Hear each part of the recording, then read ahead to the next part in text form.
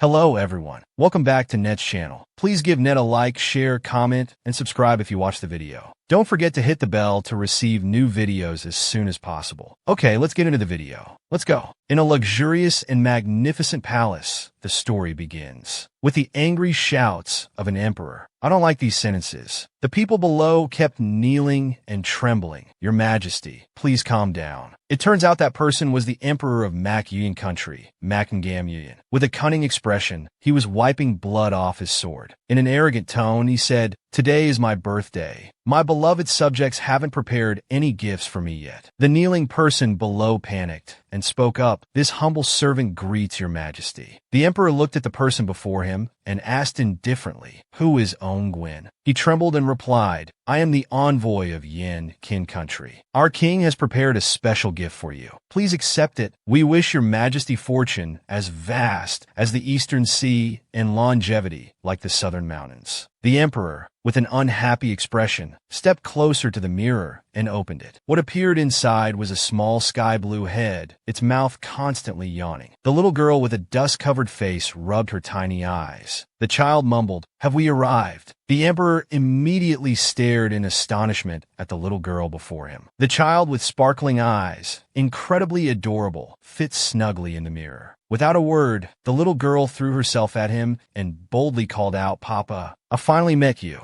Before the emperor could react, he was tightly hugged by the adorable girl, unable to breathe. The child exclaimed joyfully, "Papa, you're so tall." The ministers present were shocked to the core. Their faces turned dark with fear, sweating profusely, silently wondering what was happening. It turns out this adorable girl's name is Kyo, the lost little princess of Makyuyan country. In her previous life, she entered the palace at 9 years old, but witnessed her father being murdered. In this life, Kyo has been reborn and is determined to enter the palace 6 years earlier. She must save her father and save Makyuyan country. However, something doesn't seem quite right at the moment. The little girl's feet are dangling in midair. The emperor angrily grabbed Kyoko by the collar and lifted her up, to her surprise and bewilderment. Ignoring the girl's struggles, the emperor complained irritably, "This dirty little beggar. Is this the gift that Yin Kin country wants to give me?" The envoy from Yin Kin country looked at this scene and panicked. He quickly knelt down, kowtowing and begging, "Your Majesty, spare this humble servant's life. I don't know this child either. The gift I prepared for your Majesty is a durian fruit. I don't know how this child." The girl angrily grabbed the emperor's sleeve, saying, Kyo is not a beggar." Then she bit hard on his arm. The emperor, in pain, dropped Kyo and loudly scolded her for being disrespectful. Kyo quickly grabbed the emperor's dragon robe. Thanks to her quick wit, she slid safely to the ground. Kyo looked up, her eyes bright and innocent, saying, "But Kyo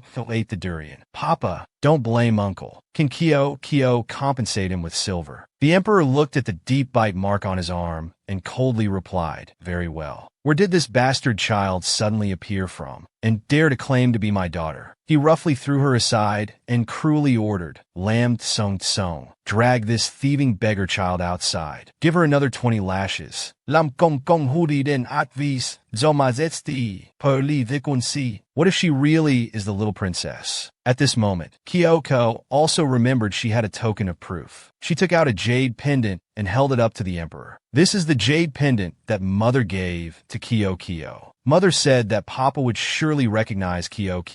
The emperor saw the little girl's jade pendant and suddenly felt panic, thinking to himself, "Could this jade pendant be from that woman? I wonder where I had a secret affair in the past." But looking closely, this little beggar's features and hair really do resemble hers. Could she really be my daughter? Seeing the emperor dealing with the situation on the spot, Lam Tsong wisely suggested, "Your Majesty, if you're not at ease, this servant will send someone to investigate." But he didn't answer immediately. Instead, he looked at Kyoko, innocently calling him Papa, which touched his heart a little. The emperor let out a cold humph and didn't dare to jump to conclusions. He ordered Lam Tsong to take her to Xianyu Palace. She was not allowed to leave before the matter was thoroughly investigated. He knelt down, kowtowed, and accepted the order. "This servant understands." Looking at the girl in his arms, covered in mud, the kind-hearted Lam Tsong thought to himself, "I should give her a bath first." Kyo was quickly taken to Xianyu Palace. Now she was bathing in a large bathtub. But at this moment, an unexpected event occurred. When her lower body entered the water, it turned into a fish tail. Kyo had now revealed her true form, transforming into an adorable mermaid. The little girl said happily, "Phew, it feels so good after bathing." She soaked in the cool water, silently marveling, "I didn't expect Papa to be as scary as the rumors in my previous life." Kyo recalled the bewildered look of the palace made earlier. Now the entire palace was buzzing with gossip that the Yin Qin envoy would be executed, and no one should argue with the emperor anymore. The more she thought about it, the more frightened she felt. Papa has such a hot temper. If he discovers that I'm a mermaid, he'll definitely beat me up without missing a single hit. No matter what, the important thing now is to not let the envoy uncle die because of Kyo.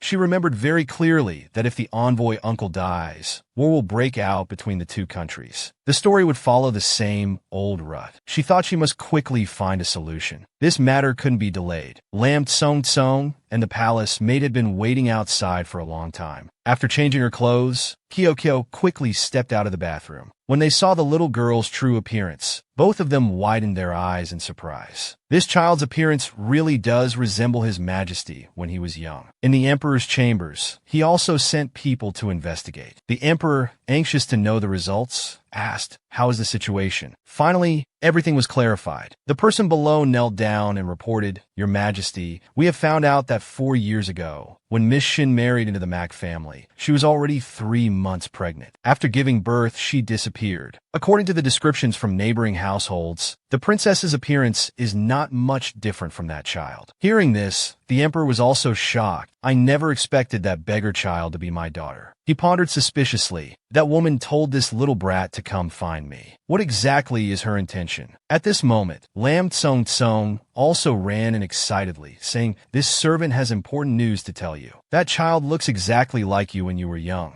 She must certainly be your Majesty's biological daughter." However, this emperor wasn't happy at all, and just coldly said, "I know." He looked at the secret guard beside him and cursed silently. Damn it, the secret guard stole the credit again. Suddenly, the emperor kicked the table and stood up. Then he calmly said, "Bring Mac Kyo here. I want to dine with her." Kyo was brought to Yong Xian Palace. This was the first time in her life she had seen so many delicious dishes and couldn't help but drool with desire. She raised her chopsticks and spoon, her face full of excitement, and said, "Thank you, Papa." Kyo will eat first, okay? Lam Tsong and the palace maid standing nearby were charmed by her cuteness. The princess is as cute as a button. However, the emperor still maintained a gloomy face like a demon, sitting motionless opposite her. It made anyone who looked at him feel scared. The emperor is so frightening. Kyo, without any formality, sat eating large bites. The emperor suddenly crossed his arms and frowned, asking, "I ask you, where is your mother now?"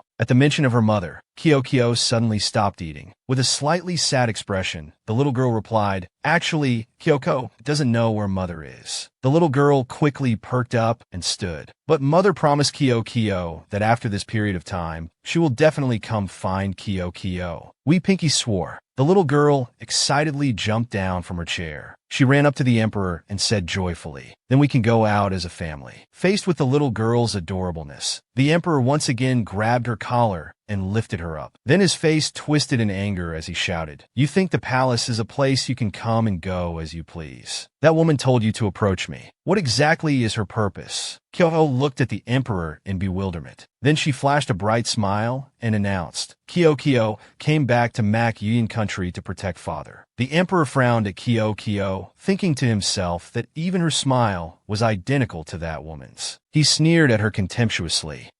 "A little brat like you dares to claim you can protect me." The little girl fearlessly looked straight into the emperor's eyes and said, "I'm very capable." At this point, he finally put Kyo down. He smirked threateningly. "If that's the case, then let's see what you two mother and daughter are up to." With that, the emperor turned and left, not forgetting to tell Lam Tsong to pass down the order. "I decree that this child be titled the 9th princess. Then find a governess to teach her etiquette." The palace maid beside reminded, "9th princess, quickly thank him." The little girl, still not understanding, stood there bewildered. At the same time, suddenly there was a panicked voice from someone outside coming to report urgently. This person said, Your Majesty, the envoy from Yin Qin country is currently protesting. He says he wants to meet the sixth prince. He also wants to negotiate directly with you. Hearing this, the emperor became even angrier. Just a lowly envoy, yet he doesn't know his place. He gnashed his teeth in fury and ordered, drag him down and behead him. Hearing this, Kyo's face immediately changed. She hurriedly grabbed the emperor's dragon robe. Father.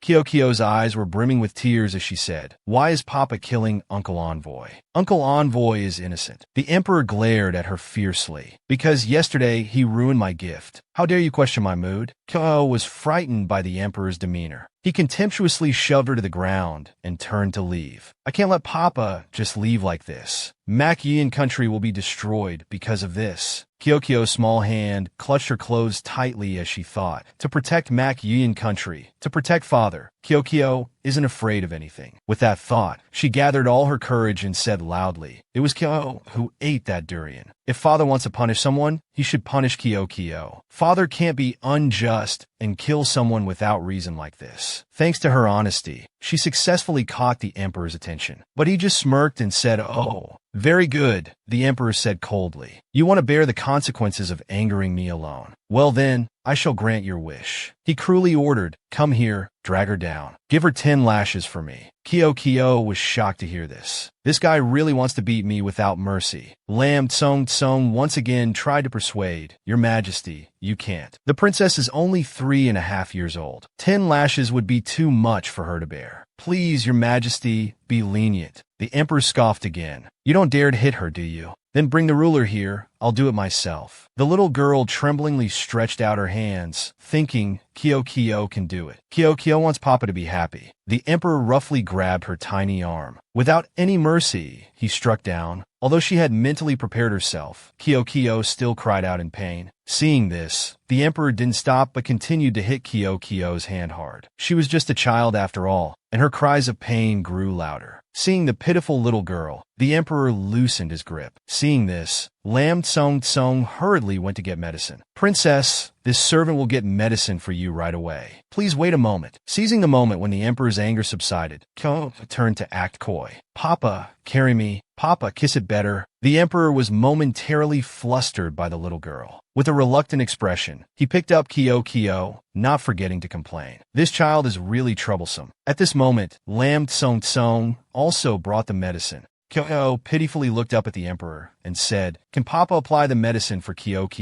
He helplessly reached out his hand, telling the eunuch to pass the medicine. Then he carelessly applied it to the little girl's hand. The emperor's mouth didn't stop scolding. "You ate all of my gift and ruined my mood. Tell me, how should we settle this debt?" Kyo looked down at her small hand and sighed. Then she quickly regained her spirits and smiled, saying, Kyo can give father another birthday gift. No matter what Papa asks, Kyo will agree." The emperor sneered contemptuously, "You're too naive." Then he put her down and continued to set conditions. "I promise not to kill the Yin Qin envoy, but on one condition. You must stay in Xianyu Palace and study etiquette for 2 months. If you don't study well, don't hope to see me." Hearing this, the little girl was startled and broke out in a cold sweat. But she quickly adjusted her attitude and nodded seriously in agreement. "Don't worry, Papa. Kyo likes studying like that. I will definitely complete the task obediently." The scene changes to the Imperial Garden. The little girl, hiding in a corner, stubbornly said, "Studying this and that. How novel," she kept complaining. "Every day, the governess makes me study etiquette. It wasn't easy to sneak out. I must play and have fun now." Suddenly, Kyo heard people talking ahead. "Sixth Prince, why do you have to do this?" She curiously peeked out to see. It was Lam Tsung. He was standing there advising someone, "If you just admit your mistake to His Majesty, you won't have to kneel anymore." "My little princess, why are you here?" Kyo, flustered, crawled flat on the ground, sticking her bottom up, and mumbled, "I'm just passing by." "Uncle, please pretend I'm invisible." Behind her, a very handsome young man scoffed, "How childish. Your clothes are showing from behind. Didn't you notice it yourself?" This person was Yin Jinglan, the sixth prince of Yin Jing country. Kyo was startled at this moment. She stood up and retorted, Kyo is not childish." Then she turned around and finally saw the young man's face clearly. Although she was only 3.5 years old, her boy craziness was no less than older girls. This godly side profile, how can it be so handsome? But why does it feel so familiar? After scratching her head for a while, she suddenly remembered that in her previous life, he was the one who invaded Mak Yuyan country and killed her father. Standing in front of him, she became as frightened as a stray cat. His aura is too strong. I can't move at all. Quickly regaining her courage, Kyo reassured herself. No, Kyo must be brave. So the little girl gathered all her courage and approached Yin Jinglan. She asked in a small voice, "Handsome big brother, what's wrong with you?" Lam Tsong behind her quickly explained, "This is the 6th prince of Yin Jing country. He's also our Mak Yuyan country's hostage. Because he spoke up for the envoy and opposed his majesty, he was punished to kneel." Kyo happily said to the handsome man, "Papa has agreed not to kill Uncle Envoy. Handsome big brother, please stand up quickly." Yin Jinglan cautiously avoided her, saying in a disgusted tone, "Thank you for the princess's kindness. I oppose his majesty. Being punished to kneel is the right punishment. The princess should stay away from a sinner like me." Kyo fumed internally, thinking, why is this person still so angry? She innocently looked up and asked, "Then what should I do to make handsome big brother willing to stand up?" Hearing this, he raised his head and smiled. Then he coldly stared at the little girl and asked back, "Is the princess serious about what she just said?" Kyo looked at the handsome man with bright eyes and replied, "Of course I'm serious." Yin Jinglan slowly made his request. "Then please help me with something, princess. If I want his majesty to personally apologize to me, can your highness make it happen?" Hearing this, the little girl was momentarily stunned. How is that possible? Kyo stood there frozen. She thought to herself, make Papa apologize to the handsome brother. This request is too much. The little girl was certain it was impossible. Your request is too difficult. He smirked coldly.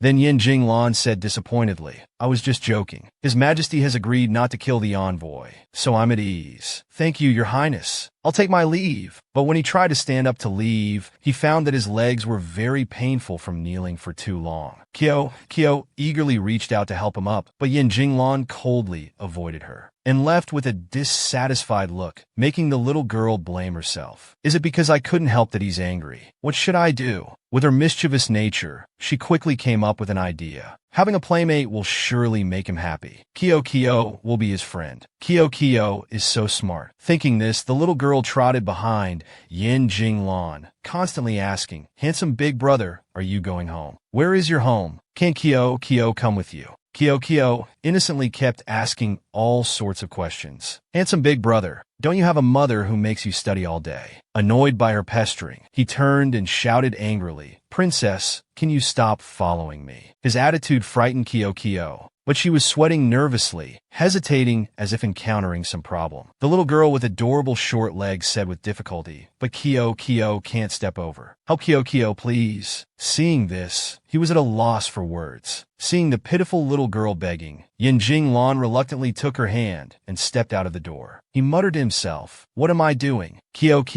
truly didn't understand. He doesn't like me, and he even scared me. The little girl didn't give up and still smiled, saying, Kyo wants to play with handsome big brother. We will definitely become good friends." Yin Jinglan bent down and asked with a cunning smile, "Your Highness, do you really want to be friends with me?" Kyo innocently replied, "Of course." Then he turned to the bushes and called, "Xiaohei, come here." The next moment, a black snake emerged from the bushes. Kyo saw it and screamed in terror. But Yin Jinglan stepped forward, stroked the black snake's head, and said, "Xiaohei is my good friend. If the princess becomes good friends with Xiaohei, then you'll also become my friend. Your Highness, do you want to try?" Kyo trembled and said she didn't dare. Seeing the black snake crawling towards her, the little girl fearfully lay face down on the ground, repeatedly shouting, "Snake, don't eat Kyo." Yin Jinglan, having anticipated this result, coldly said, "Your Highness, go play somewhere else." Kyo, still lying on the ground, thought to herself, "No, I can't give up so easily. I must protect father, must protect Mak Yuyan country." With that thought, the little girl stepped forward, gathering all her courage to greet, "Hello, Xiaohei. I am Q. I'm not afraid of you.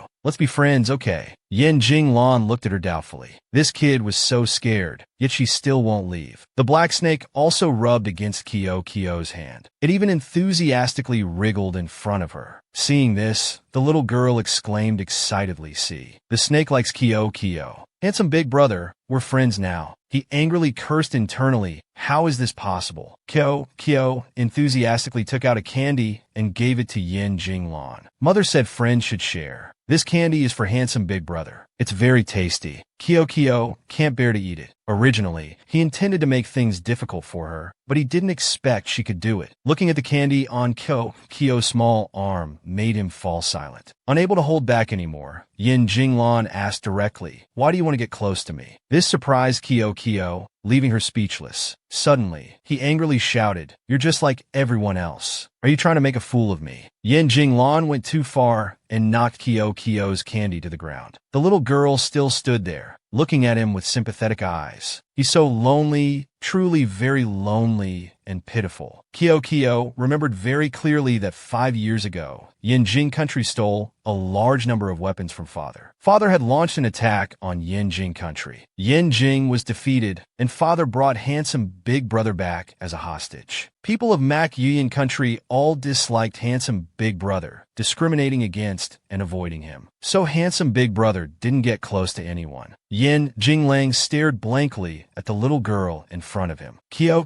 patted her chest and assured him, Kyo is not like them. I also want to protect handsome big brother. Hearing this, he was a bit surprised. This kid is that emperor's daughter. Yin Jinglang still chose to coldly refuse. I don't need anyone's protection. It's getting late. You should go back too. Kyo used her small arm to tug at his clothes and asked, "So we're friends now, right?" But at this moment, he changed his attitude and said, "Did I ever agree?" The little girl angrily scolded Yin Jinglang. "You don't keep your word." Then the little girl rushed to hug Yin Jinglang's leg, crying, "Then give me back my candy." Yin Jinglang was momentarily flustered and raised his hand to push the little girl's head away. At this time, someone else came over and asked, "Brother Jinglan, are you all right?" The voice of a graceful girl rang out. "I heard that Father punished you, so I came over immediately." She shyly held up a basket and continued slowly, "I also made some mung bean cakes for you." Kyo looked at the person at the door and felt a sense of familiarity. A moment later, the little girl remembered, "That's right. This is the elder princess who hated me in my previous life. The eldest princess of Mac Yuyan country, Mac Sodao." Thinking of this person, Kyo's whole body began to tremble with fear. Sodao looked at Yin Jinglang with deep affection and said, "Brother Jinglan, don't worry. I will go and beg Father to spare the envoy." He respectfully replied, "Thank you for your concern, princess, but this matter has already been resolved." She awkwardly continued, "Brother Jinglan, I don't understand what you're saying." At this moment, Kyo's voice rang out, "Elder sister, handsome big brother, is saying you don't need to kowtow and apologize." The eldest princess looked around in surprise. Who just spoke? Why can't I see anyone? Kyo used her small hand to pull at her clothes and said, "Elder sister, look down here." Kyo is right here. So Dao looked at the little girl on the ground and thought to herself, "Is this the beggar child Father locked up in the palace? I heard this brat dared to cause trouble during Father's birthday celebration. Not only that, she also ruined the envoy's gift. She even shouted nonsense in front of the officials. Just a wild child of unknown origin. How dare she call me elder sister?" Although she was extremely disgusted with Kyo in her heart, the eldest princess still pretended to be friendly and greeted. "So it's the 9th princess who just entered the palace. I'm your eldest sister. We're family now. You're such a good girl." But then the eldest princess changed her expression and asked fiercely, "But little sister, why are you with Brother Jinglan? Do you like him?" Kyo innocently replied, "Yes." The little girl jumped up happily and continued, Kyo likes handsome big brother. Handsome big brother likes Kyo.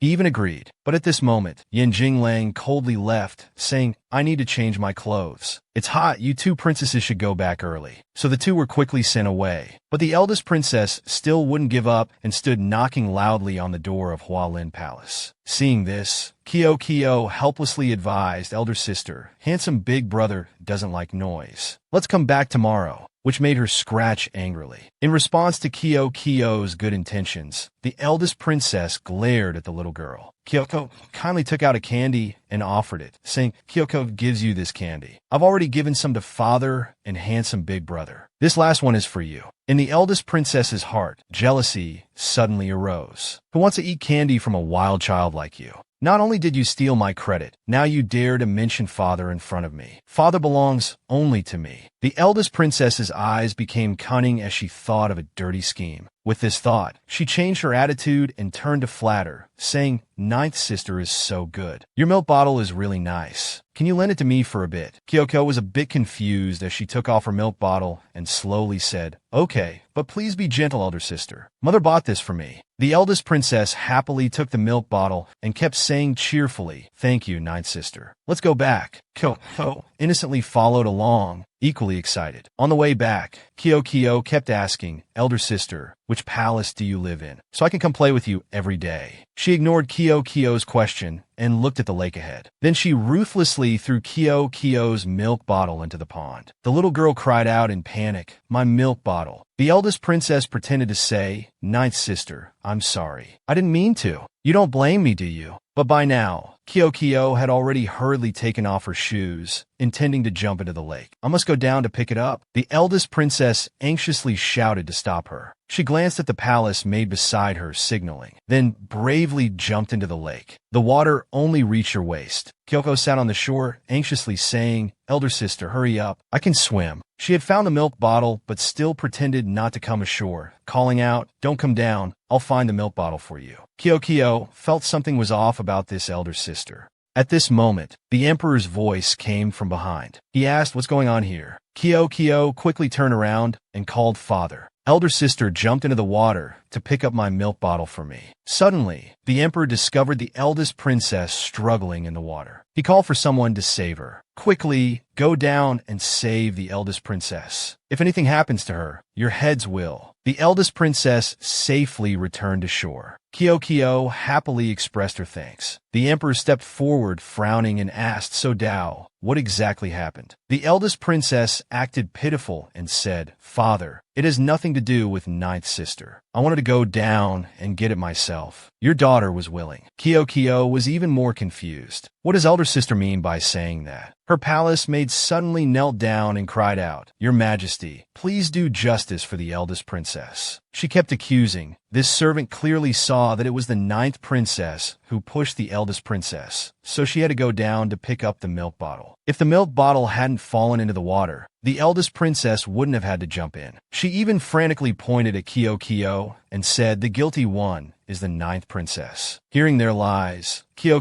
was terrified and quickly stood up to explain, "Father, she's lying. I didn't push elder sister. It was elder sister who dropped my milk bottle into the lake, so she had to go down to pick it up." The palace maid continued crying, "But the eldest princess can't swim." The ninth princess still made the eldest princess jump in. Isn't that intentionally wanting something to happen to the princess? Poor eldest princess. She's clearly so kind, yet she's being taken advantage of. I hope your majesty will do justice for the eldest princess. The emperor coldly glared at the eldest princess. He ordered her to confess herself. She tremblingly affirmed once again, "Your daughter was really just standing still when somehow the milk bottle fell into the lake. Father, please don't blame ninth sister. She's still young and doesn't understand. She didn't intentionally want to harm your daughter." Kyo angrily scolded, "Liar. You're a liar." The little girl naively thought, "I thought elder sister would be different in this life, but she's still as evil as in the previous life." Kyo gave her candy to the wrong person. Kyo looked at the emperor with pitiful eyes. He coldly confirmed with, "So Dao, are you sure this child pushed you?" But at this moment, the emperor was very insightful. "I want to ask you, she's so small. How much strength could she have? How could she push you into the lake?" Faced with the emperor's question, the eldest princess was momentarily flustered, not knowing how to answer. She bowed and made excuses. "Your daughter wasn't paying attention. It's possible that I fell into the lake because I wasn't careful." Seeing the eldest princess's attitude, the emperor was very disappointed. What a convenient not being careful. "I thought So Dao was obedient and kind. I didn't expect her true nature to be like this." The emperor's angry shout at So Dao frightened the eldest princess. I'm punishing you with 5 days of confinement. Copy the family rules 100 times. Any objections? At this point, she could only bow her head to the ground and accept the punishment. At the same time, the emperor didn't forget about the palace maid who had blatantly lied. He quickly ordered someone take her away for execution. At this moment, Kyo hurriedly pulled the emperor back. The little girl earnestly begged, "Father, don't kill anyone anymore. Killing people is wrong." The emperor looked at Kyo doubtfully and asked, "She wanted to harm you, yet you want to spare her life." Kyo's eyes filled with tears as she pitifully continued, "Then father can just punish her with beatings. Don't kill her. Kyo will make it a birthday gift for you. Father, can you spare her?" Moved by the little girl's kindness, the emperor spared the palace maid's life. Kyo was overjoyed and kept thanking him. Watching their backs as they left together, the eldest princess was extremely angry and clenched her fists. She not only felt no remorse but thought Kyo was insulting her. "You wild child, how dare you make me lose face? Next time, I'll teach you a lesson." All that had just happened was also seen by Yin Jinglang. He seemed to have some plans of his own. Meanwhile, Kyo anxiously returned to Xianyu Palace. The little girl worriedly peeked into the room. "Is the governess here?" I'm hesitating whether to enter or not, when she was startled by a palace maid who discovered her. "Little princess, so you're here. Do you know how worried I was about you? I heard you were pushed into the lake, and I couldn't sit still." Kyo looked up and realized, oh, it's Sister Ling. The little girl proudly lifted her chin and said, "Sister Ling, don't worry. I've handled everything." Seeing that the 9th princess was unharmed, the palace maid suggested, "Well, if you're fine, that's good. It's getting late. Let's get you bathed and then we'll go eat, okay?" Kyo happily agreed. But then the little girl suddenly remembered. Something didn't seem quite right. She quickly stepped back and said awkwardly, "Wait, Sister Ling. You don't need to bathe me. I'm grown up now and can bathe myself." The palace maid worriedly asked, "Princess, are you sure? You're still so little. Can you really bathe by yourself?" "Don't worry. I can bathe myself. I'll be back in a bit." With that, the little girl quickly ran off. Kyo was now terrified. She had almost forgotten she was a mermaid. If the palace maid found out about her identity, it might be exposed. Father is so scary. I can't let him know. The more she thought about it, the more confused she felt. At this moment, Kyo suddenly froze. Where am I? I was thinking too much and got lost without realizing it. The little girl discovered a small lotus pond ahead. She curiously ran over to look. The fish here are beautiful. Looking at the beautiful fish swimming freely and happily, her mood also became cheerful. The little girl suddenly had an idea. "That's right, I can use them as a gift for father." Max So Dao, for framing Kyo, was confined in the palace by the emperor to write punishments. Suddenly, she heard singing from outside. She curiously opened the window to look. She saw Kyo skipping along while singing. Seeing this, she asked, "Is that 9th sister? Where are you going?" But after the recent incident, Kyo pouted and stuck out her tongue, teasing, "I won't tell you where I'm going." The eldest princess clenched her arm, suppressing her anger, and continued, "Are you still angry at me, sister? I told you it was just a misunderstanding. I misspoke, causing father to misunderstand you." She even shamelessly smiled and said, "You'll forgive me, right? Let's be good sisters again." Kyo crossed her arms and turned her head away, saying, "I'll never be sisters with you again. Someone as mean and vicious as you should only play with dogs." After saying this, the little girl turned and left, leaving the eldest princess standing there, trembling with anger. She still didn't give up and hurriedly chased after. "Hey, where are you going? Wait for me." Unexpectedly, Kyo went to the lotus pond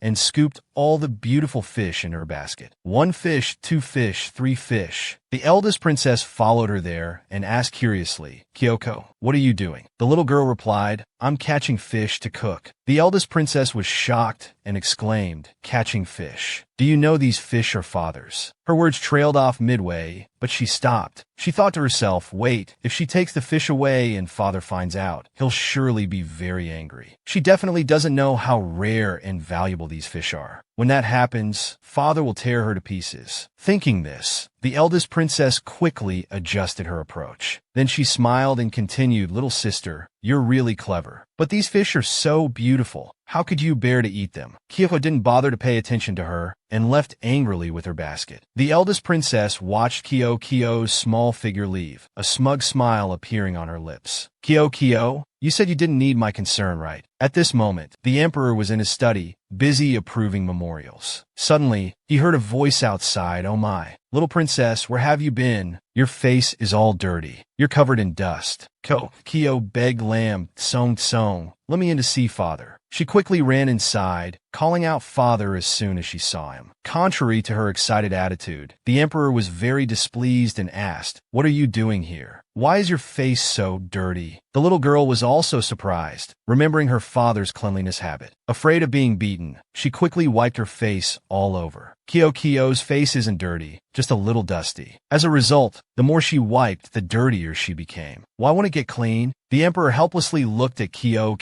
thinking to himself, "How did I end up with such a foolish child?" He coldly asked, "What exactly are you here for?" Kyo happily held up the bamboo basket to the emperor. "Father, Kyo has a special gift for you." The emperor reluctantly took the bamboo basket, but just a few minutes later he felt something was wrong. "Food. This smell. It can't be." Kyo innocently and joyfully introduced, "I specially made an excellent gift for you." The basket was quickly opened by the emperor. His face darkened. "Aren't these my precious blue fish?" The emperor suppressed his anger, gritting his teeth, and said, "Indeed, it's very special." Kyo looked at him with sparkling eyes and nodded. "That's right, Kyo prepared this special gift. Is father happy?" The emperor's face darkened as he coldly replied, "This gift is indeed very special. So special that I want to kill you right now." As he spoke, he tightened his grip on the box in his hand. Lam Tsong quickly knelt down, begging, "Your Majesty, please calm down." Meanwhile, Kyo still stood there bewildered, not understanding what was happening. Lam Tsong kept kowtowing and pleading. "It's because the princess is too young to know the value of these jade green carp. Each one costs 10 taels of gold to buy.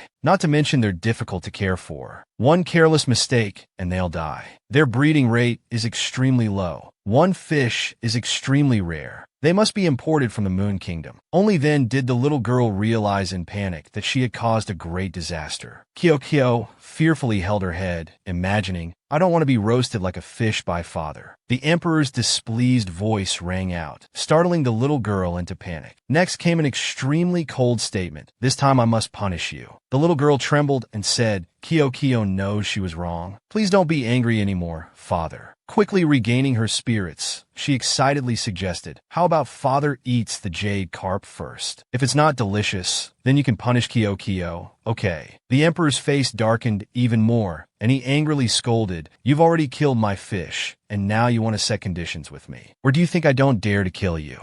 Then he ordered Lam Tsong, "Bring me a very large whip. This time I must punish her severely." Hearing this, Kyo was startled with fear. Only Lam Tsong still stood up to plead for her. "But your Majesty, the princess is still very young." The emperor angrily glared at him. "Are you defying my orders?" Lam Tsong panicked and bowed his head, complying. "Yes, this servant will fetch it right away." The little girl suddenly remembered her previous life. Her father was given the title of tyrant by everyone because he could kill people on a whim. But no matter what, she didn't like her father being called a tyrant. Thinking this, Kyo tremblingly held out her small arm and said, "Father, go ahead and hit me." Kyo isn't afraid. "To protect father and protect Mac Yuan country, I can't be weak." Lam Tsong returned and handed the ruler to the emperor. As soon as she saw the large ruler, the little girl regretted and withdrew her hand. "I've changed my mind. This ruler is too big. One hit could kill me." The emperor gritted his teeth in contempt,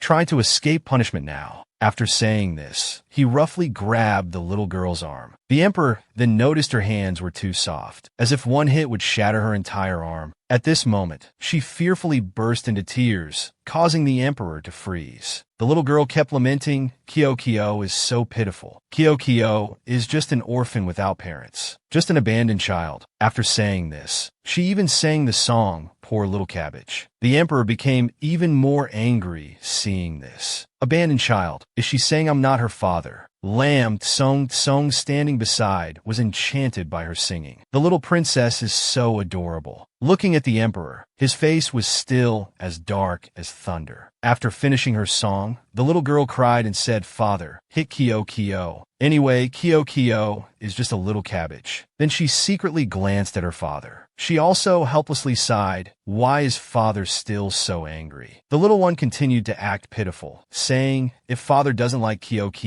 will leave home." The emperor suddenly shouted for her to shut up, making Ko startle and cry out. This time there's no escape. Faced with his cruel attitude, the little girl was frightened and kept crying. But after waiting for a while, all was calm. At this moment, the emperor turned around and said, "This time, I'll spare your little life. If this fish dish isn't delicious, I'll throw you to the wolves behind the mountain." Kyo then laughed and said, "Thank you, father. I knew it. Father is the best." The emperor was seen picking up a piece of fish and putting it in his mouth. He slowly savored each flavor. Unexpectedly, this jade carp wasn't fatty, and it didn't have a fishy smell. Eating it was indeed a unique experience. It could be considered that she cooked it passably well. The emperor coldly looked up and asked, "Did you really cook this dish?" Kyo expectantly replied, "That's right, father." "Did you find it delicious?" But he pretended to turn his face away and complained it wasn't good. Kyo quickly retorted, "Father's face clearly says it's very delicious." The little girl excitedly continued, "In the future, Kyo will make more delicious dishes for father." Okay. At this moment, it seemed the emperor's anger had subsided. But to maintain his dignity, he sternly replied, "You really have no manners." After returning to the palace, "I must have Lady Li teach you etiquette again." Who said children can talk back 3 times for every one sentence from their father. Kyo happily accepted the order. "Yes, father." At this time, the eldest princess had also secretly followed to the imperial study. She hid behind a pillar and secretly smiled curiously. "Why haven't I heard anything? Has Mak Kyo already been punished by father? She really deserved it." A moment later, the study door opened. She still hid in a corner to eavesdrop. She only saw Kyo humming a song and skipping out, not looking like she had been punished at all. The eldest princess was furious and asked herself, "How is this possible?" She angrily clenched her arm and hit the nearby pillar. That was father's precious and rare carp. Father should have punished her. How could she walk out so casually as if nothing happened? How can this be so unreasonable? In her anger, she didn't notice a dark figure appearing behind her. The emperor coldly spoke, "So Dao, what are you doing here?" The eldest princess was startled, broke out in a cold sweat, and turned around saying, "Your daughter is here to greet father. May father have 10,000 blessings." Hearing this, the emperor asked irritably, "So Dao, I remember I was punishing you with confinement in your room. Why are you here? Are you defying my orders? Or do you think that punishment was too light?" The eldest princess was frightened and trembled, saying, "Your daughter wouldn't dare." The emperor turned to leave, not forgetting to remind her, "If this happens again, don't blame me for punishing you more severely. Quickly return to copy the rules for me." The eldest princess bowed her head and accepted the order. "Yes, your daughter obeys." Seeing father's cold attitude towards her, she angrily gritted her teeth and thought to herself, "It's certain now. Father really likes that little wretch. Everything is for that little wretch. Just wait. One day I'll grab your hair and tear your head off." Meanwhile, Kyo sat happily and adorably at the dining table. The palace maid brought food and kindly asked, "Little princess, it's time for your meal. Would you like me to feed you?" Kyo happily replied, "No need. I'm grown up now. I can eat by myself." The little girl even generously shared her steamed bun with the palace maid. One for Sister Ling, one for Kyo.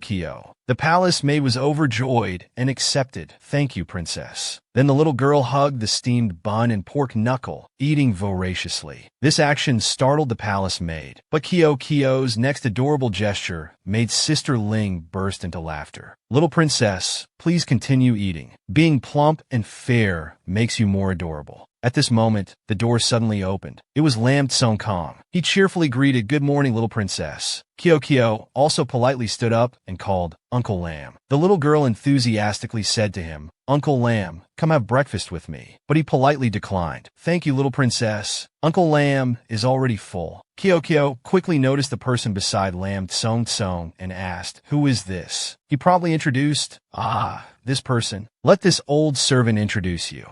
Before he could finish, the other person spoke coldly and sternly. "Ninth princess, 10,000 blessings. I am Lady Li. From now on, I will be responsible for teaching you etiquette." The little girl broke out in a cold sweat, thinking to herself, learning etiquette. Father really did it, but I haven't finished eating. I haven't won over little brother to play with me yet. I don't want to learn rules and etiquette. Kyo's eyes filled with tears as she pitifully begged Lam Tsung, "Uncle Lam, Kyo doesn't want to learn etiquette. Can you go back and tell father not to make Kyo learn etiquette?" He awkwardly said, "This won't do, princess. This is an order from His Majesty. We can't disobey it." But he leaned close and whispered to her, "Little princess, don't worry. Uncle Lamb has already told Lady Li to be gentle with you. If anything doesn't suit you, just tell me. I'll help you." After saying this, Lam Tsong quickly slipped away. "If there's nothing else, I'll be going." Coco cried out helplessly, "Uncle Lamb, don't go." Lady Li's cold voice said, "His Majesty has specifically instructed me to teach the princess etiquette, so we cannot allow any mistakes. Little princess, please follow this old servant." Kyo helplessly agreed. 2 hours later, Lady Li strictly instructed, "As a young lady, your gestures and actions should be proper and respectful, especially since you are a princess. Princess, straighten your back, close your legs, raise your head high, and fold your arms high on your stomach." Kyo obediently followed, but her legs had been trembling for a while now. Practicing in the scorching sun, the little girl felt like she was about to evaporate. She thought to herself, "Lady Li is really too strict. I'm about to be roasted like a dried fish." She kept reminding, "Don't squint or frown. Don't look directly into others' eyes. That's disrespectful," and before she could finish, Kyo had already tugged at her clothes. "And why, lady, can we rest for a bit? Kyo wants to go find father." Lady Li firmly refused. "His Majesty has entrusted me with full responsibility for the princess. Princess, please straighten your back and continue practicing. Don't be spoiled. Moreover, princess, don't casually pull on others' clothes. That's disrespectful." The little girl had to withdraw her hand, feeling very upset and sad inside. Lady Li stared at the little girl, thinking to herself, "Is this child really as vicious as the princess said? But why do I feel it's not like that?" The little princess was forced to learn etiquette. She tried to follow Lady's instructions, straighten her back, cross her arms, and close her legs. But after just 2 steps, Kyo tripped and fell. She fell flat on her face, causing the nearby palace maid to panic and scream, "Little princess." The little girl's knees were scraped, and Kyoko kept crying, "Sister Ling, it hurts." The palace maid comforted her, "Little princess, don't be afraid. This servant is here." But at this moment, Lady Li stepped forward to stop her. She sternly said, "His Majesty has already said that the authority to teach the princess has been fully entrusted to this old servant, so you don't need to help the princess. Do you remember what this old servant just said?" Then she turned to scold Kyo, "As a young lady, you must act and behave properly. Follow etiquette and don't show weakness. Now, show this old servant what you should do." Kyo struggled to remember her mother's words. "That's right, mother once said where you fall, you get up." Kyo must be a brave child. Thinking this, the little girl endured the pain and stood up, wiping her tears. She bravely stood up, though drenched in sweat. Then she smiled and said, "Lady Li, Kyo isn't afraid of falling anymore. I'm standing up now." The palace maid beside her exclaimed excitedly, "The little princess is so amazing."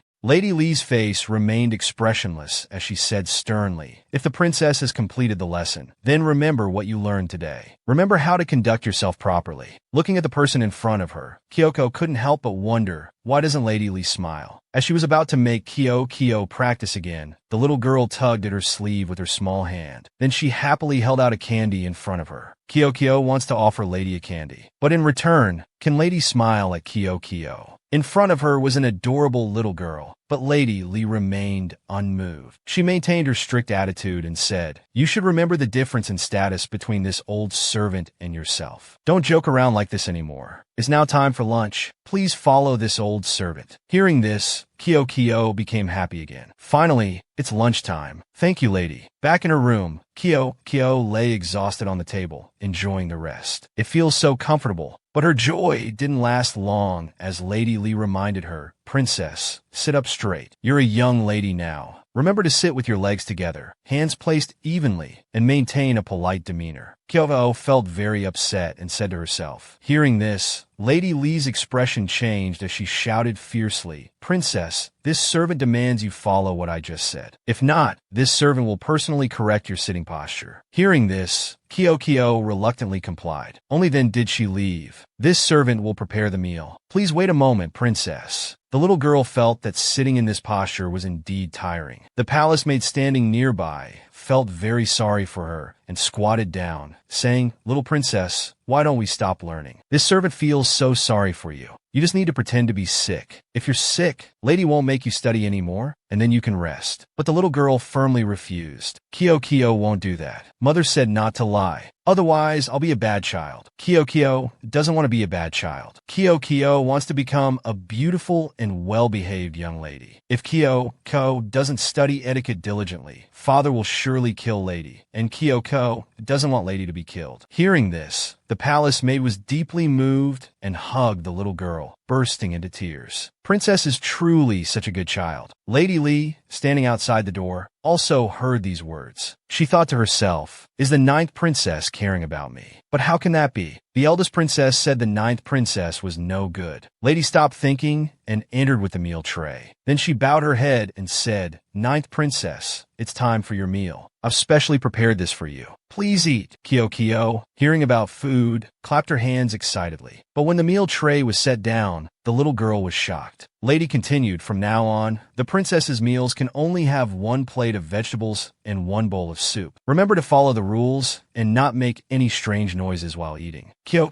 couldn't smile anymore and thought to herself, how can this be enough to fill me up? She looked bewildered at the 2 people standing beside her. Why aren't Lady Li and Sister Ling sitting down to eat? Thinking this, the little girl enthusiastically invited the 2 of them. Lady Li, Sister Ling, please sit down and eat together. The palace maid beside her darkened her face and reminded her, little princess, you can't do that. That's Lady Li. Hearing this, she was also shocked. I'm just a servant. Why is the little princess treating me so well? Then Lady Li maintained her cold expression and replied, thank you, princess. I'm not hungry. I'll take my leave first. Also, you are a princess. You cannot casually invite others to dine with you. Kyo was confused by all the rules she mentioned, but reluctantly nodded in agreement. Watching Lady's back as she left, Kyo was truly puzzled. What's wrong with Lady? Why doesn't she want to eat together? At bedtime, the palace maid sat beside Kyo's bed telling a bedtime story. Finally, the turtle apologized to the rabbit. They made up and became good friends. A moment later, she noticed the little princess had obediently fallen asleep. The palace maid was about to cover the little girl's feet when suddenly, Linger saw a large bruise on the little princess's small legs. She felt very distressed. It was the wound from this morning. Linger angrily went to find Lady Li. She harshly scolded her. Why did you treat the little princess so strictly today? The little princess is only 3 years old. She's still so young. Moreover, she's very cute and well-behaved. Do you need to be so harsh with her? But she continued to use the emperor's orders as a threat. His Majesty ordered me to teach the little princess. If I don't teach her strictly, wouldn't I be disobeying orders? The palace maid, with tears in her eyes, continued, but the little princess has been studying very hard. Even when injured, she still studied. Yet you didn't pay any attention to the princess's efforts at all. Unable to hold back, Linger shouted, you don't care about the princess at all. Lady Li angrily shouted back, Linger, stop speaking so recklessly. With that, Linger ran away upset. Lady Li stood there, still muttering, the palace rules cannot be disobeyed. At this moment, Lady Li's expression changed slightly as she thought, is the 9th princess really injured? I should go check on her. The oil lamp in the little girl's room was lit, so Lady Li went to Kyo's room to check. She indeed saw the wound.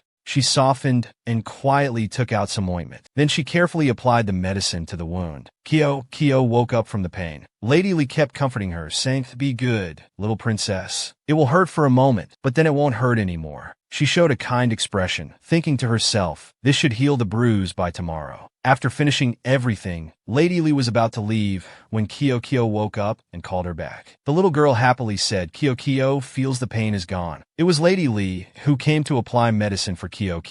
Lady is so good to Kyo and is truly a good person. Lady Li felt a bit embarrassed but still said coldly, no, I simply made a mistake and came to apologize. Applying medicine for you is only natural. Kyo still insisted, you're lying. Kyoko doesn't believe you. The little girl reached out and grabbed her hand with her tiny hands. Her chubby face kept rubbing against that arm. Then she continued chattering, I know Lady is a good person. Although Lady speaks harshly, she has a soft heart. Lady Li felt puzzled and asked, aren't you afraid of me? Aren't you afraid I'll make you wake up early tomorrow to study etiquette? Aren't you afraid I'll hit you? Kyo honestly and calmly replied, Kyo is afraid. But I know Lady cares for me, so I really like you. After saying this, the little girl innocently took something out of her pocket. She held it out to Lady with an adorable face, saying, "This is very precious to Kyo. But Kyo still wants to give it to you. From now on, Kyo will consider Lady as her adoptive mother." Hello, adoptive mother. Seeing the kindness of the little girl before her, Lady Li was extremely surprised. Then she angrily shouted, "Nonsense! Princess, don't say such things again. If anyone hears, it will cost us our heads." Kyo realized her mistake and quickly covered her mouth with her small hand. Yes, Kyo knows she was wrong. Seeing this, Lady Li also breathed a sigh of relief. She kindly tucked in the little princess. "It's late now. You should rest. Otherwise, you won't be able to wake up tomorrow." Ko obediently yawned and replied, "Yes, lady. Good night." Kyo is going to sleep now. Looking at the little girl sleeping soundly on the bed, Lady Li began to show a rare smile. She also gradually felt that the little princess was truly adorable and well-behaved. So vulnerable, I should cherish and protect her. The next morning, the sky was very beautiful. Kyo was diligently learning how to eat rice, but the little girl fumbled and still couldn't pick it up. Linger beside her fearfully bit her finger and said, "Oh no, this time Lady Li will be furious." But her attitude was very gentle. "Ninth princess, if you don't know how, use a spoon. Let this old servant pick it up for you." This made Linger, standing outside, panic. Am I dreaming or awake? At this moment, Kyo was studying until she dozed off, even drooling. Linger, standing beside, was frightened again. This time she surely can't escape punishment. The princess will definitely be scolded. But Lady Li gently comforted her. "If you're sleepy, go out and play for a bit to refresh yourself." This shocked the palace maid to her core. What on earth is this? Allowed to go play, Kyo happily ran outside, her mouth constantly cheering, "Great, let's go play." Linger touched her forehead, thinking, did the sun rise in the west today? How did Lady Li change so quickly? The little girl excitedly called out, "Lady Li, Sister Ling, come play hide-and-seek with Kyo." The once iron-hearted lady now gently replied, "Then let Linger be the ghost. The princess and I will hide." Kyo was very excited about this suggestion and quickly got into character. "Sister Ling is the ghost. Let's hide." The palace maid frowned, not understanding what had happened, and said, "Wait, princess. Lady Li, what's going on?" Linger asked in confusion, "Little princess, what's really happening?" Kyo happily waved her hand, calling Sister Ling, "Come here. Kyo will tell you something." The little girl whispered in the palace maid's ear, "Yesterday, Lady Li applied medicine for Kyo. Lady Li said she doesn't hate Kyo. After saying this, the little girl got into character, pretending to be panicked and running away. Kyo has to go hide now. At this moment, the little girl in Linger's imagination was like a monster. So amazing. She was actually able to win over Lady Li. She also quickly smiled and said, "I'm going to hide too." But Linger called her back. She worriedly said to her, "Didn't His Majesty order you to teach the princess etiquette within 2 months? If you don't finish teaching and let the princess play like this, if His Majesty finds out, he will scold you." Lady now put her hand to her mouth, winked, and gestured, "If I don't say anything and you don't say anything, how will His Majesty know?" At this moment, the eldest princess was happily walking towards the flower garden. She was extremely pleased, feeling that the day had finally come. In her imagination, Lady Li was like a fire-breathing monster with etiquette rules. Surely that little beast must have been tortured beyond recognition. Just thinking about its suffering face made her so happy. But at this moment, the eldest princess was surprised to hear laughter coming from the garden. "I'm hiding. You can't find me." The scene before her eyes made the eldest princess exclaim, "Mung beans." Lady Li, who was supposed to be cold-hearted and always strict, how could she now be so gentle and kind to that little beast? But then her eyes suddenly lit up. The corners of her mouth curled into a cunning smile. But what about this? If Father finds out she's not studying, that Lady isn't teaching her, that she's just playing around like this, Father will surely punish her severely. "You all keep playing. I'll go tell Father to come play with you." Meanwhile, the Emperor was furious about court affairs in the palace. "You dare present this to me? Go back and revise it for me." "Suden Li, Lam Kong Kong Ente." "Your Majesty, the eldest princess requests an audience." She entered quickly and bowed. "Your daughter greets Father." The Emperor saw her and asked irritably, "Have you finished copying the rules 10 times?" His cold attitude startled the eldest princess. "Yes, your daughter has finished." His face darkened as he asked further, "So why are you here?" At this moment, she realized that father seemed very angry. She decided to take advantage of this. Thinking quickly, she said, "It's about Lady Li teaching etiquette to ninth sister. Your daughter has been worried about ninth sister these past few days. Lady Li is known for being strict, and sister has just entered the palace. She doesn't understand the rules yet. If she accidentally offends Lady will be much stricter with her. Your daughter was so worried about her, afraid she would suffer, that yesterday while copying,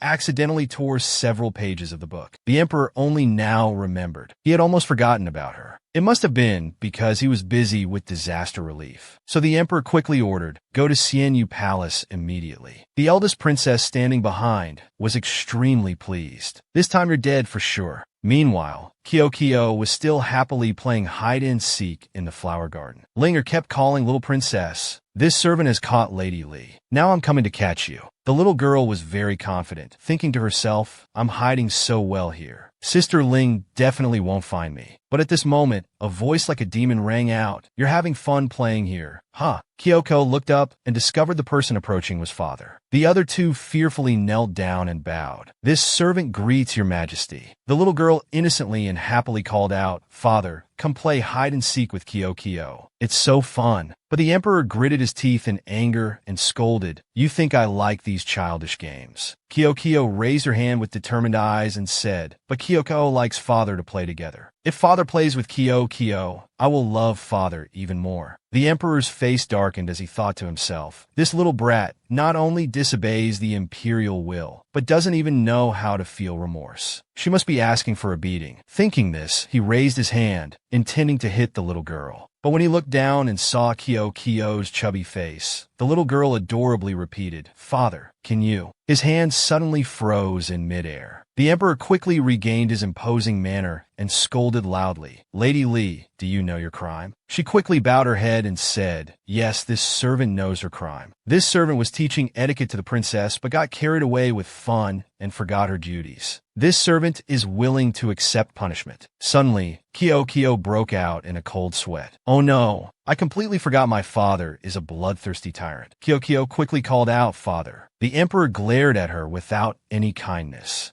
Unable to persuade him to play, the little one's eyes filled with tears as she pitifully said, "Don't blame Lady. It's my fault. I wanted to play, so I made Lady play with me." Hearing this, he turned away coldly and replied, "Then I'll punish you too." Ko angrily kept hitting the emperor, crying out, "Father is cruel. Mother said father must love Kyo. You can't shout at Kyo. Otherwise, mother won't make stir-fried bamboo shoots with meat for father to eat, even though that dish is terribly hard to eat." The little girl's words made the emperor pause again. The emperor's expression suddenly became fearful when he heard about this dish. "Wasn't it that year when I spoke one more sentence to another consort, causing her to be angry all day, chasing and hitting me with a bamboo stick, making me lose face?" The terrifying voice still rang out melodiously, "Quickly eat my stir-fried bamboo shoots with meat, then you can go." Indeed, she's the daughter of that woman. This kind should just be thrown into the cold palace, not worthy of being considered a pearl in my hand. The more he thought, the angrier the emperor became, clenching his fist. Kyo, innocently unaware of what was happening, looked up and asked, "Father, what's wrong?" "Are stir-fried bamboo shoots with meat that hard to eat?" The emperor coldly ordered Lamb Song to bring the etiquette book here. "Today, I must personally watch the ninth princess practice." Hearing this, Kyoko panicked in terror. "Oh no, father has gone mad." She puckered her lips adorably and asked, "Then father, please don't blame Lady Li and Sister Ling anymore, okay?" Kyo will obediently study etiquette. The emperor still replied very sternly, "You dare set conditions with me. You must show your performance first. Legs together, head held high. Let me see how Lady Li has taught you these past few days." Lamb Song standing beside showed pity and advised, "But your majesty, the princess is still young and frail. I'm afraid she can't stand for more than 2 hours." But he misunderstood and made a cruel judgment. It must be because she's too fat, so the fat droops down her legs and she can't stand right. This shocked Kyo to her core. She loudly protested. Mother said, I'm not fat. Mother said Kyo is the most beautiful, the most gorgeous. Father is not someone to be scolded by a little girl. The emperor's face darkened like a demon. He asked, if I'm not a person, then what am I? Tell me, should I sew your mouth shut, then throw you to the wolves behind the mountain? The little girl, frightened by this imposing manner, stood timidly and mumbled. Mother said that. Ko didn't say that. To Kyo, father is the coolest. Hearing this, the emperor frowned. Then he also pardoned Lady Li and the palace made beside her. But he still angrily ordered, from now on, you'll be confined to your room to repent. If you can't practice standing for 2 incense sticks, you're not allowed to rest. After saying this, the emperor left, leaving Ko standing there sadly. Suddenly, a very smug laugh rang out behind the little girl. It was the eldest princess. In a very cheerful mood, she said, only a fake breed like you would make father angry enough to punish you. A true princess like me, even if I make mistakes, father would never blame me. Kyo angrily retorted, I'm not a little wild breed. Kyo is the one father loves most. You're the one father hates. These words enraged the eldest princess, who shouted loudly, shut your mouth right now. I'm the one father cherishes most. Father belongs to me alone. Don't you dare try to seduce my father. Hearing this, Kyo deliberately stuck out her tongue to tease. The little girl put her hands on her hips and glared at the cruel elder sister in front of her, thinking to herself, so it was you who called father here. The little girl silently took something out of her pocket. It was a blue pearl. Kyo puckered her lips and said, it must be because Kyo is too adorable that father punished me. Father will definitely come back to find Kyo. The little girl didn't forget to nurture hope. After seeing me learn etiquette, father will stop being angry right away. The little girl fell asleep while studying because she was too tired. She slowly opened her eyes and woke up. Her small hand rubbed her eyes as she asked, why is it so dark? What time is it now? Why hasn't father come to find Kyo yet? Kyo can't sleep. Suddenly, the little girl remembered she had forgotten to drink water all day. She lay there struggling and crying out. Then Kyo hurriedly got up to find water herself. The large door had been locked by the emperor's order. The pitiful little girl kept banging on the door. Open the door. Kyo is hot. Kyo needs water. Is anyone out there? Sister Ling? Lady Li. She shouted until her voice was hoarse, but no one outside answered. The little girl helplessly sat down on the floor, crying nonstop. Kyo is thirsty. She panicked. I'll turn into a grilled fish. The frightened little girl suddenly cried loudly. The tears that fell turned into many beautiful blue pearls. Kyo used her small arm to pick up one. She held it in her palm and began to say, I want to bathe in the big lake. Quickly take me there. At that time, in the imperial study, the emperor was still very angry about court affairs. He furiously ordered, quickly drag these people down and beat them to death for me. Lam Tsong was frightened, but still stood up to remind him, Your Majesty, the 9th princess has been alone in Xianyu Palace all day. Why don't we go check on her? He was very irritated and snapped back, no need. I don't want to see that troublesome thing. Suddenly, someone rushed in from outside, panting and reporting, Your Majesty, it's terrible. It's terrible. The princess's door has disappeared. Sister Ling serving in Xianyu Palace says she can't see the princess anywhere. This made the emperor even angrier. He slammed the table, stood up, and shouted, What? What happened? Linger fearfully bowed her head and said, Your Majesty, spare my life. This servant was following orders to bring food to the princess's palace. But when I arrived, the princess was nowhere to be seen. This servant has searched all of Xianyu Palace but still couldn't find her. The princess is just a small girl. Where could she go? Xianyu Palace is surrounded by 4 high walls. The princess couldn't have climbed out. The emperor was extremely irritated and pointed, ordering, issue the command to search for the princess for me. Even if you have to turn this palace upside down, you must find the princess for me. If you can't find the princess, then you'd better offer your heads. Lam Tsong and Linger panicked and kowtowed, accepting the order. Meanwhile, Kyo had indeed been transported to the lakeside, but her little hands were now very weak. Kyo lay face down on the ground, feeling very difficult. I have no strength left. Mother said if I use instant teleportation once, my spiritual power will be depleted by a part. If I use it too much, I'll run out of energy and become a useless fish. What should I do? While Kyo wasn't paying attention, another hand reached out nearby.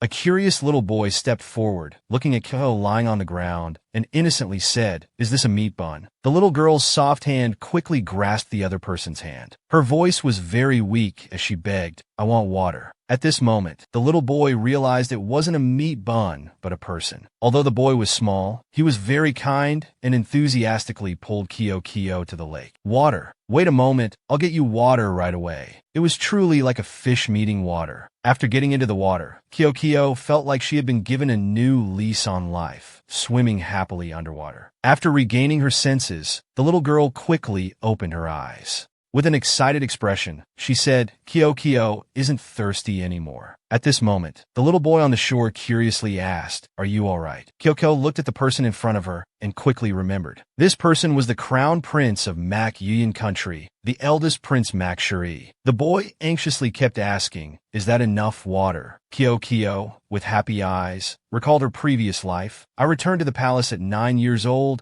and was always bullied by my sisters. But only Mak Shuri was truly kind to me. We will definitely become good friends in the future." Because she wasn't paying attention, she revealed her fish tail, which Shuri noticed. He pointed at the water and asked, "Are you a fish?" Realizing her identity had been exposed, Kyo protested, "I'm not a fish. I'm a little mermaid." She thought she might have scared the little prince, but he still insisted, "No, you're a fish." This left Kyo speechless. Then he smiled and held out his hand, suggesting, "Lily really likes fish. Can Lily be friends with you?" Kyo happily agreed, "Of course." Big Brother Prince saved Kyo. Kyo thanks Big Brother Prince, but he asserted, "No, Mother Consort said my name is Lily." Kyo said seriously, "That's right, Shuri is the crown prince. Big Brother Prince is Mak Shuri." Suddenly, he curiously grabbed the little girl's tail. He kept moving it back and forth, examining it. A moment later, Shuri clapped his hands and exclaimed, "What an interesting new toy. What a fun magic trick." Kyo looked at him, also dumbfounded. "So Brother Prince considers me a toy." She frowned uncomfortably and explained, "This isn't magic, this is real. If Brother Prince doesn't tell anyone that I'm a mermaid, I'll teach you a bit of magic. But if you tell others I'm a mermaid, Kyo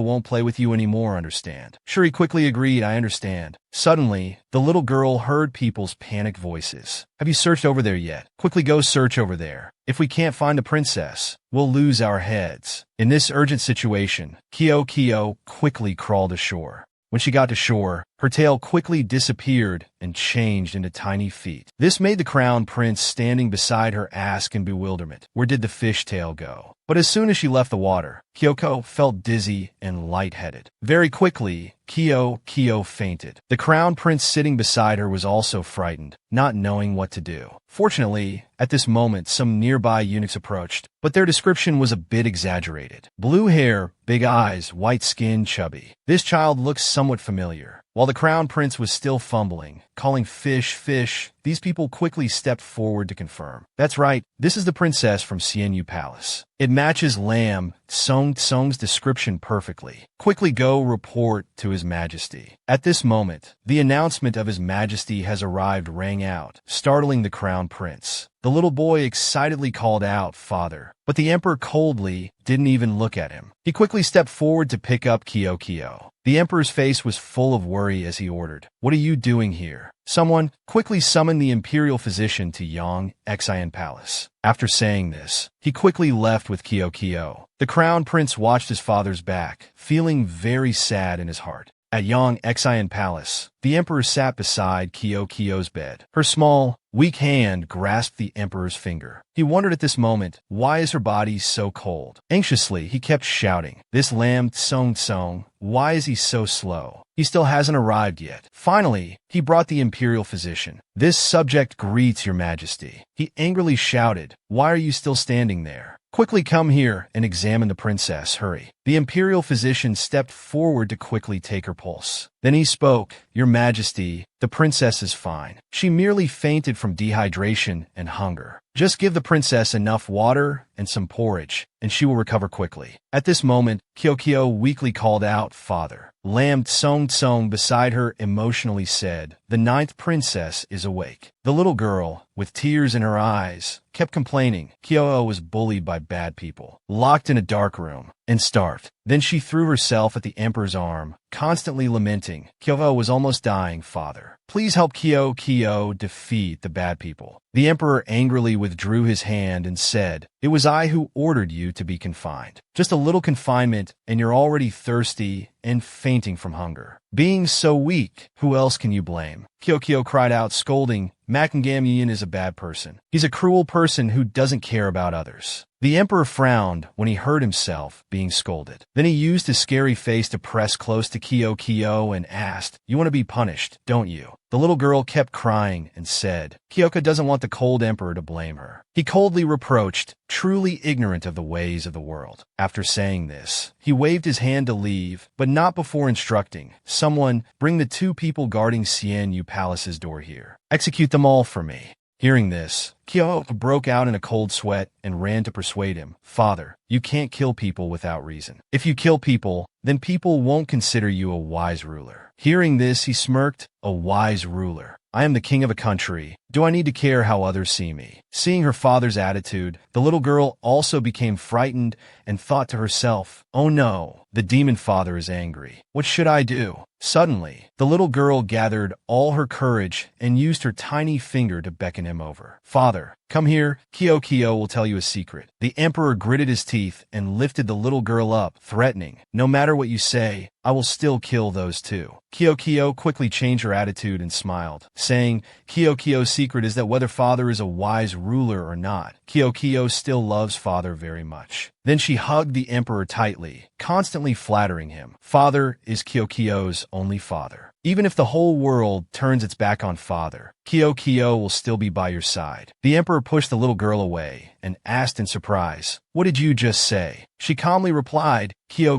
likes father. But if father kills people, Kyo won't like father anymore." Hearing this, the emperor's face suddenly darkened. He coldly pushed Kyo away. He angrily shouted, "Do you think I care whether you like me or not? Lam Tsong, quickly take those 2 guards and give them 50 lashes, then throw them into the labor camp for me." Lam Tsong quickly accepted the order. He thought to himself, in the end, His Majesty still softened his heart. He still couldn't believe his ears and stood there muttering, "His Majesty really didn't kill anyone. Am I dreaming or awake?" Seeing him dawdling, standing there in a daze and refusing to leave, the emperor glared threateningly, "Why are you still standing here? Quickly leave. Do you want me to take your head before you go?" Lam Tsong panicked. Yes, this old servant is leaving right away." At this moment, the crown prince peeked out from behind the wall. The emperor noticed him and asked irritably, "What are you doing here?" The crown prince stammered awkwardly, unable to speak for a long time. The emperor impatiently gave a cold order, "Someone, take the crown prince back to the palace. Don't let him wander around outside." Faced with his father's imposing manner, the crown prince became even more frightened. Suddenly, Kyo stepped forward, grabbed his hand, and called out, "Big brother prince." Big brother prince came here to play with Kyo.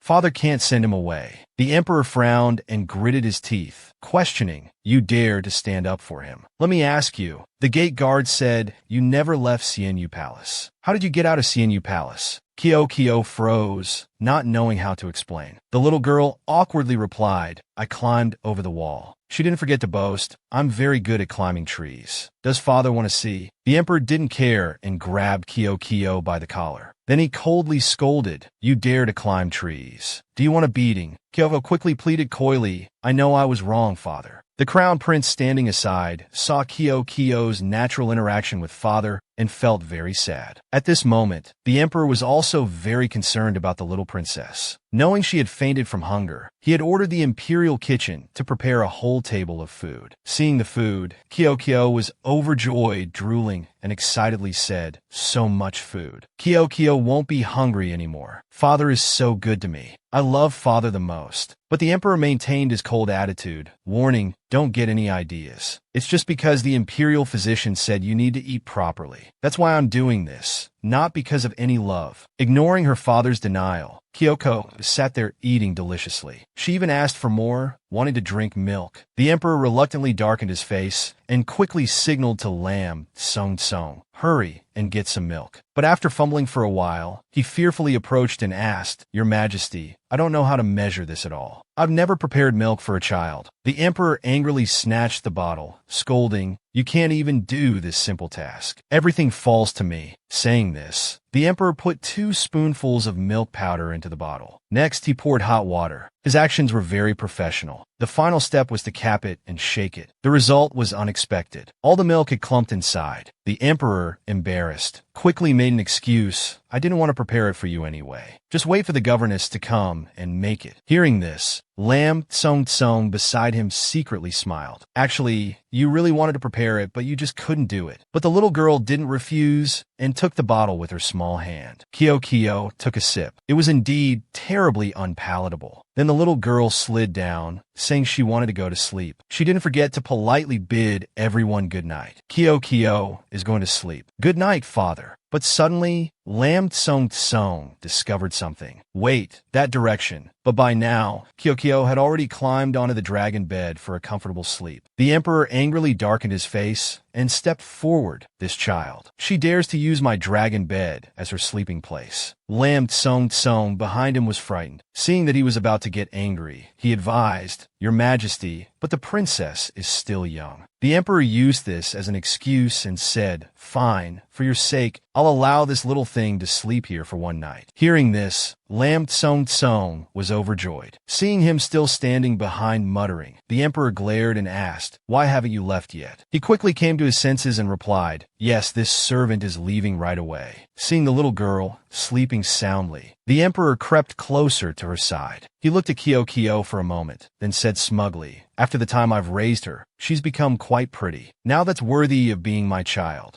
Seeing Kyoko so adorable, the emperor couldn't resist reaching out to pat her head. In her drowsy state, the little girl imagined her milk bottle was being stolen and kept flailing her arms and legs. She even complained irritably, "Don't take Kyoko's milk bottle." She hugged the bottle tightly and drowsily threatened, "If you take it, Kyoko will hit you." The little girl's actions made even the emperor laugh. He deliberately tried to take the milk bottle away, teasing slowly, "What if I insist on taking it?" Kyoko immediately swung her tiny fist, shouting nonstop, "Give me back my milk bottle." Finally, the little girl managed to grab hold of something. Her hands tightened as she kept saying, "Kyoko's milk bottle." Seeing this, the emperor had no choice but to return the milk bottle. He didn't forget to scold her a bit, such a troublesome little thing. He even carefully tucked her in, sleeping so restlessly. I wonder how that woman raised her. The next morning, the emperor stepped out of his study. Lam Tsung had been waiting outside for a long time. "Your Majesty is awake." But he was very alarmed and asked, "Your Majesty, why do you look like this?" The emperor angrily threatened, "Ask again, and I'll punish you with 20 lashes. It turned out that last night, Kyoko had been restless and kicked the emperor's face all over. This caused him to lose sleep all night. His face became haggard and lifeless, accompanied by dark circles under his eyes. The emperor thought to himself, "She disturbed me all night, not letting me sleep. I should have known better than to let her sleep here." The more the emperor thought about it, the angrier he became. He ordered to take the princess back to Xianyu Palace, not allowing her to sleep here again in the future. The news of Kyoko staying in the emperor's chambers quickly spread to the eldest princess's ears. She angrily shouted, "That little wretch! She slept the whole night in Yangxian Palace." Her whole body trembled as she gritted her teeth, thinking to herself, "This princess has never been so close to father. How dare that fake breed act so naturally?" She was about to go find Kyoko to settle the score when a powerful voice called out from behind her, "So Dao, have you forgotten what I told you?" The sound of hurried footsteps approached. The person who arrived was the empress. She glared at the eldest princess and scolded, "As a princess, you must maintain the demeanor of a princess. Look at yourself. Do you look like a princess or a commoner?" In front of this person, she was completely suppressed. Her whole body trembled as she stammered, "Mother Empress, why have you come here?" She angrily replied, "If I hadn't come, your ugly behavior would have been known throughout the entire palace. If you don't like that fake breed, just find an opportunity to kill her." Hearing these cruel words, the eldest princess was terrified. Kill her. Seeing the timidity of her daughter, she gave her a glare. The eldest princess became extremely frightened and unusually silent. She trembled as she continued, "Actually, father doesn't like that little girl either. She just keeps clinging to him. But Mother Empress, don't worry. Even with her there, I will definitely become the only noble princess loved by father, so that Mother Empress can rely on me." These flattering words soothed the Empress. She took the eldest princess's arm. Then she changed her attitude and happily instructed, "That's my good child. Don't disappoint this palace's expectations to become the one above 10,000 in this land." The eldest princess began planning her next scheme. Meanwhile, Kyo was on her way to find Yin Jinglan. The little girl excitedly called out, "Big brother, today Kyo came to play with you. Kyo is a good girl and won't cause trouble." A rustling sound from the nearby bushes caught her attention. Suddenly, a black snake emerged from it, frightening Kyo.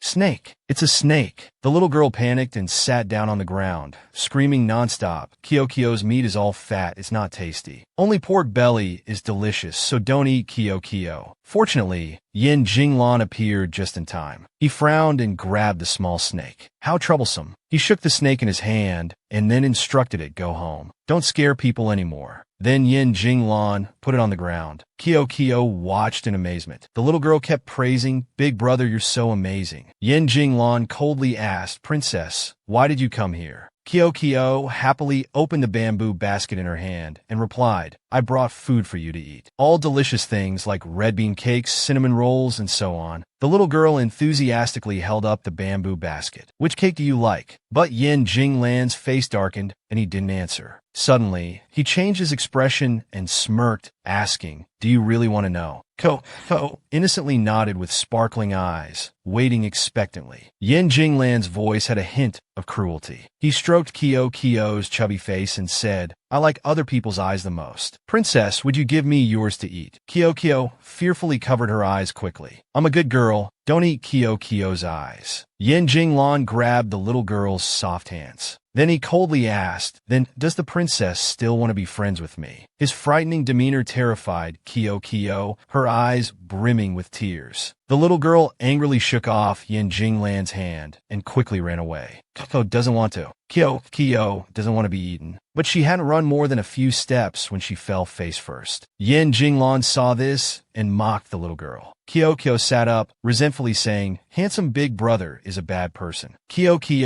doesn't want to play with handsome big brother anymore." He calmly replied, "Then go." Kyo stood up, not forgetting to stick out her tongue in contempt. "I'm leaving then." But when the little girl was about to turn and leave, she bumped into the eldest princess. She pretended to care and asked, "Ninth sister, why are you so careless?" But in her heart, she cursed, "Stupid girl. Almost spilled my food." Kyo was now in pain, holding her nose and crying Kyo's nose. The eldest princess glanced at the little girl with disgust. "What is this fake breed doing here?" Then she smiled and went to flatter Yin Jinglan. "Brother Jinglan, today Jiaoer prepared chilled lotus seed and lily bulb soup for you. This dish is perfect for such scorching summer days." This time, Yin Jinglan happily accepted. "Eldest princess, you're truly skilled." These sweet words made the eldest princess's heart flutter. She shyly suggested, "Brother Jinglan, the weather is very pleasant now. It's perfect for an outing. Are you free? Let's go for a walk in the mountains behind." Yin Jinglan pretended to look around and then coldly refused a walk. Such pleasant weather is even less suitable for going out. If you go now, eldest princess, you might easily catch a cold, which wouldn't be good. Moreover, Jinglan's status is too low to be suitable company for the eldest princess. If I go with you, people will gossip, which wouldn't be good for your reputation. Hearing this, she was bewildered. In her heart, she still fantasized, "Brother Jinglan cares about me so much. He must have feelings for me too." Misunderstanding his intentions, she blushed and said, "Brother Jinglan, you don't need to worry so much about rumors. I don't care about them, because I like being with Brother Jinglan."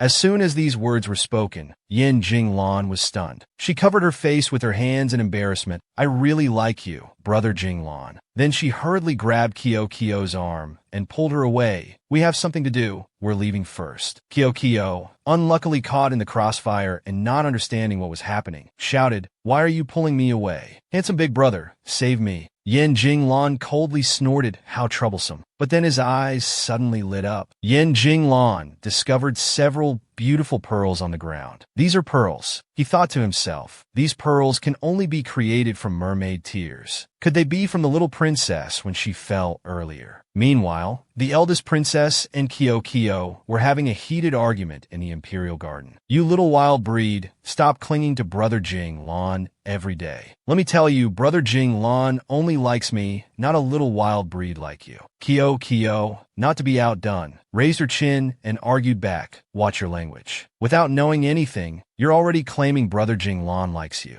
You'd better not be so delusional and self-absorbed. These words made the eldest princess even angrier. She furiously scolded, you caused the death of the maid who served me for 15 years. Why should this princess speak politely to you? The little girl was at a loss for words. Kyo is a good person. Kyo doesn't kill people or set fires. The eldest princess was so angry she gritted her teeth. You're still pretending. If it wasn't for you, how could father have killed someone by my side? I hate you. This princess has nothing more to say to you. It's just a waste of time. Saying this, she turned and left. Kyo's eyes filled with tears, about to cry. Father is a good person. Father promised Kyo he wouldn't kill people randomly. Father definitely won't kill people. At this moment, in Yangxian Palace, the emperor was sitting in front of a large table of food, but he had no appetite to eat. Lam Tsong beside him saw his dejection and asked with concern, Your Majesty, why aren't you eating? The emperor was thinking to himself, how can the famous imperial kitchen's food not be as good as what a child cooks? At this moment, Kyo, also angry, came running to confront the emperor. He maintained his cold expression and asked, What is it? Did you come here wanting to eat with me? She prepared herself, putting her hands on her hips. She raised her voice to question the emperor. Father is a bad person. Father killed someone, didn't he? The emperor awkwardly turned his face away and replied, No. How could I possibly kill someone? Lam Tsong beside him was also shocked. Your Majesty even knows how to lie. Kyo's next words made the emperor's face darken, like killing the maid beside sister so downright. He angrily said, She dared to harm my daughter. Even dying 1,000 times wouldn't be enough punishment. What? You came here to question me. The little girl raised her foot and shouted, Father has lied. Kyo doesn't want to play with father anymore. Kyo will never care about the demon again. Saying this, the little girl quickly ran away, leaving the emperor sitting there, extremely angry. The emperor flew into a rage and ordered, Why are you still standing there? Quickly go catch her for me. Today I must strangle her myself. Lam Tsong was also frightened. Yes, this servant is going right away. After being scolded, the emperor had a headache. Suddenly he changed his mind and called Lam Tsong back. He gritted his teeth and said, Quickly order the imperial kitchen. From today, they're not allowed to bring her food. Hearing this, Lam Tsong broke out in a cold sweat, terrified. The emperor frowned and thought to himself, I'll see if you starve to death. Let's see how stubborn you can be. Kyo returned to Xianyu Palace and climbed onto the bed, crying. The little girl was very disappointed. Father is a bad person. He's an evil person. Kyo won't care about him anymore. At this moment, the palace maid worriedly approached and patted the little girl's shoulder. Little princess, what's wrong? Can you tell Sister Ling? Kyo sat up sadly. She angrily complained, Father is a bad person. Father clearly told Kyo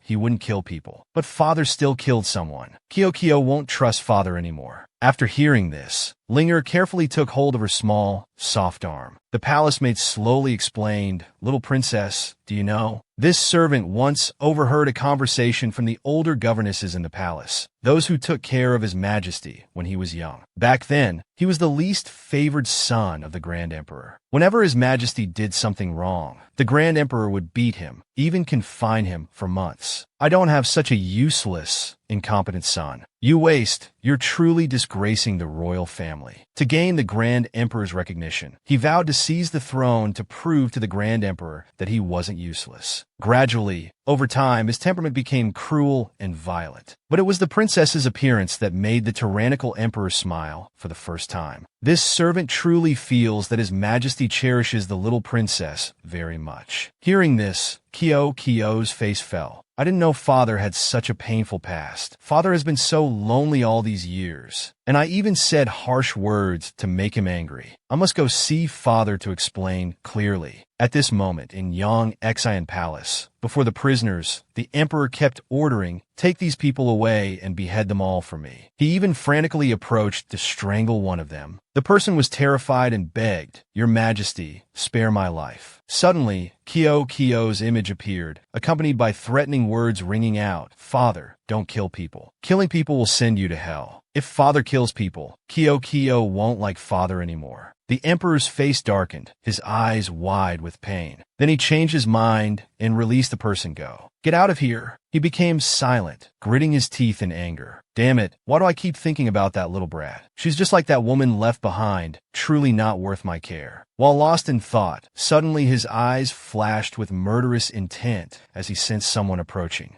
He turned and shouted loudly, "Who's there? Come out now." Kyo fearfully peeked her head out from behind the door. He swung his sword in that direction, but luckily Kyo was too short and the sword didn't reach her. The frightened child kept running to him, acting coy. "Father, Kyo is so scared. Father, hug me." The emperor reluctantly picked her up, scolding, "Foolish child, why were you hiding there?" He held the little girl in his arms and coldly asked, "Why have you come here so late?" Kyo quickly regained her composure and replied, Kyo is hungry." Kyo wanted to come find Father to eat together and conveniently talk to Father. The emperor snorted coldly, "Conveniently talk to me? Seems like you find me too easygoing, huh?" The little girl quickly forced a smile and continued, "What Kyo wants to tell Father is very important. It's that Kyo misses Father very much." Hearing this, the emperor was stunned. "Next time, you're not allowed to enter Yang Xian Palace without my permission. Not even half a step. Now go to sleep." Saying this, he put the little girl down on the ground. Kyo still refused to leave, grabbing the emperor's robe. With sparkling eyes, she sincerely apologized. "Father, Kyo was wrong." Kyo apologizes to Father. Kyo knows Father isn't a bad person. It's just because no one cares for Father that you're so cruel. As she spoke, she hugged the emperor tightly. "From now on, let Kyo care for Father. Kyo will give you special care, okay?" The emperor looked at the little girl suspiciously. "No one has ever said this to me before. No one has ever told me what I should do. Does this child really care about me?" He softened and picked her up. "All right, I agree." Kyo happily held out her small arm and began listing conditions. First, Father is not allowed to kill people arbitrarily. But if they're bad people, Father can kill them. He coldly asked, "Forbid me from killing. What benefit can you give me?" The little girl pondered, "Benefit." A moment later, she exclaimed, taking out a pearl and holding it before the emperor. "I understand now. This pearl represents Kyo's sincere heart. I want to give it to you to keep." The emperor held the tiny pearl in his hand, scoffing, "What do I want this pearl for? You think this broken pearl can bribe me?" This made Kyo bewildered. She reached out her hand to take it back. "Father, don't worry. Kyo won't give you one at a time. I'll give you a handful at once." At this moment, the emperor was startled. "Wait, hold on. I agree to the condition, but this still isn't enough benefit." Hearing this, the little girl quickly thought of more. Then she stretched out her arms sincerely and said, "Father, come here." After the emperor obediently leaned in, Kyo suddenly kissed him on the cheek. He was very surprised by this action. She proudly said, Kyo likes Father the most." He began to feel smug. "Of course, I must be the most important person in this little thing's heart. All right, it's late now. Let Lam Tsong take you back to CNU Palace. Next time, if you dare disobey me again, I'll punish you with a beating." But when he looked down, he saw the little girl had fallen asleep in his arms. "What's this? Asleep already?" The emperor showed a rare smile. "So that's it. My daughter still wants to be pampered by me like this." Then the emperor placed Kyo to sleep on his dragon bed. The little girl drowsily woke up. "Did I fall asleep in Father's room again?" She quickly ran to find the emperor. "Father, aren't you going to court early today?" He was still sitting in his study, leisurely reading memorials. Hearing the question, the emperor reluctantly said, "Today some ministers are ill, so I've postponed the court session a bit later to give them time to prepare." Lam Tsong, standing beside, thought to himself, "Your Majesty, you've become more professional at lying. No longer embarrassed." Kyo approached him coyly. "Father, I'm hungry. I want breakfast." The emperor glanced at Lam Tsong. "Why haven't you gone yet?" He quickly came to his senses and replied, This servant will go right away." A sumptuous meal was quickly prepared. Kyo smiled with excitement, saying lotus seed porridge, flour cakes, ginkgo soup. "Father, you're so good to Kyo." But seeing him gloomy and not touching his chopsticks, she asked, "Father, aren't you eating?" The little girl stood up assertively and said, "Mother said that health is very important and breakfast should be eaten properly, not carelessly." The emperor curiously asked, "Mother, did that woman teach you these things?" Kyo proudly nodded. "That's right. Mother taught me many things. Moreover, Mother is very good at everything. Mother is especially good at scolding, beating, and quarreling with others." Lam Tsong also choked on his words. "My little princess, you shouldn't say such meaningless things." Seeing him not answering, the little girl became very afraid and hesitated. The emperor pondered, his face darkening. Kyo saw this and panicked. "Father, are you angry?" Kyo even used a teasing tone. "You too feel that being beaten by Mother is very embarrassing." Hitting his sore spot, he angrily grabbed the little girl's clothes and threatened, "Matt Kyo, will you shut up?" Do you believe all the handkerchief on her chest fell out? At this moment, Kyo panicked and ran away, still teasing, "Father is angry and wants to kill people. Run!" At this time, the eldest princess was excitedly holding her homework in her hands, heading to Yongxan Palace to find the emperor. She smugly thought to herself, "I completed my homework ahead of schedule. This time, when I show it to Father, he'll surely praise me a lot." But just as she reached the door, she heard Kyo's voice, "You can't catch me." The eldest princess looked inside and was extremely shocked. A high and mighty emperor was coaxing a little child to eat breakfast. "Be good, be obedient for me. Quickly eat all of this." This made the eldest princess extremely jealous. Father is actually eating breakfast with her. How is this possible? The demon father has never smiled at anyone, let alone eat breakfast with someone else. She fearfully watched the scene inside, her hands trembling. She said, "Father's attitude towards this little wild breed is completely different from everyone else." Although the eldest princess was very angry, she adjusted her mood and entered. In front of the emperor, she quickly bowed. "Your daughter greets Father." The emperor still maintained a cold expression and asked, "What are you doing here?" She took out the notebook in her hand and presented it to him. "Father asked me to do homework. Every day, I do a bit of homework. This is what I've completed in the past few days. Please take a look, Father." He satisfactorily took it and replied, "Let me see." Wait, the princess glanced at Kyo. Jealousy arose in her heart. "That little girl doesn't even pay attention to me and just keeps eating." After looking it over, the emperor replied, "All right, keep it up." Just this made her extremely happy. In her heart, she fantasized, "Father is praising me." Kyo, aren't you very jealous?" The little girl only thought about food. After eating her fill, she casually burped. She puckered her lips and said, Kyo is full. Kyo can't finish it." The little girl calmly offered the remaining bun to the emperor. "Mother said we shouldn't waste food. Father, can you help Kyo finish it?" The eldest princess standing beside was shocked and exclaimed, "What?" The emperor was very angry and pushed Kyo's hand away. "I don't eat other people's leftovers. Take it away from me." Seeing this, the eldest princess was very pleased. "That's right, Father, scold her." The little girl was frightened and pitifully said, "Father is scolding Kyo. Kyo will leave home. Father doesn't love Kyo.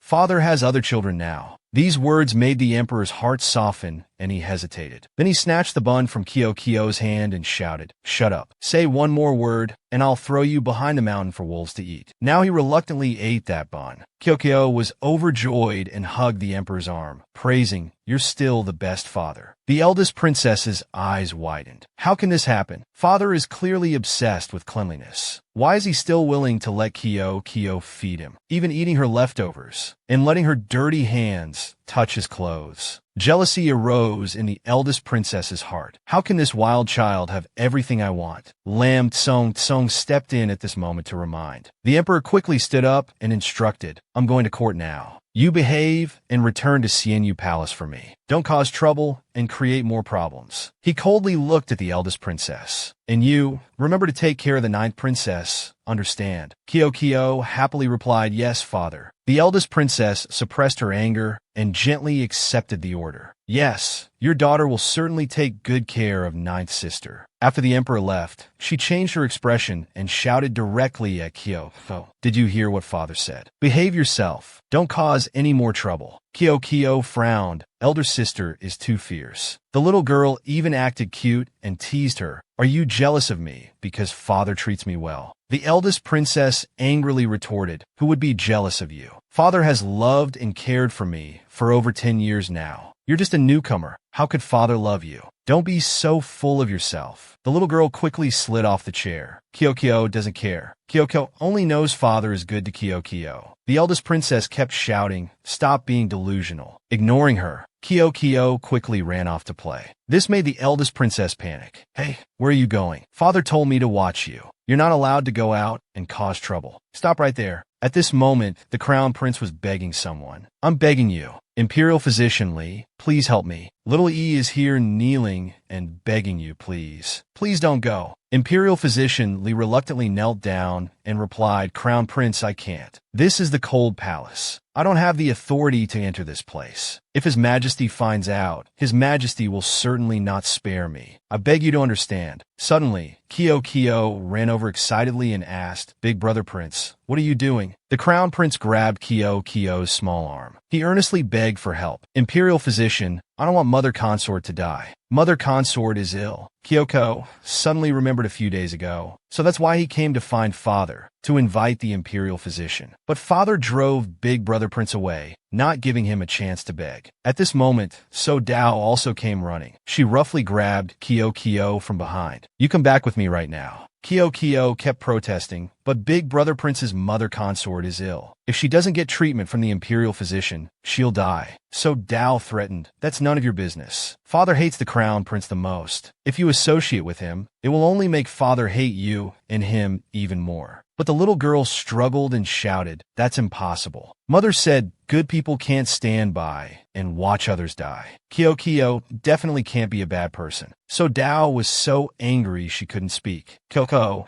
then ran to deliver a fake imperial edict to Imperial Physician Lee. Uncle Lee, I've already spoken to father about this. Father has agreed to let you examine the crown prince's mother consort. Please come with Kyoko to see the crown prince's mother consort. Hearing this, Imperial Physician Lee agreed. All right, I'll go with you to take a look. Both were overjoyed. Wonderful. Thank you, uncle. Watching their backs as they went inside, So Dao stood dazed in thought. Does this wild child really want to help them? The crown prince excitedly called inside mother consort. I found an imperial physician. Kyoko looked around and sighed. Is this really where the emperor's consort lives? It's even worse than handsome Big Brother's bedroom. Kyoko curiously peeked inside. The voice of a woman kept coughing violently. The little girl's eyes widened in surprise. This person is so beautiful. The crown prince joyfully ran to his mother consort. The woman had a very kind face, but looked extremely weak. This seemingly kind woman was Runyang. At this moment, she also noticed Kyoko. She turned to look at her son and asked, that child. The crown prince quickly introduced mother consort, that's my new friend. After saying this, he racked his brain, trying to remember the child's name. After thinking for a while, he blurted out a shocking name, Fish little brother. This shocked Kyoko to her core. The woman coughed and then said cheerfully, you're talking nonsense. Who would give such a name? Come here and let me see which princess you are. The little girl smartly stepped forward and introduced herself. Hello, Runyang. My name is Kyoko. I'm 3.5 years old. The woman curiously asked, your ear's first friend. I wonder which consort gave birth to this princess. Kyoko honestly replied, Kyoko just entered the palace to find father. Kyoko doesn't know mother's name. The little girl really liked this Nyang and kept praising her. Runyang is so beautiful as Kyoko's mother. Suddenly, her condition worsened and she kept coughing dryly. The crown prince was very worried and shouted, Mother consort, are you all right? Imperial physician Lee reported the bad news. Nyang's condition is serious. This old servant will take her pulse first. Little princess and crown prince, please step aside for a moment. An hour later, imperial physician Li came out. The crown prince anxiously asked, "How is my mother consort?" He signaled everyone to be quiet and said kindly, "Crown Prince Runyang is asleep now." He panicked and covered his mouth with his hands. Then Little Li won't say anything more. Kyo asked softly, "Uncle Li, what's wrong with Runyang?"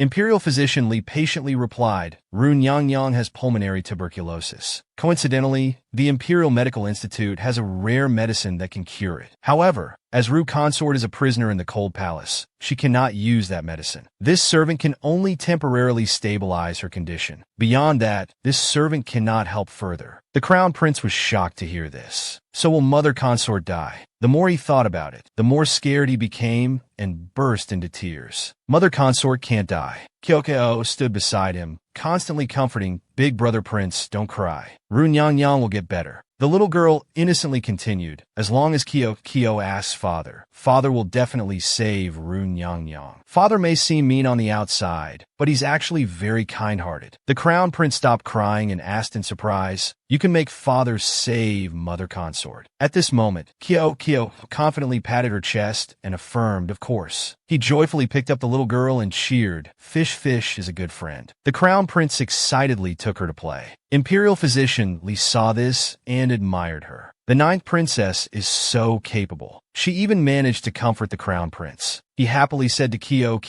Fish, look, this is my palace. Little Li will show Fish my treasures." The room was extremely dilapidated. Kyo couldn't bear to look at it. She noticed the papers pasted on the wall. There was a piece of paper pasted everywhere. Kyo curiously pointed at them and asked, "Big brother prince, what did you write? Are you afraid you'll forget?" His face fell as he replied, "Oh, Little E is stupid. Father doesn't like me. Brothers don't like me. No one likes Little E. No one wants to play with me." Seeing her big brother prince sad, Kyo smiled and started to bluff. Who said that? Kyo likes big brother prince the most. In her heart, she was mumbling, "Sorry, handsome big brother. Big brother prince is so smart." Kyo doesn't even know how to write her own name. These words surprised him, and he asked again, Fish likes Little E. Then he quickly took out gifts for Kyo. Then, these are the little animals Little E made. They're all for Fish. The little girl curiously opened the box. Inside were very adorable animals. Kyo excitedly said, "They're so beautiful. Why doesn't Big Brother Prince give these animals to Father? Father would be so happy." The Crown Prince sadly replied, "Father doesn't want Little E in the Cold Palace. I can only secretly watch Father." The little girl thought sadly, Big Brother Prince has tried so hard, but still isn't recognized by Father. I must make Father realize everything. Thinking this, the little girl quickly ran off. "Big Brother Prince, I have something to do. I'll go first," leaving the Crown Prince sitting there confused. His eyes suddenly lit up. He picked up a pearl from the ground. This pearl is so beautiful. At this moment, in Jinluan Palace, the emperor was sitting majestically in the middle while the old ministers knelt below, constantly begging, "We implore your majesty to reconsider. We cannot start a war between two countries." This old minister is willing to contribute all his wealth to prevent the country from suffering. The emperor angrily glared at them. He furiously shouted, "Do you people still respect me at all?" Then he stood up abruptly and ordered, "Bring my imperial sword here. I want to kill all of them." The group below kept kowtowing and begging, "Your Majesty, spare our lives." Suddenly, a pearl fell out of the emperor's pocket. The sound of the pearl caught his attention. The emperor bent down to pick it up. He thought to himself, "It's from that little troublemaker." Kyo's innocent image appeared again. "Father, don't kill people anymore." He smirked. Such a troublemaker indeed. The emperor tried to calm down. Then he coolly ordered, "Cancel the war declaration." Court dismissed. This made all the ministers below, who had been crying and kowtowing for half a day, gape in astonishment. After dismissing the court, the emperor returned to Yang Xian Palace.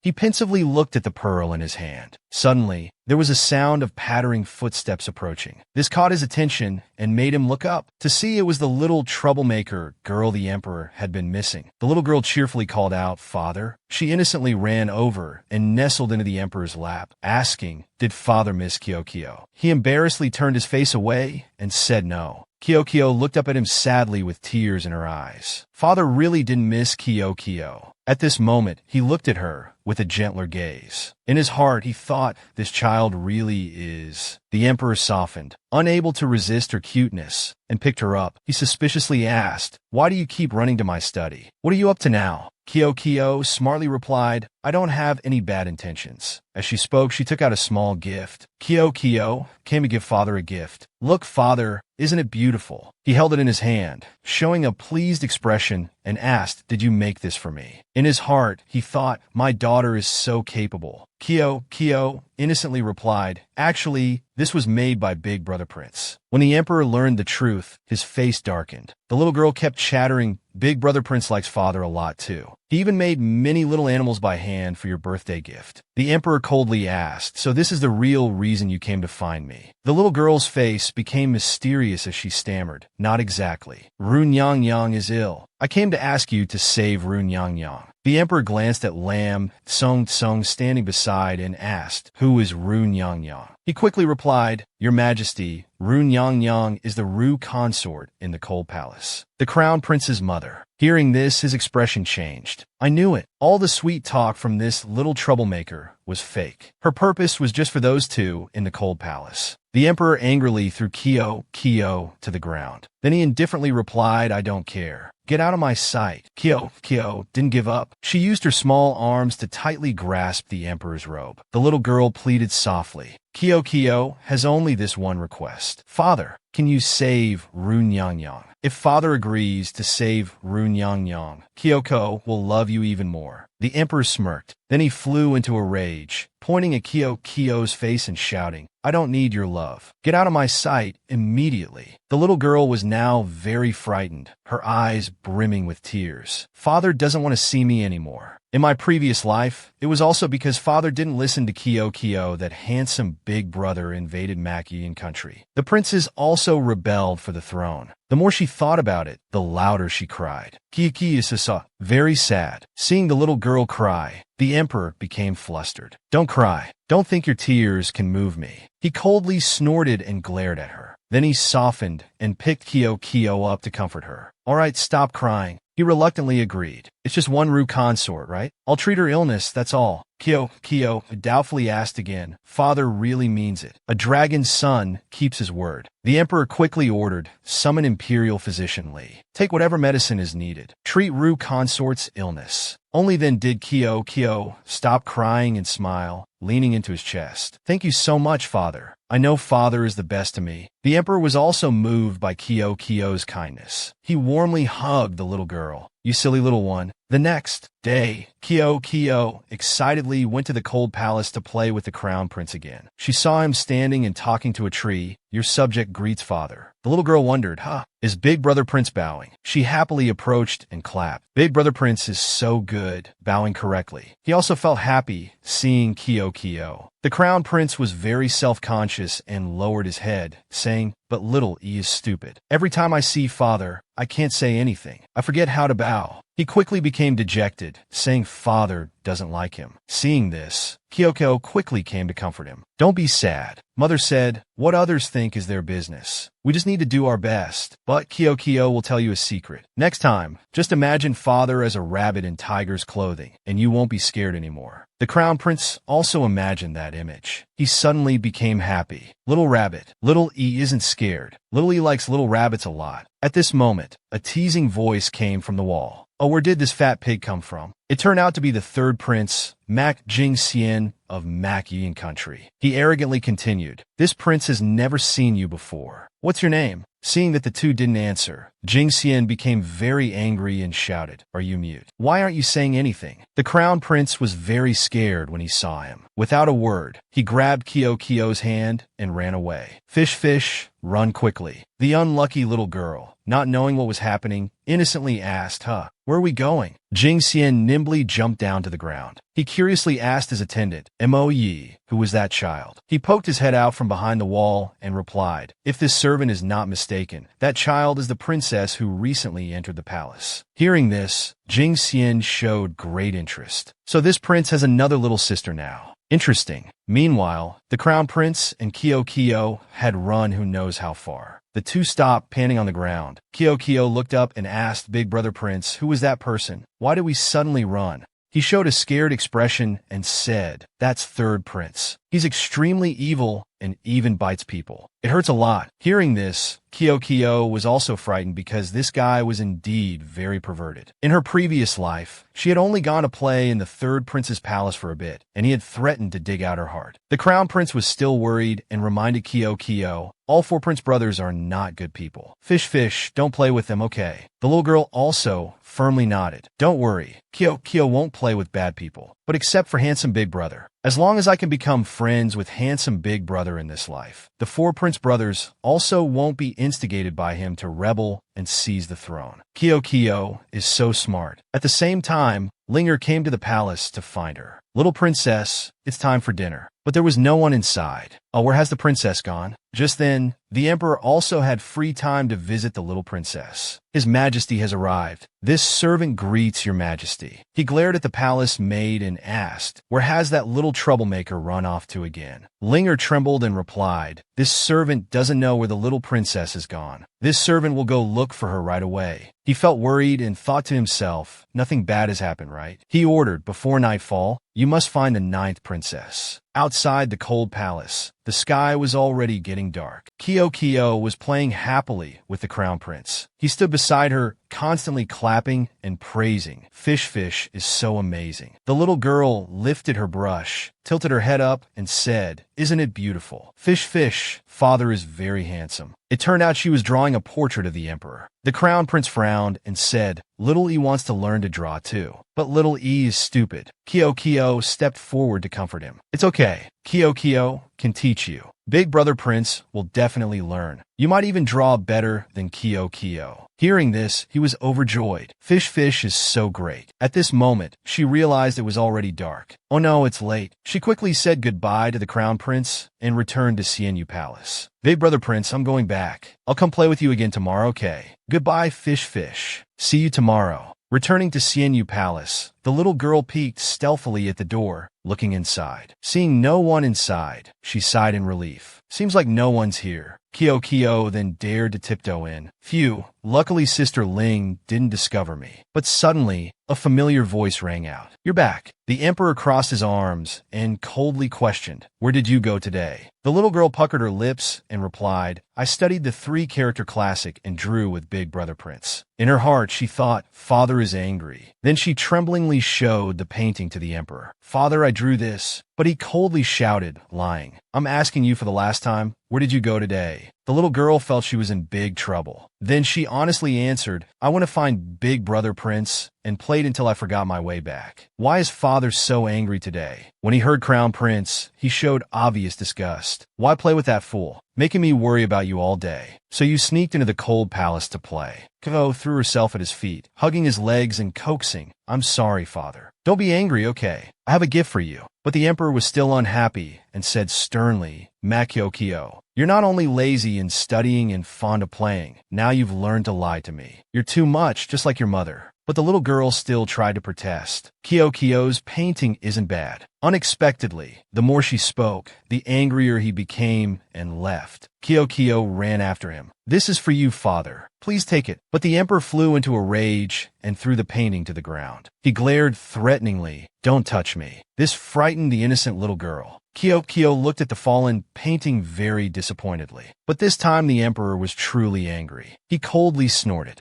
Then he turned and left, ignoring Kyo, standing there calling father repeatedly. The little girl sadly teared up. Then she stood there crying. "Father doesn't like me anymore. I want to go find mother." Lam Tsung stepped forward to pick up the painting. He comforted the little girl. His Majesty thought the little princess had gone missing again, so he was worried and searched all day. That's why he's so angry. This old servant will go persuade His Majesty. "Little princess, please don't cry anymore, okay?" Returning to Yongxian Palace, the emperor was still very upset. He slammed the memorial he was holding onto the table. The more he thought, the angrier he became. "That little brat doesn't know at all how good I am to her. I won't care about her anymore in the future." Outside, a eunuch announced, "The eldest princess requests an audience." The emperor asked irritably, "What are you doing here?" Inside, she was thinking, of course, to check if that little beast is with his majesty or not. Then the eldest princess quickly smiled and replied, "Your daughter has brought some cooling soup for father. Also, I have my homework from the past few days. I'd like your majesty to review it." But he didn't even glance at it and just replied and put it down there. Seeing this, the eldest princess tremblingly asked, "Is father in a bad mood? Did someone upset father this afternoon?" He maintained his cold attitude and replied, "It's none of your business. If there's nothing else, you may leave. If there's nothing, then leave quickly." She knelt down, pretending to be pitiful, and said, "Before, father would always tell your daughter everything. But now, I don't know what I've done wrong to make father's attitude towards me so cold." She lowered her head and continued, "Last time, father said you would teach me to paint. Do you have time to visit Fu-E Palace tomorrow? Your daughter wants to paint a picture for father." But in the emperor's heart, he only remembered Kyo.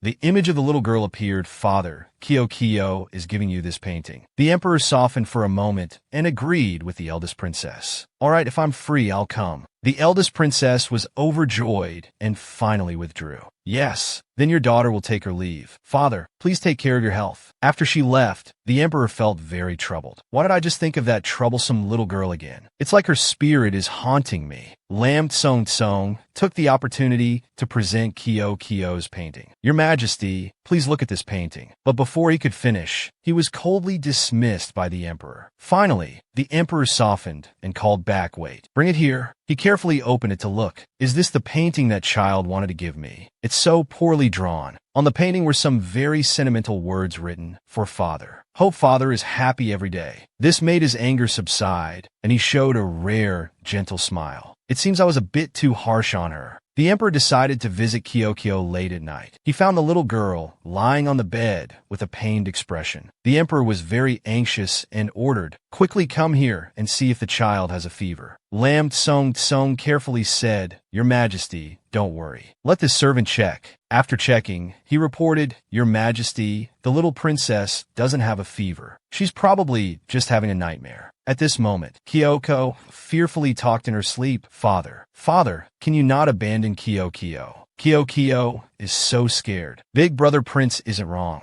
He also loves father very much. Kyo wants father to be happy, wants father to have many people around him. The emperor was very surprised to hear these words. He gently stroked the little girl. "So everything she did was for me. After all, she's just a 3-year-old child. I wasn't patient with her at all." And for the first time, he very gently comforted Kyo, "Be good. Don't be afraid. Father is beside you." The next morning, Kyo rubbed her eyes and woke up. Oh, it's morning already. Her eyes suddenly panicked. Lying beside her was the emperor. "Am I dreaming? Father is so handsome." Seeing the wet spot on the emperor's arm, Kyo was startled. "Is this my drool? If I don't clean it off, father will surely be angry." While she was wiping it, the emperor woke up. He curiously asked, "What are you doing?" The little girl sincerely replied, Kyo was wrong. "I won't drool anymore in the future. Father, please don't abandon Kyo, okay?" Seeing him reach out his hand, the little girl instinctively became scared, fearing father would hit her. But his attitude now was extremely gentle. He even patted Kyo's head to comfort her. Father was wrong. Father takes back what he said last night. Father shouldn't be fierce with you. Can you give father another chance to become a good father? Kyo suspiciously widened her eyes, "Father." Then she tremblingly reached out her small hand. She quickly felt the emperor's forehead. Father isn't sick, is he? He was at a loss for words seeing the little girl's action. This stinky little one. Confirming the emperor wasn't sick, Kyo happily said, "All right then, father, don't be angry." Kyo understands now and forgives father. But Kyo still has one question. "Father, why do you hate mother?" Actually, mother cries every night, missing father. The emperor was momentarily speechless hearing this. Crying. "I've never seen her shed a tear. How could that heartless woman miss me? She's probably missing another man." The emperor reluctantly said to Kyo, "Don't interfere in the matters between me and your mother. Before, father had a biased view of you. From now on, you are you, and your mother is your mother." The little girl saw this and didn't ask anymore. "That's fine then." At this moment, the emperor silently harbored resentment in his heart. "This woman, wait until I meet her again. I will definitely punish her cruelly." Soon it was mealtime. The little girl's face was extremely happy. Kyo is eating now. Lamb Tsong standing beside suggested, "Little princess, shall this servant feed you?" But at this moment, he felt a chill down his spine. Indeed, the emperor was staring at him. Then the emperor proactively offered, "Let me do it myself." This made Lamb Tsong gape in astonishment. His Majesty actually wants to personally feed the little princess. Seeing this, Kyo obediently opened her mouth. The emperor fed her a spoonful of rice. As a result, Kyo was burned to the point of psychological trauma. "Hot, too hot," Lamb Tsong beside whispered. "You don't know, do you? You should blow on it to cool it down before feeding." Kyo stopped eating rice and switched to drinking warm milk. The emperor, embarrassed, changed the subject. "Was that painting yesterday drawn by you?" The little girl happily replied, "Yes. Big Brother Prince and I drew together for a long time. Big Brother Prince is very good. I just helped him." Hearing this, the emperor pondered. Such an ugly painting. How could it be drawn by the crown prince? He curiously continued, "You praise Big Brother Prince every day. Clearly, I'm much more capable." But the little girl was only focused on eating and didn't hear anything. This made him sigh. Really only knows how to eat. He seriously informed her, "In 2 days, it's an auspicious day. I've already ordered the Ministry of Rights to organize a recognition ceremony for you.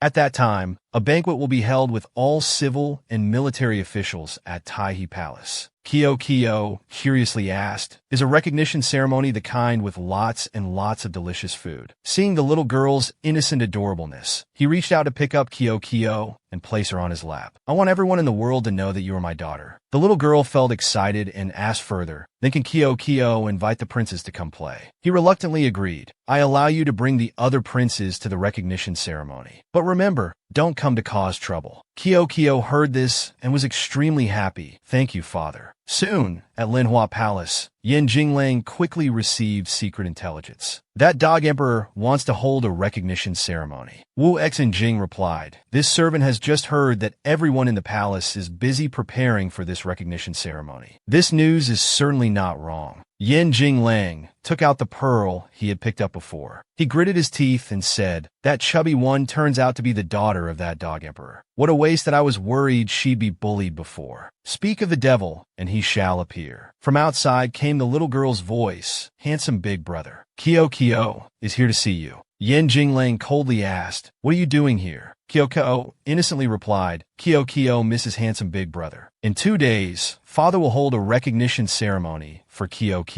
Can Kyo invite handsome big brother to come?" He showed disgust and said, "Why should I agree to attend your recognition ceremony?" Kyo happily said, "Because this banquet will have lots of delicious food. Kyo and handsome big brother are friends. Friends should share delicious food with each other." Yen Jinglang coldly pushed the little girl away and shouted, "Mak Kyo, listen clearly. Mak Ngam Yuyan, that dog emperor, killed all the people of my Yanjing country, occupied Yanjing cities, and imprisoned me here in Mak Yuyan. The dog emperor is my enemy, and you are the enemy's daughter. What right do you have to want me to attend a banquet with you?" Hearing this, Kyo's eyes filled with tears, and she didn't know how to explain. "It's not like that." But Yen Jinglang didn't care and reached out to pinch one of Kyo's cheeks. He acted perversely to scare her cry. "Or, do you want me to gouge out your eyes?" Kyo was frightened by Yen Jinglang's attitude and cried loudly. Little did she know this was his trap. Seeing Kyo's tears turn into sparkling pearls, Yen Jinglang sneered cunningly. "So it's indeed a little fake beauty." His face turned vicious as he said, "I've discovered it, haven't I? What else are you hiding?" Kyo was scared speechless. "It's all over." Kyo didn't listen to mother and let others discover her mermaid identity. Yen Jinglang kept teasing, "What? Scared stiff now." The little girl fearfully covered her face and cried out, "Mother said if ordinary people find out, I'll be eaten. Handsome big brother is a bad person. I need to run away." Thinking this, the little girl ran away as fast as she could. Yen Jinglang crossed his arms and said angrily, "Running away so soon. I hadn't finished talking." At this moment, his guard curiously poked his head out and asked, "Your Highness, regarding what just happened, what do you plan to do?" He angrily turned around and scolded, "I'm not going. Didn't you withdraw already? Why are you still here?" Hearing this, the guard was scared witless. Yes, leaving right away." At the recognition banquet in Taiji Palace, the officials below unanimously bowed and saluted. Long live the emperor. 10,000 years. The emperor sat majestically on high and said, "My beloved subjects, rise and be seated." People below began to whisper and discuss. His Majesty is cold and heartless, not caring about children. Yet he wants to recognize the ninth princess and even hold such a grand banquet. What kind of love potion did that ninth princess use? At this moment, Kyo was led in by a palace maid, presenting the ninth princess. The little girl, entering such a large place for the first time, was very surprised. So many people. The little girl politely greeted, "Hello everyone. My name is Kyo. I'm 3.5 years old." Because of her short legs, Kyo struggled with the steps. After fumbling for a while, she managed to climb up. The eunuchs beside were all captivated by this little cutie's charm. The emperor looked at the little girl with cold eyes and said, "Come sit with me." "Yes, father." Hearing this, the little girl trotted towards her father. But after just a few steps, she tripped and fell face first on the ground. Kyo coyly reached out her hands. "Father, hug me." The emperor, seeing the little girl fall, felt very heartbroken. His eyes slightly reddened. Has this little troublemaker been scared? Without a word, he quickly stepped down to pick up the little girl. He kindly asked, "Look, you've dirtied your clothes. Why weren't you more careful?" The other princesses who saw this were extremely jealous. Is this really the tyrannical emperor from the legends? His Majesty has never treated us like this. The emperor quickly placed Kyo beside him and ordered, "Bring the pork leg here." Below, the eldest princess was furious, but could only sit and bite her handkerchief. Kyo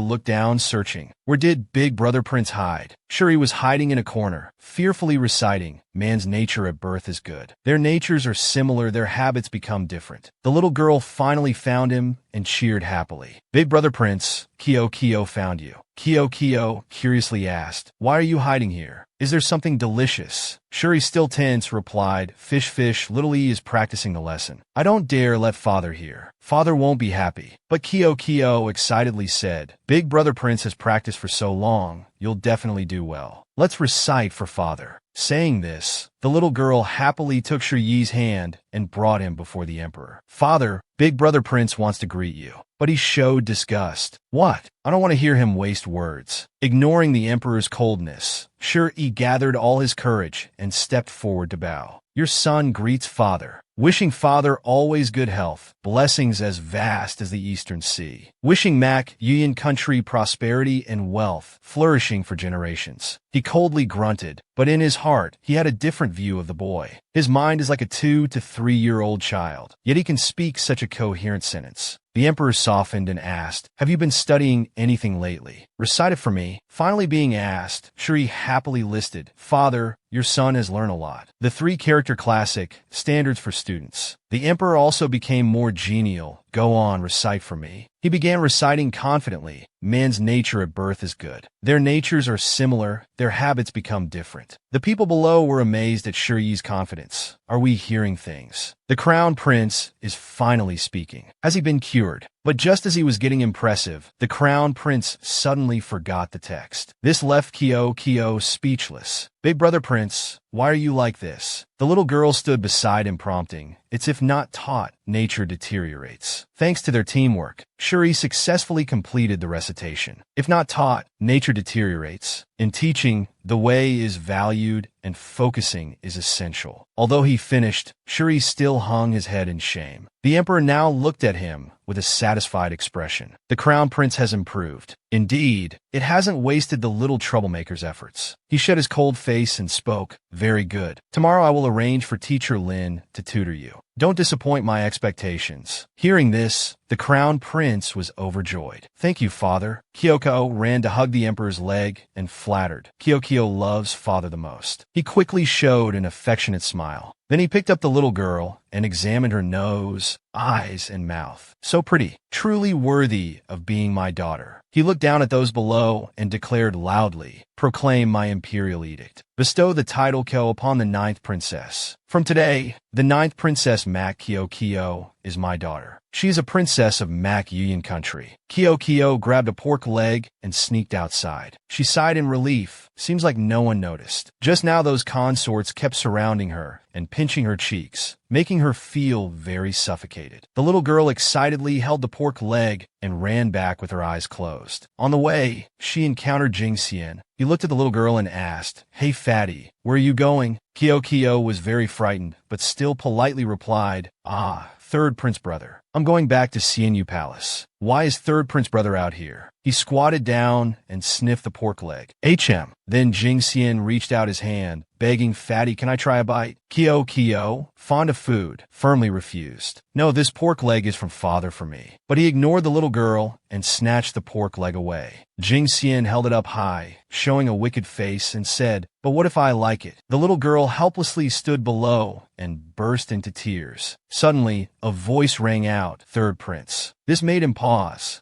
It turned out to be Yin Jinglang arriving. He showed a gentle smile, but his tone was extremely contemptuous as he said, bullying the 9th princess like this. Where's the face of the royal family? Jing Xian arrogantly retorted, unexpectedly, the 6th prince of Yin country has also come to watch the fun. Huh? He pointed the pork leg at Yin Jinglang and questioned, are you acquainted with the 9th princess? Or do you have other motives? Yin Jinglang coldly said, this is none of your business. Quickly return it to the child. The 3rd prince still spoke in a mocking tone, asking for a beating. Aya, why so fierce? Did I hit a nerve? He then turned to leave, throwing Kyo's pork leg. See you later, fatty. The little girl panicked and ran on all fours to catch her food. Kyo curiously asked, handsome big brother, what were you two just talking about? But Yin Jinglang didn't answer and grabbed the little girl's hand, pulling her away. Come with me. Upon arriving, Kyo asked bewilderedly, why did you bring Kyo here? Yin Jinglang looked at the little girl and sighed. That dog emperor really has a foolish daughter. He crossed his arms in front of his chest and irritably shouted, don't talk so much. I just didn't like him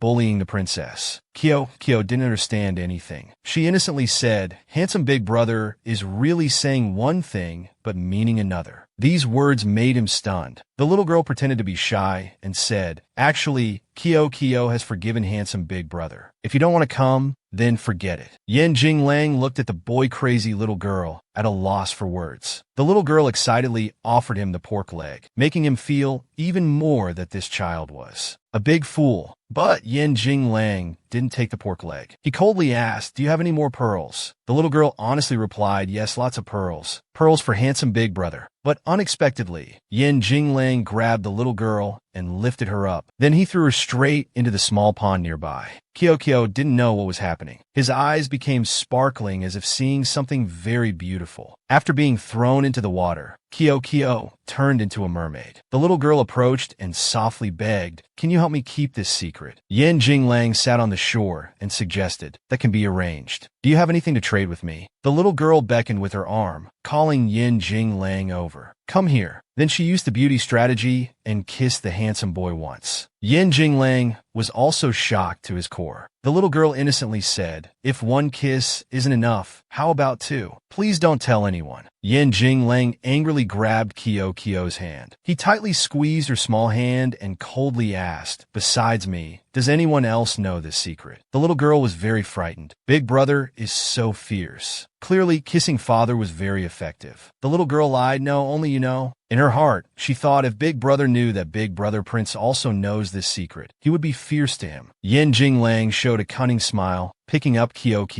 Good girl. From now on, only I know your secret. Understand. At the Empress's chambers in Feng Yi Palace, she angrily said, you saw the recognition ceremony yesterday. That girl has only been in the palace for a month and has already become His Majesty's favorite. What about you? If you continue like this, why should I work so hard for you? Faced with the Empress's scolding, the eldest princess could only tremble and admit her fault. Your daughter knows she was wrong. She grabbed the princess's arm to reassure her. So Zhao, this palace only wants what's best for you. In this palace, if you take one step back, someone else will climb up for your position. That little girl can't be allowed to live in the future. These poisonous words sank deep into the eldest princess's mind. She frowned, thinking to herself, mother is right, I can't be soft-hearted with her. She must be pretending to be cute. At this moment in the cold palace, the crown prince was very busy, constantly cleaning and arranging his room. A tiny arm poked out from behind the door. Big brother prince, guess who it is? The crown prince was overjoyed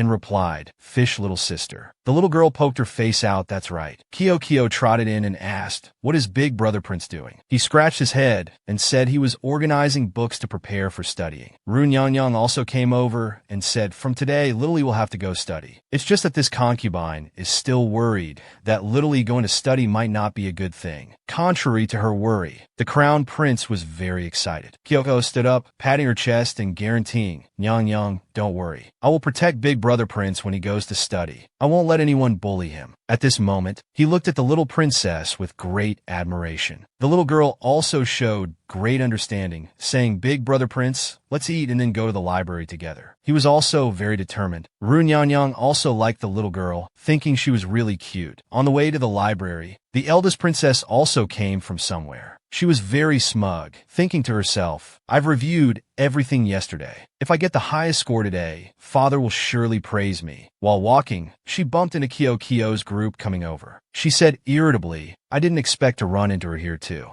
She angrily ran to find Kyo to cause trouble. "Hey, you singing there?" The little girl was terrified. "Oh no, the evil one is coming." Kyo smartly quickly covered up. "Big Brother Prince, go study. I'll come find you when it's over." The eldest princess wouldn't let go and chased after her. "You fake breed, stop right there." The little girl stuck out her tongue to tease, "If I don't run, you'll catch me, silly." This made the eldest princess gape in annoyance. "Let's see where you can run to, you ill-mannered thing." After running for a while, she stopped, panting. "I can't run anymore." The little girl angrily spouted a stream of reasoning. "Father likes me, handsome Big Brother likes me. So elder sister is jealous and hates me. You can't even run as fast as me." At this moment, she grabbed Kyo's hand and exclaimed, "Got you." Then she roughly dragged the little girl on the ground. "Come here." The two went behind the mountain. Kyo kept begging, "Eldest sister, let me go." She angrily shouted, "There's no one passing by the mountain. It will be extremely cold by evening. Let's see if you're still stubborn then." Kyo was angry this time. "You evil elder sister." Then she pounced and bit the eldest princess's finger. In pain, the eldest princess struggled. "Let go." "No, I'll hit you." During the struggle, Kyo was accidentally pushed down. The eldest princess cried out in panic, "Be careful." But it was too late. The little girl lost her balance and fell downwards. Kyo closed her eyes in fear. A moment later, she opened them but felt nothing had happened. It turned out the eldest princess had blocked her fall. "You're not hurt, but I am. Get off me now." The eldest princess stood up, scolding nonstop. "You've dirted my clothes. You've made this princess look like this. I won't forgive you." Saying this, she coldly left to change clothes. But after a few steps, she fell to the ground again. She angrily shouted, "Hateful. Even the rocks are bullying me." Then she sat pouting, refusing to get up. Kyo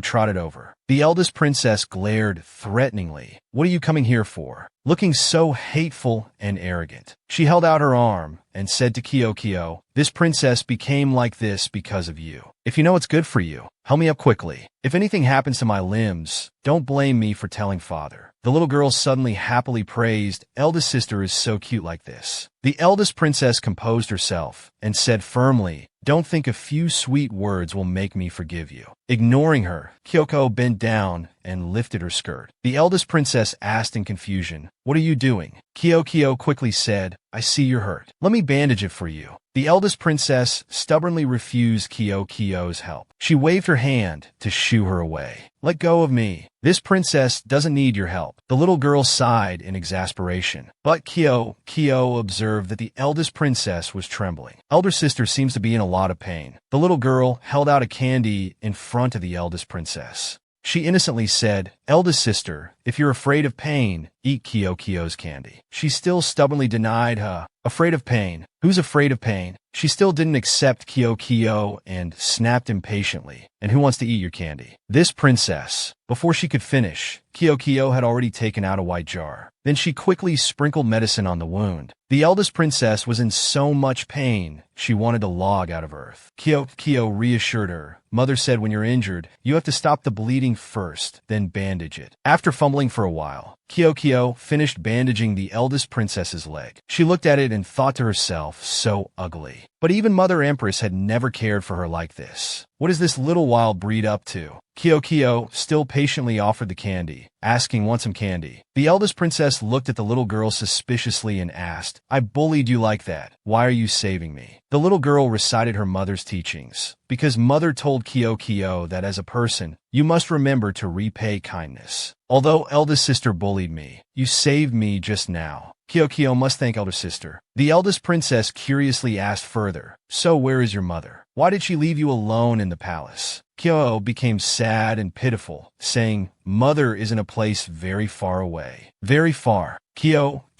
can't see her now. The more she spoke, the sadder she felt, her eyes brimming with tears. Then she couldn't hold it anymore and burst into tears. Actually, Kyo misses mother so much. The eldest princess panicked and comforted her. "You don't cry." She suddenly threatened, "It's because you cry that your mother left. I don't cry, so my father and mother empress are both by my side. They love me very much. As long as I do well, they will reward me." Suddenly Kyo happily asked, "So if Kyo does well, will eldest sister love Kyo too?" This question left her speechless. She thought to herself, "Why am I saying these things to this little wild breed?" Then she turned her face away in embarrassment. "Who cares about you? I'm leaving." Kyo innocently asked, "So, is there a reward?" "No." But the eldest princess's leg was now in great pain. She winced and cried out repeatedly. The eldest princess said in confusion, "It hurts so much. I can't stand up." The little girl stepped forward, acting knowledgeable, pointing and saying,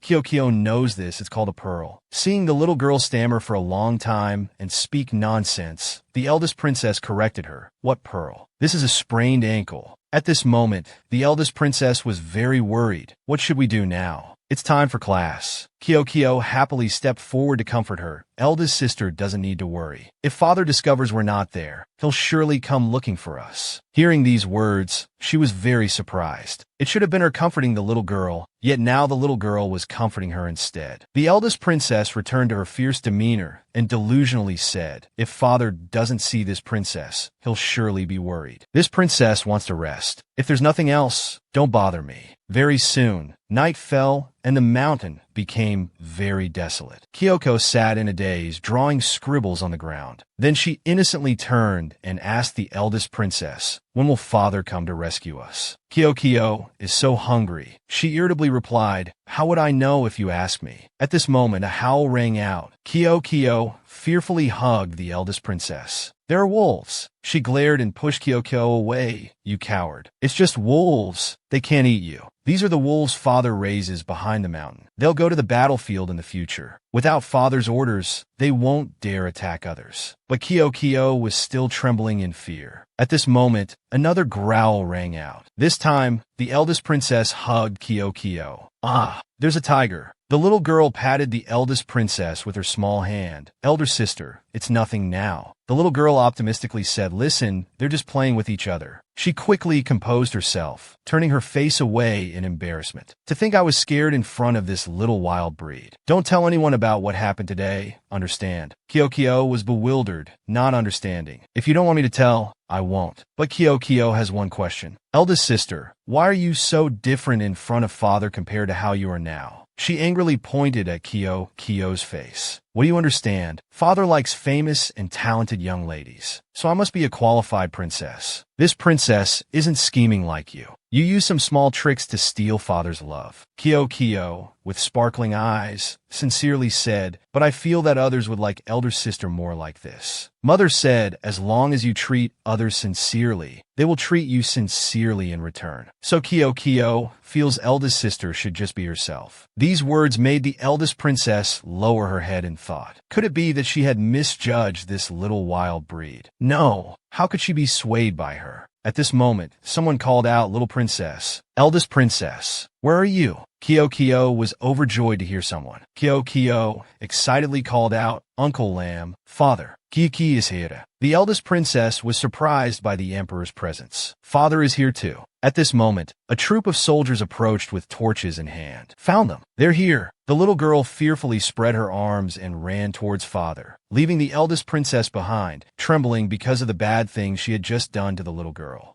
Kyo quickly acted coy. Kyo was so scared. Kyo thought she'd never see father again. He gently picked up the little girl, comforting her. "Be good, father is here now." Seeing this scene, the eldest princess felt a bit jealous. This little wild breed has stolen the spotlight again. Then she tremblingly blamed Kyo. Father, it was your daughter who was careless in watching the ninth princess. I let the ninth princess run to play behind the mountain. Please punish your daughter. Although knowing the truth, the emperor didn't expose her. He coldly said, if you know you were wrong, then go back and copy the rules 20 times for me. The eldest princess bowed her head. Your daughter accepts the punishment. The emperor coldly left, returning to Yang Xian Palace. After returning to Yang Xian Palace, Kyo coyly held out her small feet. Father, Kyo is injured. He glared at Lam Tsongkong. Bring me the jade dew ointment. He was surprised. The jade dew ointment is a rare tribute from other countries. Even your majesty has never used it before. He quickly presented it to the emperor. Here's the jade dew ointment. The emperor gently applied the medicine to Kyo. The little girl cried in pain. At this moment, he blamed himself. It's my fault for not teaching the eldest princess well. I thought she was just a bit competitive. I didn't expect her to do such a thing. But Kyo pulled his sleeve and said, it's not like that, father. Eldest sister isn't bad by nature. She just lacks a bit of love. She just wants to gain father's recognition. Eldest sister is really a good person. The emperor frowned hearing this. Are you telling the truth? Kyo happily nodded. Yes. Eldest sister has always tried to act proper because she thinks father would like that. Father just needs to look at things from a different angle. Then you'll discover many beautiful things. He had a realization and felt a bit of self-blame, saying, indeed, it's been many days since I paid attention to the eldest princess. I'll go visit her later. Kyo's eyes sparkled as she stared at the emperor. It seemed father had changed his mind. The little girl kept snuggling into his arms, flattering him. I knew father would be a good father. His mood also became cheerful as he teased. Didn't you say before that I was a big scoundrel? You've changed your tune. I was wrong, father. Don't mention it anymore. At this moment in Fengyi Palace, the eldest princess was very upset. Father only cares about that little wild breed. It was useless for me to change my view of that little wild breed. I should have listened to Mother Empress. While she was still thinking, the eunuch's voice rang out. His Majesty has arrived. This startled the eldest princess. Why has father come here? Then she quickly got out of bed and put on her shoes. She went to the mirror to fix her hair. The eldest princess gracefully bowed. Your daughter greets father. He coldly said, stand up. I have something to say to you about today's events. The eldest princess became scared. In her heart, she blamed. That little wild breed must have tattled on me. Then, out of panic, she blurted out the truth. Your daughter knows she was wrong. The ninth princess is still young. I shouldn't have falsely accused her. But then the emperor only said, I just wanted to ask how your injury is. This startled the eldest princess again. He looked at her with heartache and then said, Kyo told me I don't care for you enough. She said I've never understood you before. I need to care for you from a different perspective. The eldest princess was bewildered. The little wild breed actually spoke up for me. Clearly I had framed her. Why would she say such things for me? The eldest princess still acted understanding, saying, Father has already cared for your daughter very much. It was your daughter who did wrong. Please punish me. He frowned, looking at this daughter and sighing. Then he stepped forward and patted the eldest princess's head. Then he gently instructed, as a daughter of the royal family, you don't need to be a perfect lady. In front of me, you just need to be so Dao. Do you understand? The eldest princess was very moved hearing this. So Dao,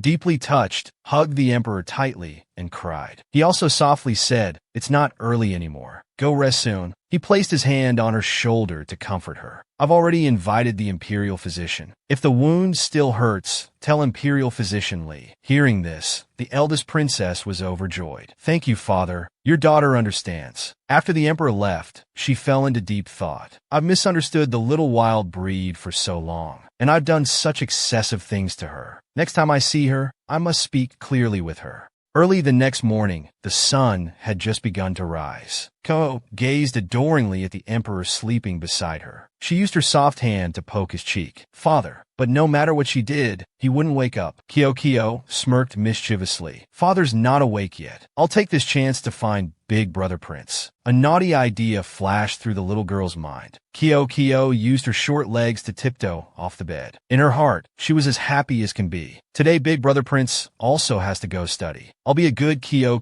protector for him. While the little girl was lost in thought, a questioning voice came from behind. Are you trying to sneak away from me to play again? Kyo was startled and turned her head. Father, why are you up so early? I'm going to the library to meet Big Brother Prince after class. Then we'll study together. She stammered, her words becoming jumbled. The Emperor held his head doubtfully. What time is it now? What library? This left the little girl speechless. But the Emperor didn't scold her. He gently made the next suggestion. But since I see you like reading so much, how about you go study with the Crown Prince? As soon as these words were spoken, it was like a bolt from the blue for the little girl. Her imagination began to run wild. I heard Sister Ling say, there's a very fierce teacher in the library who likes to hit with a ruler. Once you make a mistake, your hand will become very big. She quickly waved her hands, explaining Kyo was wrong. Actually, Kyoko doesn't like studying at all. The little girl acted coy with him. Father, can Kyo not go to study? He crossed his arms and coldly said, don't think I don't know it was you who taught the Crown Prince those 3 characters. You're so talented at such a young age. If you don't study, won't your talent be wasted? This left the little girl at a loss for words. He patted her head, but his tone was full of threat. Or do you really want to study etiquette instead? Kyo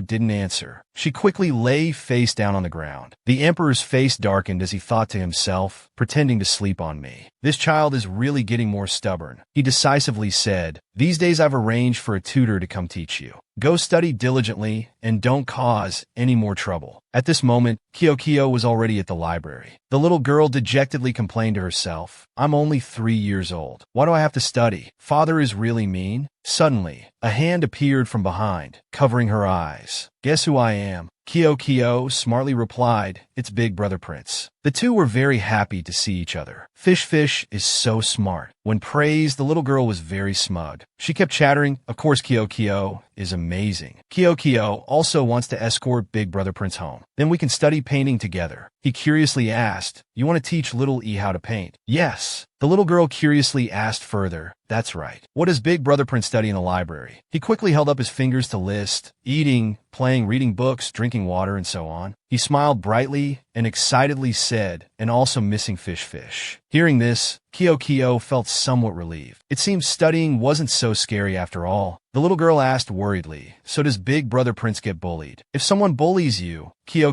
will help teach them a lesson. Shuri was very kind. He gently soothed Kyo's small arm. That's not right. No one bullies Little E. Fish is the best to Little E. The two happily returned home together. Meanwhile, the eldest princess had written a letter. She held the letter in her hand, thinking to herself, I don't know if that little wild breed will accept this. She kept looking around irritably, saying, but where has she run off to? I've been searching for half a day and still can't find her. Suddenly, the little girl's cheerful voice rang out, oh, eldest sister. This startled the eldest princess, making her turn around. She maintained her fierce attitude, saying, you finally appear. You've made this princess search all day. Suddenly her eyes widened, as if discovering something. Kyoko looked up innocently and asked, what did eldest sister want Kyo for? But Kyo has to go to Ru Nyang's place to paint. Does eldest sister want to come along? Seeing the two holding hands, so Dao was very surprised and questioned, you two get along so well. The little girl excitedly replied, that's right. Kyo really likes Big Brother Prince. This little girl says she likes everyone, making So Dao a bit jealous. She clutched the letter in her hand tightly. Her mood became chaotic as she thought to herself, she speaks so casually like that. I'm afraid the words she said to me yesterday were also just said casually. I was foolish to think she liked me. Thinking this, she angrily turned and left. I don't want to play with you too. Leaving behind the Crown Prince and Kyo, bewildered like lost children, not understanding what happened. Watching So Dao's angry back as she left, Kyo innocently asked, why is eldest sister so angry? It's so confusing. At this moment, Shuri glanced over and saw Yin Jinglang coming out.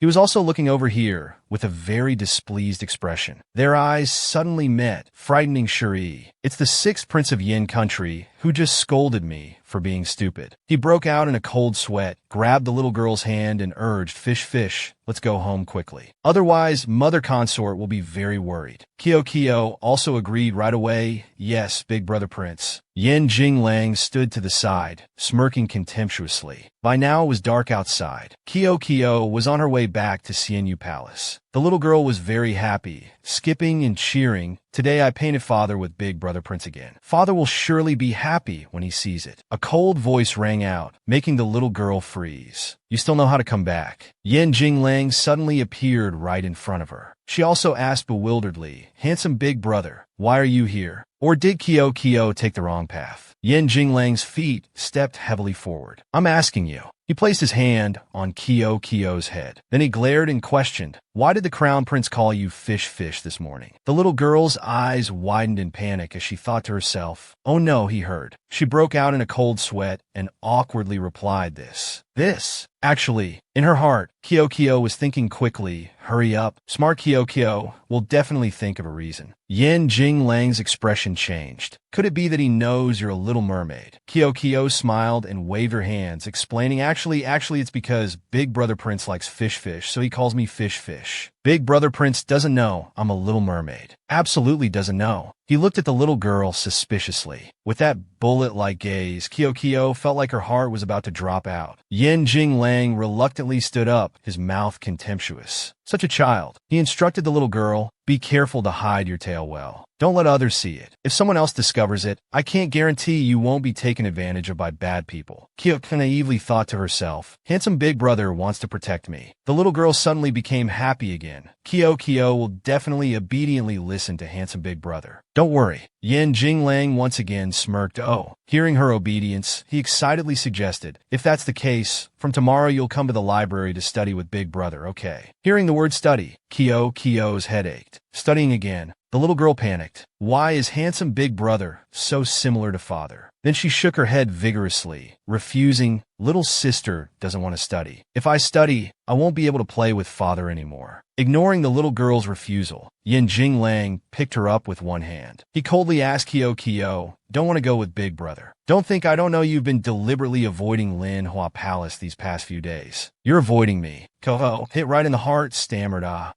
Is that so? He glared and questioned further. You clearly said you'd listen to Big Brother. Now you're regretting it. At this close distance, Kyo clearly saw Yen Jinglang's gentle features. Why has handsome Big Brother become like a different person? She stammered, I'm not. Not waiting for the little girl to finish, Yen Jinglang threw her straight into the water with a splash. Kyo angrily thrashed about, shouting loudly, handsome Big Brother is a rotten egg. Throw in Kyo again. He tightly gripped her small, soft arm. Then he threatened loudly, Big Brother asks you again, do you want to study or not? Kyo fearfully stammered, but then she reluctantly submitted, I want to study with handsome Big Brother. Yen Jinglang, having received a satisfactory answer, released the little girl. He even showed a meaningful smile. Then he pretended to be gentle, patting her head and praising, very good. Just keep it that way. Kyo was resentful, but didn't dare to curse. Clearly, I was threatened into saying that. Yen Jinglang stood up to leave. All right, I have to go now. He didn't forget to carefully instruct. Tomorrow, remember to tell the Dog Emperor you're going to the library to study. Yen Jinglang's eyes glared threateningly. If I find out you've lied to me, I'll kill you.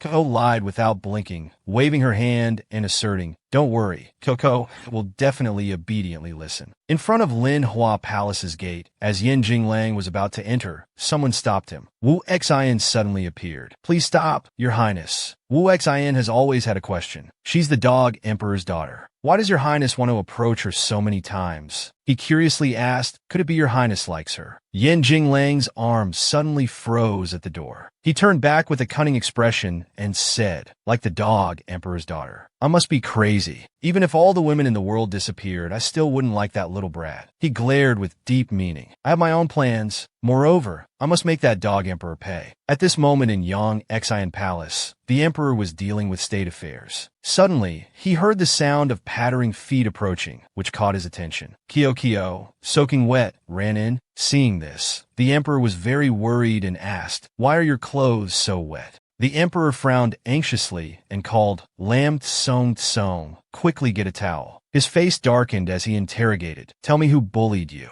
Kyo saw this and panicked. Father's face has turned black again. She suddenly thought, if I tell father, he might kill handsome Big Brother. Then Yin country and Mat country might go to war again. Therefore, the The little girl quickly hid what had just happened and lied, "Father, no one bullied Kyo. It's just that Kyo carelessly spilled a basin of water, so I'm a bit sad." He smiled skeptically and questioned, "Just one basin of water? Next time, ask Linger to help you if you can't do it. Don't force yourself too much." Feeling belittled, Kyoko flew into a rage, clarifying, "Father, don't underestimate a 3-year-old. Kyo knows a lot." The emperor didn't care and took the towel from Lam Tsung.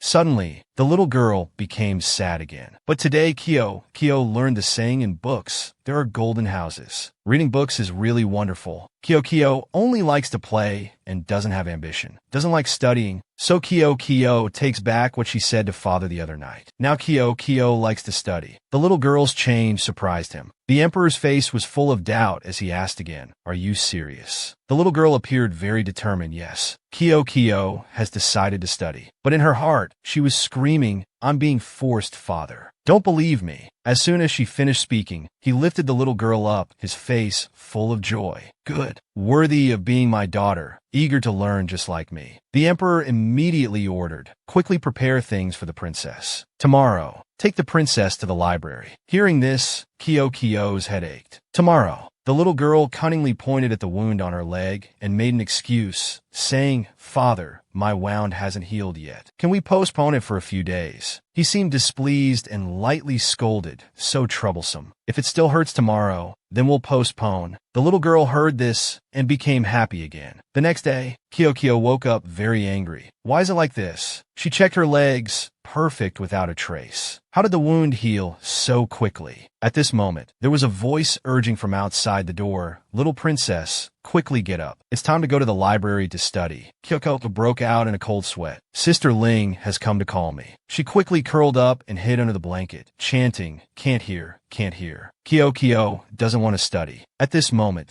the emperor's voice rang out, Kyo, are you up or not?" He angrily stepped forward and questioned, "Was your statement about wanting to study last night a lie to me?" Kyo was scared. Why do fathers and handsome big brothers' tones sound so similar? She quickly admitted her fault. Kyo was wrong. "I'm getting up right now." Seeing his daughter, the emperor sighed helplessly. Kyo thought he had changed his mind. Then suddenly her eyes lit up. But at this moment, he changed his expression and said, "Just right, I have an early court session. I'll personally take you to the library." She lay flat on the bed, silently lamenting. All that premature joy. The little girl was quickly brought to the library. The teacher very politely introduced to everyone, "Little princess, please get acquainted with everyone." Kyo, with an unwilling and shy face, replied, "My name is Mac Kyo.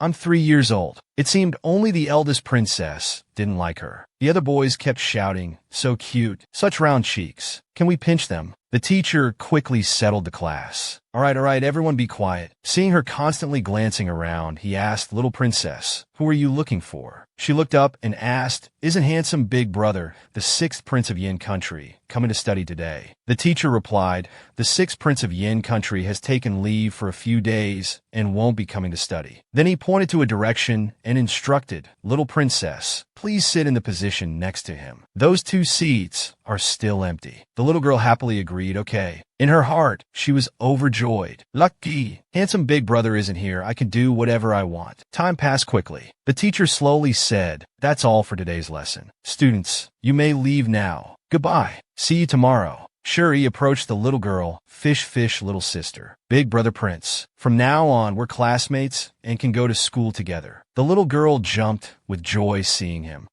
I like Big Brother Prince the most. Little E also likes fish, little sister." Suddenly, the boy's voice rang out, "Then does the little lady like me?" The boy up there kept posing. Kyo coldly asked, "Who are you?" That young man, like a typical immature boy, quickly introduced himself. "Wife, listen carefully. I am the great young master Xiao Jingyu, son of Duke Xiao." As he said this name, he winked one eye. This made the innocent Kyo, who didn't know about love yet, think to herself, "Is his eye hurting?" Shuri saw this and irritably scolded, Fish is my little sister, not your wife." This made Xiao Jingyu back off a bit. This stupid crown prince actually got angry. Kyo pulled Shuri aside and whispered, "Big brother Prince, mother said not to talk to fools or you'll be infected." Shuri agreed, "Okay." Xiao Jingyu overheard himself being called a fool and angrily turned on them. "You. What did you say? How dare you call me a fool?" You two, stop right there. Don't run. Koho trotted ahead, not forgetting to stick out her tongue to tease him. At this moment, a gentle voice spoke up, asking, "Eldest princess, is that the person you mentioned? The ninth princess who hurt you?" This was Li Jingyin, So Dao's close friend and desk mate. But the eldest princess was indifferent and didn't listen. Seeing So Dao's silence, Jingyin put on a cunning, scheming face. "I have a way to teach that brat a lesson. Do you want to hear it?" Kyo, who was happily playing at this moment, didn't know she was about to be framed by others. Hearing the malicious words from her, the eldest princess frowned and looked up. Then she focused on the book in her hand and scolded, "Do whatever you want. Just don't bother me reading anymore." Her change in attitude surprised Jing Yin greatly. Jing Yin crossed her arms and coldly snorted, "Fine, suit yourself." This girl was no pushover either. It turned out she had a secret crush on that immature boy from earlier. She resentfully thought to herself. She even took away Xiao Jingyu's attention, not only making So Dao sad, but also stealing others' attention. "Well then, I'll deal with you myself." Meanwhile, that boy was still persistently pursuing Kyo. "This young master is leaving now. See you tomorrow, my dear wife." The crown prince angrily shouted, fuming, "She's not your wife. She's Fish, my little sister." Kyo's eyes suddenly lit up as she looked at the person behind. Li Jingyin suppressed her anger and changed her attitude, excitedly stepping forward. "Are you Kyo?" The little girl innocently replied, "Yes, my name is Kyo.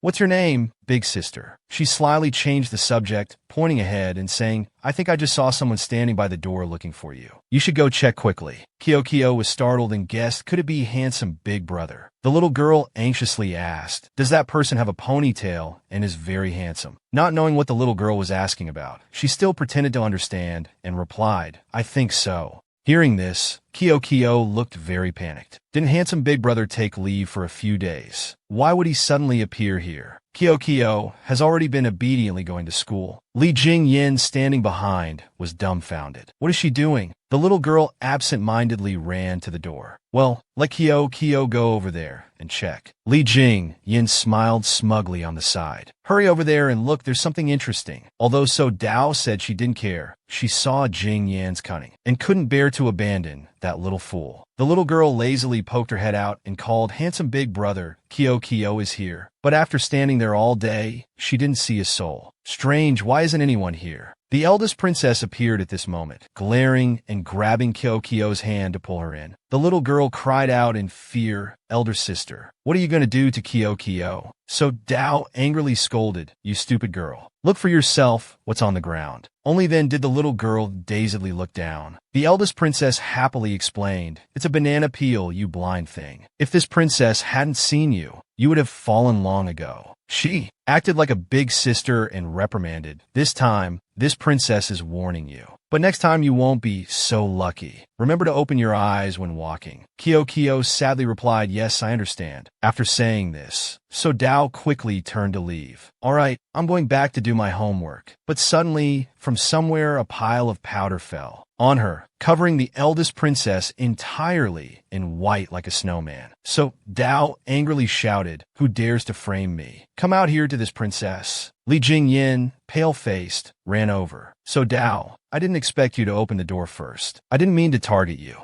Let me wipe it off for you." The eldest princess, furious, frowned and questioned, "So it was you?" Then she roughly pushed her hand away. "Don't touch me. Li Jingyin, I'm warning you. You behave yourself for this princess. If you dare to pull this trick again, don't blame this princess." Li Jingyin still stubbornly argued back, "Why did Kyo frame you? Don't you want to get revenge on her? Moreover, you're older than her. Why are you afraid of her?" So Dao arrogantly replied, "So what? She's my little sister. We are family. We are one family. Outsiders like you shouldn't interfere." Kyo stood below, dumbfounded. "She considers me family now." The eldest princess angrily left. "That's all there is to it. I don't want to explain any more to you." Kyo trotted behind. "Elder sister, wait for me." The two quickly ran to the imperial garden. The little girl was very happy, grabbing the eldest princess's robe and cheering, "Elder sister, wait for Kyo."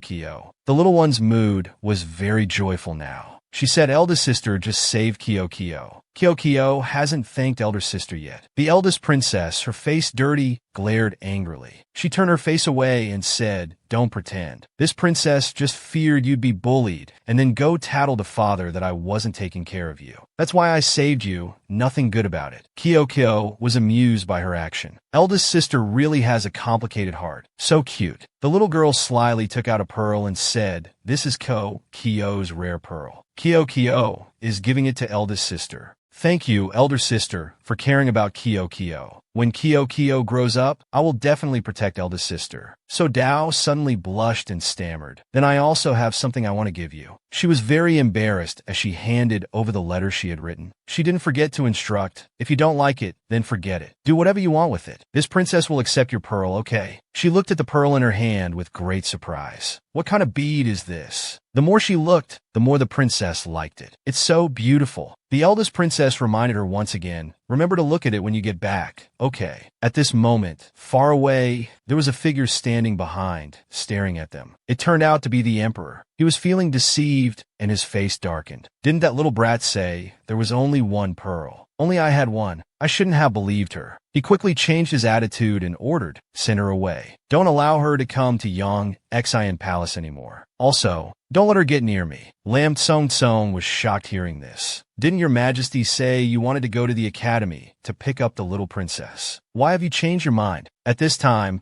the crown prince was still waiting at the library, wondering, strange, where's Fish gone? Early the next morning, just as the sun was rising, Linger opened the door and entered, asking, "Little princess, are you up already? What would you like for breakfast?" The capable little girl had already dressed and prepared her school bag. Kyoko happily said, "No need to trouble yourself, Sister Ling. Today Kyo has to go to school, so I want to find Big Brother Prince to have breakfast together." At this moment, the emperor strode in proudly. "This stinky kid always buries me. I've been cold to her all evening. She must know her mistake by now. I should comfort her later. How about I have breakfast with her every day?" But at this moment, a small figure zoomed past like an arrow. The emperor asked Lam Tsong in bewilderment, "What just ran by?" He quickly replied, "Your majesty, it was the little princess." He felt empty and lost. "She's gone already." Lam Tsong, standing beside, felt the princess was truly cute as a button. "She's really adorable and likes to study, doesn't she?" "Your majesty, class is finally over." Everyone inside was chattering. "What do you want to eat for lunch?" A familiar figure in white was lurking outside. It was the emperor. He stood smugly outside the door once again, arms crossed. "I just finished the morning court session, so I came here to pick up that little brat and have lunch together. This time I'll surely see her touched and crying." Indeed, the little girl's voice rang out, "Let's eat." The emperor's eyes suddenly lit up, but Kyo didn't see him at all. Instead, she trotted after the crown prince. This made the emperor feel very embarrassed. Lam Tsong bent over and whispered, "Little princess, look over here. Look over here." But it was all in vain, as the little girl didn't see the two of them. He understood and said softly, "Your majesty, don't worry. This servant will go call the little princess." But by now the emperor was already very upset. "What? Don't call her anymore. Turn the carriage back to Yangxian Palace. I want to rest." At this moment, Kyo's voice rang out, "Father," causing the emperor to stop after a few steps. The little girl with sparkling eyes ran over and asked, "Father, why are you here? Did you come to have a meal with Kyo?" He stammered embarrassedly, "I was just passing by.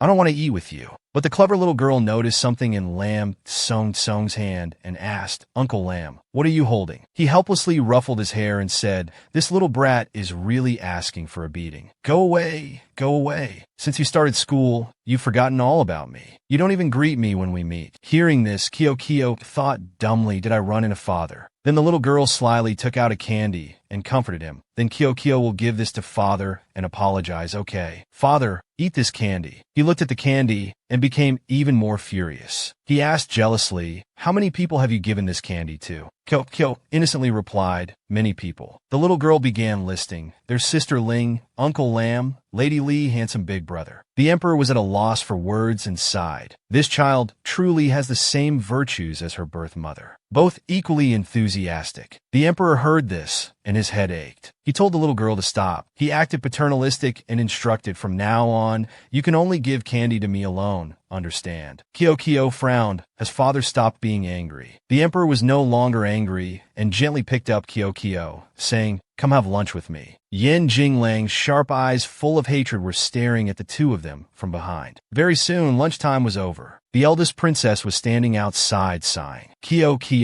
trotted over. The little girl curiously asked, eldest sister, why are you sighing? So Dao was startled. You scared me to death. She waved her hand and said, you stinky kid, what would you understand? Go away quickly. Suddenly, the eldest princess's eyes lit up, as if thinking of something very interesting. The eldest princess seriously asked, let me ask you, where has brother Jinglang been these past few days? Kyo was startled and replied, I don't know. Why are you asking about handsome big brother? The eldest princess showed disgust. You're really useless. Suddenly, the handsome Yin Jinglang appeared, making her happy again. Kyo was equally boy-crazy and stared dumbfounded. Haven't seen handsome big brother in a while. You're getting more handsome, but handsome big brother is too fierce. Kyo doesn't dare get close to him. The eldest princess worriedly asked, brother Jinglang, where have you been these past 2 days? Did something happen? Yin Jinglang pretended to be happy and replied, thank you for your concern, eldest princess. I'm fine. She stammered and continued, that's about before. Yin Jinglang didn't care about what she was saying. His eyes were only focused on Kyo, who was running away. The innocent little girl mumbled, he doesn't see me. He doesn't see me. At this moment, he proactively spoke to the eldest princess. Princess, to talk conveniently, can we go over there? The eldest princess was overjoyed hearing this. Conveniently. Of course it's convenient. The two quickly found a secluded place to talk. Kyo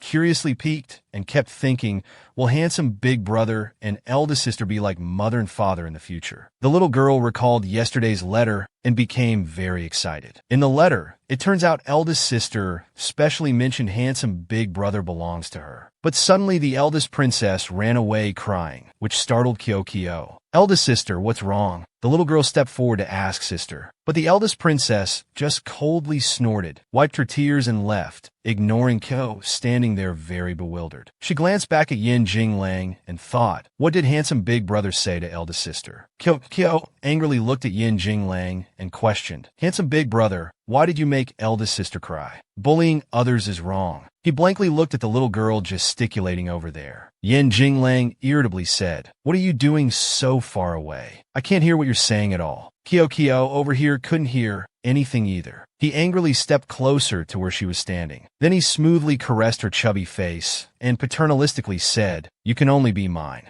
Yin Jinglang glared threateningly. I don't allow anyone to destroy my things. Do you remember? The little girl whimpered, but eldest sister didn't do anything. Yin Jinglang didn't say anything, but his eyes were very frightening. Kyo trembled and didn't speak anymore, only answering, all right, Kyo understands. Only then did he smile contentedly and friendlily. Yin Jinglang took out a red string and tied it to the little girl's hand. Kyo stared at it and dumbly asked, what's this? He explained, this is a red string. It can protect you and keep you safe. He seriously instructed, from tomorrow, you must go to school with me, understand? Kyo happily thought to herself, have I finally become friends with handsome big brother? The little girl, infatuated, agreed without hesitation. Yes, Kyo will listen to handsome big brother. The next day, in front of Yin Jinglang's mansion gate, the little girl excitedly raised her tiny hand to knock on the door. Handsome big brother, let's go to school. Very soon, the door opened. Yin Jinglang, in noble black attire, showed a rare bright smile and said, all right, let's go. Kyo was dazed and kept praising so handsome. Seeing the little girl's dumbfounded expression, Yin Jinglang was also surprised. Then he quickly reached out his hand. He patted the little girl's head teasingly. What are you looking at? Ko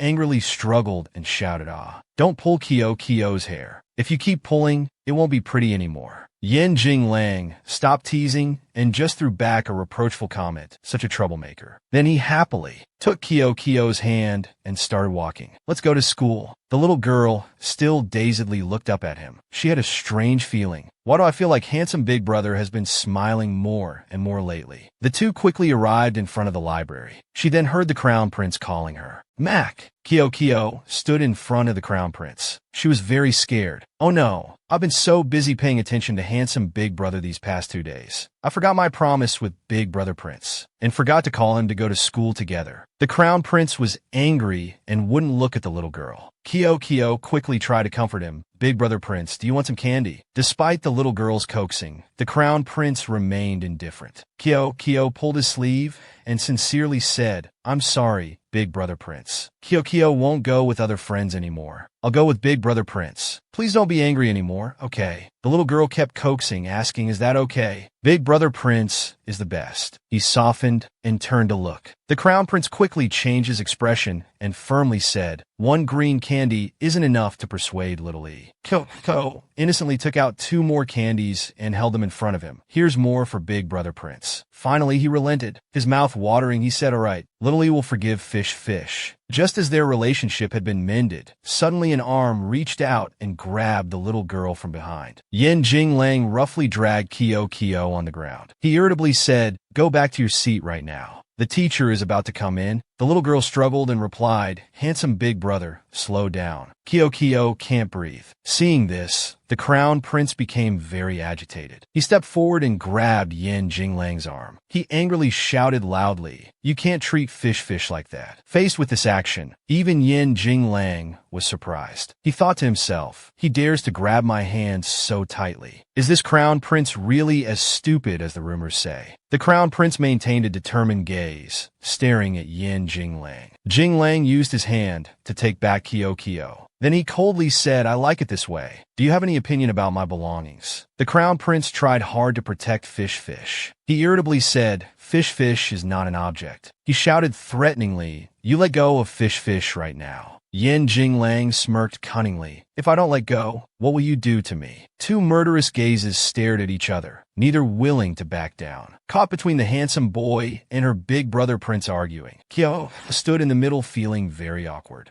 Their argument caused a commotion in the classroom. Everyone now paid attention and started discussing. What's wrong with them? Did something happen earlier? At this moment, someone shouted, the teacher is coming. The crowd began to panic and return to their seats. Both the crown prince and Yen Jinglang also dispersed. Kyo was still standing below, comforting her big brother prince. Yen Jinglang glanced over and felt very irritated. He arbitrarily ordered his close guard, Wu Xian, think of a way to make the crown prince go study at the Imperial Academy. Hearing this, Wu Xian was full of question marks in his head. He quickly replied, the Imperial Academy. There's a way, but the crown prince is an idiot. How could he threaten us? Why does master want to do this? Yen Jinglang tensely said, because he stole my pet. Understand. But Wu Xian still didn't understand a thing. After class, the little girl quickly ran to Yang Xian Palace to find the emperor. Father, Kyo is done with class. Lam Tsung saw Kyo carrying many school bags on her back and felt heartache. Oh heavens, my little princess, why are you carrying so many books? The emperor bluntly asked, did you cause any trouble at the academy? Kyo frowned and replied, bad father, always thinking badly of people. The little girl came over to hug him and boasted, I studied obediently. The teacher even praised me. Lam Tsung took out a stack of homework and presented it to the emperor. Your Majesty, look. The little princess wrote very carefully. He flipped through it and also praised, oh not bad. Worthy of being my daughter. He began to speak proudly. I've long known my Kyo is smart, just hadn't realized the joy of studying. Once she realizes it, she'll be as studious as me. But Kyo poured cold water on him. Father, this is big brother's writing. The atmosphere became frighteningly quiet. The emperor embarrassedly handed it back to Lam Tsung.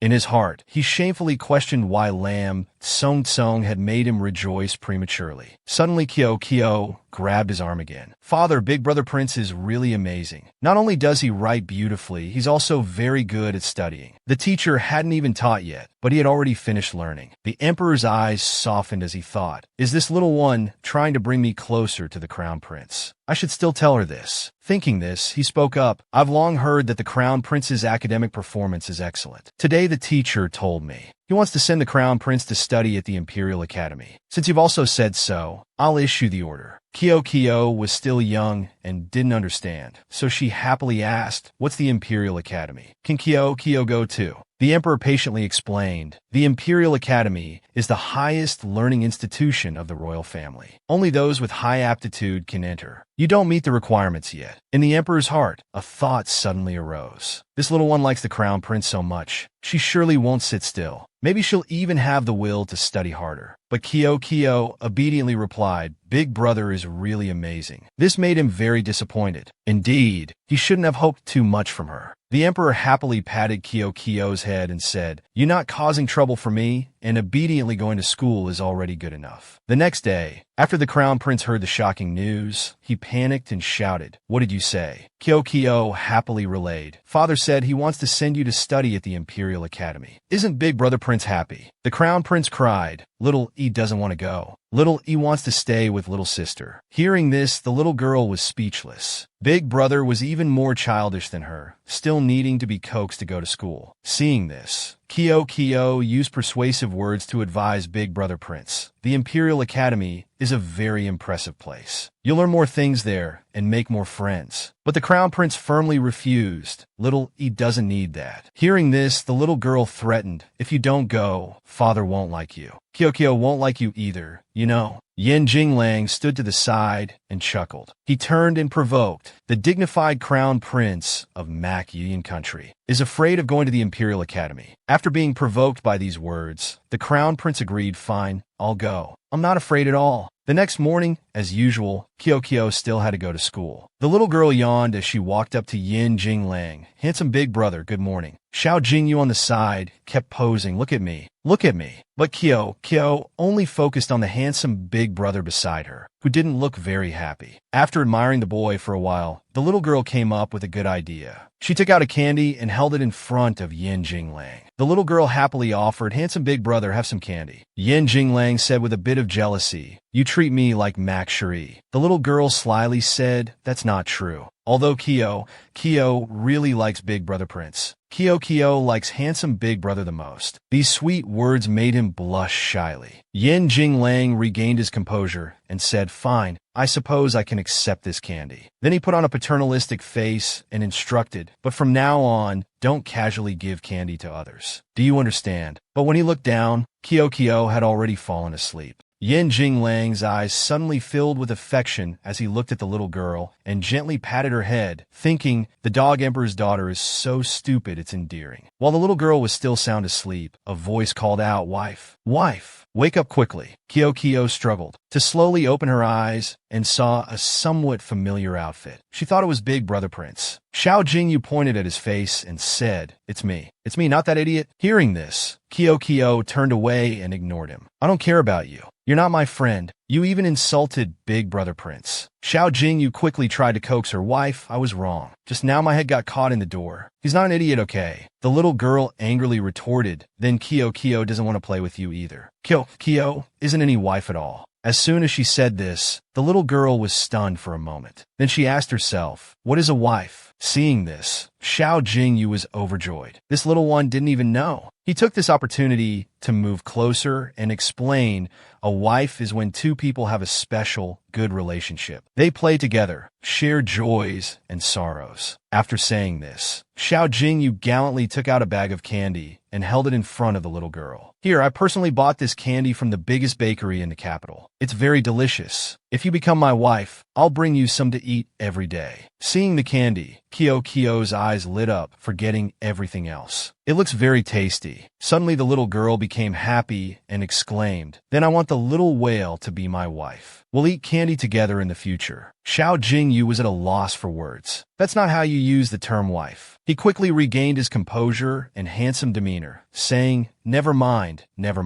This candy is for you, who told me to be so kind and generous." Yen Jinglang suddenly appeared from behind like a demon. This startled Xiao Jingyu, who was trying to woo the girl, into petrification. He fearfully darkened his face. Didn't this guy leave? Why is he back? Oh heavens, he's even glaring at me. He must be jealous of my handsomeness. Ugh, why is he still looking? So fierce. Xiao Jing you could no longer stand and retreated to his own desk. Suddenly, I'm so eager to study. Let's study. I must seriously focus on my lessons. Yin Jinglang curiously asked, what are you two doing? The little girl happily held out a bag of candy to him. Handsome big brother, have some candy. He looked at the color of the candy bag in her hand and couldn't help but think, I remember this little one only had one type of candy. This bag is elegantly packaged with different shapes. It's not like the candy she usually carries. Thinking this, he glared over to the other side. It was given by Xiao Jingyu. Jingyu also noticed a cold gaze looking at him and panicked, flipping open a book to read. Seeing Yin Jinglang not reacting, Kyo called out again, handsome big brother. He said nothing and reached out to take all the candy from the little girl. Despite Kyo's crying, he coldly said, from now on, you can only eat 5 candies a day. You've already eaten your share for today, so I'll confiscate the rest. The little girl, with tears in her eyes, said, but that's Kyo's candy. Yin Jinglang then loudly threatened, eating too much candy will make your teeth fall out. Do you want to turn into an old lady? These words frightened the little girl, who replied, no, I don't. Kyo is just a child. Yin Jinglang was satisfied and gently patted her head. That's right. Be good and listen. I'll give you more tomorrow. Ko was sad throughout the lesson. Oh, my candy. Very soon, evening came. Yin Jinglang returned the bag to the little girl. Class is over. Let's go home. She opened the bag and found no candies left, feeling very disappointed. Sure enough, handsome big brother took all the candy. Kyo was still resentful as she trotted behind. Every time, handsome big brother uses the excuse of protecting me to bully me. In reality, he's not nice to me at all. Yin Jinglang turned back and asked, what are you dawdling for? Kyo stuck out her tongue teasingly. Kyo doesn't want to go home with you. You mean it? Saying this, the little girl sped up and ran away. Seeing Kyo walking alone, Xiao Jingyu hurriedly chased after her, calling, wife, wait for me. The little girl angrily asked, didn't you say you were Kyo's wife? This made him dumbly reply, yes. Wait, something seems wrong. Suddenly the little girl loudly suggested, then go get revenge for Kyo. Handsome big brother Yin Jinglang took all my candy. Hearing this name, Xiao Jingyu quickly changed course. He quickly took out another bag of candy to comfort Kyo. There, don't be angry anymore. I still have candy for you here. Xiao Jingyu pretended to say that Yin Jinglang. He's not a bad person. He's just pitiful because he has no candy to eat, so he took yours. Be good. Don't be angry anymore. Kyoko was innocent and quickly fell for the coaxing. The little girl suddenly thought, that's right. Handsome big brother's place is very poor. Moreover, he doesn't have any snacks. How pitiful. Xiao Jingyu awkwardly asked, so, can you not make me take revenge for you anymore? Kyo asked again, but handsome big brother said he doesn't like candy. Xiao Jingyu continued to lie. That's because you're little. He's letting you have it. Kyo's face became sad, so that's how it is. I didn't know handsome big brother was so pitiful. She looked down at the bag of candy in her hand, thinking to herself that she must save all the candy for handsome big brother to eat. She sat down and counted each candy. 1 candy, 2 candies, 3 candies. All for handsome big brother. Suddenly, the third prince appeared and asked, little one, what about me? With so much candy, third brother prince can't have any. Kyoko panicked and quickly took them back, saying no stealing from me, ugly brother. He suggested, let go. Give third brother prince 1 candy. But the little girl firmly refused, no way. The third prince stepped forward to intimidate her. If you don't let go, I'll dig out your heart. This terrified Kyo. But the little girl still stubbornly held onto her candy. No, this is Kyo's candy for handsome big brother. The third prince smiled cunningly and said, I didn't expect your relationship to be so good. No wonder he reacted so strongly that day. Using his strength, the third prince snatched Kyo's candy, making the little girl cry nonstop. Then he bluntly put one in the little girl's mouth. The third prince pretended to be generous and said, silly, I was just teasing you. After saying this, he reached out to pick up Kyo. After picking her up, he smiled smugly. Then he mischievously placed the little girl on a tree branch. The third prince crossed his arms arrogantly and said, isn't third brother prince very good to you? Is the wind up there comfortable? Kyo hugged the tree tightly, crying out in fear. The little girl panicked and cried loudly. It's too high. Kyo doesn't want to sit up here in the wind. The third prince brought his face close to the little girl and said, oh, is that so? Then call me brother and I'll let you down. Kyo obediently called out, third brother, third brother. He still wasn't satisfied and told the little girl, call me again. Continue calling. Kyo quickly complied, third brother, third brother. But he played dirty and suddenly changed his mind. I don't want to let you down anymore. You just stay there and sleep with me. This made Kyo so angry she broke out in a cold sweat. The little girl angrily shouted, third brother is a liar. At this moment, Kyoko noticed the eldest princess passing by. The clever little girl loudly called out, eldest sister, save me. Hearing this, she was startled and turned around. She wondered why this wild child was here. The eldest princess strode over and said, brother, let her down immediately. The third prince frowned and said firmly, what if I don't let her down? What can you do?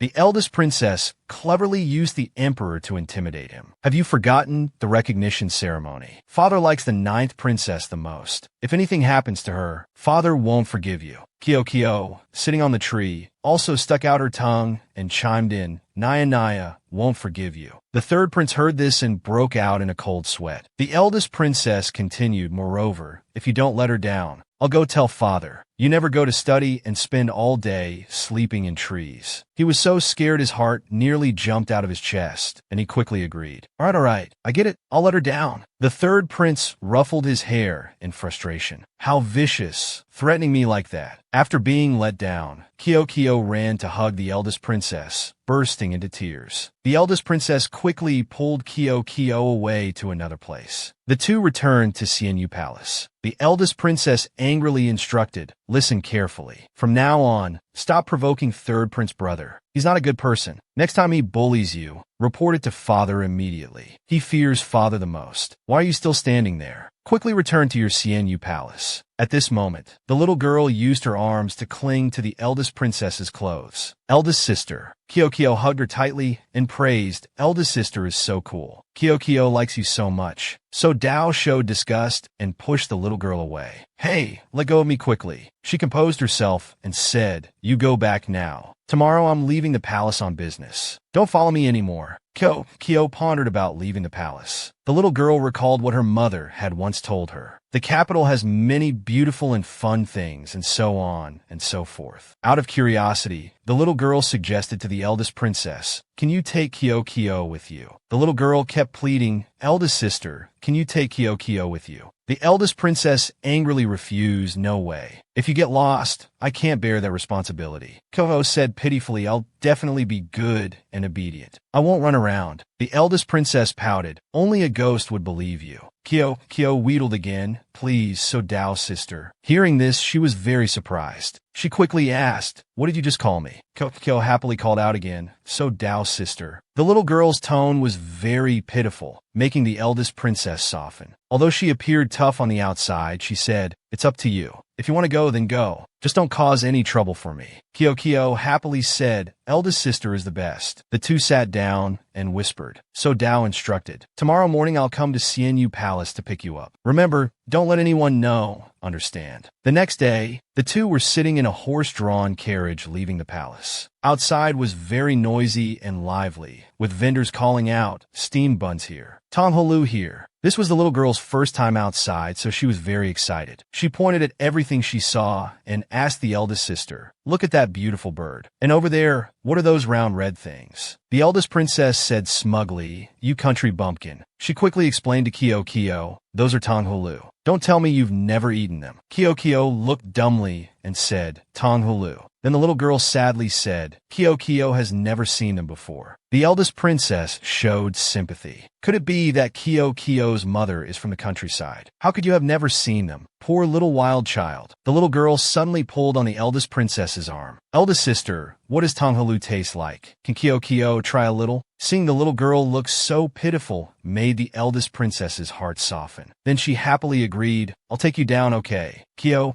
joyfully cheered, eldest sister is so good. She instructed Kyo, you stand still here. I'll go buy some for you. But before she finished speaking, Kyo had already run off. The little girl used her full speed of several hundred bananas per hour and dashed straight towards it. Kyo's cuteness also caught the attention of the Tonghalu vendor. Kyo shamelessly drooled and said, "It smells so good." The candy seller asked, "Little miss, how many Tonghalu do you want?" "One stick is 5 copper coins." But Kyo searched all her pockets and discovered she was penniless. She dejectedly said, Kyo has no money." Then the little girl quickly used her usual trick. She held out a candy and said, "Can Kyo trade all her candy for 2 Tonghalu sticks?" Seeing how adorable the little girl was, he said, Kyo is so cute. Such a good Kyo. Uncle will give you these 2 Tonghalu sticks for free." Hearing this, the little girl was overjoyed beyond measure. With her eye-catching appearance and cute little head, Kyo quickly attracted everyone around. How can this child be so adorable? And so polite too. Such a good girl. I want to raise one like her. Seeing the little girl being pointed at, So Dao anxiously shouted, "Get away quickly." She hugged Kyo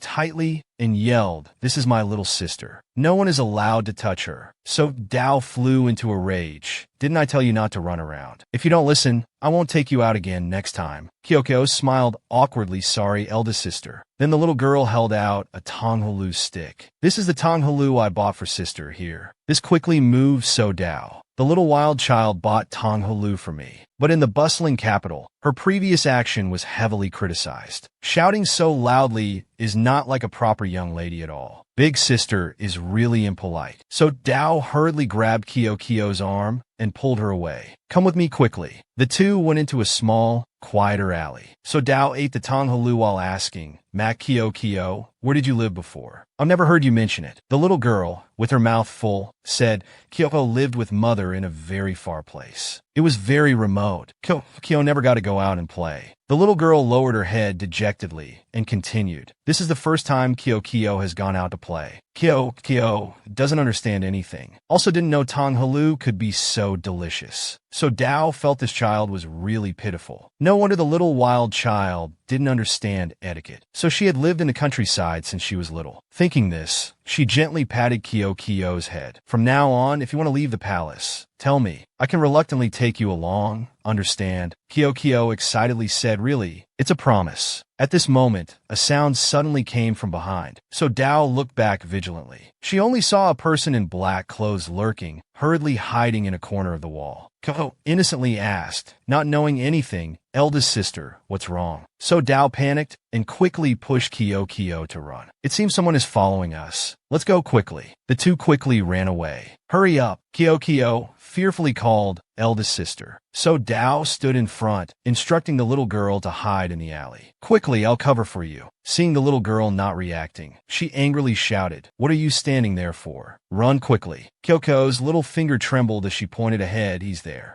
So Dao was startled and turned to look, extremely shocked. A man dressed in black was standing in front of the two of them. He even had the audacity to ask, "Two princesses, where are you running to so fast? Do you need this humble one to escort you for a while?" Without hesitation, the two turned and ran as fast as they could. Kyo, with her short legs, also ran for her life behind, but they were quickly caught up to. The man even used anesthetic to drug the eldest princess. Kyo cried out in fear, "Eldest sister." The eldest princess's eyes became increasingly blurry, but she didn't forget to worry about Kyo.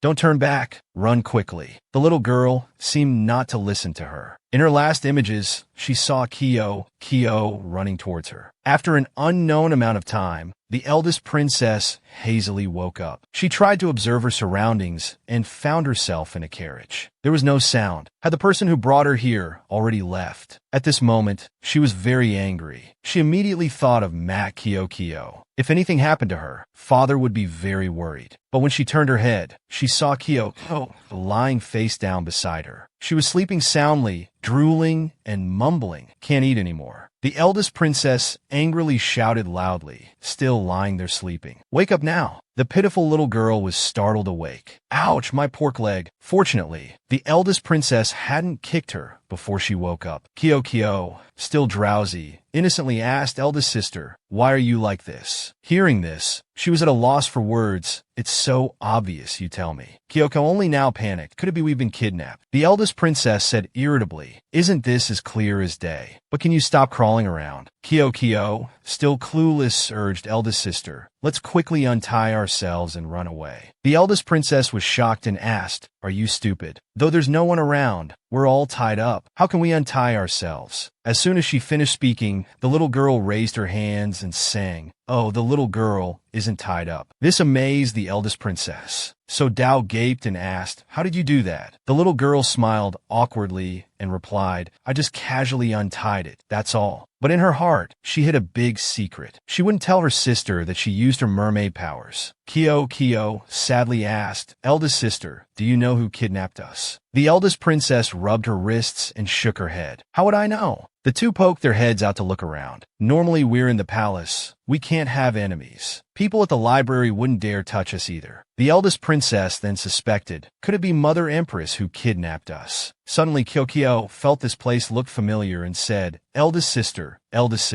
this place looks a lot like the back of the mountain." So Dao panicked. "What? We're already outside the city." She seriously instructed, "Things have come to this. We can only take it step by step. Listen, later you must run after me. If you get lost, I won't care about you." Hearing this, Kyoko wasn't scared at all but showed admiration. So Dao, eldest sister, is being harsh on the outside but soft on the inside again, clearly caring about me so much. The little girl suddenly patted her chest and said, "Starting from today, I will also protect eldest sister very well." So Dao doubtfully asked back, "You protect me?" At this moment, there was a sound from outside. Kyo recognized it as footsteps. So Dao was also startled and guessed, "I'm afraid the kidnappers have returned." Indeed, that person had returned. He lifted the curtain with his hand. Then he coldly asked, "Are the two princesses awake?" Although she was very scared inside. So Dao still tried to stay calm and threatened him. "Listen here, no matter who sent you, this princess orders you to release us immediately. If not, when father arrives, you all just wait and see." The man in black showed no fear. He even laughed loudly and teased, "Kidnapped and still daring to talk big. We dared to kidnap you. Of course we're not afraid of that dog Emperor Makangamunion. I advise you to be obedient. If not, don't blame me for being impolite." After saying this, he dropped the curtain, leaving the two sitting in the carriage very confused. Kyo fearfully asked with tears in her eyes, "The bad guys are back. What do we do now, eldest sister?" Seeing the pitiful little girl, so Dao could only comfort her first. "Don't be afraid. There will surely be a way." Outside, the group of men in black were discussing. "I heard the dog emperor really loves these two daughters. We'll directly use these two to exchange for the sixth prince." Another person agreed, "All right, I'll immediately write a letter to send into the palace. Make him hand over the sixth prince." The words outside were clearly heard by So Dao and Kyo without missing a single word. So Dao was shocked, the sixth prince. Kyo was also stunned, thinking to herself, could the person they're talking about be handsome big brother? But Kyo,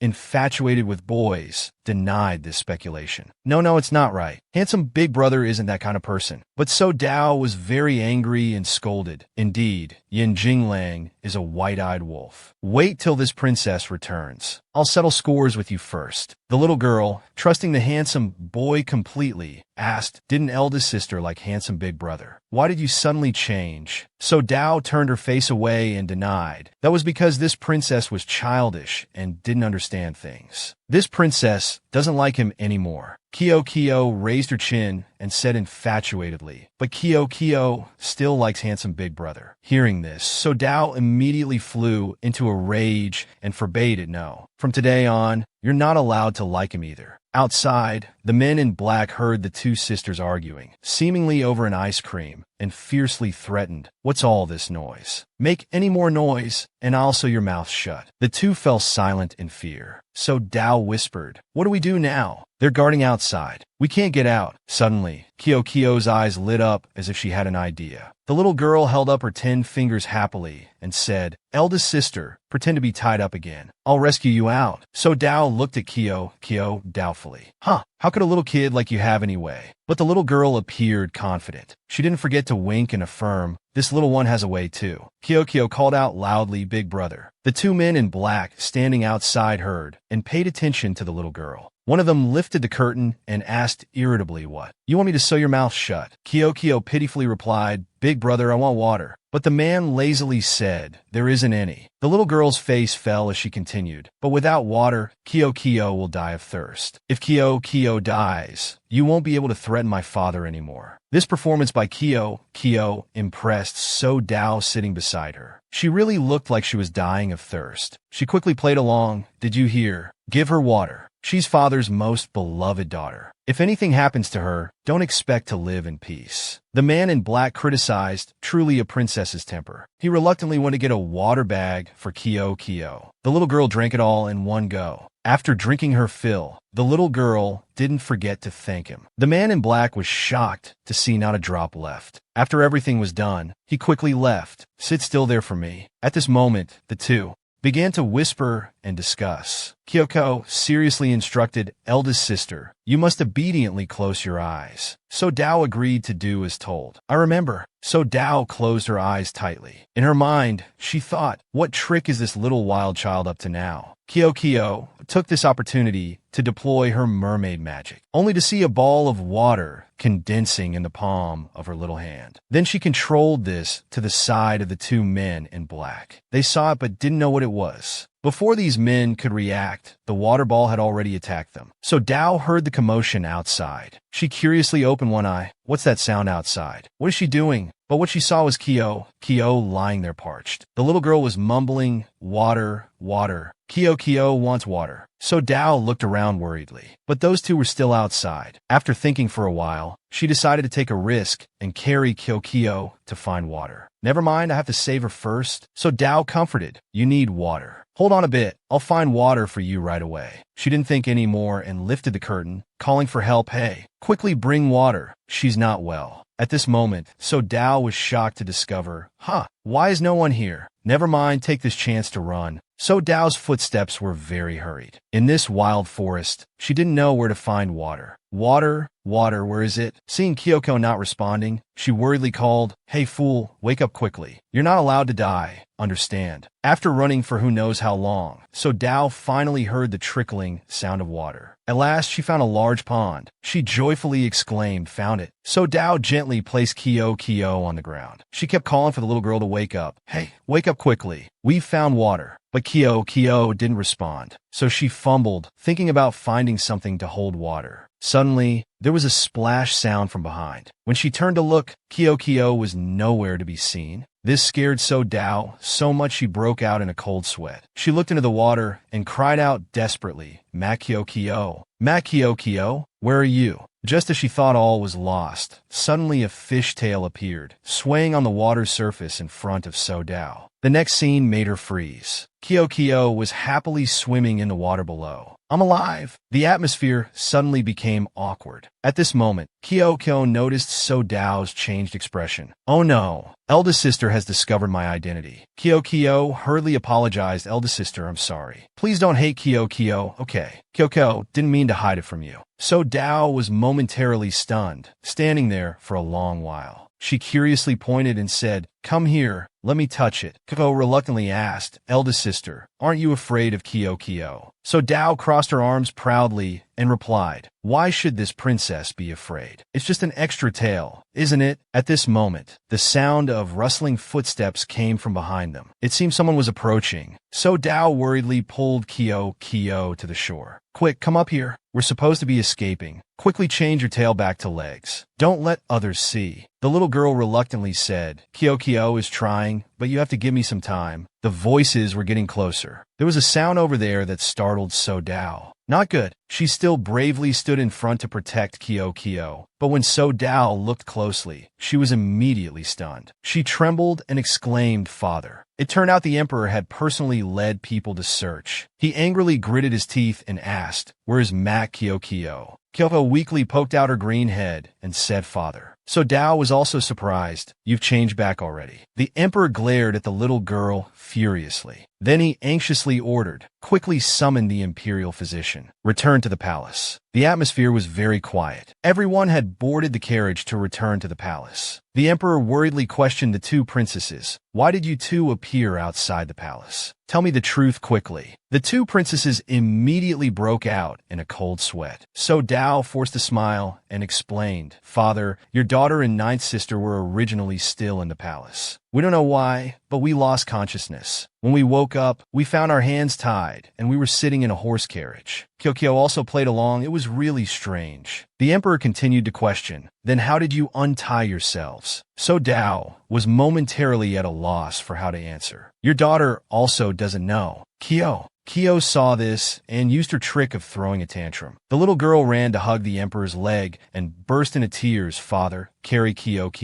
It hurts?" The emperor was truly worried and asked, "Where does it hurt?" "The imperial physician is right outside. I'll call him in to examine you." Kyokyo pitifully looked up and said, "My throat hurts. Those bad guys tied me and eldest sister up and didn't give us water to drink." The emperor sympathetically said, "Here, drink some tea." He coldly assured, "Don't worry, I won't let you suffer any grievances. I'll definitely find out who's behind this." At this moment, Lam Tsung reported from outside, "Your Majesty, those two have confessed the truth. They said they are attendants of the 6th prince of Yin country. They kidnapped the two princesses to exchange for Yin Jinglang." Hearing this, Kyo frowned and explained, "Father, those two bad guys are liars. Handsome big brother wouldn't kidnap Kyo. Kyo and he are good friends." The emperor angrily gritted his teeth and asked, "Are you pleading for him?" He sternly reprimanded, "Do you think I don't know you're going to school to get close to Yin Jinglang? As a royal princess, you must always remember your status. That Yin Jinglang is nothing but a hostage." The little girl looked at the emperor sadly. "Father." Very soon, night had fallen. At this time, in Yin Jinglang's mansion, he was shirtless, bandaging his wounds. Wu Xian stepped forward and said, "Your Highness, let this servant help you." Yin Jinglang thought to himself, "That guard who beat me said I was involved in kidnapping that little brat." His heart was full of resentment. Being wrongly beaten is a small matter, but who dares to touch my person and frame me? Wu Xian angrily said, "That dog emperor is truly vicious. This must be to borrow the dog emperor's hand to kill people. This time, this servant will leak information to the dog emperor to let him know." He hadn't finished speaking when Yin Jinglang stopped him. "No need." He put on his robe and analyzed. Makingam Yuyin is not as simple as you think. He absolutely won't allow anyone to play tricks. He will certainly investigate this matter again. The fact that he can spare me proves this wasn't done by me. You withdraw first. I want to rest. Yes, Your Highness. Yin Jinglang placed his hand on the window. He sadly thought to himself, "She clearly said she liked me, but didn't come to visit. This little brat is really deceiving me." Suddenly, there was a rustling sound outside. A head of green hair peeked out from the bushes. He quickly discovered it was the little brat. Yin Jinglang was amused by the little girl's cuteness. The little girl foolishly poked her head out. Then she reached out her hand and ran over, saying, "Handsome big brother, Kyo is here to visit you." He happily asked, "Then why don't you come in quickly?" But Kyo's short legs couldn't climb over the door. Yin Jinglang reluctantly reached out to pick up the little girl. "You troublesome little one, come here quickly." The little girl concernedly said, "I heard handsome big brother was whipped. Does it hurt a lot? Let Kyo take a look and help you." He honestly replied, "That's right. It hurts a lot. Do you have any good methods?" Kyo happily took out a small box. Kyo brought this medicine to apply for big brother. "Apply the medicine and it won't hurt anymore." Yin Jinglang glanced at it and was a bit startled. "This is the high-grade jade dew ointment that only the emperor has. How does she have it?" He then asked, "You specially got this for me?" "That's right." The pitiful little girl lifted her skirt to reveal bruised knees. Kyo told father it wasn't big brother who kidnapped me. Father didn't believe it. He wouldn't let Kyo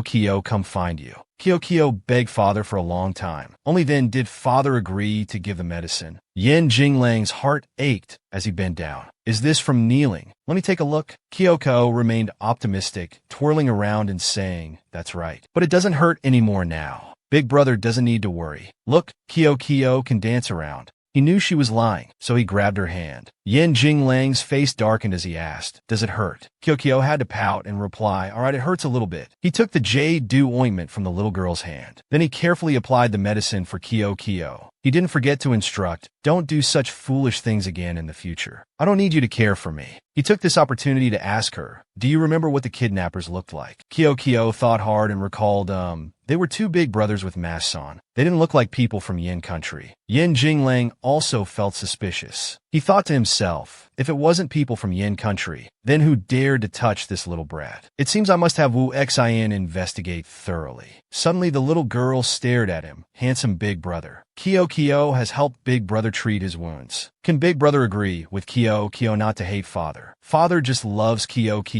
He was just momentarily agitated. Hearing this, Yin Jinglang was a bit unhappy. This little brat is actually worried about that dog emperor, but he still maintained a happy attitude and pinched Kyo's cheek. "If you obediently listen to big brother, I won't hate him. If you can't do it," the little girl quickly promised, "Don't worry, Kyo can definitely do it." Seeing handsome big brother's savage smile, Kyo thought to herself, "Why do I feel like I've fallen in a handsome big brother's trap again?" The next day at Young Xian Palace, Kyo was already at the door calling loudly, "Father, let Kyo in. It's so hot outside." Kyo is about to be dried into a fish. But the emperor was still angry about the little girl pleading for Yin Jinglang, so he coldly shouted, "Get out. I don't want to see you." This frightened the little girl. Ouch, so fierce. The little girl begged. Kyo really knows her mistake. "Father, please let Kyo in." Kyo will sing Little White Rabbit for father. Rabbit is a little white rabbit, white and white again, two ears waving. The emperor was truly speechless. This song isn't sung like that. Unable to bear the little girl's commotion outside, he reluctantly said to Lam Tsong, "Let her in." He happily went out to relay the order, "Little princess, come in quickly." Kyo quickly thanked him. "Thank you, Uncle Lam." She quickly trotted in and threw herself straight into the emperor's arms. Then she sweetly said, Kyo understands now. "Yesterday, I shouldn't have argued with father. Today I've come to admit my mistake to father." Faced with Kyo's coquettishness, the emperor quickly softened. On the surface, he still pretended to be stern, saying, "I'm looking at your second prince brother's homework. I'm very busy." The little girl wondered, "Second prince brother?" Kyo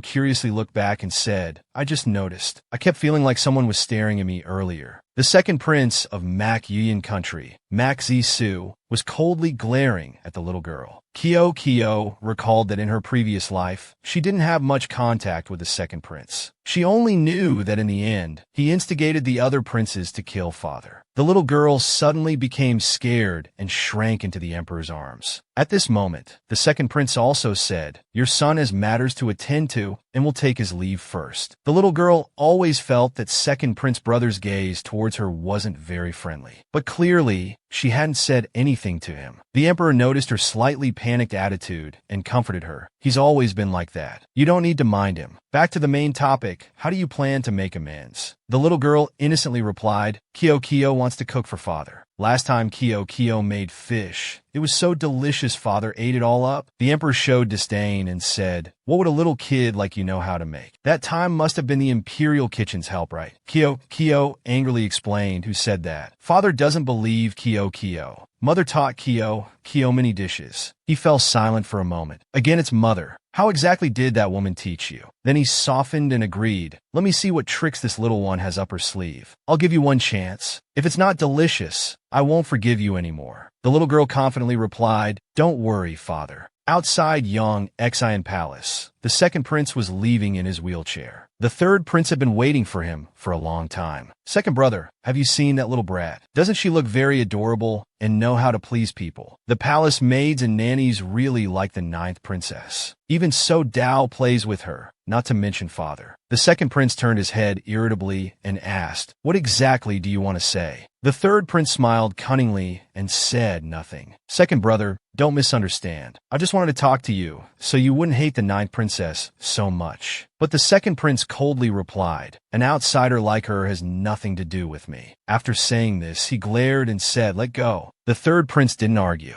"I'm letting go." After the second prince left, he stood in a corner and smiled viciously. "Nothing to do with you. Others might not understand you, but how could I not understand you, my second brother? You think I don't know the 9 princesses kidnapping has something to do with you? Things are getting more and more interesting. At this moment in the imperial kitchen, Kyo was diligently cooking. So Dao saw and curiously asked, "What's this?" She worried, "This won't poison father if he eats it right." Kyo angrily retorted, "How could it? This is a foreign delicacy called French fries. Mother specially went abroad to learn it. It's very delicious. If you don't believe me, eldest sister can try it." So Dao was still doubtful and afraid. "You want me to eat this?" So Dao showed a disgusted face as she picked up a piece to try. "All right, don't poison me to death." But immediately after, her eyes widened in surprise. It was flavorful down to every hair. So Dao's face became excited as she said, "It's so delicious." Kyo happily said, "See, I told you so." So Dao grabbed a large bowl. She stuffed big handfuls in her mouth, feeling the crispiness. "It's so satisfying." She curiously asked, "This is too delicious. How exactly did you make it?" "From now on, this princess will monopolize your cooking skills. Besides father, you're not allowed to cook for anyone else. Hurry and make more." Seeing this, Kyo was so scared her face turned pale. She hurriedly slipped away. "Eldest sister, I'm going to find father now. I'll come back to make more for you later." But So Dao was still not satisfied and called out loudly, "Don't go. Share some more with me." The little girl ran on all fours to the imperial garden. Clearly the guard uncle at Yang Exine Palace said father was in the imperial garden. Where is he? After looking around for a while, Kyo finally spotted the emperor's figure. The little girl happily carried the snack box and ran over father. Kyo brought snacks for father. The little girl, with sparkling eyes, sincerely said, "This is a snack Kyo made personally." Hearing this, the emperor was a bit surprised. "Personally, this little one really thinks of me." He adjusted his tone and coldly said, "Ahem, I know. I still have matters to attend to. You go back first." Lam Tsong happily took it. "Here, little princess, let this servant hold it." Before leaving, the little girl cheerfully instructed, "All right. Then father, remember to eat it, okay?" The little girl trotted away. "Goodbye, father. Goodbye, Uncle Lam. Little princess, be careful." After Kaho left, the emperor anxiously urged Lam Tsong, "Quickly bring it here." He showed clear surprise and asked, "Your Majesty, do you want to eat it on the way? Or should this servant bring it back to your chambers?" But the emperor coldly refused. "No need." He quickly opened the food container and was stunned, asking, "What is this?" The emperor picked up a piece of potato from the plate and reluctantly took a bite. The flavor began to melt in his mouth, causing the emperor to marvel.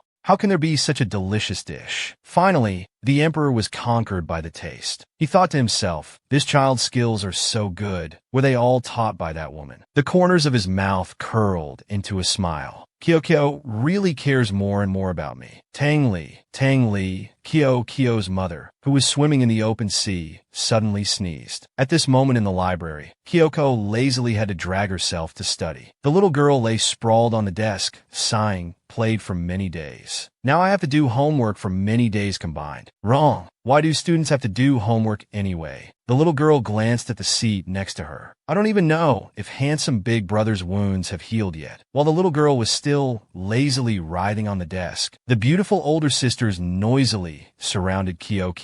"Little princess, we heard Jing Lang brother was beaten. Is that true?" Kyo wearily raised her face. "Huh?" Someone anxiously asked further, "Was Jing Lang brother seriously injured?" The little girl innocently replied, "It was quite serious. There was bleeding too." Hearing this, the sisters were heartbroken. They immediately took out the gifts they had prepared and handed them all to Kyo.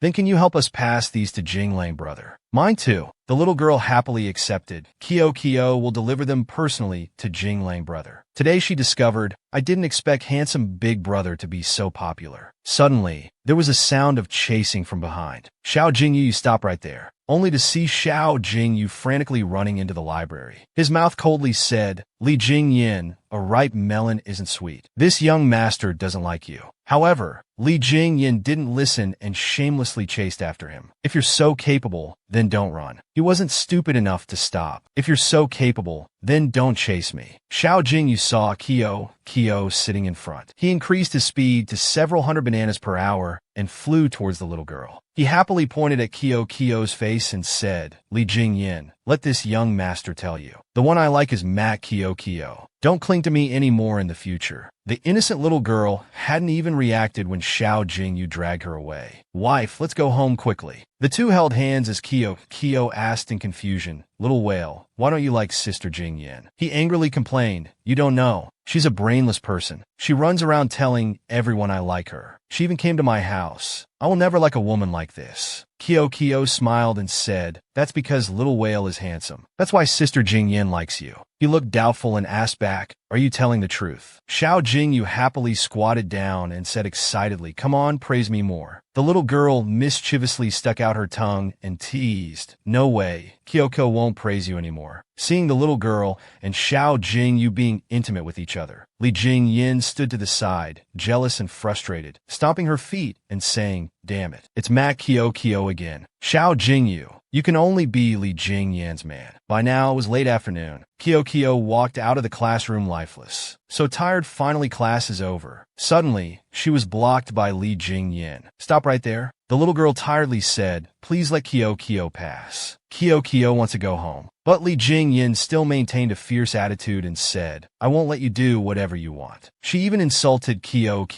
so young and already know how to steal men. How exactly did your mother raise you? Li Jingyin didn't stop and continued arrogantly. Did you learn these tricks from your mother? No wonder the emperor abandoned you, mother and child. So you're all the same. Kyo's face darkened as she clenched her small arms and retorted, no, it's not like that. The little girl excitedly pushed Li Jingyin down, trembling. You're not allowed to speak ill of mother, you evil person. At this moment, Teacher Chun and some classmates approached. Seeing the scene before him, he asked, little princess, Miss Li, what's going on? Li Jingyin immediately cried and dramatically accused, you must uphold justice for me. Today I want to find Xiao Jingyu, but the ninth princess was unhappy and blocked me on the road, wanted to fight. I didn't agree to fight, so the ninth princess pushed me down. Kyo was shocked hearing this. What? I didn't. The little girl angrily shouted, you're spitting blood to frame me. Clearly you insulted my mother first, that's why I pushed you. Li Jingyin continued to pretend to cry, saying, the ninth princess has His Majesty's protection. I can only suffer this small grievance. I don't dare to resist. She acted pitiful and kept falsely accusing the little girl. Let's just forget about this matter. Kyo sobbed, trying to explain herself. It wasn't me. Clearly she insulted my mother first, but no one believed her, and she was even bad-mouthed by classmates. Is that true or false? How can a princess deceive people like this? So young and already like this, she should be punished. Kyo, resentful, clenched her small hands. Evil, all evil. Then the little girl shouted, I must find father to demand justice. Just then, the third prince's voice came from behind. It's too noisy here today. He casually picked his ear and said, can't even take a nap in peace. You people made me fall from the tree. Kyo was surprised, tears in her eyes as she turned to look at third brother prince. He stepped forward with a meaningful tone. But coincidentally, I happened to see everything that just occurred. I don't know if Miss Li wants to hear it again. Hearing this, Li Jingyan's heart sank and her expression changed. Li Jingyan again pretended to be pitiful, looking at Teacher Chun and saying, he's not trustworthy at all, Teacher Chun. Don't believe his nonsense. The third prince bent down and angrily shouted, don't point fingers at others. It seems Miss Li has forgotten what she just said. Let me help you remember. The third prince quickly recounted the whole incident. This little one was walking on the road when she was suddenly blocked by Miss Li. Miss Li made up lies and insulted this little one's mother, deliberately provoking her to push herself. Seeing Teacher Chin coming, this Miss Li then threw herself down. She was terrified in her heart, thinking I'm done for this time. The third prince glared and continued, oh, there's more. Miss Li also said father intentionally abandoned this little one's mother. Miss Li is really something, even knowing what's in father's heart. Li Jingyin trembled and shouted explanations. I just wanted to scare her a little. I didn't mean to say it like that. Before she finished speaking, the third prince raised his hand to stop her. Apologies are no longer necessary. He smugly looked up at Teacher Chun. May I ask, teacher, what's the punishment for slandering the royal family? What's the punishment for falsely accusing and framing a princess? Please, Teacher Chun, punish those who violate the library rules. Give justice to this little one. Hearing this, he understood everything and sighed, all right. This old man understands. Miss Li, please come with me. Li Jingyin was stunned, speechless. The people around quickly dispersed. It's over. It's over. No more drama to watch. But Kyo still stood there, staring dumbly at her third brother prince. He stepped forward and flicked her forehead hard. The third prince patted Kyo's head and asked, "Feeling better now, my ninth sister?" The little girl dazedly called third brother prince. The little girl was a bit surprised, thinking to herself, "I didn't expect third brother prince to have such a special side." The little girl happily hugged him. "Thank you, third brother prince. Third brother prince is a good person." He also smiled and chatted with the little girl. "Now I know why Kyo likes third brother prince. From now on, we'll be good friends." The third prince patted the little girl's head, comforting her. "Ninth sister is so good. Third brother prince cares for you too." News of the little princess being bullied at school quickly reached the emperor's ears. He flew into a rage, slamming his hand on the table. "What did you say?" Lam Tsong cautiously reported. "It's like this, your majesty. Teacher Chun just informed this servant. The little princess got into a fight with Miss Lee. More accurately, Miss Lee bullied the little princess, framing her. That's why this incident occurred." He darkened his face and asked further, "What did that Lee family's daughter say to her?" He tremblingly reported, "Miss Lee said your majesty intentionally abandoned the little princess's mother. The little princess is like her mother towards men." Before Lam Tsong finished speaking, the emperor had already slammed his hand on the table again. How dare they? In his heart, he was extremely angry. The Lee family has always been arrogant and unruly. Usually, I don't bother with such trivial matters. This time they dare to provoke the little one, and even mention that woman. The emperor angrily ordered, "Quickly go find evidence of the Lee family's crimes for me." At that time, Kyo was having dinner in Sienu Palace. But the little girl was dejected and didn't want to eat. "Why doesn't the food taste good today?" Suddenly, Lam Tsong's voice came from outside the door. "His Majesty has arrived." Kyo was startled and stood up. "Why is father coming here at this hour?" Kyo hurriedly smiled and welcomed him. "Father, have you come to play with Kyo?"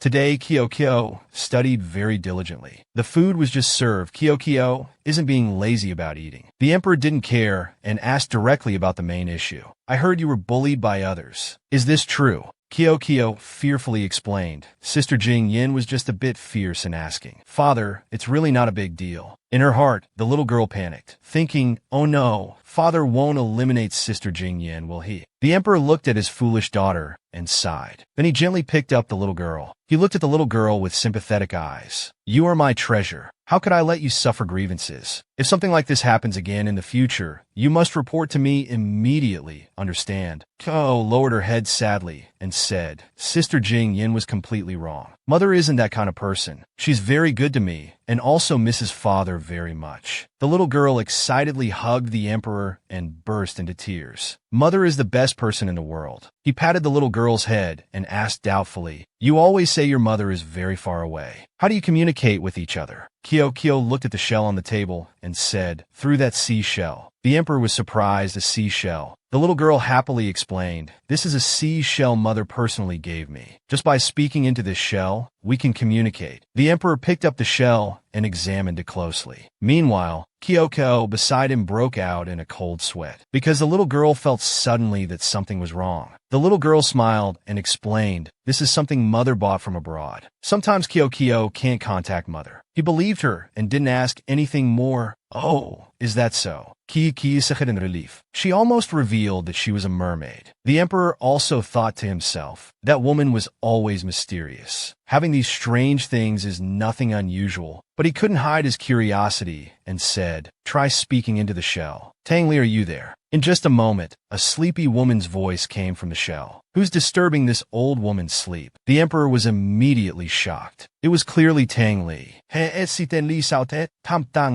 "You're so bold," daring to turn around like a cotton ball in the shell. A terrified scream came from inside Makangam Yuyan. The emperor became even angrier and shouted loudly, "You stinking woman. I advise you to obediently come before me and admit your fault. If I catch you, don't blame me for being impolite." Next, a thud came from the other end. "Ouch. Ow. That hurts," he thought to himself, speechless. This stupid woman. Was she scared enough to roll off the bed? The other side made sounds of searching. "Where's my seashell?" "Here it is." Then the other end quickly denied knowing him. What? You got the wrong person. I'm not Tang Li or whatever. Bye-bye. Hanging up now. The emperor smiled, still as foolish as ever. Besides you two mother and daughter, who else would dare to call my full name? Kyokyo innocently said, father and mother are so affectionate. But he angrily snorted, oomph, shut up. The emperor's heart was now boiling with hatred, still pretending not to know me. I was planning to erase everything from the past. Just you wait, Tang Li. At this moment in the underwater palace, Tang Li sighed in relief. She dejectedly thought to herself, so Kyokyo has gone to find Manhwa Yuyan. No wonder I didn't see her when I returned to the palace. She was very worried in her heart. I don't even know how that man is living now. I am Tang Li, the queen of the mermaid tribe, bearing the responsibility of producing offspring. But I was born loving freedom, not wanting to be confined in this small place for life. At 20 years old, I secretly left the palace and came to the long-existing mainland. I saved Manhwa Yuyan from falling into the water. From then on, I became friends with him. I originally thought it was just a chance encounter, but as we interacted, he and I gradually developed feelings. Later, I moved to Jiangnan and married him. Not long after, I became pregnant with Kyokyo. Until one day, the imperial palace sent guards to Jiangnan. Only then did I know he was the great tyrant Manhwa Yuyan. Living in the imperial palace was not as good as Jiangnan. I lived very miserably during that time. To protect Kyokyo's mermaid identity, I could only take the opportunity to leave the palace. It's been 3 years since that goodbye.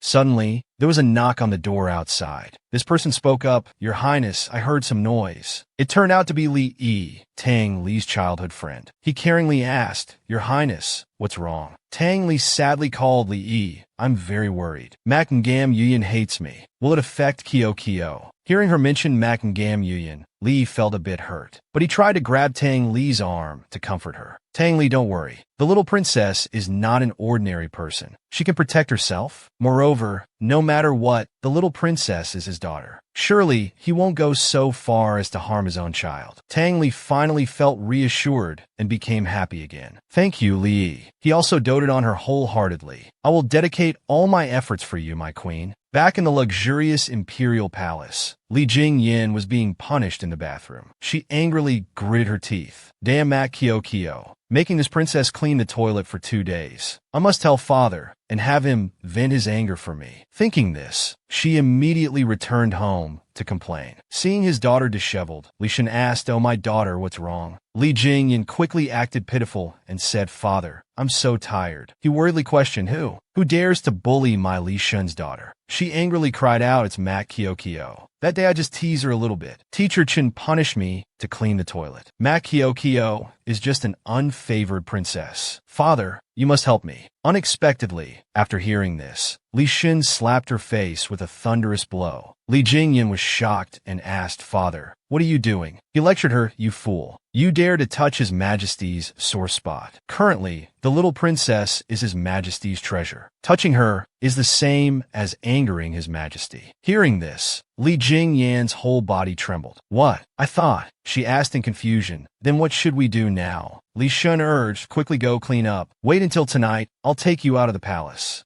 However, just as he finished speaking, Lam Tsong's voice rang out. Imperial edict arrives. Lord Li received the edict. At this moment, he was also stunned. This is bad. Lam Tsong quickly proclaimed the edict. By heaven's mandate, the emperor decrees. Through the investigation of the Ministry of Justice, it is now concluded the Li family, favored by grace, has become arrogant. They have repeatedly formed cliques and committed the greatest mistake under heaven, a heinous crime. Now, all their titles are stripped, demoted to commoners, and handed over to the Ministry of Justice for interrogation. Li Shen couldn't believe his ears. He was shocked. What? Ignoring his pleas, Lam Tsong quickly ordered to take them away. Li Shen still didn't give up and cried miserably, I know my crime. Please, Your Majesty, spare our lives. Lam Tsong sighed in relief. In the past, when faced with such matters, His Majesty would kill without discussion. It seems the little princess has indeed changed His Majesty quite a bit. At this moment in Yang Exine Palace, Kyo was sleeping soundly on the bed. The little girl was sleeping deeply, but still smiling and talking in her dream. This gift is really... Stop it. Suddenly, she frowned and woke up with a start. Kyo panicked. Oh no, I forgot to give the sisters gifts to handsome big brother. I must quickly go find handsome big brother. Thinking this, Kyo quickly got out of bed and went outside. Just then, the emperor approached. He showed obvious suspicion and asked, "Where are you going so early?" The little girl awkwardly replied, Kyo has to go to the library to study. Father hasn't forgotten, right? The emperor saw Kyo's furtive appearance looked very suspicious. He thought to himself, this guilty face. He stepped forward and continued to question, "I've already told Teacher Chun. Today your body isn't well. You'll go to class a bit later." Suddenly the emperor glared at Kyo. "Or do you want to go see Xiao Jingyu instead?" Kyo innocently said, "Little Whale is a good person." Kyo likes Little Whale. What's wrong with that? These words made the emperor dizzy. Lam Tsong had to step forward to mediate. "Your Majesty, the little princess is only 3.5 years old. How could she know what like means?" The emperor angrily shouted, "Don't know my foot. This little brat used to say she liked me all day long." He fell into deep thought for a long while. Then, unwilling to give up, he decided to press Kyo further. "Tell me, what do you like about that stinky Xiao boy? What do you like about me?" Kyo happily spread her arms and explained, "Little Whale often gives Kyo candy. That's why Kyo likes him. But Kyo only has one father. Kyo will cherish father even more." Hearing this, the emperor was satisfied and nodded. Well, that's acceptable. He didn't trouble the little girl anymore. "All right, go study now." The little girl happily trotted off. "Thank you, father." The emperor sighed as he watched her go. This little one becomes a mother for Candy. Who knows what rascal will marry her in the future? The scene changes to Lin Hua Palace. Yun Ying Long was leisurely drinking tea. Suddenly, he heard a thudding sound approaching. It was Kyo climbing in through the window. As a result, her legs were too short and she fell to the ground. Kyo kept complaining, "It hurts so much." Yen Jinglang helplessly went to help her up, not forgetting to instruct, "Next time use the main door. Don't fall again." Kyo mischievously stuck out her tongue at him. The little girl quickly took out a big bag and said, "This is a special gift I brought for handsome big brother." Hearing this, Yen Jinglang's heart bloomed. "A special gift for me." But Kyo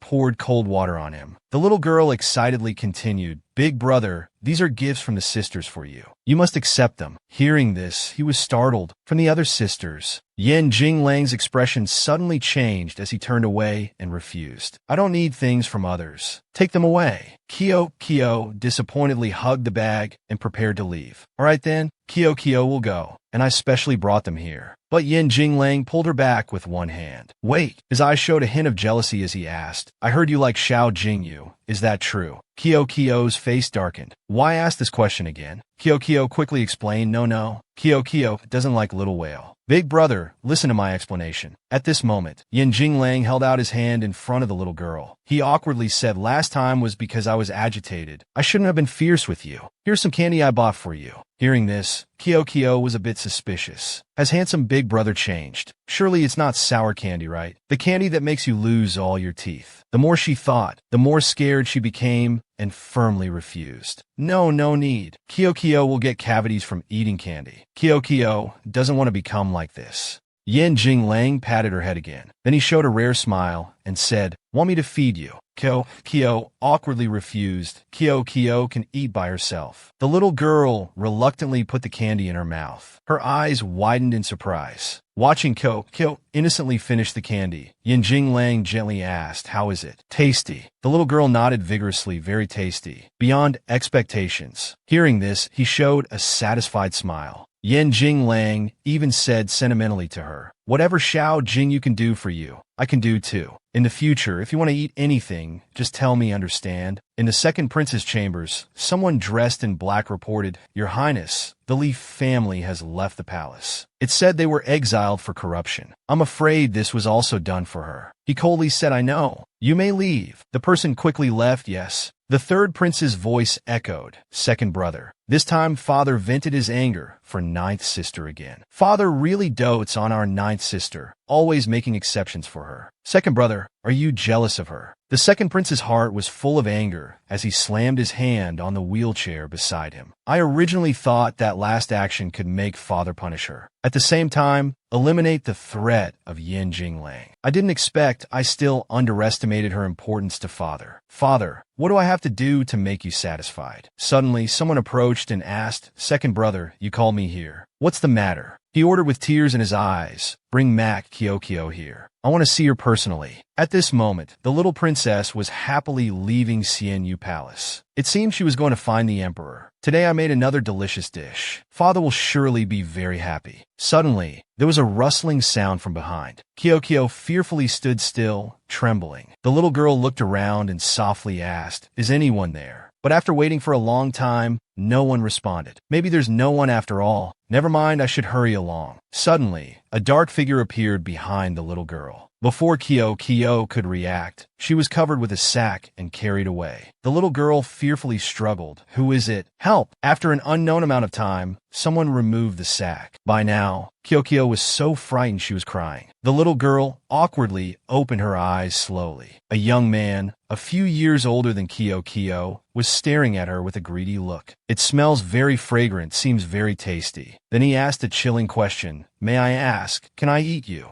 Little Kyoho was scared out of her wits and stammered, you. Are you a monster? The kind of sea monster in legends that specializes in catching little mermaids. But he shook his head. No, I'm human. Then he pinched Kyo's chubby cheeks. This part looks very delicious. The little girl cried and pushed him away. Wait, don't bite me. I'm not tasty. He coldly continued, but I'm hungry. When hungry, one must eat something. Why won't you let me eat you? The little girl suddenly understood. So big brother is hungry. The little girl reluctantly took out her snack box. She happily held it out to him. Kyo has delicious food. This is what Kyo made. Big brother, do you want to try? In her heart, she was whispering, sorry, father. He surprisingly picked up a piece of potato. What's this? Kyo stood to the side, sighing in relief. Phew, finally managed to pacify him. He put it in his mouth and tried a bite. The taste was truly impeccable. He devoured the entire plate of French fries in one go. As he ate, he grabbed Kyo and said, this is delicious. I want more. The little girl reluctantly agreed. All right. Then Kyo will make more for you. Just don't catch Kyo anymore. Hearing this, he hurriedly pulled the little girl outside. Then let's go to the Imperial Kitchen now. At the Imperial Kitchen, an hour later, Kyo was panting, almost exhausted. She glanced at the young man in front of her and marveled. Is this big brother's mouth a bear's? However much I make, eats it all. Is his stomach a bottomless pit? The potatoes in the Imperial Kitchen were almost used up. He held out his plate again, his face unsatisfied, saying, I want more. Hurry and make some for me. She cried helplessly, you still want to eat more. Kyo puffed her cheeks in resistance. Then she sprawled on the ground, irritably saying, fine, just eat me then. Anyway, Kyo is dead tired. He fell into deep thought. If I eat her now, I won't be able to eat such delicious food in the future. Moreover, I can't let second brother find out about her. He friendly held out his hand, surprising Kyo. He began to introduce himself. Makziran. I live in the south. Come meet me here at this time tomorrow. Kyo took his hand and sat up. The little girl now realized this was the fourth prince of Mak Yin country. Kyo looked at him blankly. Your fourth brother prince. She excitedly shook hands and said, little sister is Mak Kyo, your ninth sister. The fourth prince indifferently said, I know. Fourth brother prince, we have the same father. I know. Go back first and remember our appointment tomorrow. She smiled brightly and cheerfully. Yes, all right. He didn't forget to move closer to her and threaten. If not, I'll eat you. She jumped and repeatedly said, yes, little sister understands. I'm going now, goodbye. With that, she waved and ran away quickly. Why do I feel like fourth brother prince's mind isn't quite right? She sighed wearily. I'm just a little mermaid. Why do I have to endure these things? She thought dejectedly. Fourth brother, where are you? Can't find him. Perhaps he's with father. The second prince was perceptive, so just by catching a faint scent he could distinguish. That little brat's milky fragrance on him. They must have been close. He called out, "Fourth brother, turn around." His voice was stern as he said, "Don't get close to her. She's not as simple as you think." Fourth prince remained silent, not responding. Then he turned and walked away directly. Second prince's hand trembled with anger. Third brother was right. This Mak Kyo is indeed loved by everyone she meets. I'm determined not to let them be seduced. At the crack of dawn, warm sunlight heralded a new day. Third prince was still sleepy at this time. He drowsily said, "Second brother, you haven't gone crazy from writing poetry, have you? Why call everyone to the Imperial Gardens so early?" He calmly replied, "I called everyone here today because I have something to say. Everyone should stay away from Mak Kyo." Everyone was startled upon hearing this. Those eating choked temporarily. Third prince laughed teasingly. "Second brother, have you been struck by the wind? That's our ninth sister. Why not let us play with her?" The crown prince firmly objected. Fish little sister is a good person. We must play with fish little sister." Second brother sternly reminded, "I'm not negotiating with you all. I'm warning you. Shuri, getting close to her isn't good for you. If you're bored, you can come to me." Of course, the crown prince disagreed loudly. "Who wants to play with your wooden head?" The second prince looked at third prince, who wasn't paying attention to his words. "And Jing Xian, I know you usually like to tease Mak Kyo. Play, but don't go overboard." He indifferently replied, Yeah, I know. It's just that the little brat is very interesting, can have some fun. What do you all think?" Shuri defended Kyo, "Even more no. Fish is not a toy. Don't bully her." "Oh, if it's not a toy, then what is it?" Third brother raised his chin proudly. "Besides looking cute, what other use does it have for others to play with when they're unhappy? Only a fool like you would treat it as a treasure." Mentioning this made him even more irritated, and he rushed to fight with third brother. Bad-mouthing fish, "I'll beat you to death. The fool wants to fight me." So the two fought noisily until their heads were swollen and bruised. Second brother, unable to stand up, could only speak up, "You two, stop it." Father happened to be passing by at this moment. His deep, cold voice rang out, "You two disregard palace rules. Fighting in the palace, how should we deal with this?" Both of them turned pale as father arrived. He sternly ordered the guards, "Take them away. I must punish them." Now outside young Xian Palace, the second prince was being scolded. Old eunuch Gui could only console them. "Your highnesses, don't be angry anymore." Both their faces were swollen at this time. "Big brother prince, third brother prince, what happened to you?" Sure, he was excited to see her arrive. Fish little sister, are you done with class?" Old eunuch Gui could only tell the truth. "Little princess, early this morning the crown prince and third prince fought. They were punished by his majesty to kneel. You shouldn't get involved in this matter." Shuri immediately accused Fish, "He spoke ill of you. I avenged you." The third prince put on a crocodile tears act, crying and complaining, "Ninth sister, my injuries are even worse than your big brother's. Don't you care at all?" She clutched her sleeve, conflicted, thinking to herself, "Though I don't know why they fought, seeing them injured still pains my heart." Without hesitation, she rushed off to seek help. "I'll go find father and beg him." She ran so fast that old eunuch Gui couldn't stop her in time. "Wait, little princess." The sound of her footsteps quickly attracted father's attention. Father spoke up and asked, "Why are you here? Have you had dinner yet?" The little girl ran breathlessly, "Father." She rushed to hug his leg. She acted coquettishly, begging, "Father, can you forgive big brother prince and third brother prince? They're badly injured." He didn't respond immediately, but remained silent for a moment. Then he picked her up, holding her in his arms. He said gently, "I haven't had dinner yet. Come eat with me." "But father," in his mind at this moment, he was thinking the second prince has never fought before. Today he suddenly caused a commotion. It must be related to Kyo. Even so, this time both must be punished properly. Seeing his expression change slightly, the little girl's face fell. She asked in a small voice, "Father, is Kyo very useless? Every time something happens in the palace, Kyo can't help father." He put the little girl down on a chair and said in a warm, comforting voice, "You just need to know that besides the crown prince, don't get close to the other princes." The little girl naively asked back, "But why?" He poked her nose teasingly and smiled. "When you grow up, you'll understand why." Then he ordered the servants to bring dinner. "All right, bring the food." But she still didn't understand what was going on. These princes are all no good, especially the second prince and third prince. Protecting you has already cost me so much effort. He sighed. His two dear brothers were now being punished to kneel until late at night. Suddenly, he saw a small figure approaching. The crown prince excitedly said, "Fish, fish, little sister is here." The little girl smiled brightly, holding a bun in her hand and giving it to him. "Big brother prince, I brought a steamed bun for you. Hurry and eat it." "Thank you, fish, fish, little sister." The third prince beside him, jealous, said sarcastically, "Ninth sister is so biased. Big brother prince gets a steamed bun to eat, but I, third brother, get nothing." A hot steamed bun suddenly appeared. The little girl gave it to third brother, saying, "This is for third brother. Father has forgiven you. You can stand up now. In the future, no matter what, don't fight anymore, understand?" Also, Kyo knows Big Brother Prince struck first. "Big Brother Prince, you must apologize to third brother." The little girl spoke up, criticizing and reminding. Sure, he was very surprised to hear this. He obediently accused, "Little brother is a bad person. He treats Fish Fish as a plaything. That's why I hit him. Fish Fish, don't be deceived by him." The third prince, having achieved his goal, stood up and dusted himself off. See, even now he's still arguing stubbornly. "Ninth sister, now do you know who's wrong?" The little girl glanced sadly at Big Brother Prince.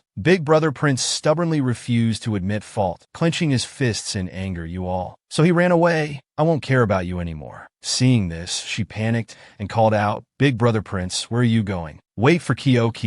She ran after him. "Oh no, these two are really more interesting than I imagined." As he finished speaking, he felt a numbing pain in his legs. Another beautiful day dawned. Kyo was dejected, pouting. "Last night Big Brother Prince ran so fast. I couldn't catch up at all. He didn't even open the door for me. Is he that angry? But surely Big Brother Prince and I are good friends." Just as she thought of him, he suddenly appeared from behind. She turned to see him. That's right, he has to go to the Imperial Academy. He'll definitely pass by here. So she smiled and waved, "Good morning, Big Brother Prince." Unexpectedly, he was someone who held grudges, so he angrily brushed past her like a gust of wind. "Big Brother Prince really doesn't care about me anymore. Could I have wrongly blamed him? What should I do?" Kyo was extremely confused inside. Yen Jinglang saw the little girl sighing on the desk and offered candy. "Want some candy?" But she was so sad that she had no mood to eat. "Don't want any." Yen Jinglang was very puzzled. This little one was grumpy early in the morning and now doesn't even want candy. He started racking his brains to guess what exactly was wrong. Could it be related to that foolish crown prince? Or Xiao Jingyu?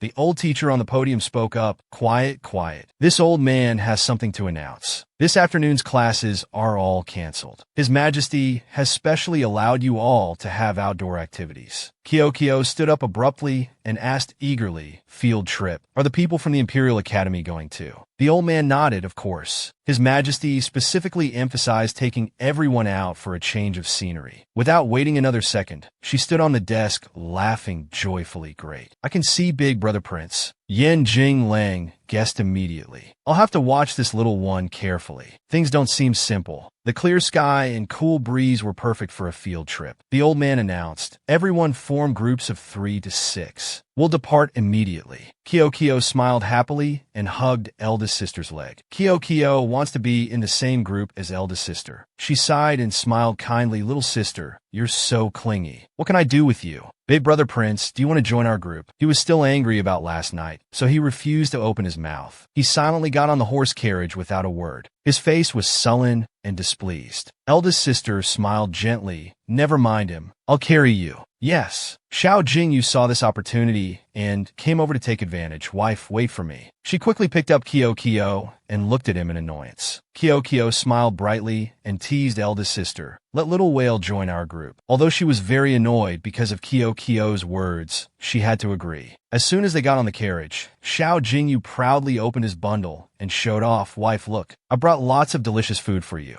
The little girl's eyes lit up as soon as she saw the tasty food. Candy, fruit, malt candy, and even cakes. They're all things Kyo likes to eat. He proudly puffed out his chest. "Of course, I naturally remember all of my wife's favorites." Kyo held out the food to share with the two people behind. "Eldest sister, Big Brother Prince, you eat too." Unexpectedly, both refused outright in an annoyed tone. "No need." The little girl looked confused, not understanding. Only Xiao Jingyu was suffering, thinking to himself, "Why does it suddenly feel cold in the carriage?" To ease the gloomy atmosphere, Xiao Jingyu tried to find an excuse. "Big ninth brother, Want an apple? He replied irritably. Xiao Jingyu, what nonsense are you calling me? Looking like that, are you worthy of fish? Xiao Jingyu's face showed true helplessness. He had to pretend to joke. Sooner or later Kyo will marry me anyway. Might as well get used to calling you that. Big Brother Prince became increasingly annoyed and shouted, Kyo doesn't need to marry anyone else. Eldest sister, sitting in the back, also couldn't stand it anymore and threatened, Kyo won't like you. If you keep talking nonsense, I'll kick you out of the carriage. Xiao Jingyu was rendered speechless. So the eldest princess is this scary. I'll keep quiet then, he replied dejectedly. Only Kyo was still eating happily. Though she didn't know what they were saying, it felt very interesting. Just 2 hours later, everyone had arrived. The breathtaking scenery delighted Kyo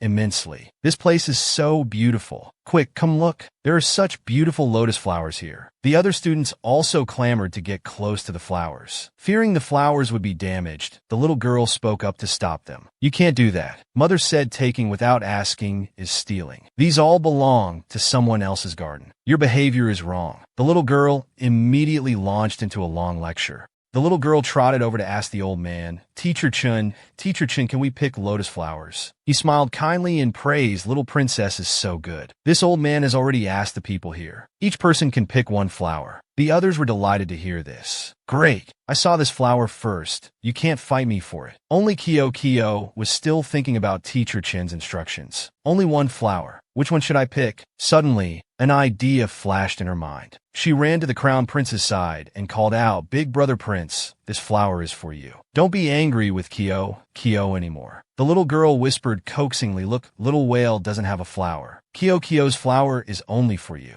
Compared to Little Whale, Kyo likes Big Brother Prince more. This statement finally made his anger subside and disappear. He coughed lightly and reminded, All right, but there won't be a next time. She smiled brightly and replied, Big Brother Prince is the best. Then I'll pick a flower for fish too. Is that okay? Yen Jinglang silently observed everything from the side. From getting off the carriage until now, the little one hadn't even glanced at him. There's really no place for me in her heart, is there? He felt a tinge of sadness. Teacher Chen called everyone over. All right, everyone, gather in your original groups. We'll play a game. The group that collects the most corn can receive a prize. Kyo, standing below, immediately asked eagerly, A prize? What is it? Is there candy? He smiled kindly, stroking his long beard, and gestured, It's a secret. The little girl immediately rolled up her sleeves, fired up to work. Eldest sister, Big Brother Prince, let's go pick corn quickly. Before she could do anything, someone picked her up, one person on each side. Then they set her down to sit on a rock. Both wouldn't let her work. You don't need to go. You're so small, we won't be able to find you in the cornfield. Fish, don't worry. We'll definitely get first place. She nodded concernedly. Yes. Don't you dare slow us down. He confidently said, No way, little E is very strong. Kyo sat dejectedly hugging her bundle, feeling gloomy. It's all because Kyo is too small. Can't help eldest sister and Big Brother Prince. After sitting for a while, she suddenly remembered she needed to find someone. Just remembered, where did handsome Big Brother go? Why can't I see him anywhere? She looked around for a while before noticing. Yen Jinglang was on the opposite side from her. As soon as she saw him, she hurriedly ran over. Big Brother. Let me help Big Brother, okay? He smiled teasingly. You're so chubby. Can you even do it? Hearing this, she was extremely hurt and covered her face dejectedly. Kyo just saw handsome Big Brother alone here. Wanted to keep handsome Big Brother company, that's all. If Big Brother doesn't like Kyo,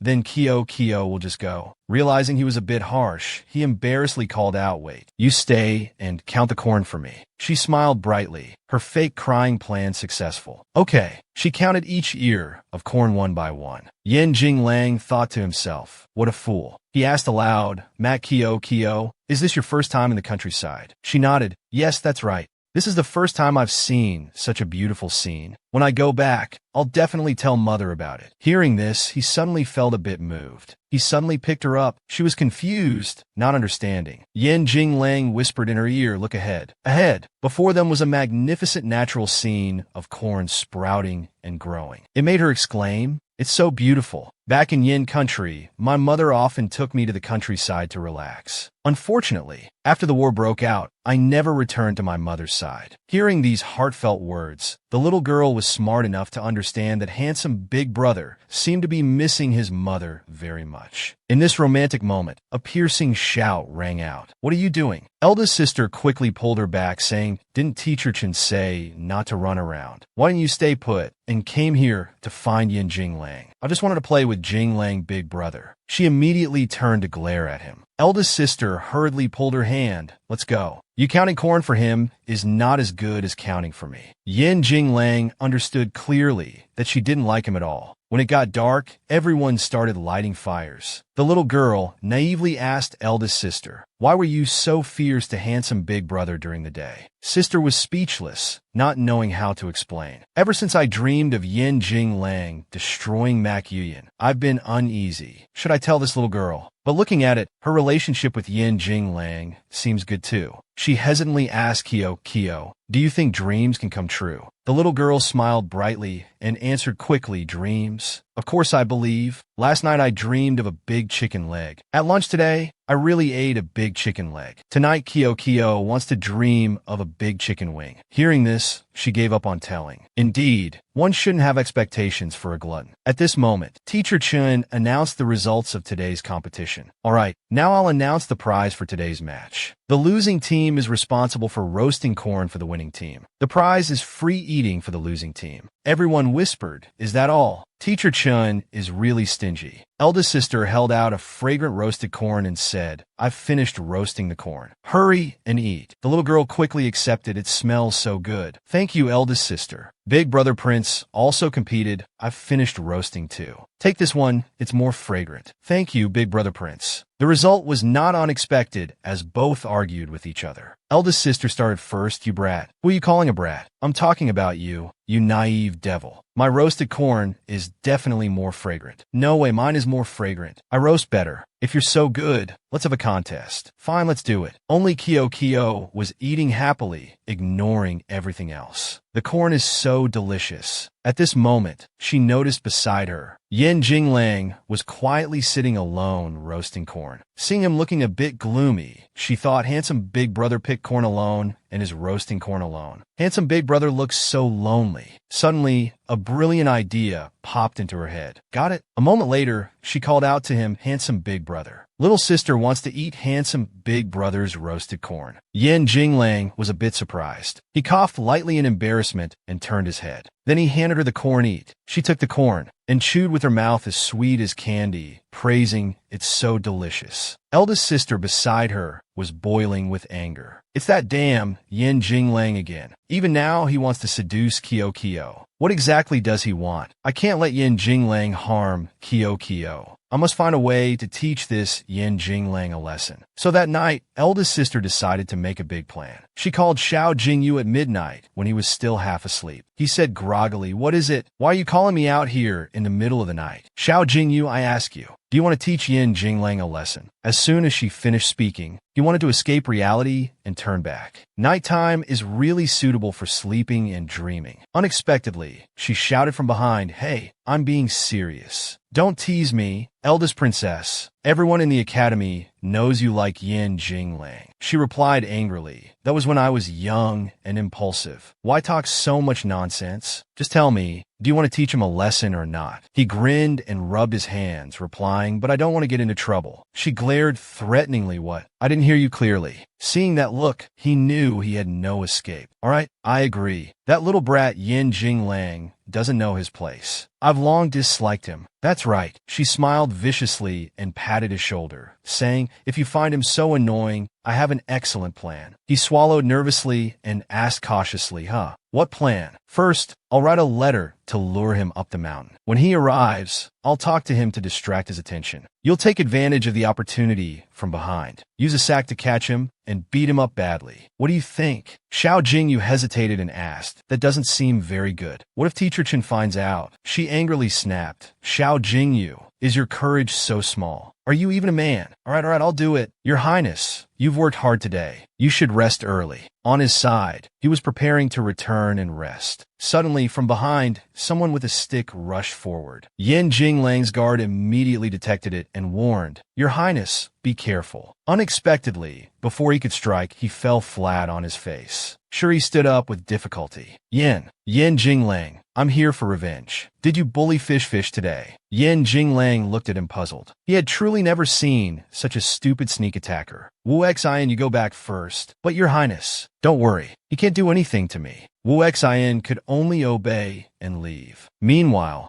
Jingyu was bristling like a hedgehog. Although Wu Xian followed orders, he was still a bit worried. In the past, His Highness was cold-blooded and merciless. He would never easily forgive someone who ambushed him. But now, when exactly did His Highness change? Crown Prince, have you heard of the idiom? What idiom? You think you're smarter than Little E. You're trying to trick Little E, aren't you? Before he could hear anything, he suddenly felt a chill down his spine. Then he blacked out without knowing when. He looked dejected, not knowing his own limits. At this moment, a letter was suddenly delivered through the door slot. He curiously approached to check it out. The two people were now sitting, freezing cold. Eldest sister shivered. It's so cold. We should have met during the day. Meeting at night is like torturing ourselves. Xiao Jingyu smiled reassuringly. If it's this cold, will Yin Jinglang really come? If not, let's go back. The rustling of footsteps alerted them both. Hide! He's here. Eldest sister rushed out, shouting, Yin Jinglang, stop right there. You little brat.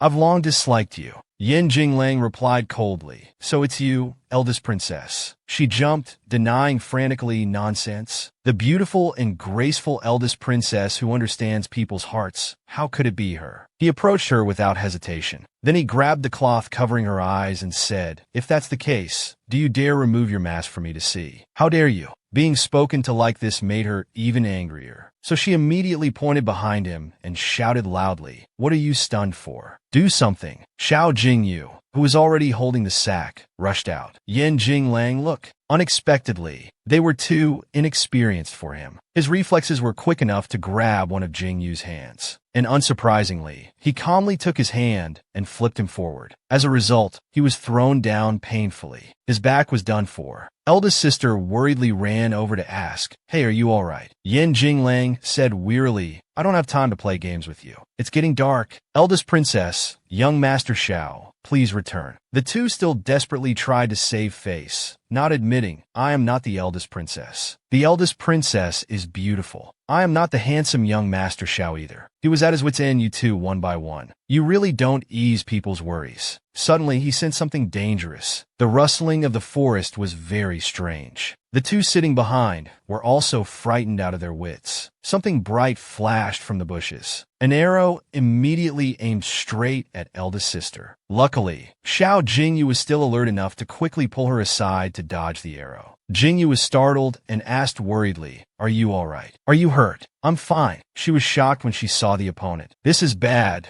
Their target is Yin Jinglang. It's an assassin. He held up his sword threateningly. Thank you, eldest princess of Mac Yuyan. Without you, I wouldn't have caught Yin Lang. He immediately slashed forward. Go to hell. He was accidentally cut on one side of his arm. Knowing he couldn't stay long, he immediately ran away. Seeing this, the assassin chased after him. As he ran, he thought, Who on earth keeps trying to take my life? They even don't mind hurting the eldest princess. He was quickly cornered at the end of the road. The assassin smiled smugly, pointing his sword from behind, threatening. Yin Jinglang obediently surrender. Today is your death anniversary. Kyo appeared out of nowhere and used her strength to stop his hand. A sudden stream of water blurred his eyes. What's happening? The little girl panicked and ran out, quickly asking, Handsome big brother, I'm here to save you. Mac Kyo, quickly go back. It's very dangerous here. At this moment, he was suddenly startled. The ground beneath him was a rocky outcrop, so it immediately crumbled. Seeing this, she couldn't stand by and watch handsome big brother. So she selflessly jumped down, using her power to reduce gravity. By the time the other two arrived, they had already fallen. Eldest sister hurriedly called out, Kyo. But below was a deep, bottomless abyss. Seeing this, she immediately burst into tears. She couldn't think of anything else. She wailed, It's all my fault. Kyo, please come back. Her voice kept breaking as she cried and sobbed, It's all my fault. If I hadn't lured Yin Jinglang out here, Kyo wouldn't have gotten into trouble.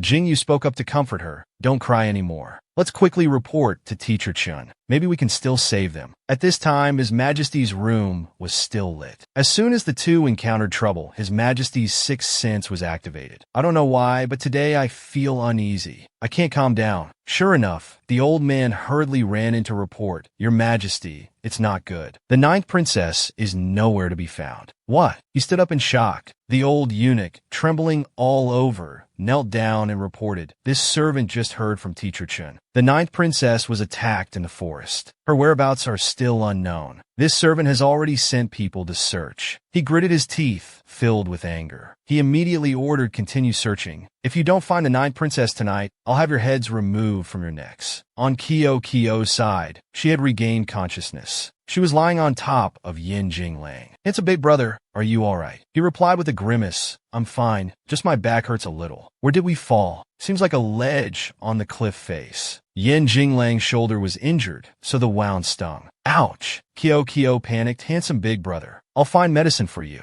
Where did I put it? She anxiously searched in her pocket. Suddenly, there was a warm feeling. It turned out Yin Jinglang had hugged her. In a soft voice, he said, You saved me, Mac Kio. Thank you. I'm sorry. She thought confusedly, What's wrong with handsome big brother? Handsome big brother, what's wrong? Are you scared? Kio will protect you carefully. Don't worry. Are all the things you say sincere? Of course, handsome big brother. My past wasn't very good at all. From childhood, I was always the least loved prince in the palace. At 5 years old, Yin Jing country offended Mac Yuyin country. Father didn't even think before sending me to Mac Yuyin country as a hostage. I thought coming to a new place would be a new beginning. But what awaited me was endless cursing and sarcasm. All were sneers. Useless thing. So you're the hostage from Yin Jing country. Hey, why aren't you saying anything? Until she appeared. My life seemed to have a glimmer of light. She was like an angel illuminating my life. Hello, I'm Q.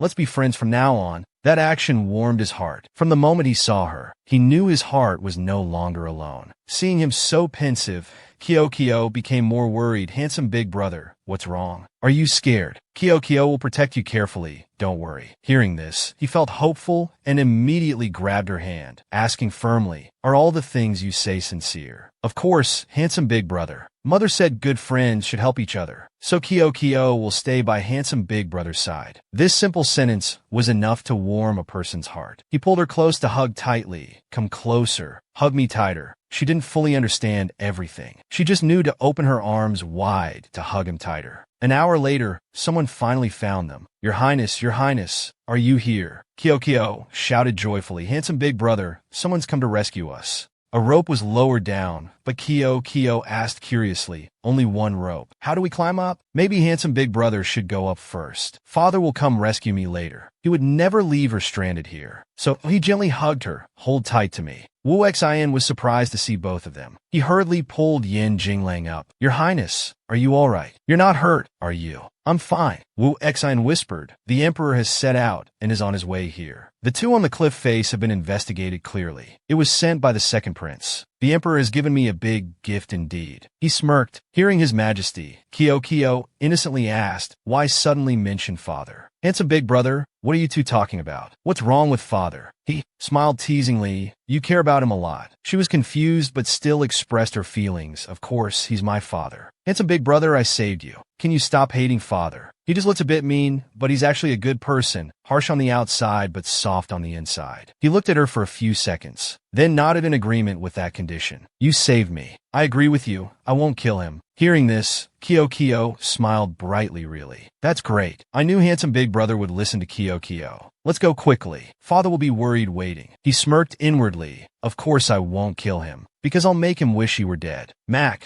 so Dao was extremely worried at this moment. Why hasn't Teacher Chen returned yet? Haven't they found Kio? Then she saw figures in the distance. She immediately recognized them. Wait, that's Mac Kio. As soon as she saw eldest sister, the little girl was very happy. Mac, so Dao cried enough to flood a house. Mac Kio, you worried me to death. You're such an idiot. Who told you to jump down? I heard there were wolves behind. I thought you'd been eaten. How are you? Are you hurt? Kio is fine. Handsome big brother saved me. But after just a few seconds of joy, she hugged Kio tightly and glared. You're even thanking him. If it weren't for him, you wouldn't have been in danger. Quickly, call the imperial physician to examine my little sister. She snapped orders at Jingyu. The emperor had just arrived at that moment. His Majesty has arrived. She smiled brightly when she saw His Majesty. Father is here. Kyo was wrong. Kyo made father worried. Silly child, it's father's fault. Father didn't protect you well. Maxi Su, that bastard. His Majesty's eyes were filled with anger. As soon as Kyo saw His Majesty, she ran like a rabbit into his arms. Father, I've finally found you. Don't be afraid. Father is here now. He comforted Kyo. While hugging her father, she carefully observed. Father's clothes were a bit disheveled. Surely it was past midnight when he heard she was missing and rushed here. She apologized to her father profusely. Kyo was wrong. Kyo made father worry. He didn't say a word of reproach, instead blaming himself. Silly child, it's father's fault. Father didn't protect you well. In his heart, he was filled with hatred. Maxi Su, you bastard. If anything had happened to this little one, even killing you wouldn't be enough to quell my hatred. As if reading his thoughts, she whispered softly, Father, do you want to kill handsome big brother? Hearing this, he was utterly disappointed. He could only sigh, put the child down, and explain, no, I don't. I don't. Then who wants to kill handsome big brother? That person almost hurt eldest sister too. He comforted Kyo. I will investigate myself. You don't need to worry about it. We have to depart for the capital early tomorrow morning. You should go to your room and rest early. The little girl nodded obediently. Then she followed eldest sister to the resting chamber. He was extremely troubled, this little one. I'm afraid she doesn't know how important she is to me. The next morning, everyone prepared to set off. As she was about to climb up, she saw something at her feet. What's this? It was an adorable gray puppy. She smiled happily and squatted down to play with it. Little Vivi, do you remember me? Want to come with me? Eldest sister saw she wasn't getting in and called Matt Kyo. What are you doing there? Hurry and get in the carriage. She held up the puppy and asked eldest sister, can I bring little Hui along? She firmly shook her head and refused. No, you can't bring it. Who knows where this stray dog came from? It's filthy. Kyo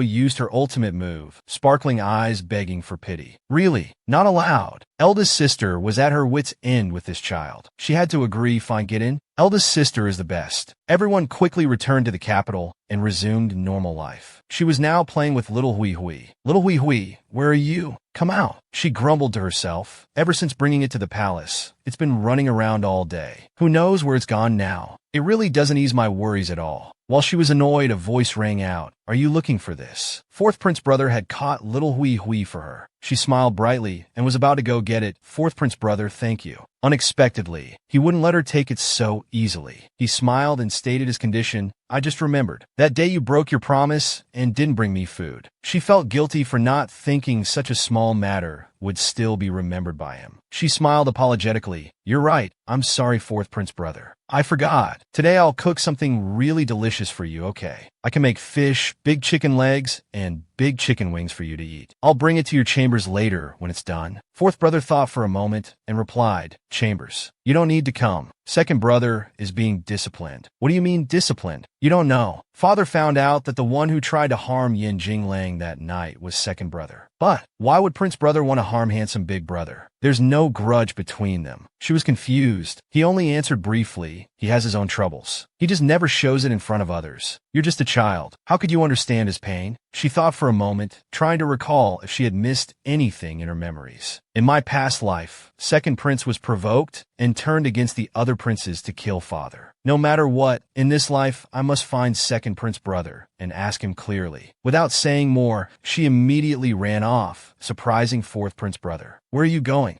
I don't need you to care. She was bewildered, not understanding why she was so disliked. Father had summoned the second prince for questioning. He asked first, Maxi Su, do you know why I've come to Zhonghua Palace today? Maxi Su maintained a calm attitude and replied, your son does not know, father. He turned and said directly, the Ministry of War has caught the assassin who tried to kill Yin Jinglang that day. It was ordered by you. This matter has come to this. Do you have anything else to say in your defense? He remained silent, not expecting this matter to be discovered so quickly. He bowed his head and admitted guilt. Father is indeed wise. Your son accepts punishment. If the cause of the incident has been clearly investigated, your son has nothing to deny. I humbly request Father to punish me and give Yin country justice. Seeing his calm attitude made Father even angrier. If you had only injured Yin Jinglang, that would be one thing. But what if the ones you implicated were the two two princesses. How could a prince act so recklessly? He sneered inwardly. So father still remembers that I'm a member of the royal family. Mak Zisu shouted, your son thought that father had buried me and mother consort 5 years ago. These words immediately choked him up. Anger turned to rage as he immediately ordered punishment guards. Take the second prince down and give him 20 lashes. Kyo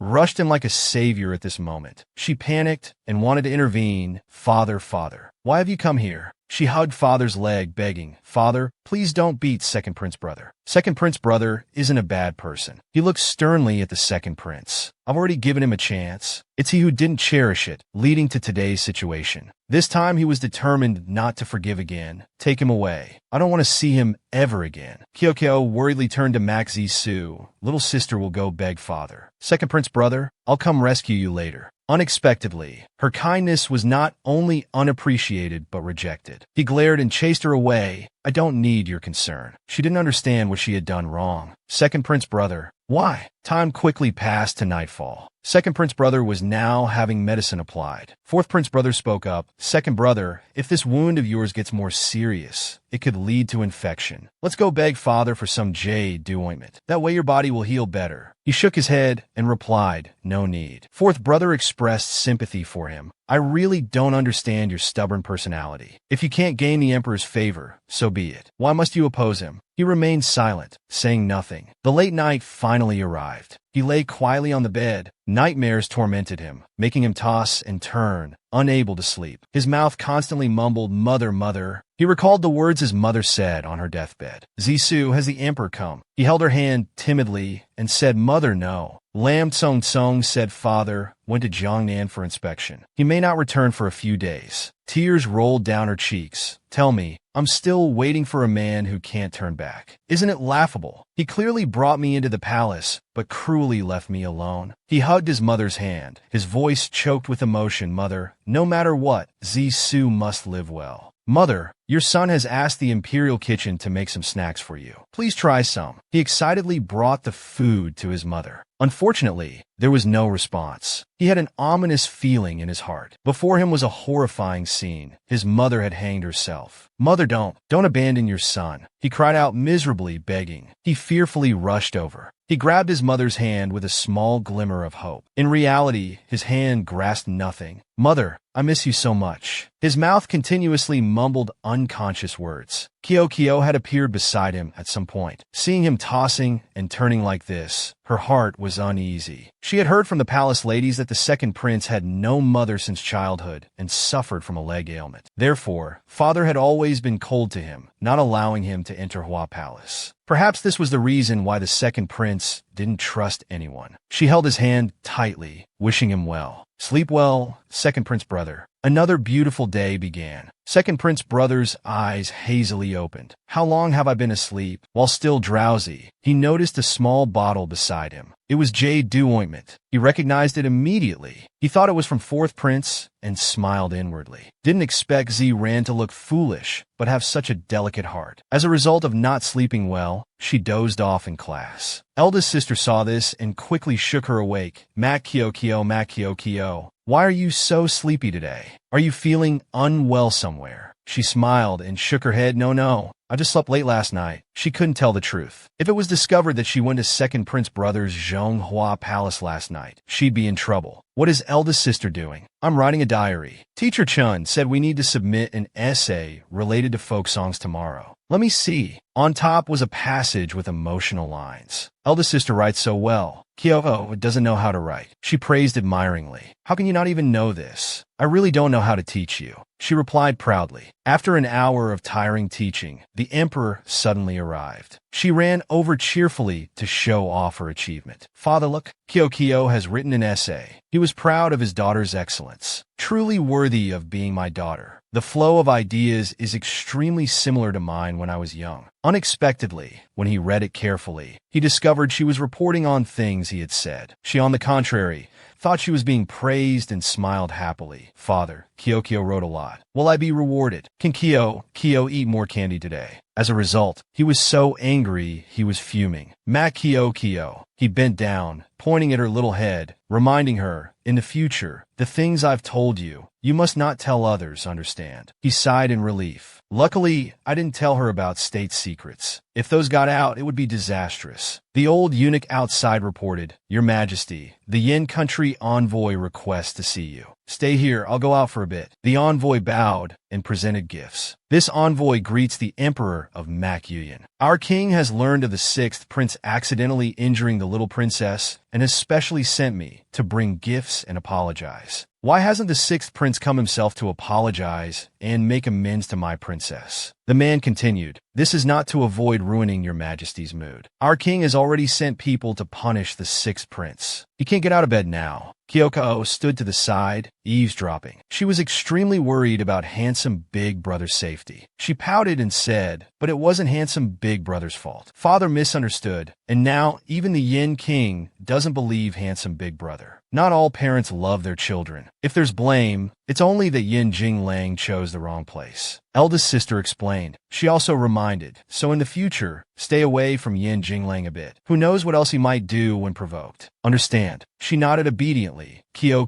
understands. That night, thunder roared and heavy rain fell. Strong winds made the weather even worse. A small figure was running in the rain. It turned out Kyo had taken an umbrella and run to find Yin Jinglang. Handsome Big Brother, are you asleep? She called out loudly, but was met with silence. Kyo thought to herself, now there's lightning and rain outside. Handsome Big Brother is afraid of the dark. He must be hiding. Suddenly, a door creaking sound made her look to the side. She discovered the door had been opened. She excitedly ran in, calling handsome Big Brother. Unexpectedly, a hand suddenly grabbed her neck from behind. Let me introduce myself. I'm not as weak as you think when it's dark. You should quickly return to CNU Palace. Don't wait until the rain gets heavier. Just as he finished speaking, lightning struck, making him jump. Thunder boomed and dark clouds obscured the sky. In the dark room, an adult was holding a child in his arms. She called softly, handsome Big Brother. He was surprised now.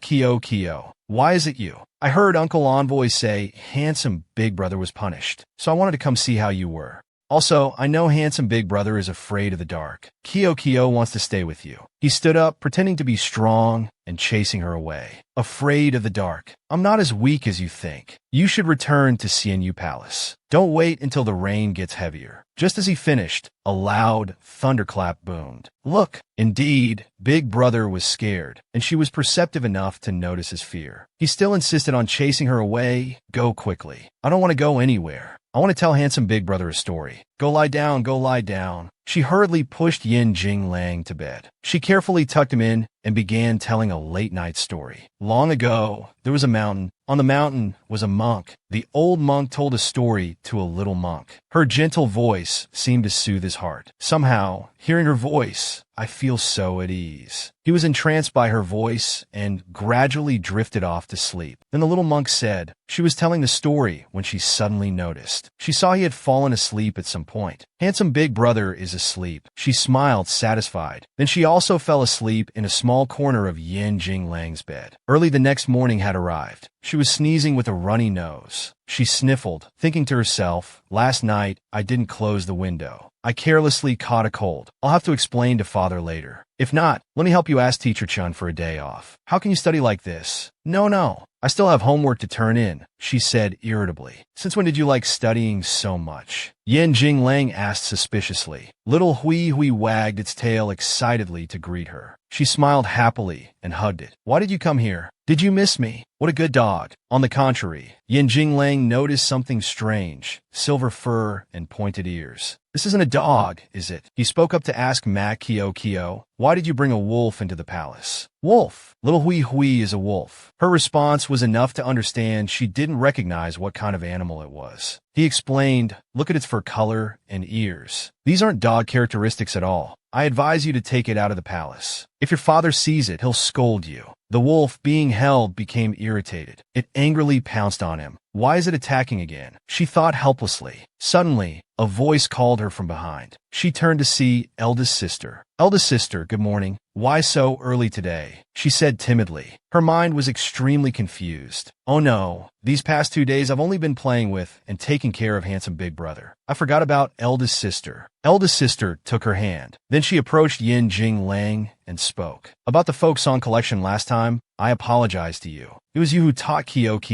I shouldn't have treated you so rudely. In a few days, the palace is holding a birthday banquet for the third prince. Do you want to attend? Although he was a bit suspicious in his heart. What was this Mac so planning? But with a smile that didn't reach his eyes, he still had to appear cheerful. Since Her Highness, the eldest princess, has extended such an invitation, I have no reason to refuse. Thank you for the princess's invitation to participate. I will certainly attend. Kyo, seeing the relationship between the two reconciled, was secretly delighted. Eldest sister and handsome big brother have made up. How wonderful. She happily ran ahead to go to class together. In fact, both of them had similar intentions. One thought, want to steal Mac Kyo.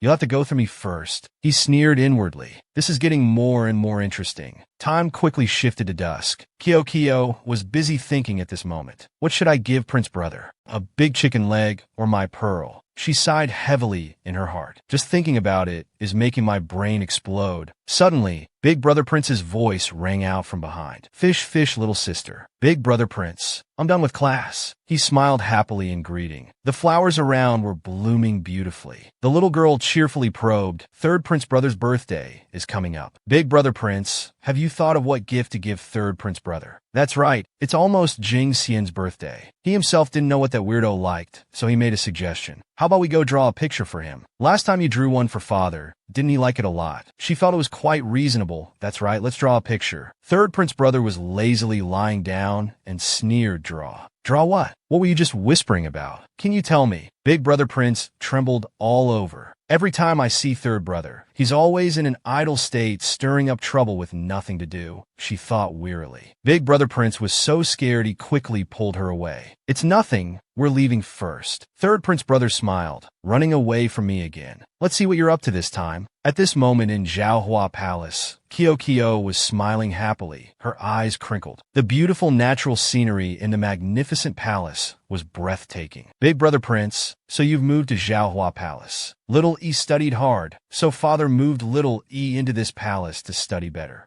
As soon as Consort Ru saw her, she happily welcomed her. Little princess, you're here. She was also visibly delighted and asked eagerly, Consort Ru, how is your health? Is it better? Thanks to the little princess's care, my health is much better. It's very windy and cold outside now. Come in and sit down quickly. As she was being led in, she turned her head and saw another consort. It was fourth prince's birth mother, Li Wan. Consort Ru introduced them. This is Consort Li Ying. When you weren't here, it was Li Ying who took care of me. As soon as she finished speaking, Li Ying bombarded her with questions. Is the little princess hungry? Do you want to eat anything? I'm not a bad person. Don't be afraid of me. Unexpectedly, because of her overly enthusiastic attitude, the little girl got scared and hid behind Consort Ru. Mother said bad people on land use food as an excuse to kidnap children. This person looks very suspicious. So the little girl grabbed Big Prince's hand and ran off to play. I still have to go draw pictures with Big Prince. I won't bother the two consorts anymore. I'm leaving first. Consort Li Ying cried 2 streams of tears and slumped to the ground, her face blank. Sister, didn't you say the little princess likes to eat? Just prepare food and you can trick the little princess. Why did the little princess run away when she saw me? The oil lamp lit up the entire room. Big Prince excitedly held up the drawing he had just completed and cheered happily. It's finished. Big Brother Prince is so amazing. With Big Brother Prince, Kyo could make such a good gift. Kyo smiled delightedly, praising him. Being praised made him raise his chin to the sky. But I have something I'm a bit curious about. Every time you see third brother, you always run away.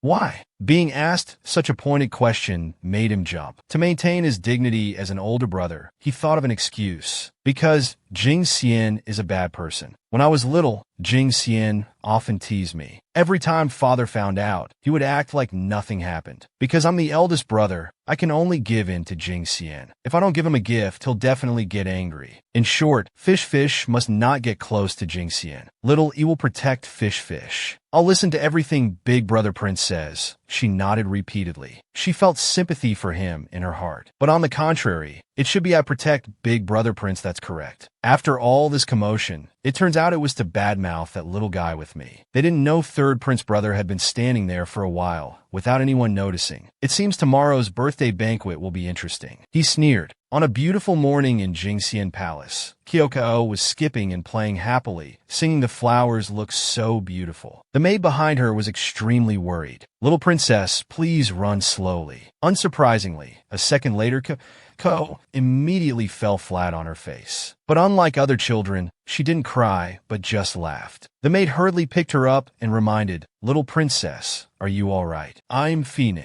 Sister Ling, let's play together happily." At this moment, Consort Shu, standing far away, was extremely irritated. She spoke up, "Chunji, is this child the new princess who just entered the palace?" Chunji nodded, "Yes, your majesty." "It's her." She gritted her teeth, her face wrinkled. "His majesty spends all day fooling around with this ninth princess. He hasn't stepped into the harem at all these past months. So young, yet already so capable. Who knows how cunning she'll be when she grows up." Chunji on the side stirred things up, adding fuel to the fire. "Your majesty is beautiful and charming. Even when the ninth princess grows up, her looks will surely be far inferior to yours. This palace wants to see just how formidable this little brat is. Let's see how much she really weighs." She looked at Kyoko with bullet-like eyes. "I played too much." The little girl wiped a few beads of sweat from her forehead. She naively knew nothing and turned to casually ask, "Greetings, consort. Kyoko is so thirsty. Do you have any water?" Unexpectedly, Chunji, who had been irritated for a while, took the opportunity to shout, "How dare you? This is Consort Shu.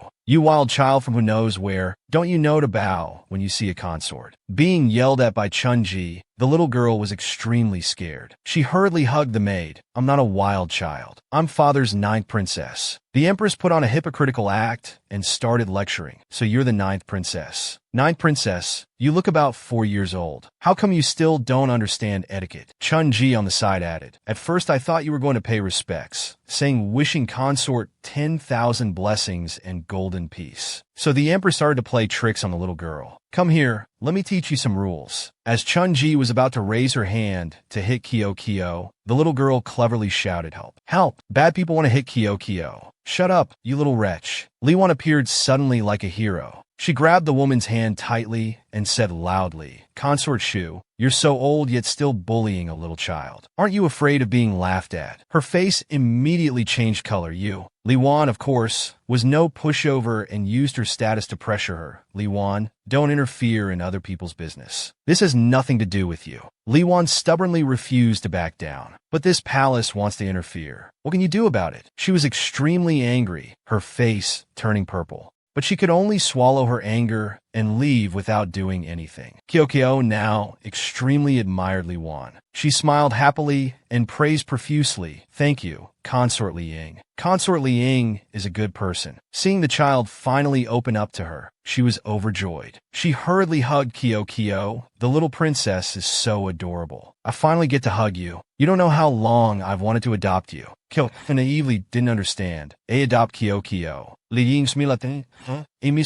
Don't worry, Consort is not a bad person. Eldest sister suddenly appeared from behind at the right moment. She stepped forward to greet Liying. "So Dao pays respects to Consort Liying. My ninth sister is young and doesn't understand. If she was disrespectful, I apologize on her behalf. If Consort has nothing else to say, I will take her away first." Before Kyoko could react, so Dao quickly pulled her away. Consort Liying stood behind, smiling with delight. "How adorable." So Dao pulled Kyoko to a corner and scolded her repeatedly. "Kyoko, are you an idiot? What do I usually tell you? I've told you to have less contact with the consorts in the harem." But the little girl was still young and couldn't recognize the dangers of the harem. She wondered, but Consort Li is a good person. Just now, when Consort Shu wanted to hit me, Consort Li stopped her. It's all just her pretending. So Dao shouted angrily, frustrated. She sternly reminded, "Don't you know? Fourth Prince's birth mother is Consort Li. The reason Fourth Prince has that ambiguous appearance is all because of her." She immediately froze when scolded unreasonably. Eldest sister knelt down and said anxiously, "I heard the palace maid say that since childhood, Fourth Prince has been doted on by Consort Li and suffered in many ways. Don't get close to her. She'll harm you too." "How can that be? Consort Li just saved me and even called me adorable," the little girl said dejectedly. Her eyes lowered, seemingly unwilling to doubt. So Dao still insisted, "She's not a good person. You can know someone's face, but not their heart. You've only met her once, How can you know if she's good or not? Third prince brother's birthday banquet is about to start. Let's go quickly. The palace was now being prepared on a grand scale. Seeing the abundant food before her eyes, the little girl couldn't control herself. Drooling, she exclaimed, "So much delicious food. I've never seen anything like this before." Eldest sister raised a cup of wine and spoke to the side. "Yen Jinglang,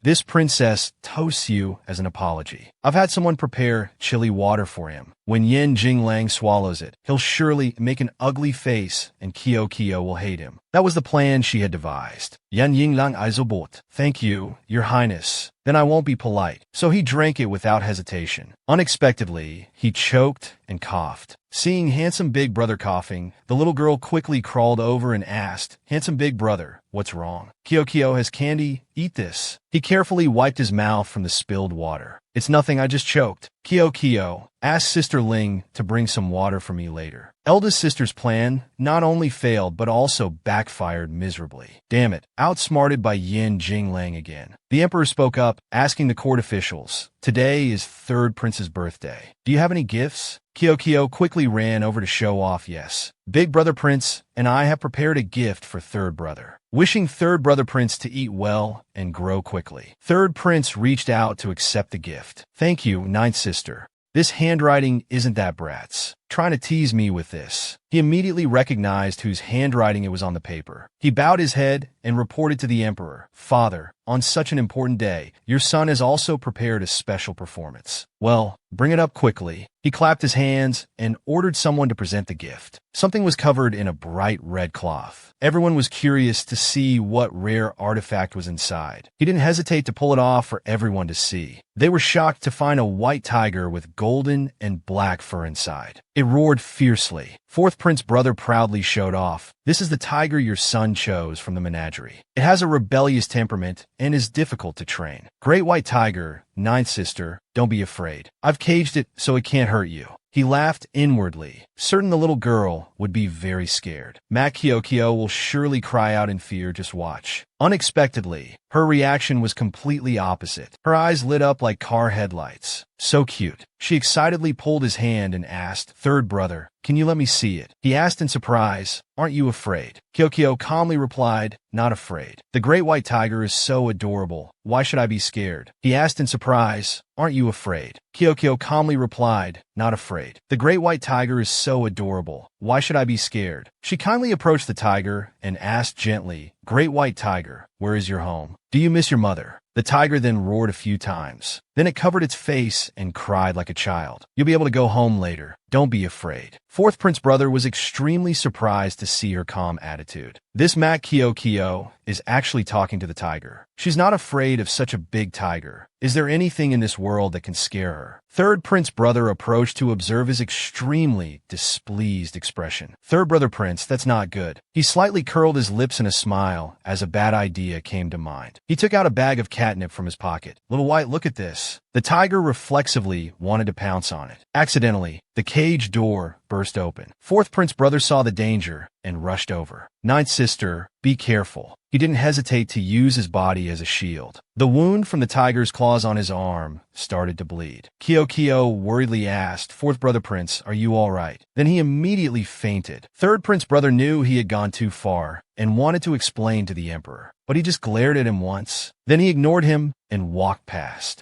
The emperor to carry fourth prince brother, ordering the imperial physician to come treat him. Night quickly fell, darkness enveloping everything. Fourth prince brother was now resting in Hua Palace. The imperial physician reported, "Your Majesty, fourth prince's injuries are no longer concerning. He just fainted from shock. All right, you may leave." The physician obeyed and withdrew. Kyo was now lying beside him, crying miserably. "It's all my fault for talking to the great white tiger. Fourth brother prince got hurt because he saved me. That fierce tiger is not your fault." She looked up and asked, "Father, please don't kill the white tiger. The white tiger is pitiful too." He nodded in agreement Don't worry, I'll send people to return it to the forest. From now on, no tigers will be kept in the palace. It's getting late. You should go rest. He then carried her out of the room. The winter wind rustled the branches and leaves. At this moment, she saw a scene from behind. Consort Lee was waiting for everyone to leave before sneaking in. So she jumped down. Father, I still want to talk to fourth brother Prince. You go back first. He was now gradually regaining consciousness. As soon as he saw his mother, he snapped irritably. Why is it you? Fourth Prince brother put on a disgusted face and chased her away. Don't touch me. Consort Lee said worriedly, I know you still hate me for what happened before, but I just want to care for you a bit more. It was my fault. He coldly turned away, refusing to look at her. Your son no longer cares about that matter. If there's nothing else, mother, please leave. She could only dejectedly leave.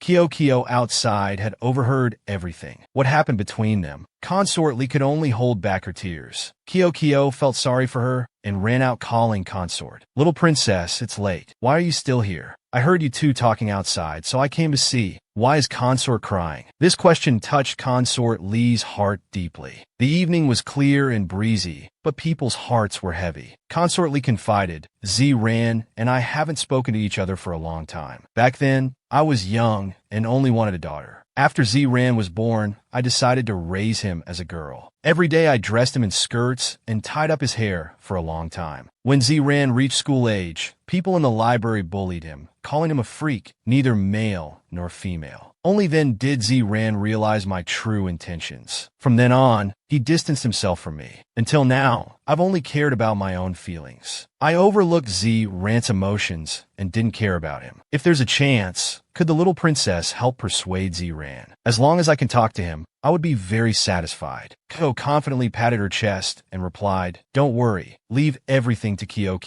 The little girl smiled broadly and boasted. Kyo has a very good relationship with Consort Ru. You and Consort Ru are old friends. Of course Kyo will definitely help you. Besides, who says boys can't wear skirts? Kyo has always wanted to wear handsome big brother's clothes. They look very handsome. In each of Kyo's words and sentences, there seemed to be some naivety, but they carried a pure meaning. When people heard them, they felt comforted and at ease. Consort Lee felt the same. Her heart felt somewhat lighter. Thank you, little princess. The two of them chatted happily, not knowing that someone was standing far away, listening to their conversation. Ran had heard the whole story. In his heart, there were waves of unusual emotions. A few days later in Xianyu Palace, Kyo lay sprawled on the table, sighing. Li Wan, eating cake and reading a book, saw her looking bored and asked, You're only 3 years old and already sighing. If you're so melancholy at such a young age, what will you be able to do in the future? Kyo turned away irritably, pouting. Eldest sister, you don't understand. I've been troubled by something lately. What are you troubled about? Tell me quickly. She immediately activated her gossip mode. Ever since fourth prince brother saw me with Consort Lee, he hasn't paid attention to me. What should I do?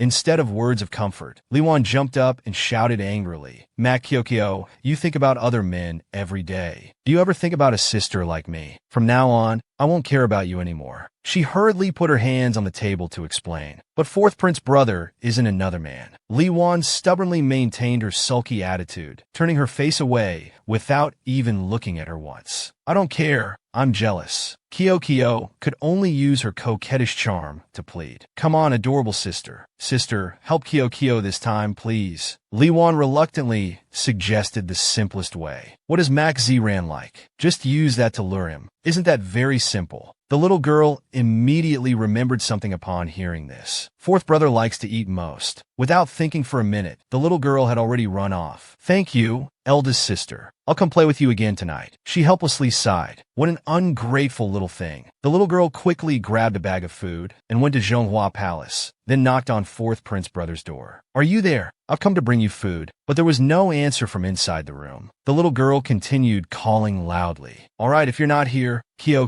will go home. I'll leave the food box at the door. Fourth prince brother, remember to eat. Fourth prince brother was actually in the room, but didn't respond. He only opened the door slightly to see what was happening outside. After the little girl was out of sight, he opened it wider to look more carefully. He discovered big chicken legs in the basket. He felt like eating and was about to reach out to take them. Unexpectedly, the little girl was extremely clever. She hadn't left but was hiding nearby, waiting to pounce on him. I caught fourth prince brother. Ran turned around with an embarrassed look. Why did you come to find me? Kyo pretended to be innocent and said, I came to talk to fourth brother. Doesn't fourth brother welcome Kyo?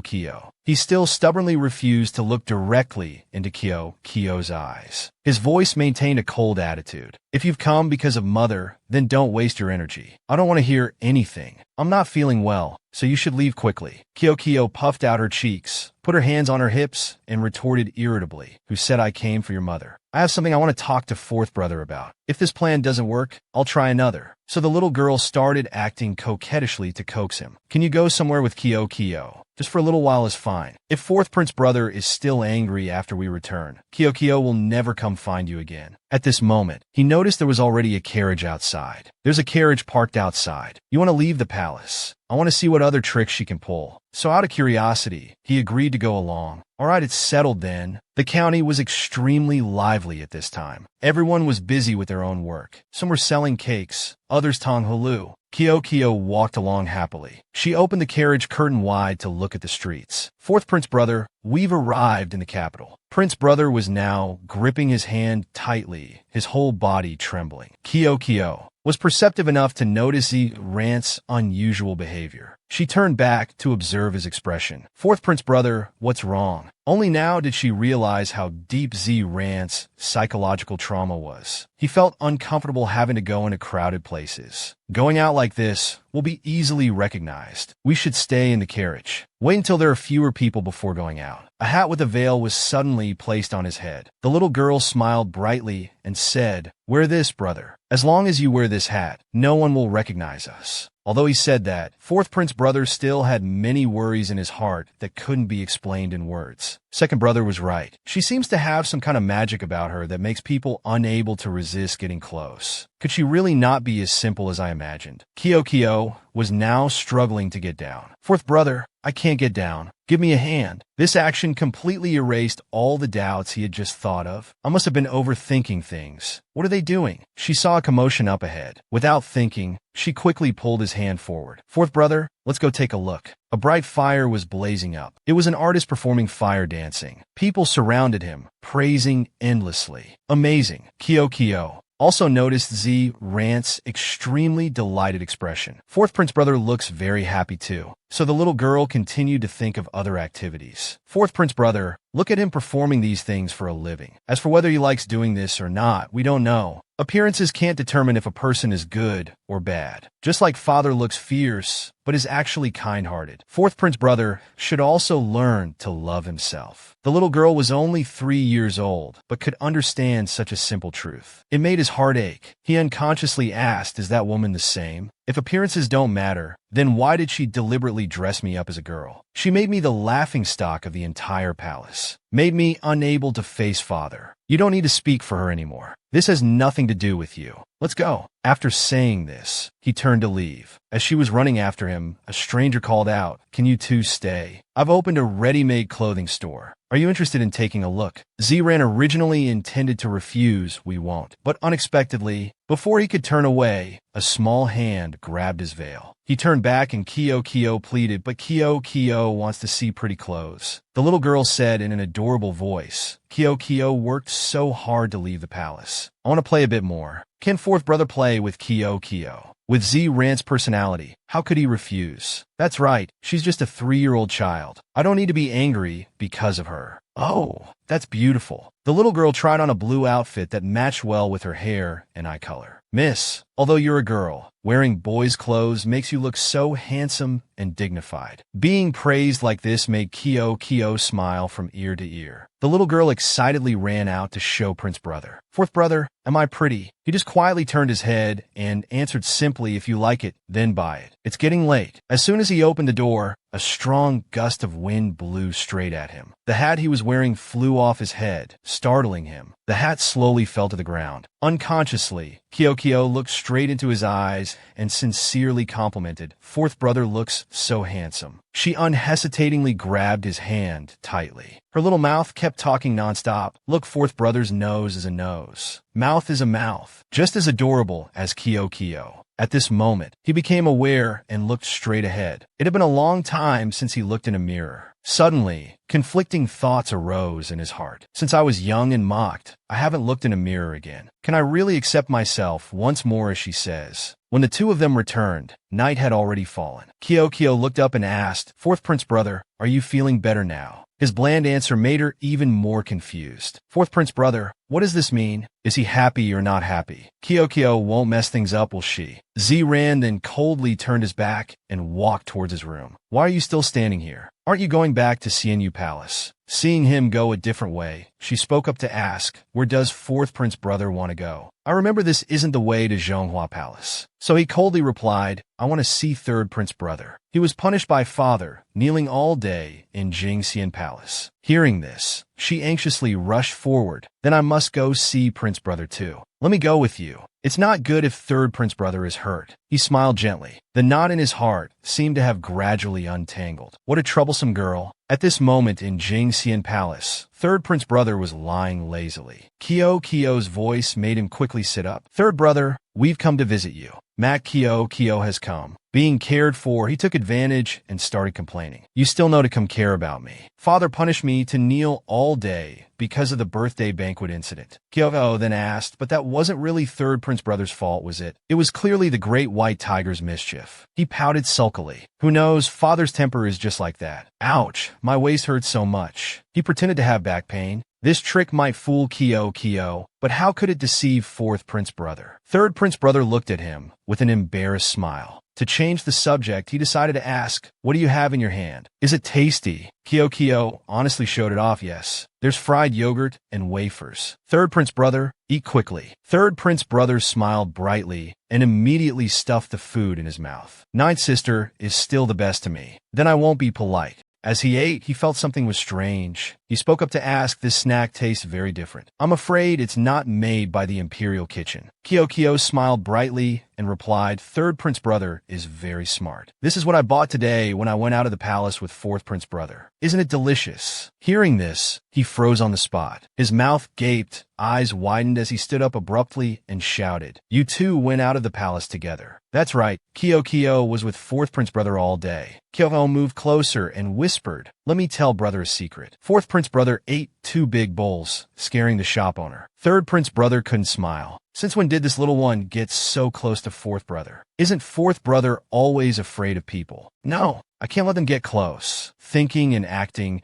he made an excuse to politely send her away. "Ninth sister, I have something to discuss with Fourth Brother. You go back first." Kyo looked disappointed and replied, "Huh? So suddenly." "Wait a moment." Unexpectedly, before she could finish speaking, she was pushed out. As soon as Third Prince Brother closed the door, he eagerly asked, "Tell me, what happened between you and Mac Kyo?" "This morning she took me out of the palace." He honestly reported, "We want to eat delicious food, buy clothes, and watch a play." Third Prince Brother was shocked and disbelieving. So he questioned, "Have you forgotten Second Brother's warning? Don't get too close to Mac Kyo. She's just a 3-year-old child, but she has many strange things about her." Fourth Prince Brother glanced at him sideways with a sarcastic tone. "What about you? I see you often clinging to Kyo too." Hit right in the heart, he turned his face away and made excuses. "I am just teasing her. I'm far from having any interest in her." Ziran spoke up. "Before, out of fear, I had never left the palace. But this time going out made me realize that I'm not as afraid of people as I thought." The eyes of passers-by looking at me weren't disgusted or contemptuous. On the contrary, there was even some admiration. It was Kyo who helped me untangle my knots and accept myself once again. Ziran said proudly, "I'm thinking, perhaps we shouldn't stay away from Mac Kyo. We also shouldn't place our prejudices on her. What do you think, Third Prince Brother?" Ziran looked straight into his eyes and asked sincerely. Third Prince Brother could only remain silent and look away. "Do as you wish. Do whatever you want. I'll just warn you one thing. Second Brother doesn't like Kyo. Don't mention her in front of Second Brother." Fourth Prince Brother smiled happily. "Thank you, Third Prince Brother." The little one standing outside the door had heard everything. She knew her plan had succeeded brilliantly. "I didn't expect Fourth Prince to be so good to me. He even spoke well of me in front of Third Prince Brother." She smiled inwardly, coming back from playing and immediately finding someone to talk to. It seems fourth prince brother has untangled the knot in his heart. Consort, you can finally be at ease. The next morning was a beautiful morning. After resolving consort Li Ying's matter, Mat was singing happily like a bird. Eldest sister found it strange and asked, Mat Kyo, why are you so happy today? The little girl excitedly boasted, because I can finally go to school. Mother said liking to go to school is what good children do. Why does hearing her say this seem unbelievable? So Dao looked at her with doubt in her heart. At this moment, she noticed fourth prince brother ahead. She immediately ran over to greet him enthusiastically. Fourth prince brother, are you also going to the library to study? Ziran nodded in response. That's right. I've talked with father. From today on, I'll study diligently. Moreover, after going out of the palace with you, I feel like studying isn't as terrifying as I thought. He turned his face away embarrassedly, his voice gradually lowering. Kyo was obviously delighted to hear this news. Wonderful. So we'll be classmates from now on. If there's anything you don't understand, you can ask Kyo, she said with a big smile. So Dao witnessed this scene with widened eyes, confused. Mat Kyo and fourth brother. Since when did they get close? Fourth brother is known for not being close to people, yet he was caught so quickly by my little sister. She really is the best. Speaking of studying, in fact, she mainly came to play in the Imperial Garden. She decided to skip class to her heart's content. Why study and tire yourself out? Teacher Chin's lessons are so boring. I have to find a place to sleep. Kyo will find a place here, mainly bushes and grass to avoid being found. Hiding here definitely won't be discovered by Teacher Chen. As she was fumbling around, she saw something ahead. She discovered it was handsome big brother. Hearing a noise, he also opened his eyes to see who was so bold. How troublesome. Why is it you? She timidly said. I also want to ask why it's handsome big brother. I haven't seen you at the library for days. I didn't know where you went. He cleared his throat and replied, I wasn't feeling well, so I asked for leave. You should go back quickly. This place isn't suitable to stay long. But Kyo wasn't that foolish. She smiled mischievously and shouted, I understand now. Handsome big brother is also skipping class, right? He anxiously used his hand to cover her mouth that was blaring like a loudspeaker. Be quiet, little one. Lower your voice. Don't tell anyone about today, understand? Kyo smiled brightly, having found an ally. I didn't think handsome big brother would skip class too. I thought only Kyo disliked studying. He felt helpless with this silly child. She even grabbed his hand and said confidently, Don't worry, big brother. Even if you don't say anything, Kyo will help keep your secret. After all, we're good friends. We must help each other. Hearing this, he thought of a mischievous plan. Good friends, huh? Since we're good friends, show me your tail. She looked confused. He used a pleading gaze. Didn't you say you wanted to help each other? Can't you even fulfill this request? She hesitated, thinking, it's possible, but something was troubling her. Why do I feel like handsome big brother is tricking me? He patted her head and smiled. All right, I won't tease you anymore. He held out his hand to help her up. Stand up, the library class is about to end. If Teacher Chin catches us directly, it won't be good. Suddenly, he heard some strange sounds nearby. A group of people were searching everywhere, saying loudly, quickly, find the yin country trader. He was startled, not thinking they would come this far. Kyo naively asked, handsome big brother, why are they looking for you? What's going on? They continued searching everywhere. Without hesitation, he immediately pushed Kyo's head down. The soldiers began reporting to each other. Report to the commander. We've searched everywhere. No sign of the yin country trader. Quickly report to His Majesty that the yin trader has fled. Kyo became extremely worried upon hearing report to His Majesty. She anxiously turned to him. Big brother. He was thinking of a plan to stay safe. If we continue wasting manpower, I'm afraid we'll only alert that dog emperor. Thinking and acting, he turned to her decisively. Go tell them I'm here with you. She obeyed his words and ran towards the soldiers. She shouted loudly at them. Yin Jinglang is with this princess. One of the soldiers approached with surprise. He explained, Ninth Princess, this matter can't be joked about. If the sixth prince left the palace, His Majesty will surely punish us. As soon as he finished speaking, Kyo impatiently pulled him out. She raised her chin and presented the real person as evidence. Yin Jinglang is a big-headed bastard. He lost this princess's fragrance pouch. This princess was about to punish him. She winked at him, signaling. He caught on to her signal, so they began acting out a scene together. She hit him playfully, "You bastard. I'll kill you." He pretended to be weaker, bowing his head and begging, "Ninth princess, spare me." The soldier was speechless after watching. He didn't expect the princess, who looked silly and cute, to be so fierce. So he said loudly to the captain, "Well, if the sixth prince is with her, then we can rest assured. Let's go." They left in groups, leaving her and him sitting there. She anxiously turned to ask, "Handsome big brother, are you hurt?" "I didn't mean it earlier. I was just acting for them to see." He smiled and replied, "I'm fine." His mouth said he was fine, but inside he was feeling quite sore. "I didn't think that little one who looks so weak would have such great strength." She worriedly asked, Kyo help you fend them off?" "Handsome big brother, can you tell me what's going on?" Hearing this question made him hesitate greatly. He felt a bit concerned. "That little one has never harmed me. She even saved my life. I should be able to trust her." So he confessed, "A few days ago, I went to Yin country to do some business." His face showed murderous intent when talking about it. "Just some family matters not worth mentioning. That guy's always been waiting for father to die,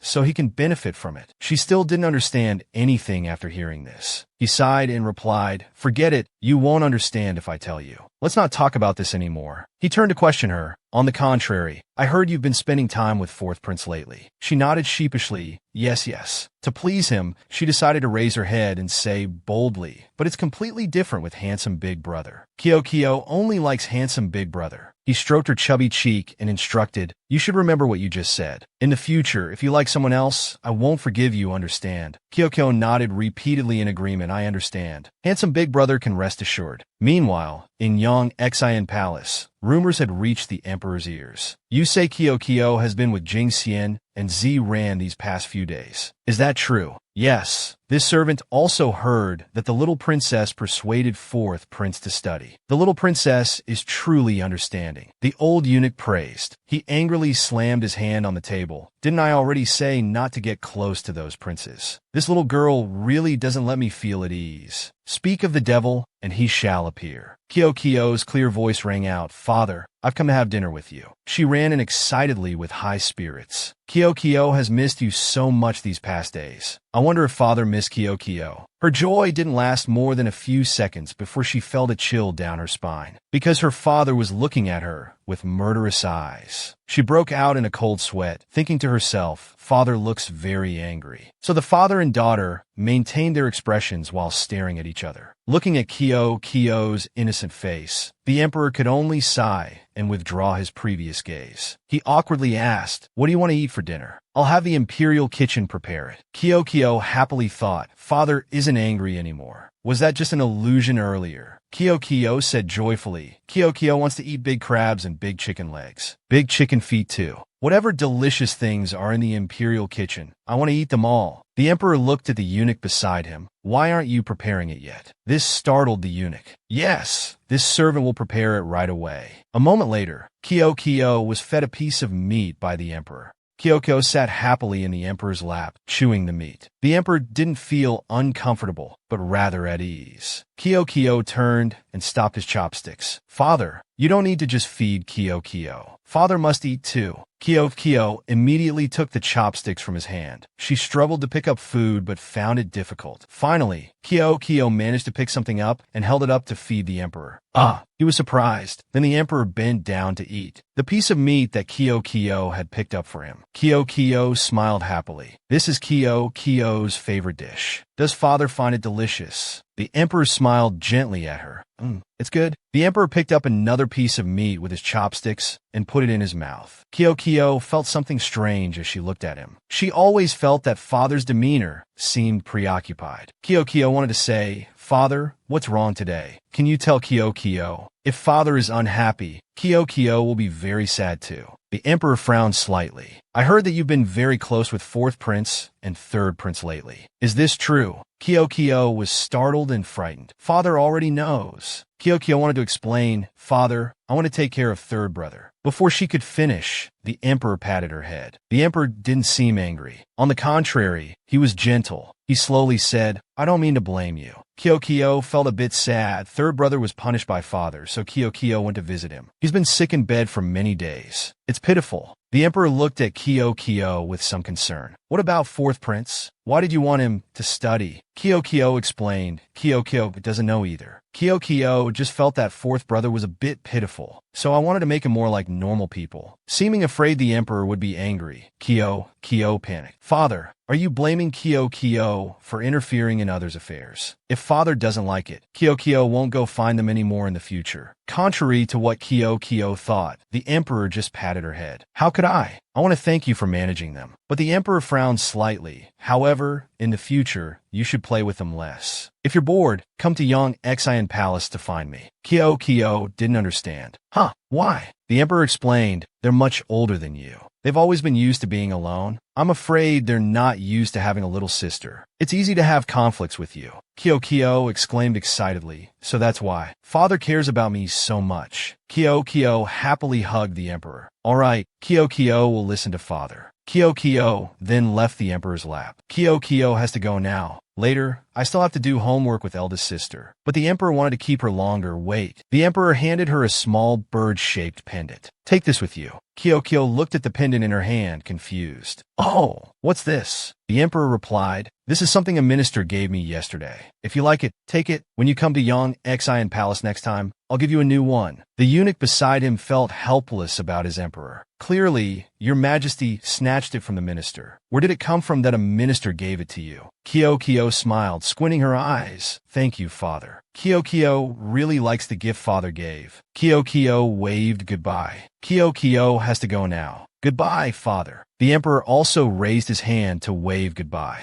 He watched her leave, his mind still thinking. The eunuch beside him couldn't help but speak up. Your majesty, forgive this servant's words. Tomorrow you will leave the palace. Why not keep the little princess a bit longer? The emperor turned to glare at the eunuch. She's not as foolish as you think. There are many things I can't conveniently say. The emperor waved his hand, leave. I need to rest early. The eunuch had to obey yes. Before leaving, the eunuch glanced at the emperor one more time. His gaze showed some understanding. His majesty's countless schemes are all to protect the little princess. Looking at the emperor's lonely back again. Little princess, you must bless his majesty for a safe journey. If not, then night fell and the moon rose high. The bedroom door opened slightly, revealing a bit of light from inside. A black snake appeared, crawling out and looking around. Yin Jinglang, sitting not far away, spoke up. Yuan Jiang, what are you doing? Want to find her to play with. He smirked at the little snake. Don't look for her. She won't want to see you. She has a new pet now, much cuter than you. The snake looked sad, tears flowing, making soft hissing sounds. Suddenly the door opened. A subordinate shouted, Your Highness, I have urgent news to report. Yin Jinglang guessed. The dog emperor is about to leave the capital. The subordinate was slightly stunned, but replied yes. Our people have gone to Xiliang town to wait. As soon as the dog emperor appears, we can make him never return. Yin Jinglang said nothing. He looked into the teacup before him. The water's surface naturally showed Kyo's face. Handsome big brother, can you promise me? Promise me you won't kill handsome big brother. Okay. Father may be a bit fierce, but actually father is a very good person. He covered the teacup, not wanting to dwell in that memory anymore. As if making a decision, Yin Jinglang ordered, no need to kill him. Just spare his life. The subordinate was surprised. What? The man tried to persuade Yin Jinglang, Your Highness, why are you sparing his life? Aren't you the one who hates the dog emperor the most? If we miss this chance, who knows when the next opportunity will come? But the subordinate only saw Yin Jinglang wave his hand, not listening. Yin Jinglang explained,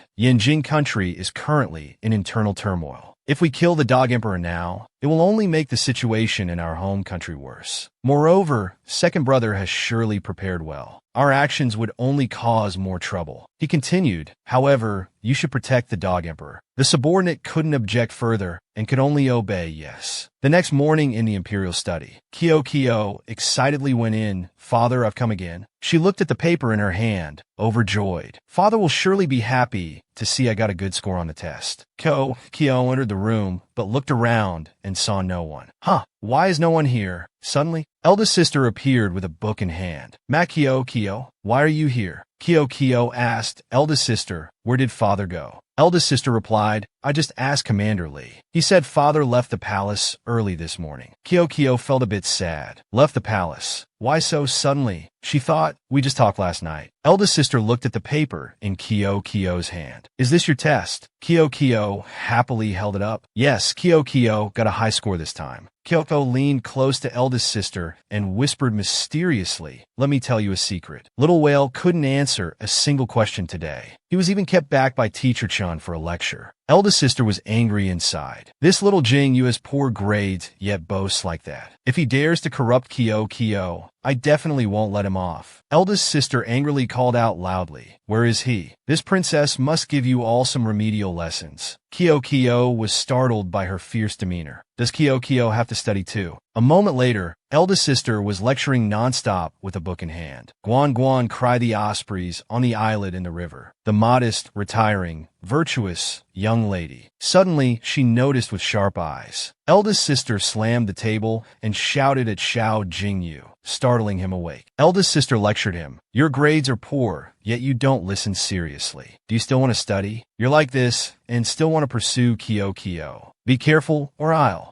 Jingyu was scared and wanted to hide. Hero, spare me. Jingyu made excuses. Last night, I was bitten by mosquitoes and couldn't sleep until midnight. That's why I'm so sleepy today. This made eldest sister angry. Jingyu naturally moved closer to her. Sister, are you angry? This startled her. Eldest sister turned away embarrassed.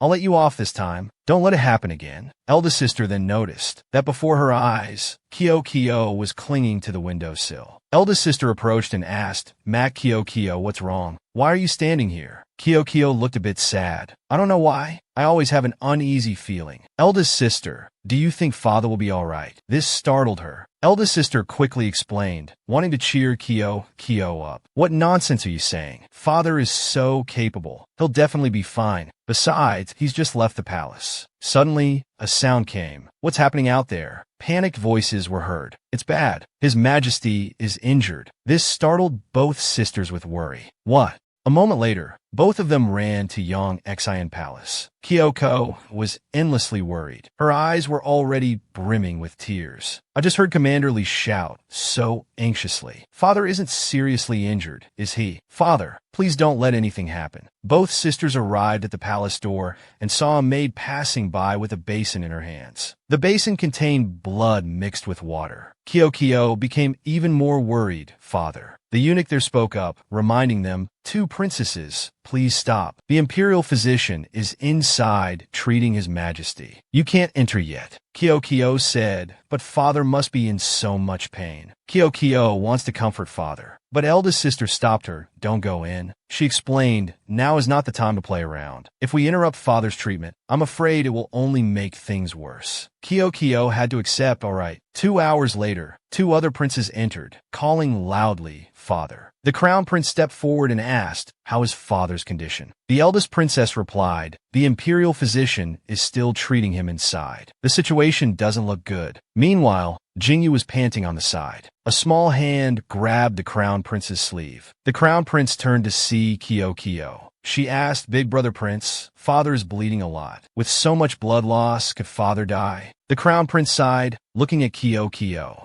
Then he cheered up and said, no, father won't die so easily. He still wants to wake up and protect us. Jingyu looked at the crown prince, feeling uncomfortable inside. If Kyo is like this, will she like big brother prince? What's so good about him? He's just a fool and an idiot. Jingyu went over to separate the two. He hugged Kyo. Ninth sister, don't cry. You still have third brother. This surprised the crown prince. The crown prince clicked his tongue, endlessly annoyed. Jingyu continued, be good, have some candy. He took out a piece of candy and gave it to Kyo.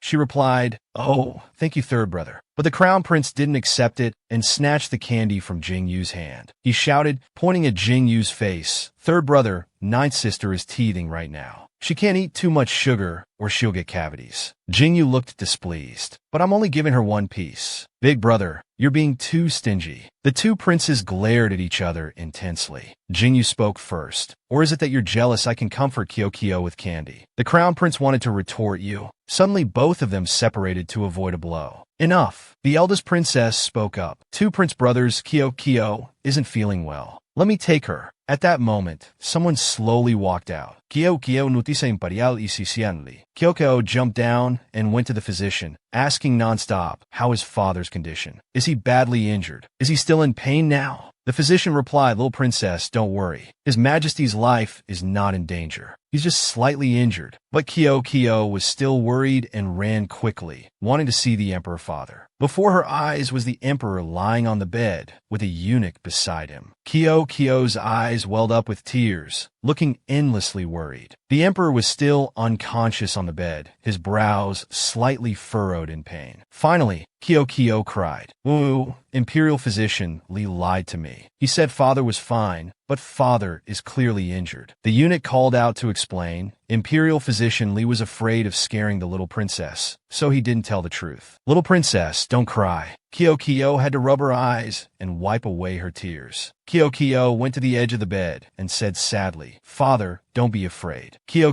will stay by your side. Father's hand is so cold. Kyo will warm it up for you. Father, you'll be fine. Kyo will give you good energy." The eunuch then lit some candles. He turned to look at the two princesses worrying about the emperor. "Two princesses, it's getting late. You should quickly return to rest." The eldest princess turned and replied, "It's all right. I'll stay with Kyo. You can retire first." The eunuch had to comply. "Yes, this servant will take his leave." Kyo held the emperor's hand, tears in her eyes. "Father, Kyo still has so many things to tell you. Please wake up soon." Kyo couldn't help feeling sad and a bit pitiful. She must have been too tired, as she immediately fell asleep beside the emperor's bed. A hand placed a blanket over Kyo's small body. The eldest princess was no less heartbroken. This silly child, go to sleep. Suddenly, the emperor's hand moved. The emperor was now awake. He tiredly looked to the bedside, saw his two daughters, and softly called out, "So Dao." Kyo. The eldest princess was surprised. The emperor asked, "What are you doing here?" The eldest princess was astonished. Father, you're awake." Kyo heard the sound and also woke up, rubbing her eyes. "What?" Kyo fully awoke and looked up, beaming when she saw the emperor awake. "Father." She immediately hugged the emperor. "Father, you're finally awake. Kyo was so worried about you." The emperor hugged Kyo's face, lovingly scolding, "Silly child, I'm still here. Don't cry." Kyo worriedly asked, "Father, does your wound still hurt? Do you want some candy? Or do you want some water?" The emperor sighed gently and said, "I'm not hungry or thirsty." He turned to worry about Kyo instead. "On the contrary, you've been keeping watch here all day. Aren't you tired?" Kyo shook her head vigorously. Not tired, not tired. With father here, Kyo isn't tired at all." Kyo continued. Kyo got full marks on today's homework. I'll show father later. But the emperor stopped her. "We can talk about that later. Now be good and go to sleep." Kyo replied, all right. Kyo asked again, "Father, you suddenly got injured while away. What happened?" The emperor looked slightly displeased. "When I was returning to the capital, I encountered assassins. They had set up an ambush in advance. I wasn't careful and got injured." Kyo panicked. "Then who exactly wants to harm father? Is it Yenjing country or another enemy state?" But the emperor just patted Kyo's head gently. He replied, "I will investigate this matter myself. You don't need to worry." Then he glanced at the eldest princess on the side. The emperor spoke up, "And Jiaoer, do you plan to stand there until dawn?" She was startled. She stammered, "I just wanted to visit father for a bit. If father has no other matters, I shall take my leave first." But the emperor reached out his hand. "Come here," surprising her. The eldest princess looked at the emperor's outstretched arm. The emperor said gently, "I said, you should also come up and sleep for a while." The eldest princess hesitated slightly, "Father." Then the emperor hugged both princesses and enjoyed this peaceful moment. The eldest princess spoke up, "You've been lying here all day. Ninth sister and I were worried sick. Please don't let something like this happen again in the future." Hearing this, the emperor felt a bit sad and ashamed. "I've lived for 35 years and done everything wrong. But the only thing I've done right is having these two daughters. If I'm gone, who will protect them?" The emperor replied, "Silly daughters, go to sleep now." The next morning in the garden, Yan Jinglang was sitting there with his subordinate beside him. Yan Jinglang asked, "Is the dog emperor awake?" The subordinate replied, yes. I heard from the palace maids that the dog emperor only suffered superficial wounds. He'll recover in a few days of rest. He glanced away indifferently. Consider it letting him pick up a life. Yan Jinglang's face darkened. If my good brother had succeeded, the outcome, I'm afraid, wouldn't have been just a light injury. Suddenly, a familiar voice called out, handsome big brother. Startling him, Yon Yinglong was surprised. Kyo asked cheerfully, what are you doing here? It's cold outside. Handsome big brother should go back quickly. Kyo wanted to touch Yan Jinglang's hand. She pulled her hand back in surprise. Your hand is almost frozen. Yan Jinglang frowned slightly and looked down. Kyo took Yan Jinglang's hand, surprising him with this action. Kyo smiled brightly and looked up. Now you won't be cold anymore. Yan Jinglang was about to say something. He quickly covered his reddening face. At this time, you should be having lunch in the palace. Why did you run here? Kyo looked a bit disappointed. Kyo just finished taking care of father. Father was badly injured. I don't know what bad person hurt father. If I find him, Kyo put on an angry expression. I'll definitely avenge father. I'll spray that bastard to death with seawater. Yan Jinglang looked at Kyo's angry expression. Yan Jinglang asked, what if that rotten man was me? This surprised Kyo, huh? What? Kyo laughed awkwardly. Handsome big brother, stop joking. How could it be you? Yan Jinglang said seriously, if I hurt your father, would you take revenge on me too? Kyo looked at him a bit panicked. Kyo stared at Yan Jinglang in confusion. Yan Jinglang asked again, or do you not have the heart to? Kyo stammered. Yan Jinglang continued, I'm just joking with you. Kyo looked at him with wide eyes. As he was about to turn and leave, Kyo spoke up. Handsome big brother is a bad person. Don't joke like that. Kyo said seriously. Kyo trusts handsome big brother the most. If handsome big brother says he won't hurt father, he definitely won't do it. Yan Jinglang seemed to be a bit moved in his heart. Kyo smiled and asked, right, handsome big brother? This left Yan Jinglang speechless. Yan Jinglang felt conflicted inside. I don't know why, but when I look in her eyes, I can't say anything to refute her. Yan Jinglang hooked his pinky finger. Yes, it's a promise. Kyo smiled happily. Suddenly someone called out, Mac Kyo. Where are you? Kyo panicked. Oh no, eldest sister is coming. Kyo worried, if sister sees me standing with handsome big brother, I'll definitely get scolded. She quickly ran off. Handsome big brother, I'm leaving first. He was about to say, you're heading towards the entrance. Kyo had already. Hey, the eldest princess opened the door. Kyo felt guilty. Eldest sister, what are you smiling about? Why do you look so happy? The eldest princess smiled brightly. I just heard from Teacher Chun that in 2 days, the library will hold a Kuju tournament. Both the Elementary Division and Imperial Academy can participate. Kyo asked in confusion, Kuju? What's Kuju? The eldest princess explained, Kuju is a sport. Whoever can kick the ball into the goal gets a point. The team that scores the most points wins the match. The eldest princess thought to herself, when the time comes, if I win, I can make Yan Jinglang cry for his parents, so he won't dare bother Kyo anymore. Kyo replied excitedly. Then Kyo wants to participate too. But the eldest princess objected. Kuju requires strength. With your short legs, what can you do? You should save your energy and just cheer for me. Kyo replied disappointedly. Oh, all right. Unexpectedly, Yan Jinglang was standing nearby and heard everything between the two sisters. Kyo was now eating hurriedly. Seeing this, the emperor reminded her, eat slowly or you'll choke. Why are you in such a rush today? Kyo said determinedly. Kyo must quickly eat and grow up. After growing up, Kyo can participate in the Kuju tournament. The emperor looked gently at his silly daughter. If you want to go, I'll have your name added to the competition list. No need to wait until you grow up. But Kyo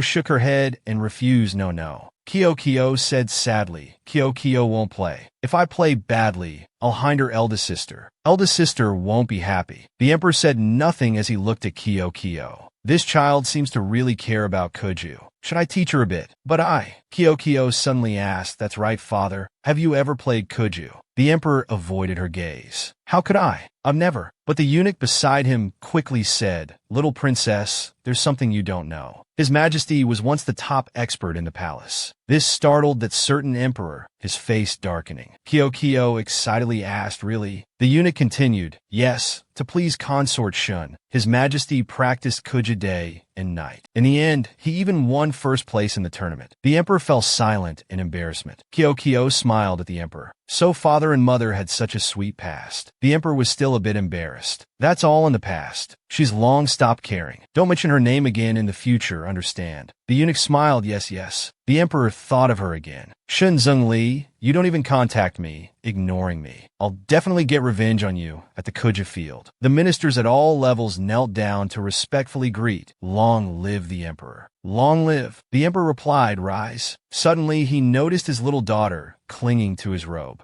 Hiding behind the emperor, he picked up Kyo. Are you scared? Kyoko smiled happily and replied, with father here, Kyo won't be afraid. The emperor said nothing more. He carried her to the throne and sat down. Then sit down, I'll peel sunflower seeds for you. Kyo cheered excitedly. The nearby ministers were surprised by the scene before them. They had heard the little princess was favored, but didn't expect to this extent. Some even praised how adorable the little princess was. The eunuch came to the balcony and announced, now, please welcome the players from both teams to the field. The first to enter was the eldest princess. Her demeanor was dignified and imposing. She wore a bright red outfit that highlighted her fair skin. Kyo excitedly pointed at the eldest princess. Father, look, that's eldest sister. The emperor looked and replied, worthy of being my daughter. She has my style from back then. The eldest princess suddenly looked up at the father and daughter. She waved. Kyo also happily looked at her. Kyo excitedly said, father, eldest sister is calling Kyo.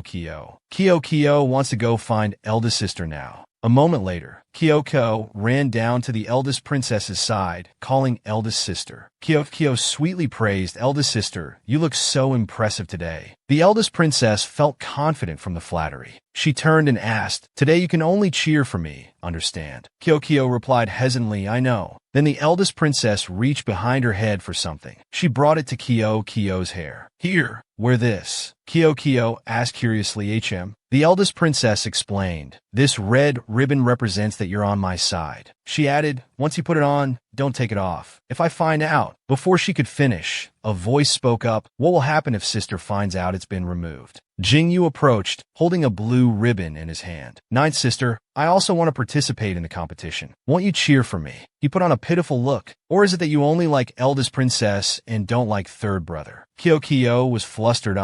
Suddenly, an idea flashed in her little head. I've got it. Kyo went over and took the blue ribbon from Jingyu's hand. She tied it to her other braid. Kyo said happily, this way, Kyo can wear both. Kyo will cheer for eldest sister and also cheer for third brother. The three chatted happily, falling into the sight of another person. Yin Jinglang saw the scene before him and let out an annoyed cold snort. Then both sides lined up, neatly facing each other. Someone wondered, why are the numbers uneven? Where's Xiao Jingyu? The blue team is clearly missing a person. The eldest princess coldly spoke up, Xiao Jingyu is sick. He can't participate in the competition today. Someone panicked, what should we do now? The eldest princess's face showed an amused smile. She said, it's fine. This princess thinks Yin Jinglang is very suitable. Why not let him be your substitute? Someone beside her asked, can Yin Jinglang really do it? She replied, I don't want to be on the same team as him. How would he know how to play? Yin Jinglang's face darkened. Suddenly, a small hand grabbed Yin Jinglang's clothes. Handsome big brother. Kyo asked, handsome big brother, do you want to compete? If handsome big brother doesn't want to go, I can talk to my father. Yin Jinglang was a bit flustered. This was the first time since childhood that someone had asked for his opinion on whether he wanted to do something. He swallowed. For this little one's sake, I must give it my all. Yin Jinglang replied determinedly, I'll participate. Did the little princess just plead for the sixth prince? I'm not mistaken, am I?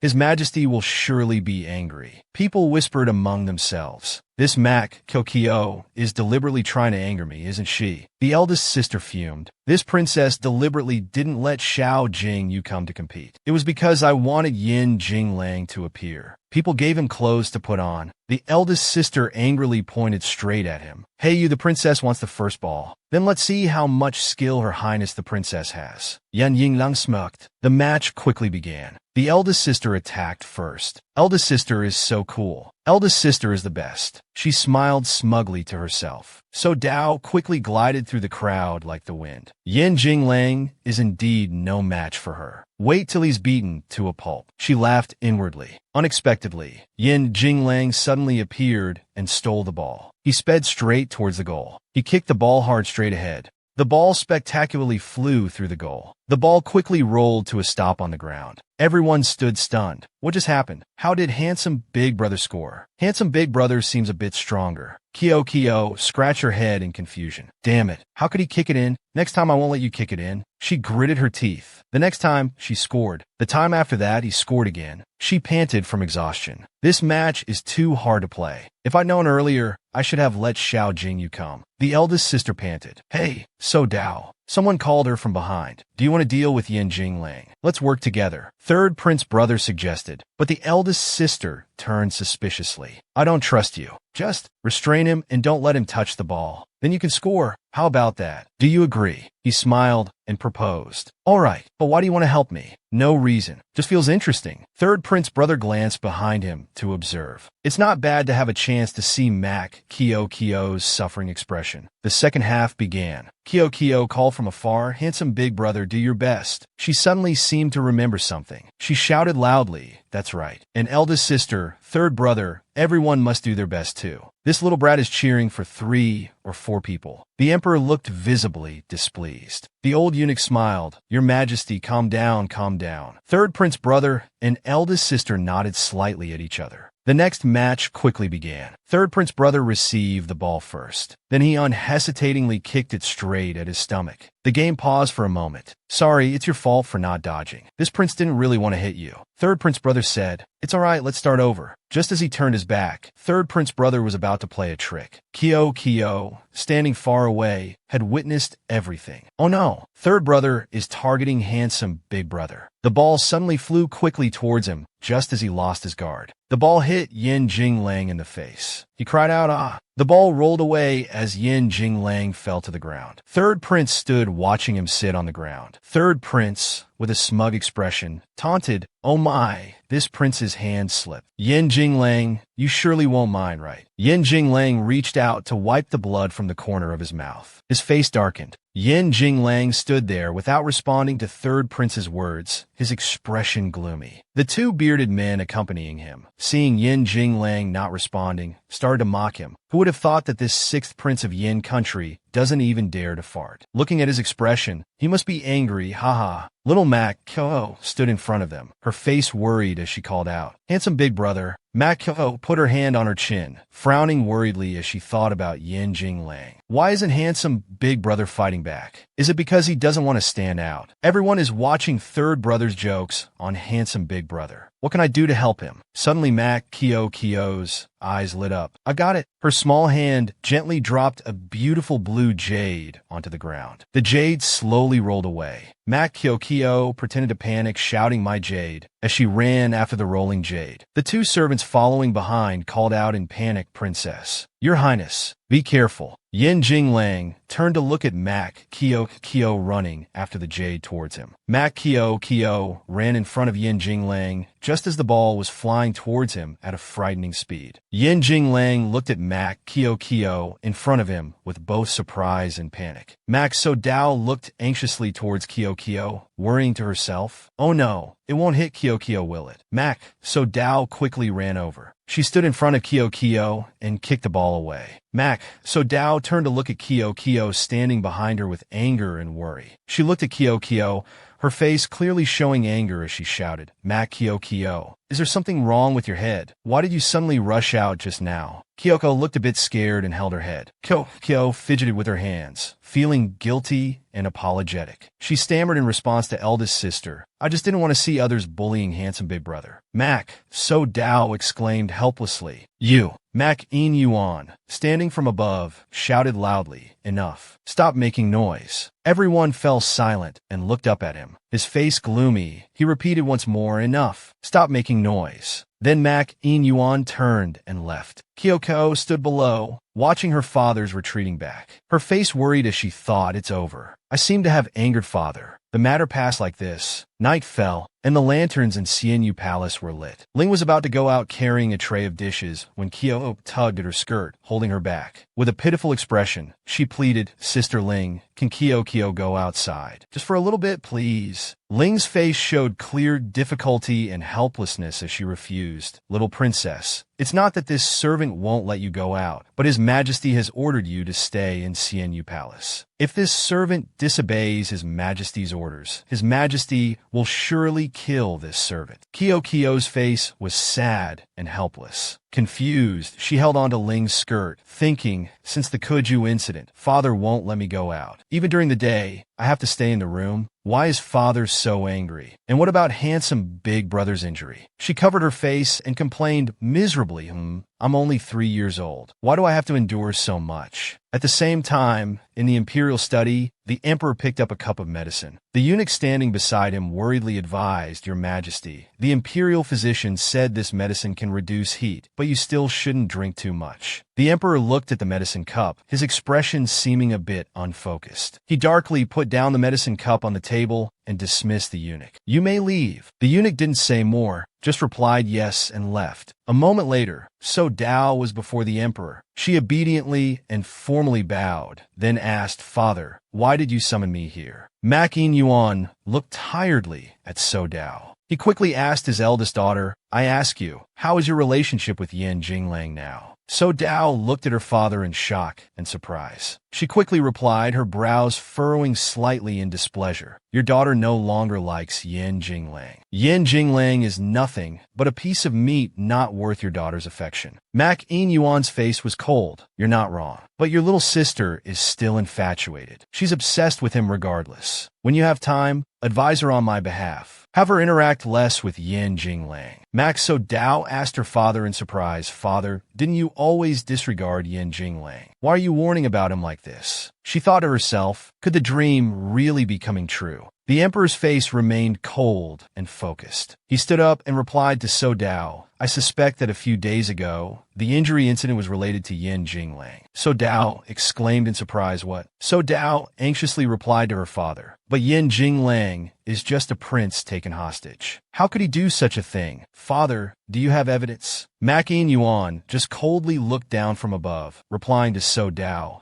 "It's precisely because there's no direct evidence that I haven't acted rashly." Mak In-yuan continued analyzing. Mak Kyoko is naive. If Yin Jinglang really does something to harm Mak Yuyan country, I'm afraid it will break her heart. Mak In-yuan thought of Kyo's innocent happy smile and silently vowed in his heart, "I will absolutely not let this happen to her." Mak Kyoko's eyes welled up with tears as she whimpered pitifully, calling out, "Father, hick hick." Mak In-yuan frowned slightly, his face looking a bit helpless. He furrowed his brows and shouted at Kyo, "Stop your crying for me. I haven't even settled accounts with you yet. Tell me, why did you go to Yin Jinglang's place?" Kyo's eyes welled up with tears as she whimpered. Then she struggled and cried loudly, sobbing and complaining, "Father, Father is mean." Mak Yuyan helplessly darkened his face and threatened, "If you cry again, I will kill Yin Jinglang right now." Hearing this, Kyoko lay still on the ground and stopped crying. The third prince stood outside the door, peeking in with a meaningful smile. He knowingly said to the fourth prince, "This time Mak Kyo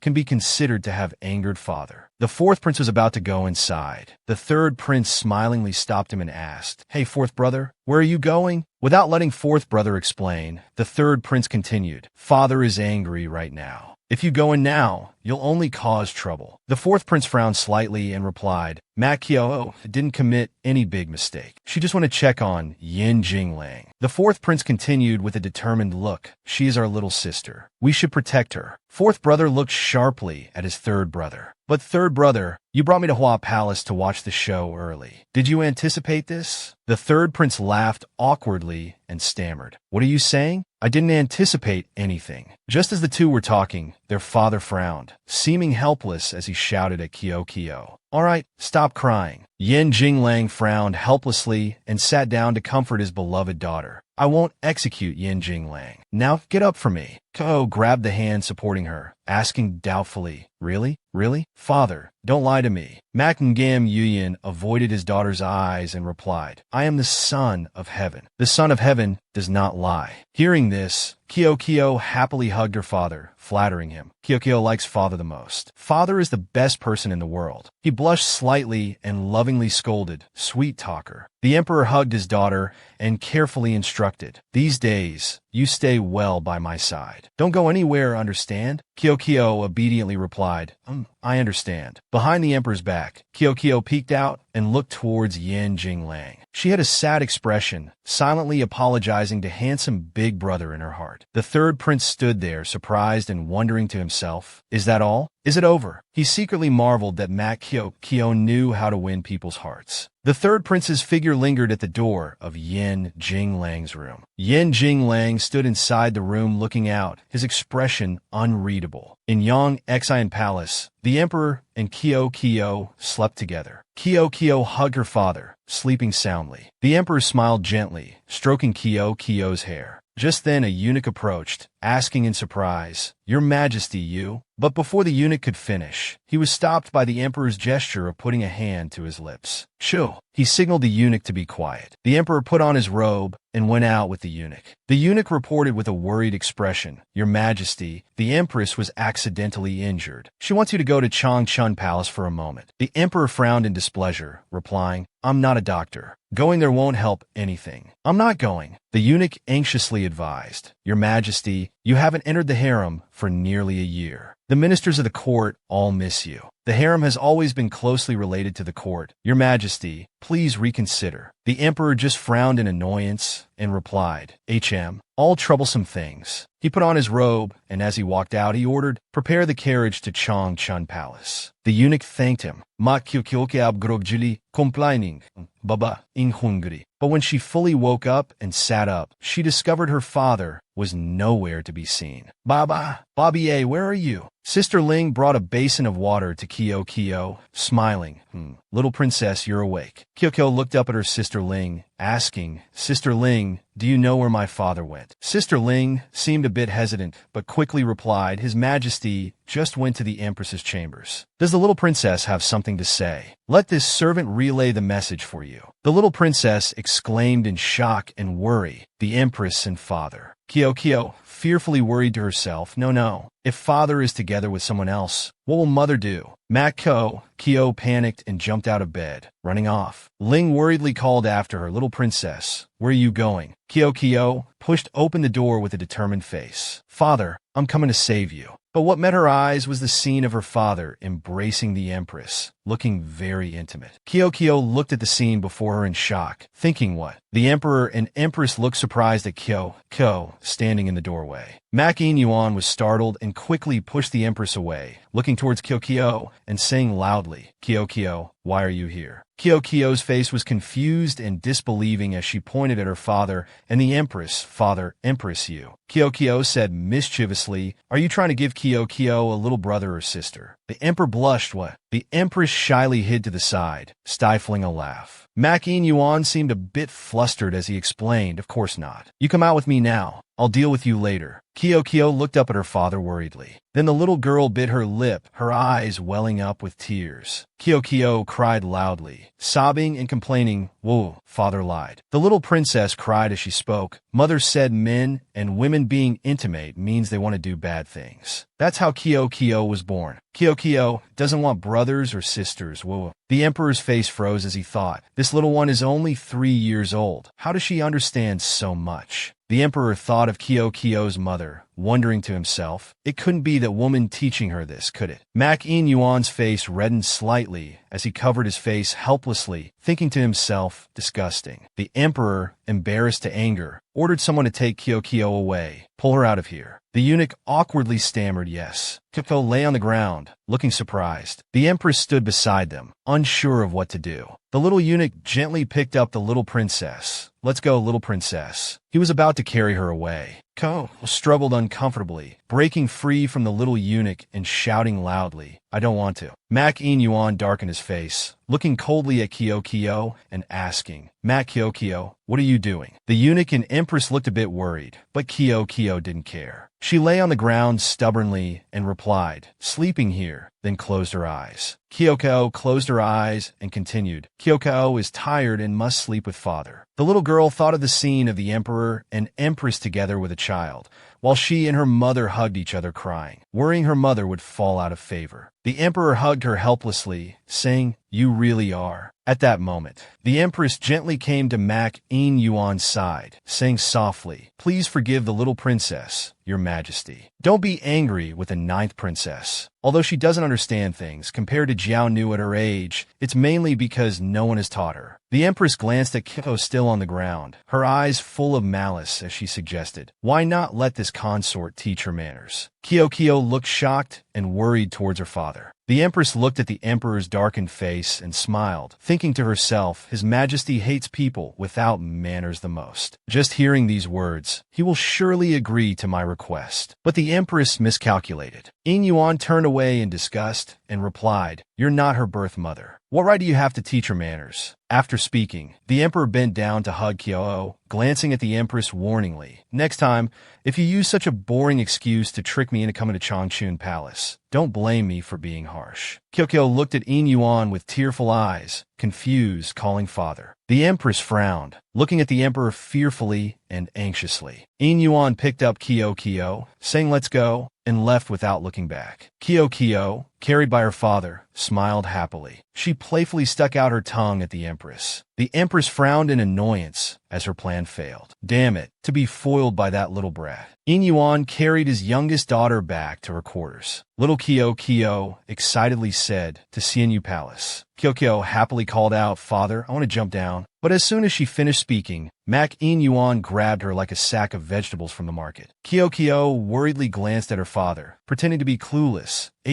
Father, what's wrong?" The emperor silently held Kyo in front of him. "Did you do it on purpose today?" The emperor paused, then continued, "Is it because I scolded you last night? You want to get revenge on me?" Kyo pursed her lips, frowning righteously as she replied, "No." Kyo continued, "I just woke up and couldn't find father anywhere, so I wanted to find you." The emperor looked at Kyo, stroking his chin thoughtfully. Seeing this, Kyo seized the opportunity, throwing herself into her father's arms and coaxing, "Father, don't be angry. Smile a bit, okay? Mother says being angry makes you less handsome." Mak In Yuan's face darkened, looking a bit displeased as he warned the little one, "I don't want to hear your mother's name again in the future." He put Kyo down on the ground, instructing, "From now on, ignore everything your mother says, understand?" Kyo looked worried and panicked. "What?" Mak In Yuan turned his back, his face slightly red as he added, "But if your mother replies to you, you must remember to tell me, understand?" Kyo nodded, Munwasa. The little girl smiled to herself, thinking, father is saying one thing, but meaning another. Kyo called out, "Then father," grabbing Mak In Yuan's sleeve and asking, "Do you want to have little brothers or sisters for Kyo?" The little girl continued, her face looking somewhat worried and pitiful. "If you have little brothers or sisters, will father not pay attention to Kyo anymore?" Kyo pouted, her eyes welling up with tears as she continued pitifully, "Kyo doesn't want that." The emperor smiled, bending down to pat the little girl's head, lovingly scolding, "Silly, I have you. That's enough for this lifetime." The emperor suddenly had an idea to tease her. He held up 2 fingers and continued, "However, if you don't listen to me, I'll immediately go and have 2 more children. Moreover, they'll be cuter than you and more obedient than you." Kyo scrunched up her face, playfully bantering with her father. Father is mean. Mak In Yuan hugged Kyo. Kyo obediently said to her father, "Kyo will definitely be good and obedient in the future. Study hard, so father will never not need me." He chuckled softly. The emperor smiled brightly, praising his daughter for being so good. Both laughed happily and joyfully. Mak In Yuan carried his youngest daughter, Kyo, in his arms, both happily stretching out their hands. The servants following behind looked at the scene and felt happy too, marveling inwardly. It's been a long time since we've seen His Majesty in such high spirits. The little princess truly is the lucky star of Mak Yin country. The little eunuch held the imperial edict and read aloud, "Sixth Prince, His Majesty orders that you need not go to the library these days. Just rest well in Manhwa Palace." Yen Jinglang knelt on the ground and replied, "Jinglang obeys the order." Eunuch Lin sighed. Yen Jinglang bowed behind him. Eunuch Lin, walk slowly. Yin Jinglang stood at the door, turning to look at the hidden guard. The guard knelt, cupping his hands to report, Your Highness, the matter of the dog emperor's injury has been handled satisfactorily. No one will suspect it was us. He coldly replied to the guard, I know. The masked guard frowned and continued asking, This servant still doesn't understand why Your Highness didn't ally with the fourth prince of Yin to kill the dog emperor together, but instead gave him a chance to escape. Is it because of the princess? Yin Jinglang turned to look at the clear sky with birds flying and trees swaying in the wind, replying, I will kill the dog emperor, but not now. Don't mention this again. You may leave. The guard obediently replied yes. The beautiful clear lake was dotted with a few blooming pink lotus flowers. Kyo lay sprawled on a stone table by the lotus pond, complaining, so hungry. Kyo sat up, looking at Sister Ling and coyly asking, Sister Ling, can I have another big chicken leg? Ling looked at the little princess helplessly, replying, But little princess, you've already eaten. The little princess looked up at Sister Ling with sparkling eyes, pleading, Sister Ling, please. Kyo is so hungry. Ling couldn't resist the little princess's charm and agreed. This servant will go to the kitchen and ask someone to make it for you right away. As Sister Ling turned to leave, she instructed, Little princess, don't run around, okay? Kyo mumbled agreement, but inwardly rejoiced. He finally got rid of Sister Ling. Kyo strolled to another part of the lotus pond, calling out, Fourth prince brother, I'm here. Where are you? The fourth prince emerged from a bush, replying, Here. Kyo, startled slightly, exclaiming in admiration, Wow. The fourth prince complained, so hungry. Kyo hugged a small box, opening the lid and handing it to her brother. Here's a big chicken leg from lunch today for you to eat. The fourth prince lightly touched Kyo's face with his fingertip. Thank you, ninth sister. He held the box with one hand and the chicken leg with the other, eating heartily. Kyo glanced at her fourth brother awkwardly, making a sound to get his attention. Her fourth brother looked at her, asking, What's wrong? The ninth princess fidgeted nervously. Speaking up, Fourth prince brother, I want to ask you something. Why were you at Manhwa Palace last night? The fourth prince replied casually while eating the chicken leg. Yesterday, I wanted to return to my chambers to rest. But on the way, I ran into third brother. He said there was excitement at Manhwa Palace and took me there. Kyo held her chin worriedly, thinking, how did third brother know about what happened at Manhwa Palace? Moreover, he said handsome big brother was seriously injured. But handsome big brother wasn't hurt at all. Could it be that third brother deliberately wanted us too? One person was eating, the other lost in thought. Neither noticed the third prince had arrived. Jing Xian lightly patted his fourth brother's head, saying, Fourth brother, ninth sister, what are you two talking about here? He didn't mind the chicken leg that flew out of his fourth brother's hand from his pat. Kyo startled, looking at Jing Xian. Her third brother didn't disappoint her, bending down and reaching out to hug her. Kyo, ninth sister, you're so cute today. Come here, let me hug you.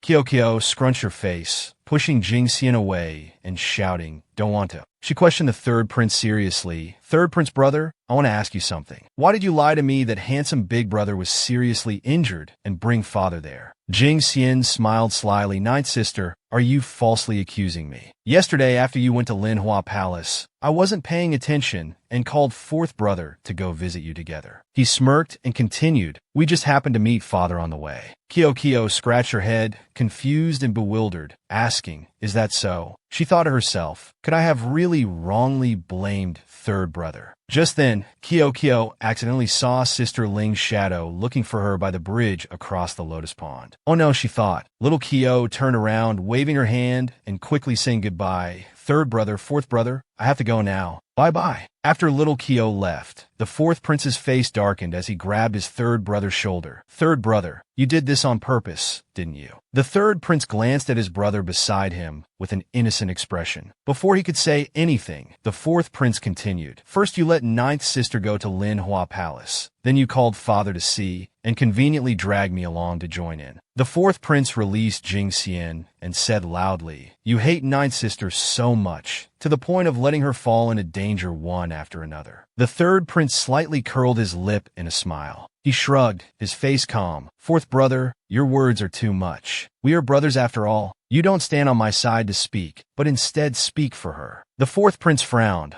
looking somewhat angry at his brother. The fourth prince grabbed his brother's shoulder again, probing, "So you admit that all of this was what you did, including the incident at the birthday party before?" Jing Xian angrily shook off the fourth prince's hand, saying loudly, "I did it, so what?" He mockingly continued, "You won't sever ties with me because of Mak Kyokyo, will you? Let me tell you." Before he could finish, he saw his fourth brother rush at him, swinging his fist. In a corner of the clear sky, the fourth prince's angry voice rang out, "I've told you not to bully ninth sister." The punch landed on Jing Xian's face, turning his head to the side. He vaguely coughed up a few drops of blood. The fourth prince rushed forward, pinning the third prince to the ground, his voice filled with anger. "You!" He darkly looked at his third brother on the ground, calling out, "Third brother." The fourth prince stood up, his face dark, as he continued, "Why don't you try to accept ninth sister? She's not as bad as you think." The third prince sat up, wiping the blood from his lip. Then he smiled, replying to his brother, "I'm just following second brother's orders. He told you not to get close to Mak Kyokyo, that's all." He remembered his second brother and continued, "Don't tell me you want to disobey second brother." The third prince walked over to his fourth brother, continuing to upset him. The fourth prince bit his lip, looking troubled. Jing Xian walked past him, waving his hand. "Enough useless talk. I won't hold today's incident against you." The fourth prince turned abruptly towards Jing Xian, worriedly speaking up, "What about you, third brother? Don't you want to cure your own illness?" The third prince stopped, his face darkening. His fourth brother, still worried and sincere, continued speaking, "I know this is a secret you never want to mention, but as her brother, I still hope she can be happy." The fourth prince softened his voice, looking worriedly and sincerely towards his third brother. "She is a treasure. She can cure your illness." The third prince darkened his face, turning his back to the sunlight, causing half his face to fall into shadow. He spoke, "Now you know my condition clearly. You should know." The third prince paused for a moment as he walked away, saying as he went, "This illness basically has no cure." The fourth prince silently watched his brother leave, his face dark. The palace at this time was not very peaceful either. In the little princess's palace, she hid behind a pillar, peeking out with star-bright eyes. She thought to herself, "I wonder if father has finished holding court yet." Inside, Mak In-yuan held his head, looking at the ninth princess's maid kneeling on the ground. Kyokyo worriedly thought, "Did father discover that I snuck out?" In-yuan rested his chin on his hand, eyes half closed as he looked towards the pillar outside. He spoke, "Why are you still lurking out there? Or do you want me to personally invite you in?" Mak Kyo-ho smiled awkwardly, holding out 2 candies to appease her father. "Father, don't be angry. Kyokyo invites you to eat candy." Mak In-yuan replied flatly to her flattery, "I'm not angry." Right after, he darkened his face in a sulking manner, continuing, "I also don't have a wild child like you, running around outside every day."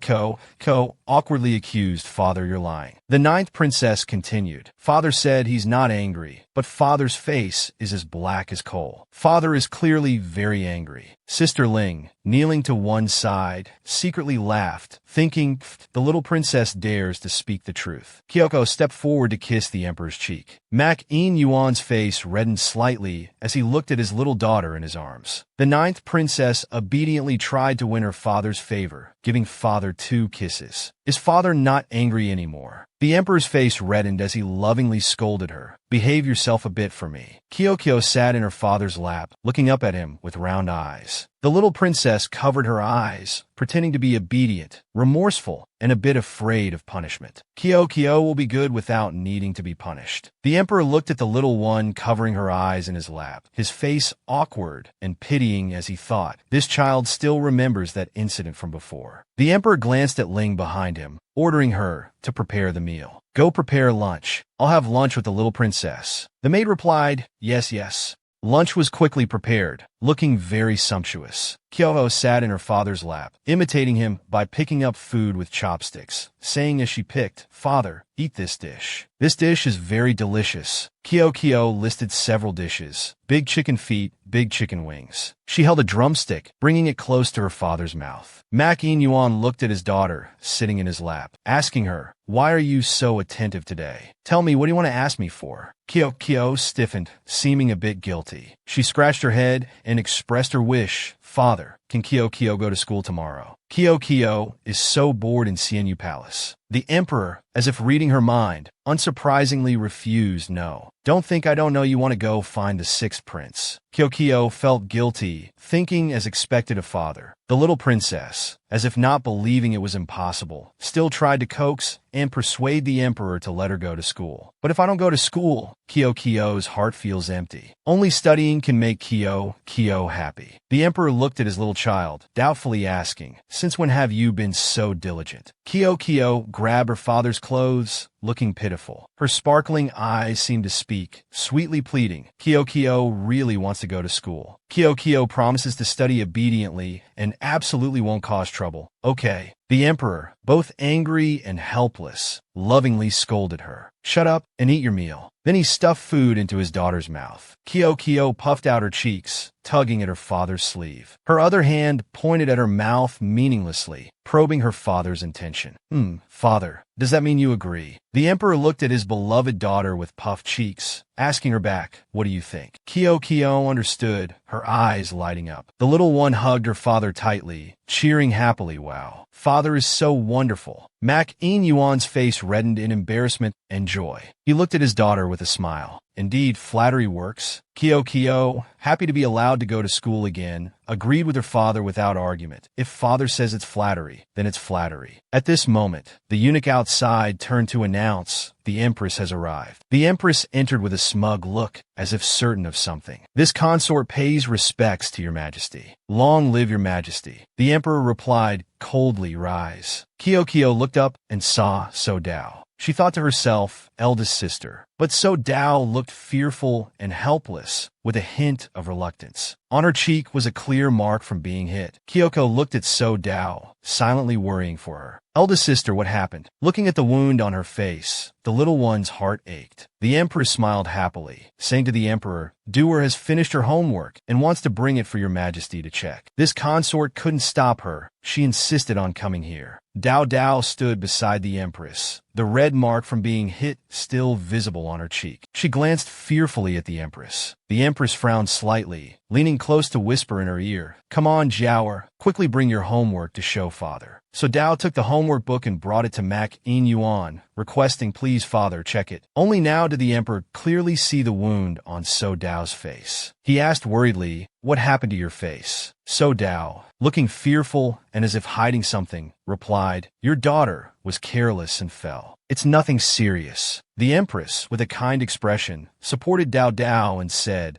"Dower has been muttering about the little princess at home all day, saying she wants to find the little princess to play. You two go play now. It's enough to have me and the emperor here." The little princess, sitting in the emperor's lap, firmly refused, "I don't want to." She then got down, went to So Dao's side, tugged at her clothes, and said sweetly, "Eldest sister rarely gets to see father. We should have a good meal with father, right, eldest sister?" "Right, eldest sister," she said in a coquettish voice. The empress standing nearby darkened her face and snorted, thinking to herself irritably, "This troublesome Mak Kyo." The empress still maintained her virtuous appearance, gently replying, "All right then. This consort has just made a bowl of soup to nourish your majesty's health." A palace maid brought in the soup from outside. The empress took the bowl of soup from the maid and presented it to the emperor, wishing your majesty good health and everything smooth. The emperor glanced at the soup and coldly refused, "I don't want to drink ginseng soup." Mak In-yuan lightly pushed away the wooden tray with the soup, continuing, "If this soup is so good, the empress can drink it herself." Below innocently waved her hands, begging, "Then father, can I drink it? This soup looks very delicious." Kyo really wants to drink it. Mak In-yuan carelessly picked up the soup bowl. "If you want to drink it, then it's yours." The empress, standing nearby, worriedly reached out to stop him. "Your majesty, no." Kyo quickly drank up the soup with relish. She handed the bowl back to her father, apologizing insincerely. "Oh no, father, I'm sorry. I accidentally drank it all. This consort made this soup for your majesty to drink, not to serve this little girl." The empress stood to one side, angrily thinking to herself, so young yet already so scheming. What will she be like when she grows up? The emperor took a handkerchief and lovingly wiped the soup stain from Kyo's mouth. He picked up the little princess, doting on her as he said, "What's mine is yours. In the future, if you want anything, just say it directly. No need to be polite." Kyo obediently took So Dao's hand. "Then can eldest sister sleep with me tonight?" Kyo hasn't been with eldest sister for a long time. She happily held So Dao's hand and continued chattering, "Eldest sister, Xianyu Palace has many interesting things. Wait a bit, Kyo will take you to paint later." So Dao looked at the little princess, touched, thinking to herself, "This little one saw the wound on my face and wants to protect me." The emperor nodded, agreeing with the little princess to let So Dao stay in Xianyu Palace tonight. "You stay in Xianyu Palace today. I haven't talked with Jiao for a long time." So Dao looked at her father in surprise, while Kyo was happy. "Yes, father." The emperor glanced at the empress coldly and asked, "Does the empress have anything else?" The empress bowed, avoiding the emperor's gaze. "No more. This consort takes her leave." The emperor turned away, no longer paying attention. Night fell. The moon rose high and full over Xianyu Palace. So Dao and Kyo were on the bed. Kyo lightly touched So Dao's cheek, making her wince. "Ouch, it hurts." Kyo worriedly pointed at the wound and asked, "Eldest sister, let me ask you, was the wound on your face caused by the empress?" So Dao darkened her face, avoiding the question as if not wanting others to know the truth. "No, you shouldn't think too much. On the contrary, if you clash with the empress, aren't you afraid she'll make things difficult for you in the future?" Kyo's face paled a bit in fear. She replied, Jiao, I'm a bit scared, but the way the empress looks at us is like she wants to eat us." Kyo can't ignore it. So Dao, hearing this, got a bit angry and flicked Kyo's forehead. As she flicked, she scolded, "What are you thinking about all day?" She then stroked Kyo's head. "Don't think I don't know you've been forbidden from doing bad things for the past 2 days." So Dao gently stroked Kyo's head, half coaxing, half threatening. "Tell me honestly, do you know anything?" Kyo threw herself into So Dao's arms, sweetly teasing her. Eldest sister is still the fiercest and cutest. Kyo wants to sleep with eldest sister now. As the night deepened, So Dao held the soundly sleeping Kyo, looking out the window and thinking to herself, "The affairs of adults, it's best you don't know. As long as I still exist in this world for 1 day, I will definitely protect you well for 1 day, Mac Kyo."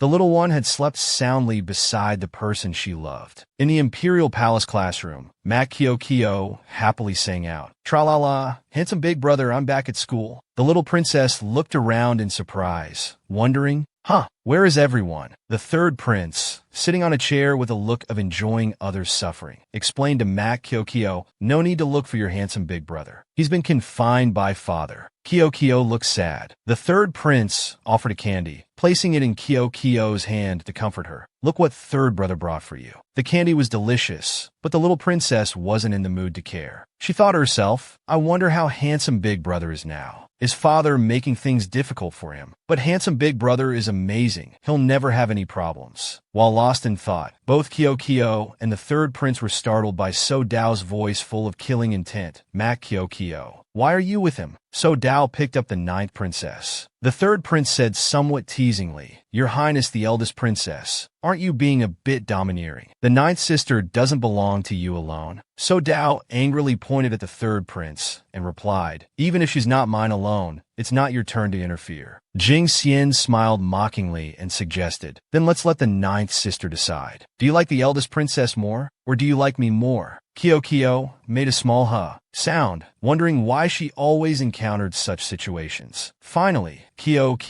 held in So Dao's arms, made a suggestion, "Why don't eldest sister and third brother play rock, paper, scissors?" Both looked at Kyo in surprise and confusion. Then they looked at each other, sparks flying in their eyes, and said in unison, "All right." In the duel, So Dao threw rock while Jing Xian threw scissors. So Dao joyfully raised her fist high, cheering, "Wonderful. I've won." While the third prince behind her held his head helplessly. So Dao took Kyo's hand. "Let's go." But Kyo looked somewhere else, her face hesitant. The eldest princess pulled Kyo to her seat, instructing her in the future, talk less with Mac Jingxian. He's not a good person. Mac Kyo glanced at Jingxian sitting on the other side, her face indecisive. It seemed she had many things to ponder in her heart. In Zhaohua Palace, she returned to study. The crown prince was teaching Kyo this is a painting like this and like this. But Kyo wasn't concentrating and seemed to be worrying about something. The crown prince noticed the little princess seemed unhappy and asked, Fish, what's wrong? You seem unhappy today. Kyo replied with a gloomy face, that's right, it's a big problem. Kyo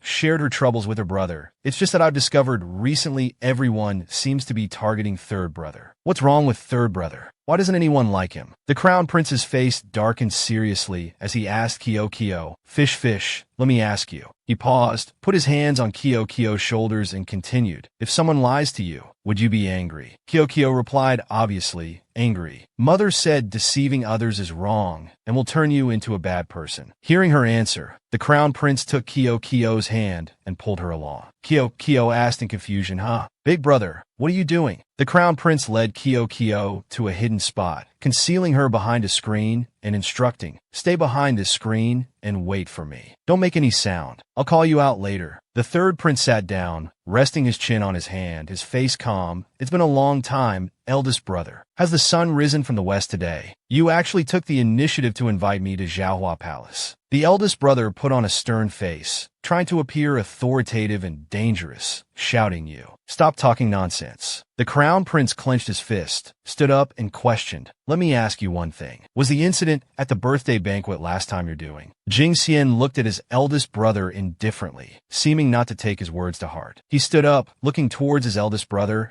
and replied nonchalantly, oh, you know already. Did Mac Kyo come to you to tattle?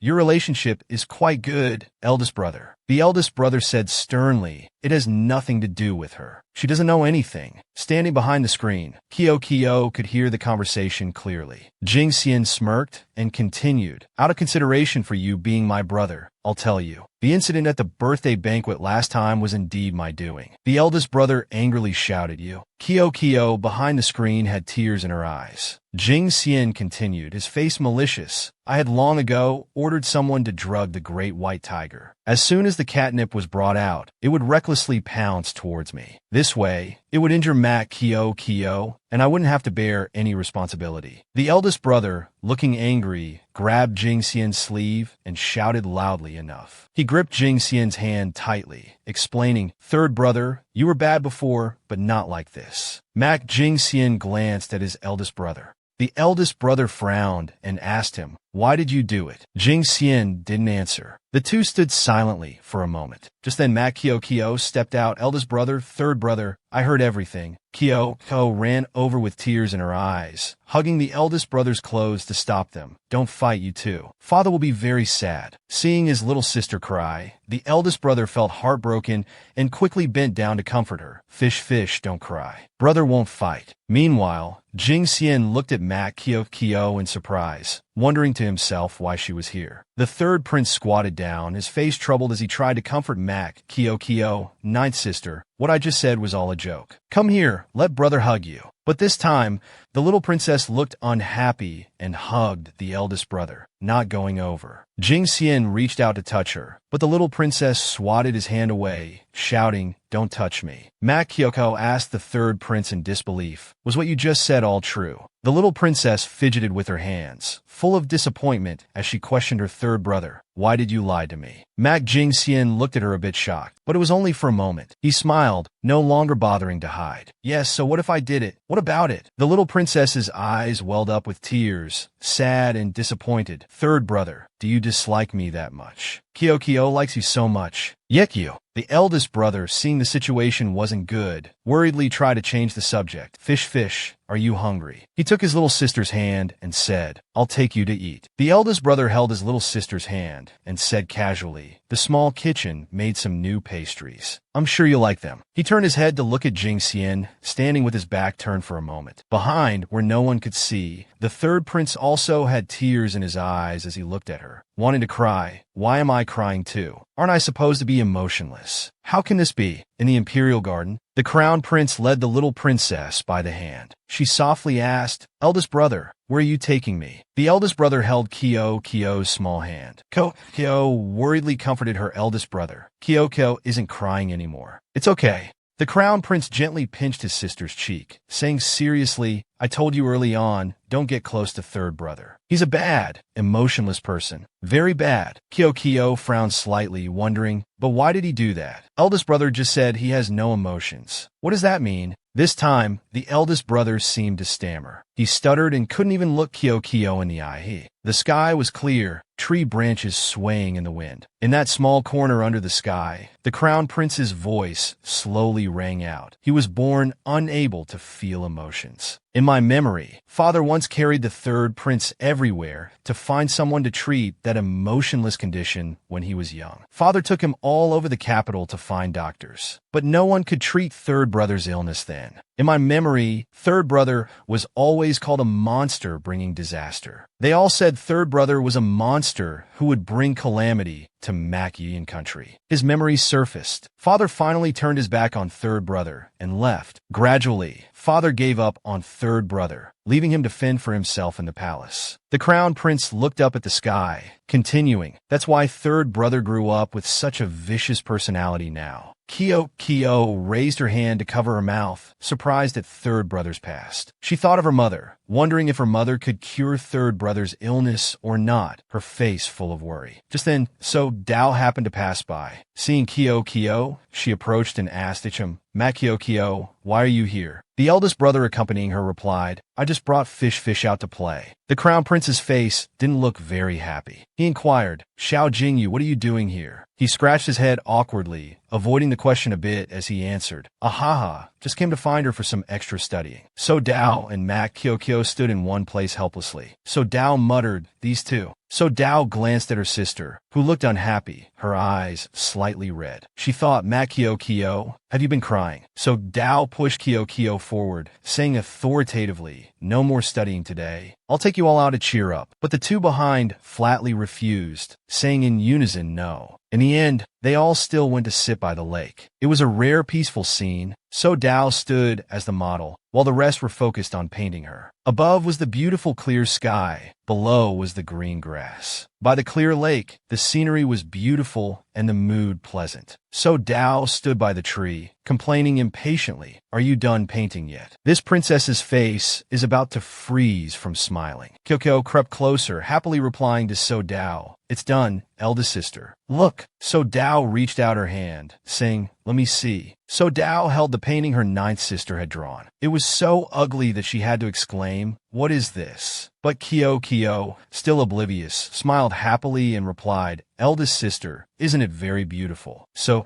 Dao angrily hit Kyo on the head, questioning Kyo, what ghost did you draw? Kyo looked aggrieved, but still ran off happily. So Dao was still angry, pointing at the painting and scolding the little one. Is this princess's head that big? And this nose? Is my mouth like that? Kyo ran with short steps. Feeling wronged as she replied, eldest sister is bullying Kyo. Kyo isn't like that. So Dao hugged Kyo, glancing towards Xiao Jingyu and asking, what about yours? Xiao Jingyu awkwardly laughed it off. However, he still couldn't pass So Dao's scrutiny. She glared, exuding a frightening aura as she said, let me see. Xiao Jingyu replied, dejectedly, all right. The painting was handed to So Dao. She looked at the painting in surprise, praising, wow, I didn't think you could paint so well. Xiao Jingyu's nose pointed to the sky as he replied with a face full of confidence and arrogance. How about that? Your boy paints beautifully, right? At that moment, Kyo jumped out, feeling aggrieved as she argued, eldest sister, that's not fair. I want to see eldest sister paint Kyo too. So Dao and Xiao Jingyu turned to look at her with surprised eyes, somewhat bewildered. So Dao's competitive spirit rose. She grabbed the paper angrily and replied, fine. If it's painting, who's afraid of whom? Xiao Jingyu smiled helplessly, handing the brush to Dao. The eldest brother didn't seem to care much, focused on admiring his own painting. The crown prince happily watched everyone, thinking to himself, Fish is finally smiling. Just then, a little eunuch appeared, speaking worriedly, little princess, we've finally found you. Everyone was having fun. Seeing Eunuch Lin arrive, they all stopped to look at him. So Dao asked curiously, Eunuch Lin, why are you here? The eunuch anxiously bowed and continued, "Please go to Yong-Xan Palace quickly. His Majesty wants to execute someone again." Hearing this, everyone was stunned for a moment. Kyo covered her face in surprise and worry. She didn't know what was happening that made the old eunuch speak so seriously. Late at night in Yong-Xan Palace, the emperor's angry shouts echoed outside. "What do I need you for anymore?" The eunuch worriedly advised, little princess, perhaps you should return first. This servant will try to persuade His Majesty again." But Kyo refused to listen. The little girl pushed open the door. The eunuch called out in panic, little princess." As soon as she entered, Kyo saw the scene inside the room.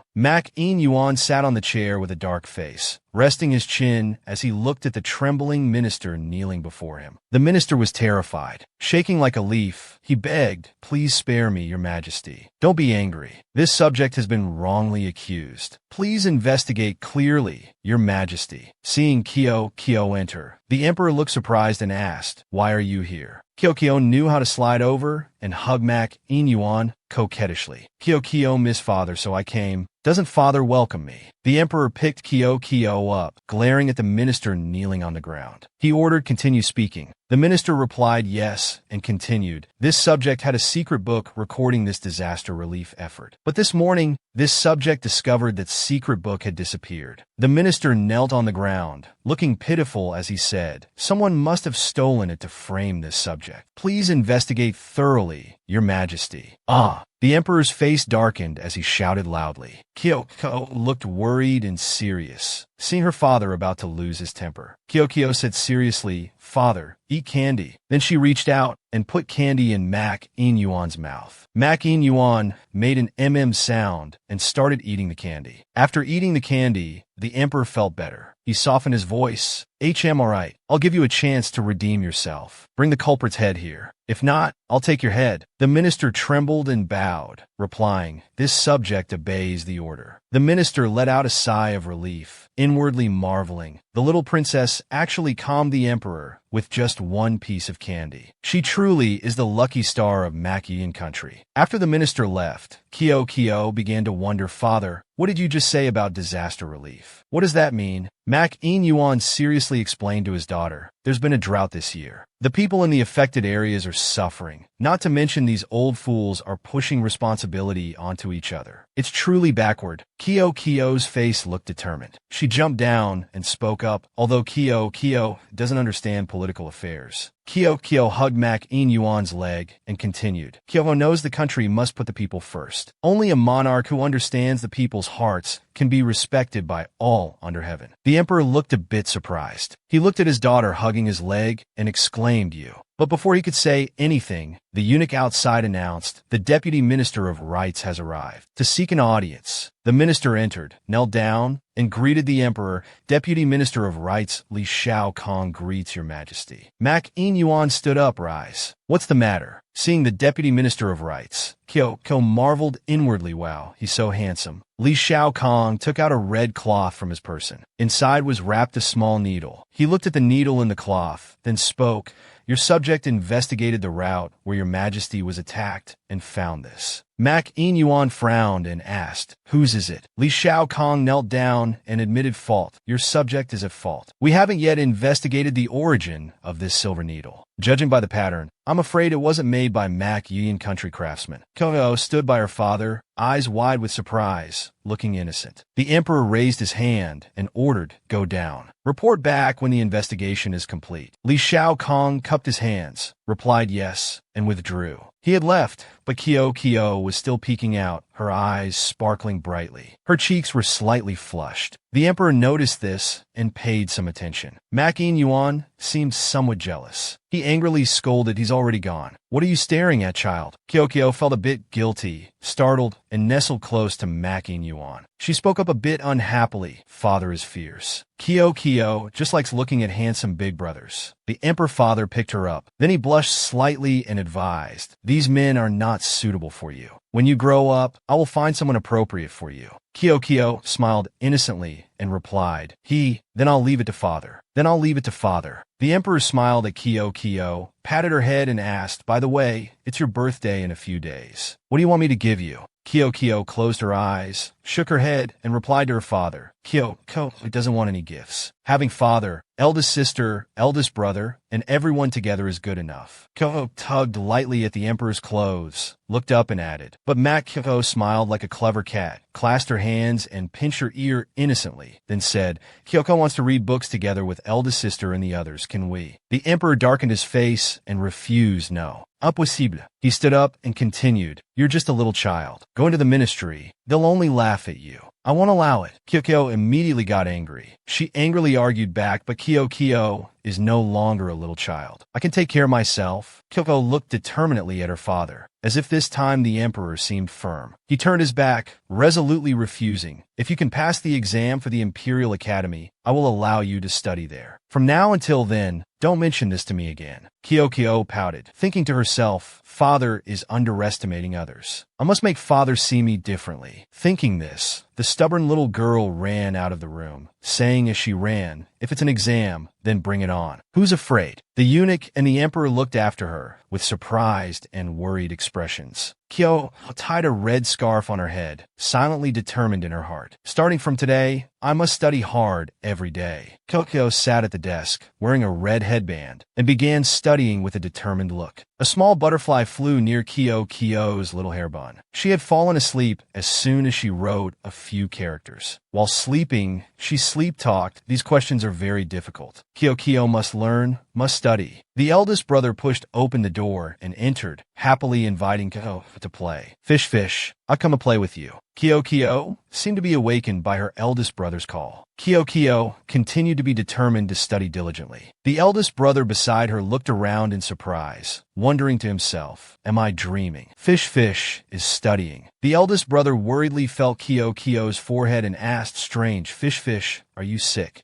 Kyo angrily scolded, bad eldest brother, you're bad. Kyoko looked at her eldest brother with a determined face and explained, Kyoko just wants to study well and go to school with eldest brother, that's all. I'm not sick. Hearing Kyoko say this, the eldest brother's face also became determined as he said to the little princess, if so, from now on I'll study properly with Fish. I'll help Fish enter the Imperial Academy. Kyoko smiled at her brother and said thankfully, all right, thank you, eldest brother. Night fell, and the moon hung overhead. Ling stood at the door, looking around worriedly, thinking to herself, where is she? Why hasn't she returned yet? Just as she finished thinking, she saw the little princess trudging back like a dried stick. Ling looked at the little princess in surprise. Ling looked in surprise and reached out worriedly, asking, little princess, you're back. What's wrong? But no one answered her. Kyoko walked into the room in a daze. As soon as the little princess entered, she fell to the ground with exhaustion. Ling was startled, her face full of worry. Kyoko complained tiredly to Sister Ling. Woo. Kyoko studied and practiced for the exam all day today, but couldn't understand a single word. Sister Ling's face showed doubt as she marveled inwardly.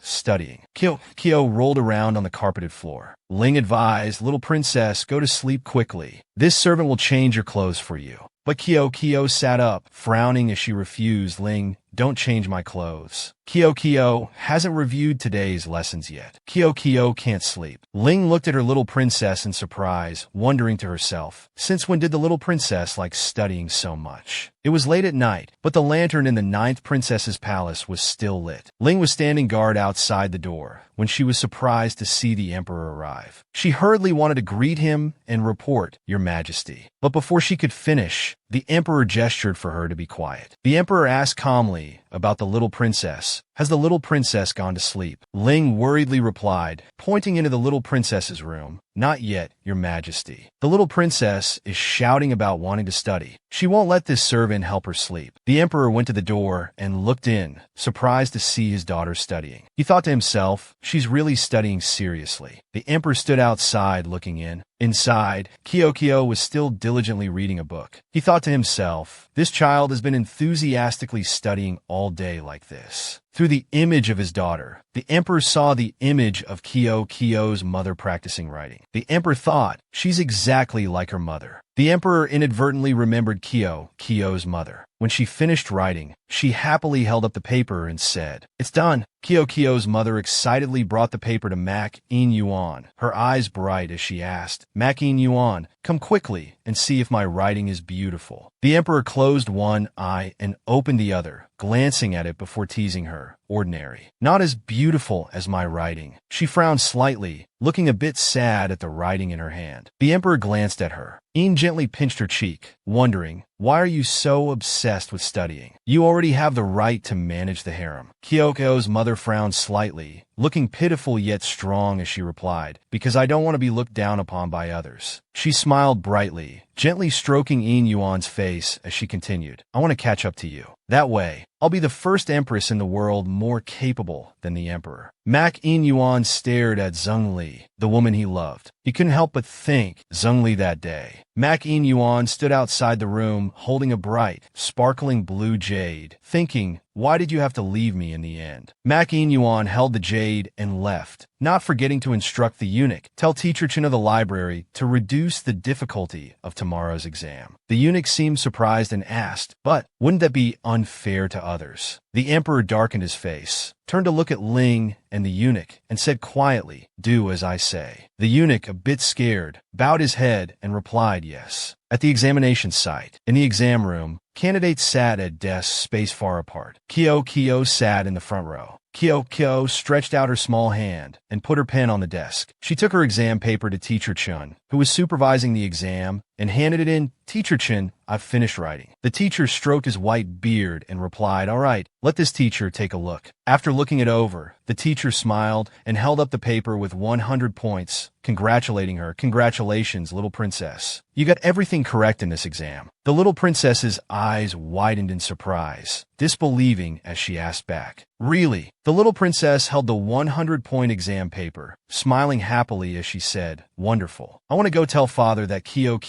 got a high score and can study with eldest sister." The candidates below frowned slightly, seeming unsatisfied as they whispered, "How could she get full marks? Isn't that cheating?" Another person replied, "I saw that her exam questions seemed different from ours. Didn't the emperor tell her?" Hearing this, Kyo felt a bit dejected, thinking, "I didn't cheat." The teacher smiled awkwardly but kindly at the little princess. "Little princess, if you've submitted your paper, please return to your seat. You'll need to continue studying later." The little princess nodded and handed over her exam paper, her face not very happy. Then she immediately ran off in a sulk. Under the clear sky, with a few white clouds drifting by the palace gates, Kyo hurriedly ran with her exam paper, shouting, "Father, are you in there? Kyo has something to tell you." The guards at the palace gates stopped her, advising, "Little princess, when the emperor is holding court, he doesn't like to be disturbed. Why don't you wait outside for the emperor first?" Kyo pouted, looking quite displeased as she replied, "All right." In a corner of the palace, bright sunlight shone on the imperial palace's roof tiles. Finally, Mak In-yuan finished his business and stepped out of the hall. Kyo had fallen asleep on the steps at some point, still holding her exam paper. Suddenly, a hand gently touched Kyo's head, waking her up. She made a small sound, her eyes a bit dreamy. She saw her father smiling gently. Kyo glanced at her father and asked, "Father, has court ended?" Mak In-yuan spoke gently to Kyo, "It's very sunny outside. Don't stay in the sun like this. You'll get heat stroke. Stand up and come inside with me." The emperor let Kyo sit in his lap, gently stroking her hair as he asked, "Tell me, what did you want to trouble me with?" Kyo, fuming, replied, "It's not trouble." Kyo smiled happily, showing her 100-point exam paper to her father. Kyo got full marks and wanted to show father. Mak In-yuan smiled gently, praising her, "Not bad, truly worthy of being my daughter." The emperor looked at her, his tones seeming a bit worried as he probed, "You suddenly got such high marks. Did you peek at others' exam papers?" Kyo proudly replied, "Kyo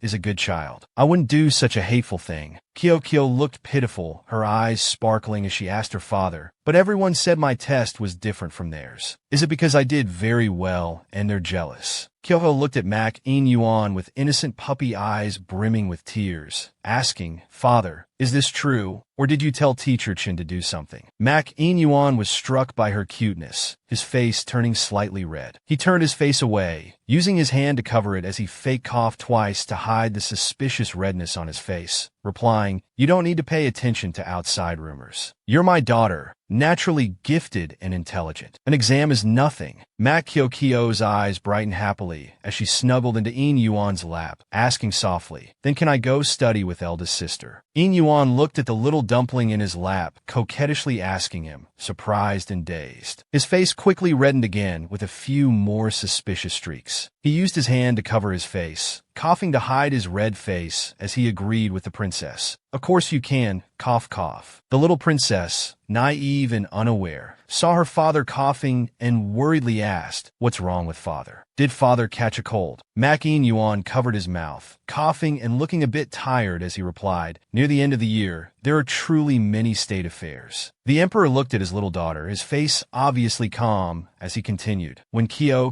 grows up, Kyo will come help father. Father won't have to work alone anymore." Kyo worriedly hugged her father. Kyo's father let her hug him, gently patting her head. His face showed a bit of loneliness and weariness. Lowering his eyelashes, he confided, "By my side, I have sons and daughters, but none can help." The emperor's face showed a bit of helplessness and confided as he looked at Kyo and continued, "So, are you willing to study hard in the future to read books and take on important responsibilities in the court?" Kyo looked at her father with round eyes. She put her hand on the table, looking puzzled and naive as she asked, "Does father mean he wants Kyo to be the empress?" The emperor was shocked, his mouth agape, as he marveled inwardly, "Empress? I hadn't even thought of that." The emperor poked Kyo's head, his face serious as he asked her, "So do you want to do it?" Kyo smiled happily, showing her teeth. She looked up at her father with sparkling eyes, drool at the corner of her mouth as she replied, "Okay. Being empress means I can eat all the big chicken legs in the world." The emperor frowned helplessly, thinking to himself, "I really shouldn't have taken her seriously." Before her father could reply, Kyo happily continued, "Moreover, Kyo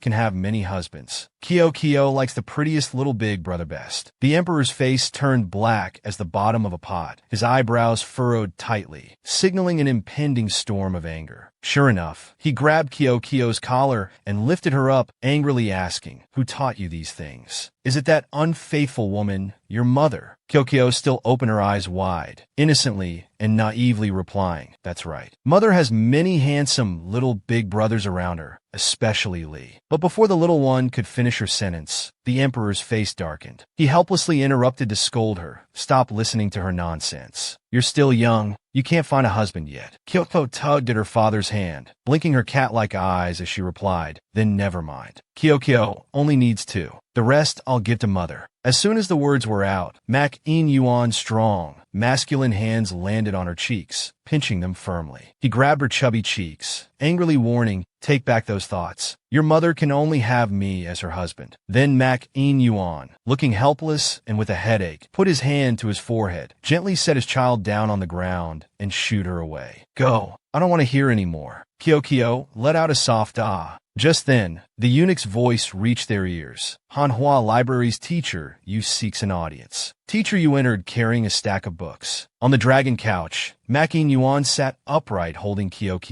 Teacher Yu held the stack of grade reports, saying, "These are the prince's grades for this semester. Please review them, Your Majesty." Kyo, sitting in Mak In-yuan's lap, turned her eyes into heart shapes as she gazed at the handsome teacher, ignoring her father's frowning look at her. The emperor took the grades and looked them over, frowning in displeasure as he commented, "Apart from So Dao's grades being good, none of the others have even passable results." Mak In-yuan looked up at the teacher and instructed, "In a few days, I will let her go to the library to study. She's still young. Remember to take good care of her." Just then, the 9th princess smiled, her eyes round as she called out, "Teacher Yu." Teacher Yu looked at her with a smile and replied, "You must be the 9th princess of Mak Yin country. You're even more adorable than the rumors say." Kyo happily moved closer to Teacher Yu, smiling naively as she thanked him.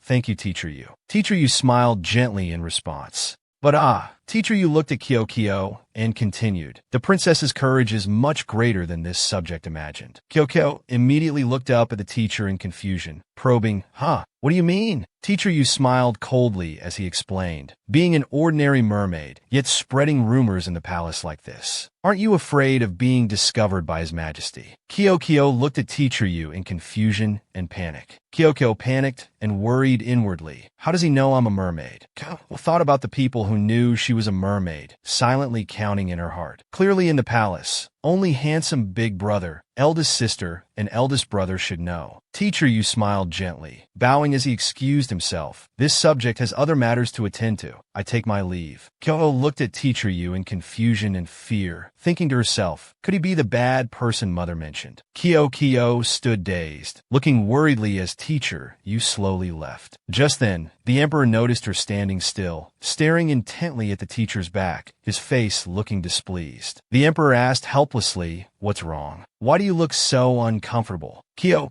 looked up at her father. The little one fidgeted with her hands, her face pitiful as she begged her father, Father, I've changed my mind. Can I not go to school anymore? The emperor angrily pinched her cheek, scolding, do you take me for someone to be trifled with? Of course not. Kyo pitifully expressed her legitimate concern, but Kyo is worried about not keeping up with lessons and being disliked by Teacher Yu. The emperor smiled, sitting on the dragon couch as he replied, that's simple. Tomorrow I'll find 2 people to study with you. Just be good and finish your homework. Kyo froze, looking dazed and surprised. The emperor was very thoughtful, smiling as he continued, cutting off Kyo's retreat. If I discover you're being lazy, I'll immediately send you back to elementary school. Kyo looked at her father in confusion, her face blank with disbelief. The emperor saw her standing there like an idiot. He forcefully poked her. Did you hear what I said? Kyo obediently replied, yes, I heard. Early morning, the sky was clear with white clouds drifting. Kyo carried her books, her small steps running into the new school. Kyo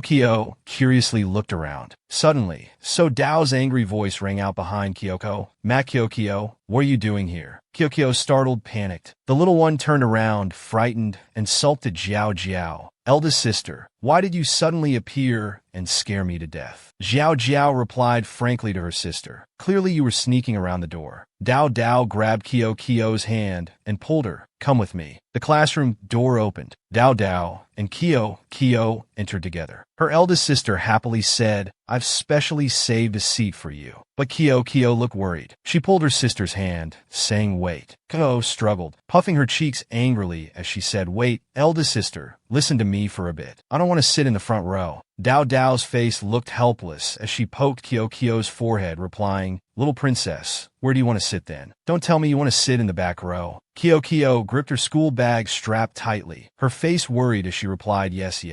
Kyo doesn't want to study today, just wants to sleep in. So Dao helplessly grabbed Kyo and pulled her along, saying, no, you must sit in the front row for me. But today Kyo was stubbornly strange, insisting on sitting in the back. Kyo is tired and wants to go sit in the back of the class to sleep. Goodbye. Just then, Teacher Yu entered, calmly and gently advising, if it's the first day of school, the 9th princess should still sit in the front row to listen to the lecture. Otherwise, you won't be able to keep up with the class progress. So Dao looked at Teacher Yu in surprise, while Kyo froze, wanting to avoid him. Teacher Yu smiled kindly, greeting Kyo. Haven't seen you for a few days, did you miss me? Kyo smiled awkwardly, not very happily replying, missed you, Teacher Yu. Jiao stood beside them, her face confused as she looked at the two. Teacher Yu, as usual, began the class. All right, let's start the lesson now. Everyone, please return to your seats. Dao slightly bowed in greeting, while the little princess secretly cried inside, feeling very unlucky. Teacher Yu began lecturing. Everyone listened attentively. Only Kyo was restless, and Dao was busy reminding her little sister to study diligently. Dao tapped Kyo's head with a book. Hey, what are you doing? Hurry up and take out your books. Kyo winced in pain, but still gestured for silence. Then Kyo opened her bag. She held it up for So Dao to see, her eyes sparkling as she spoke softly. Eldest sister, look. Dao's face darkened, a bit scared, definitely a wolf. But So Dao didn't lose her composure for long. She stuffed the bag under the desk and angrily whispered to Kyo as quietly as possible, afraid the teacher might hear. Kyo, are you crazy? How dare you bring this to class? Kyo explained pitifully, it's not that. I'm just afraid of Teacher Yu. So Kyo opened the bag containing the wolf cub and whispered, "Look." Dao Dao's face reddened slightly as she quickly covered it with her hand, thinking to herself, so cute. Kiko didn't know So Dao's thoughts and continued chattering softly. Little Stinky is in class now. You can't go out. Quickly get back in. So Dao couldn't resist Little Stinky's charm and probed, Kyo, can this princess touch it a bit? Kyo turned her face away and refused. No. Little Stinky is a boy. His bottom can't be touched. Otherwise, he won't be able to find his wolf mother later. So Dao still didn't give up and pleaded, just touch it a little bit. Just then, Teacher Yu had somehow arrived beside them without their notice. He coughed a few times, ahem, and sternly asked, are the two princesses still having fun? Both of them darkened their faces and froze. Jiao's face turned black as she thought to herself, oh no, Teacher Yu will definitely scold us. Kyo was also a bit scared, hugging the wolf cub and softly calling out, Teacher Yu. Then, as if to win him over, she brought the bag with the wolf cub in front of Teacher Yu, asking probingly, does Teacher Yu want to touch it? Its name is Little Stinky. Teacher Yu smiled kindly, gently picked up Little Stinky, and explained, in my classroom, you're not allowed to bring anything other than books from outside. The little princess reached out worriedly, crying out, my Little Stinky, but she couldn't reach where the teacher was. The teacher walked away with Little Stinky, proudly lecturing her, I'm confiscating Little Stinky. I hope the little princess won't repeat this in the future. Kyo's eyes were full of tears. She reached out, calling after them, woo, my Little Stinky. Meanwhile,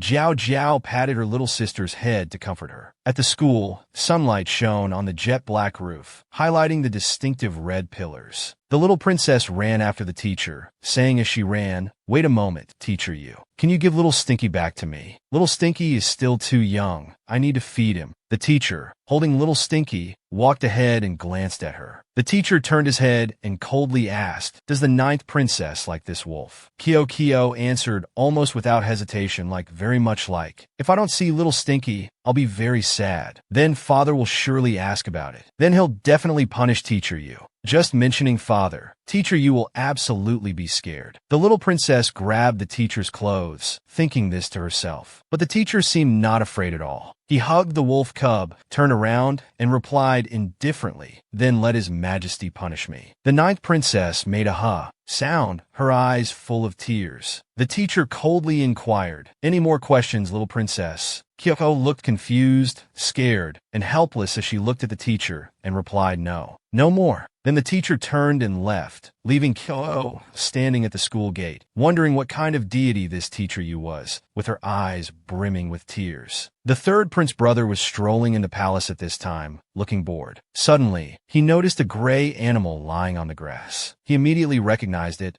Isn't this Mac, Kyo's pet? Thinking and acting, he thought, if she knows I found her little one, she'll surely be moved to tears. So he decided to play a trick. He pretended to approach and said, Teacher Yu, my father is looking for you. Koi saw someone coming and wagged its tail excitedly. He prepared to catch it. Finally, I got you. Suddenly, a dark shadow appeared behind him and struck him on the neck. As a result, he fainted. Teacher Yu came over and asked what happened. He twisted his wrist and replied, just a small thief who doesn't know life and death. He chuckled, you're really bold. Aren't you afraid of offending the 3rd prince? He teased me, so he should have expected this outcome, he replied coldly. The white-haired man poured tea and offered it to him. Your temperament hasn't changed, has it? When I first entered the palace, you saved me from assassins. You had this same icy attitude. It was just a lift of the hand. I didn't intend to specifically save you. By the way, is the 9th princess going to school today? The teacher smiled teasingly. Do you have some relationship with her? Jinglang shrugged and said, starting tomorrow, arrange for me to sit at the same table with her. The teacher frowned and reminded him, I advise you not to have too much contact with the mermaid. Otherwise, conflicts will arise later. Your father surely wouldn't want to see you like this. He replied indifferently, that's the karma he created himself. It has nothing to do with me. Besides, Kyo isn't the kind of person you imagine. I have things to do. I'm leaving, he said and picked up Koi to leave. The teacher stood up to stop him.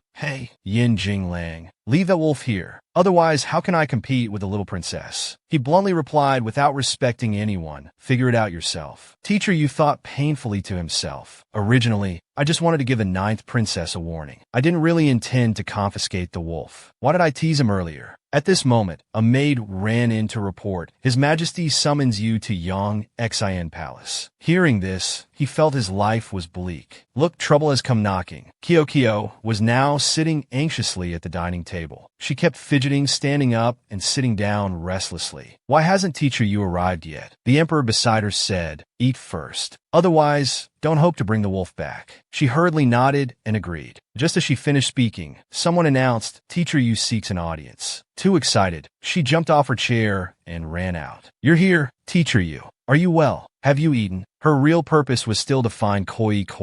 She looked around, but couldn't see little Stinky anywhere. It's not hiding behind you, is it? The teacher knelt on one knee and said kindly, Little princess cares so much about this subject. I'm very grateful. She smiled to brush it off. She stared at him with a question in her eyes. So where are you hiding, little Koi? Hand it over quickly. The atmosphere between the two was thick with tension, but in the emperor's eyes, it was harmonious and joyful, making him extremely jealous. How can she be so close to Teacher Yu like this? Kyo, come here to me. The little girl scampered over to her father. He picked her up and said, The little princess's playfulness has caused no small trouble for the teacher. I hope the teacher can understand. Today, Teacher Yu confiscated that wolf of hers. Can it be returned? Kyoko looked sad when little Koi was mentioned. Teacher Yu had to bow his head and asked to explain. This subject came to the imperial study precisely to explain this matter. I beg your majesty not to blame me. Little Koi ran away this morning. Hearing this, she immediately stood up straight. What? The teacher made up a story. This subject left it in the courtyard to sunbathe. In just a moment, it disappeared. I don't know who stole it. Kyo's face turned pale upon hearing this. She hurriedly tugged at the teacher's robe, asking frantically, Teacher Yu, are you teasing Kyo? How could little Koi disappear for no reason? The teacher's face remained calm and a bit cold. He gently adjusted his sleeve and said kindly, Little princess, little Koi is really gone. This subject also feels very puzzled. The little girl immediately threw herself on the ground, crying and making a scene. Oh no, my little Koi. I don't know how little Koi is now. The emperor then picked her up. First, stop crying. I'll have someone catch another wolf for you. He was thinking to himself, not seeing it is good. It saves you from mentioning it all day. Unexpectedly, his comforting made the little one cause even more chaos in the court. Don't want it. I only want my little Koi. The emperor rubbed his forehead in pain and said, You may leave first. This matter no longer concerns you. The teacher also agreed and asked to withdraw. Yan Liang Lang, you better pray for blessings. The little one kept sniffling. Little Koi, where are you? The emperor now wanted to give up completely. What should I do with you? A group of people at the palace gate were now staring intently at something on the ground, laughing and pointing. Who is this lying here? Must be some fool from somewhere. The third prince was just regaining consciousness. He immediately jumped up and shouted, Who? Who dares to ambush this prince? The strangers whispered among themselves, Prince. Is he really a prince? Doesn't look like one at all. Oh no, my identity has been discovered. He said this and then realized he had misspoken. So he cleared his throat and said confidently, Listen carefully. This prince's name is Shurdi. Today's incident must not be spoken of. After saying this, he ran away, losing his shoes, leaving the crowd bewildered. Your Highness, the Crown Prince. The next morning in the palace, the Crown Prince applauded her. Fish got perfect scores. So impressive. Kyo smiled shyly and patted her head. I should thank eldest brother. Brother has tutored me a lot. A group of girls were gathering in front of the door, talking to each other. Look, that's His Highness the Crown Prince. He must be quite strange. What are they saying? Kyoko didn't understand, and even he didn't understand. A student passed by, looking at him with contempt. An abnormal fool putting on airs. Kyo immediately grabbed him and demanded, Stop. What did you just say? He lowered his head and said softly, Little princess, haven't you heard? Yesterday, the Crown Prince apparently slept at the palace gate. It's very embarrassing. Of course, it was all made up, making her extremely indignant. She immediately refuted, Brother isn't like that. You all are just making things up. He was startled and said, It's true. Really? My family servant saw it too. Kyo stubbornly defended the crown prince. Are you an idiot? You believe everything others say. Moreover, even if it were true, you shouldn't mock and ridicule like this. Seeing her attitude becoming heated, he immediately apologized. I was just joking. No need to be so serious. Kyo didn't let it go easily and replied directly. So if I call you an idiot, are you happy? Mother said bullying the weak is bad. Do you want to be a useless man? Hearing these words made the crown prince feel extremely warm inside. Everyone looked at each other and whispered. Unexpectedly, the little princess is really angry. The little princess is right. We shouldn't casually comment on His Highness the Crown Prince like that. We should care for each other as classmates. So they joined in criticizing that student, making him apologize. Quickly apologized to the Crown Prince. He had no choice but to humble himself and apologize. I'm sorry. I was wrong this time. I apologize. The Crown Prince was initially a bit shy. Kyo firmly held his hand and comforted him. Eldest brother, don't be afraid. If something like this happens again, Kyo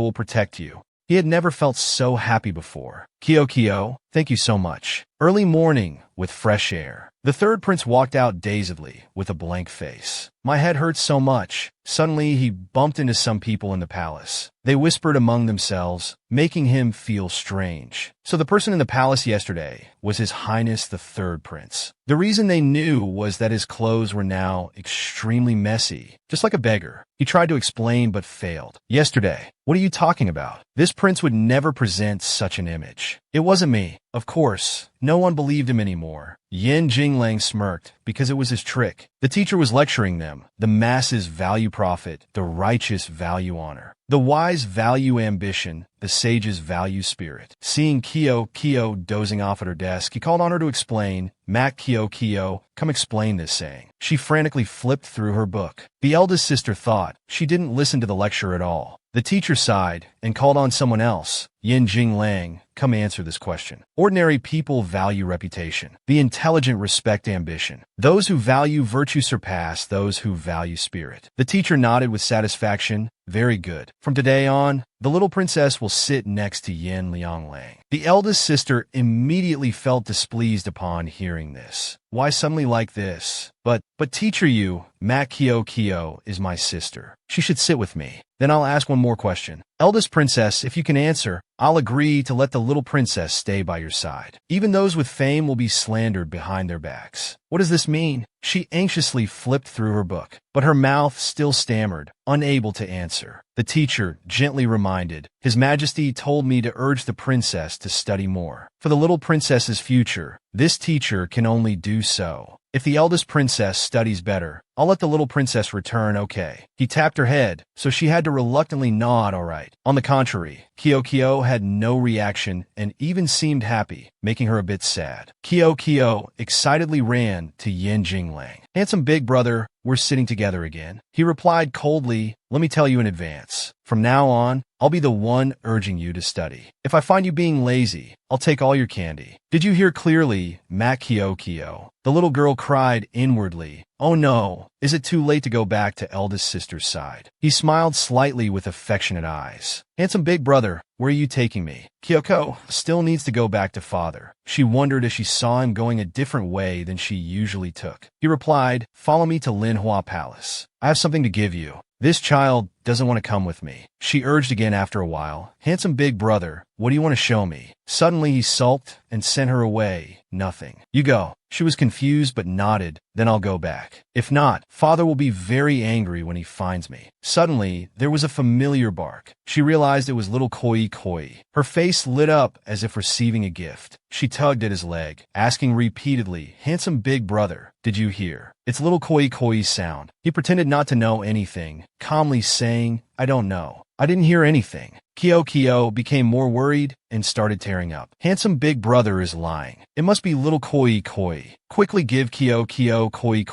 Kyo misses little Koi. Seeing her sparkling eyes, he softened. I can give it to you, but I have a question. He looked straight in her eyes and asked with all sincerity and expectation, between me and your father, who is more important? She smiled awkwardly and said boldly, of course it's handsome big brother. Her eyes shifted slightly. Kyo only has one handsome big brother. Of course I must cherish him. He sighed helplessly at this adorable cuteness. I'll let you off. Come out, little koi. As soon as she saw the wolf cub run over, her face lit up. Do you miss Mother? Mother has missed you so much these past 2 days. Suddenly she looked up and asked, that's right. Why is little koi with handsome big brother? It's so strange. Yin Jinglang kept a calm face, pretending everything was coincidental. I just happened to pick it up on the way. Then thank you, handsome big brother. To show gratitude, Kyo wants to give half of little koi to handsome big brother. Little koi from now on, he is your father. He sulked and turned away. I don't have such a son. She pouted and asked coyly, then can he be a brother? Not needed either. She deflated. All right then, forget it. Handsome big brother doesn't like little koi.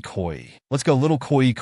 We're going home. He thought he was just playing hard to get to make her plead, but unexpectedly she really left. You're leaving. Aren't you going to beg me anymore? With no choice, he had to lower his ego and stop her. I help you find little koi.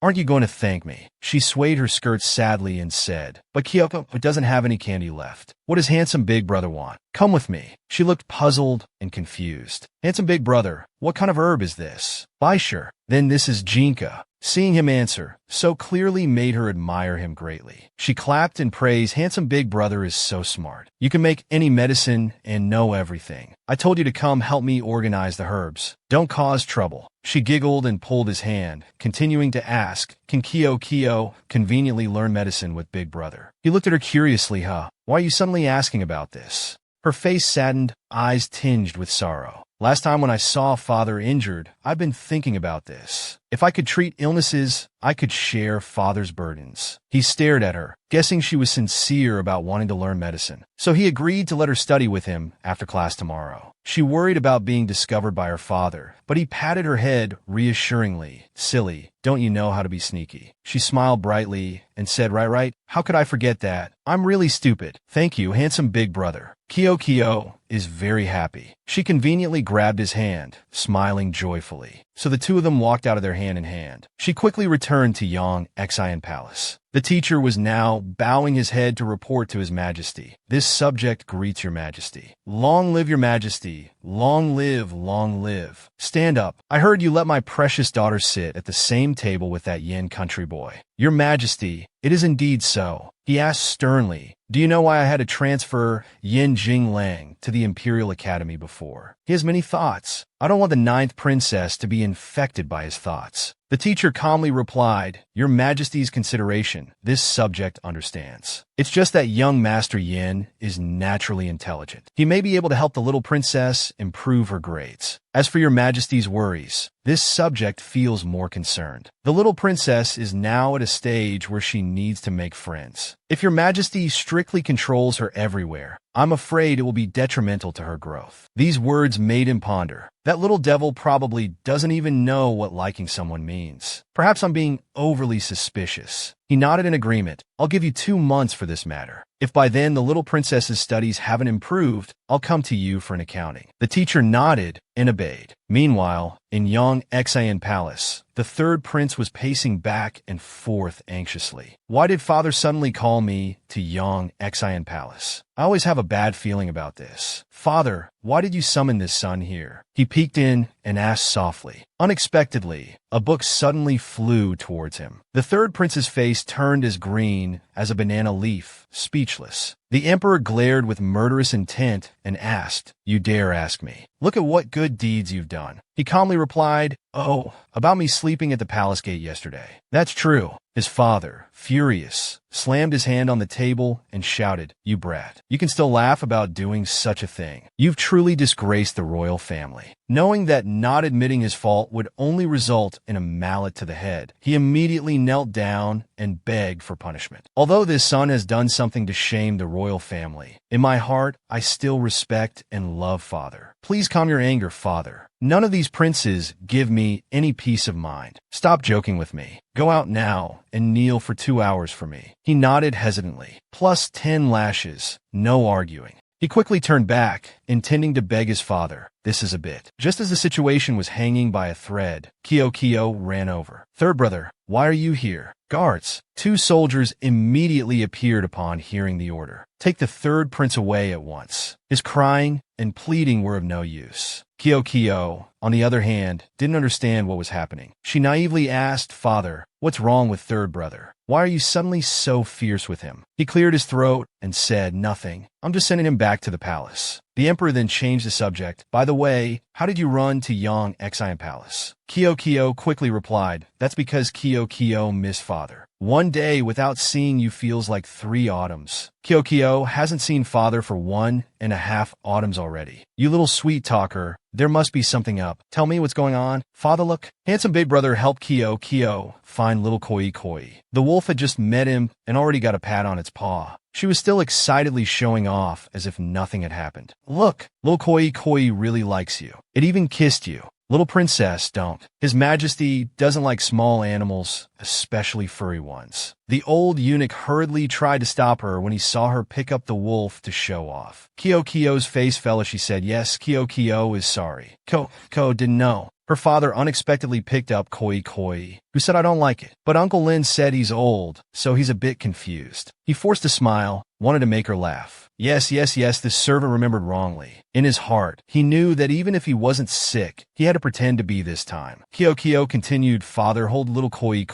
I'll give it some milk. Unexpectedly, she couldn't hold the milk bottle steadily and sprayed it all over the emperor. He couldn't bear it anymore and ordered, stop playing with this. Go eat. The old eunuch admired inwardly. His Majesty is really sacrificing a lot for the little princess. At this time, outside Yang Xian Palace, the third prince was in extreme distress. Guard, how much longer do I have to kneel before I can stand up? The guard sternly said, without His Majesty's word, you can't stand up. Your Highness third prince, please endure a bit longer. Father, I'm done eating. He seized the opportunity and shouted loudly, it hurts. Accidentally, Kyo heard it. Father, what's that sound? Her father pretended to be deaf. This brat is doing it on purpose. You misheard. Hurry up and eat. Seeing it didn't work once, the third prince continued to wail, Father, this son knows he was wrong. Please forgive this son. She couldn't help but stand up abruptly. No, that's clearly third brother's voice. He helplessly said he did something wrong. I punished him with a few lashes. It's all his own doing. But third brother sounds like he's in a lot of pain. Kyo couldn't help but leave her meal and run off. I'll go check on third brother. I'll be right back. Her sudden departure left the emperor unable to stop her. Kyo ran over breathlessly, looking extremely worried. Third brother, I'm here. Third brother, what's wrong?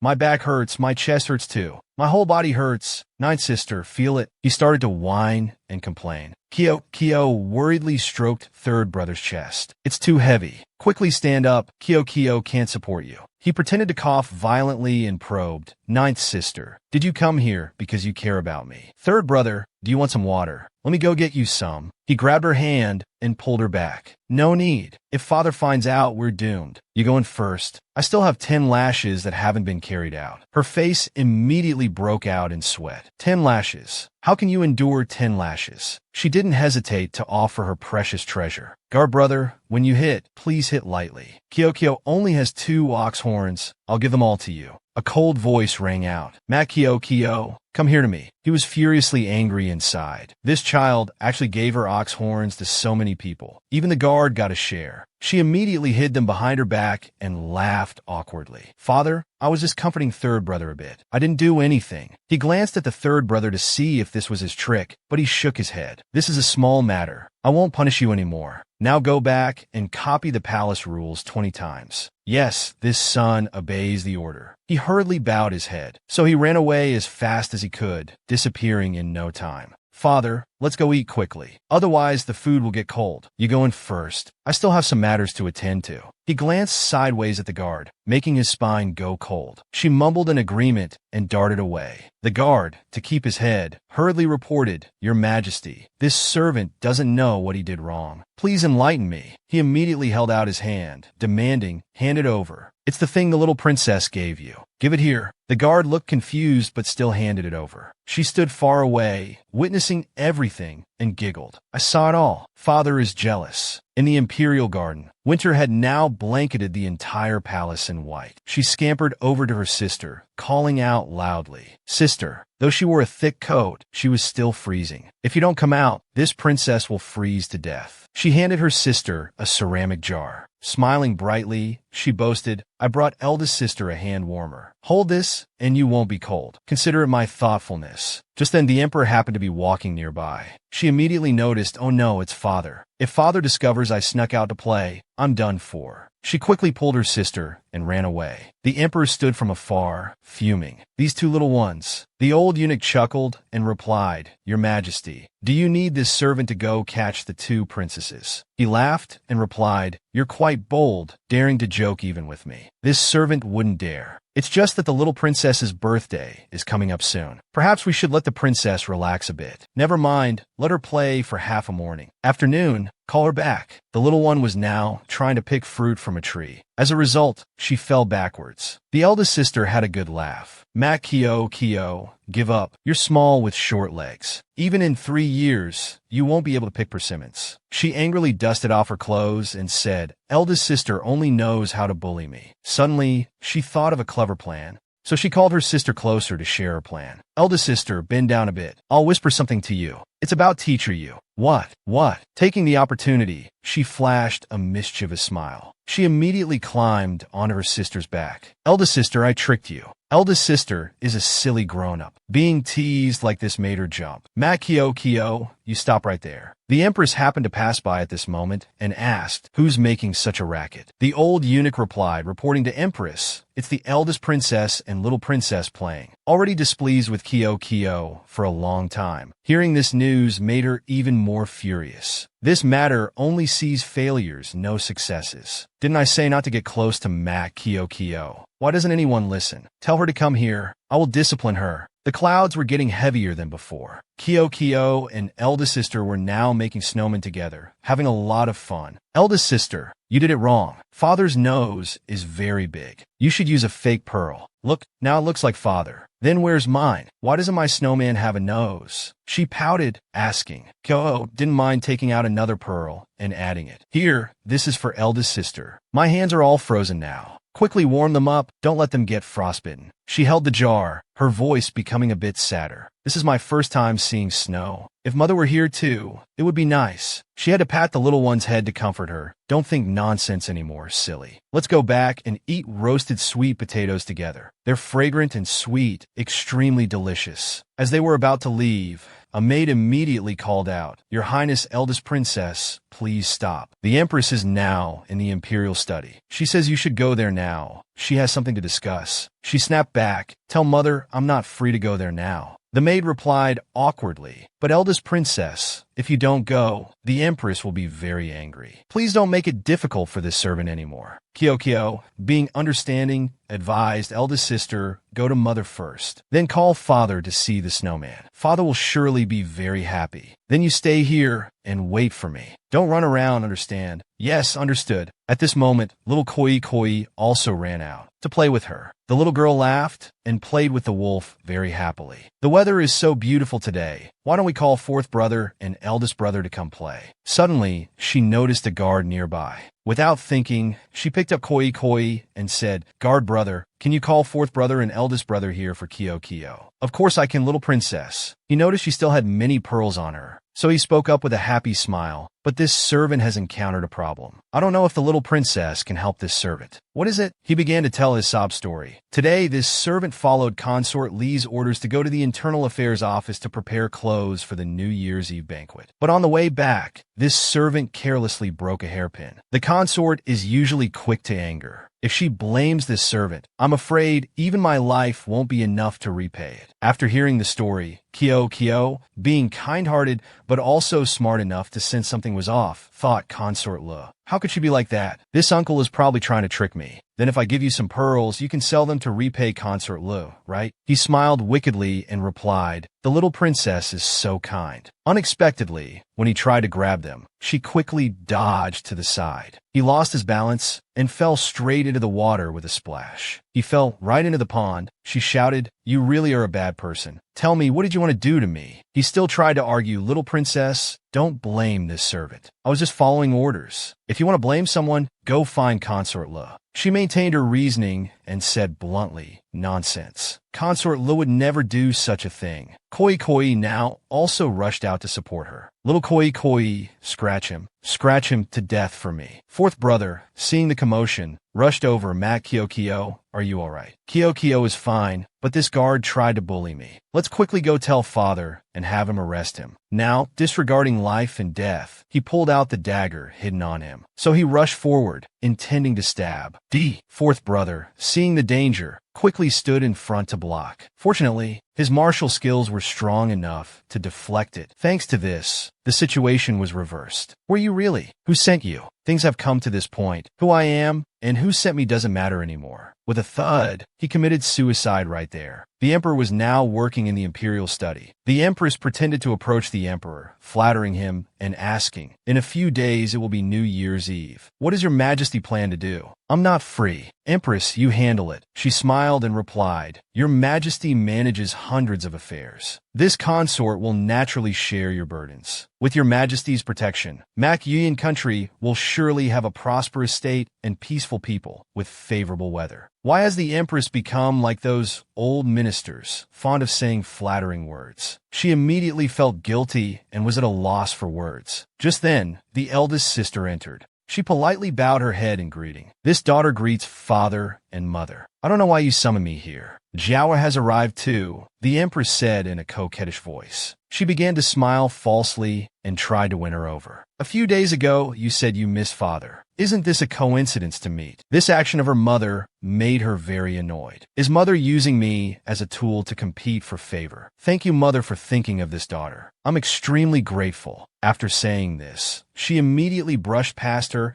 and went close to the emperor, saying, "Father, little sister is preparing a surprise for you in the imperial garden. Come with this daughter to see it quickly." Hearing this, the empress hurriedly grabbed her hand to stop her. "Wait a moment," her tone somewhat displeased. "Jiao really doesn't understand. The weather is so cold. How can you take your sister out to play? It's better to bring her inside the palace to avoid catching a cold." "No need. I'm going." "Empress, return to your palace first." The empress was timid when she saw the emperor stand up and leave directly. He didn't forget to bring So Dao along with him. This action made her furious. How infuriating. The two quickly walked out to the imperial garden. He quietly held the child's hand and observed it, seeing it covered in wounds. He asked in an angry voice, "Does the empress usually treat you like this?" She hurriedly covered the wounded parts of her arm and said tactfully, "It's not like that. Mother just has too many burdens. She usually treats me well." He patted her head to comfort her. "If she dares to do this again next time, you must tell me. You are my daughter. I absolutely won't let you suffer any grievances." This action warmed her cold heart. Just then, a guard ran over breathlessly. "Your Majesty, it's not good. What's so urgent?" "The ninth princess. Something's happened to her." Both their faces immediately changed color. "What?" The fourth prince, seeing her dazed like this, worriedly asked, "Sister, how are you? Are you hurt?" "The guard uncle is dead. It wasn't us who did it. He did it himself." She just stood there with her mouth agape, unable to believe it. The fourth prince quickly hugged her to comfort her. "Fourth brother saw it all. He wanted to harm you but failed, so he killed himself out of fear of punishment." "Little sister, don't be afraid. Fourth brother is here. The emperor has arrived." Both of them also ran over at the same time. Kyo, as if finding support, quickly rushed over. "Father, eldest brother." She spoke up to explain, "Just now someone wanted to kill Kyo.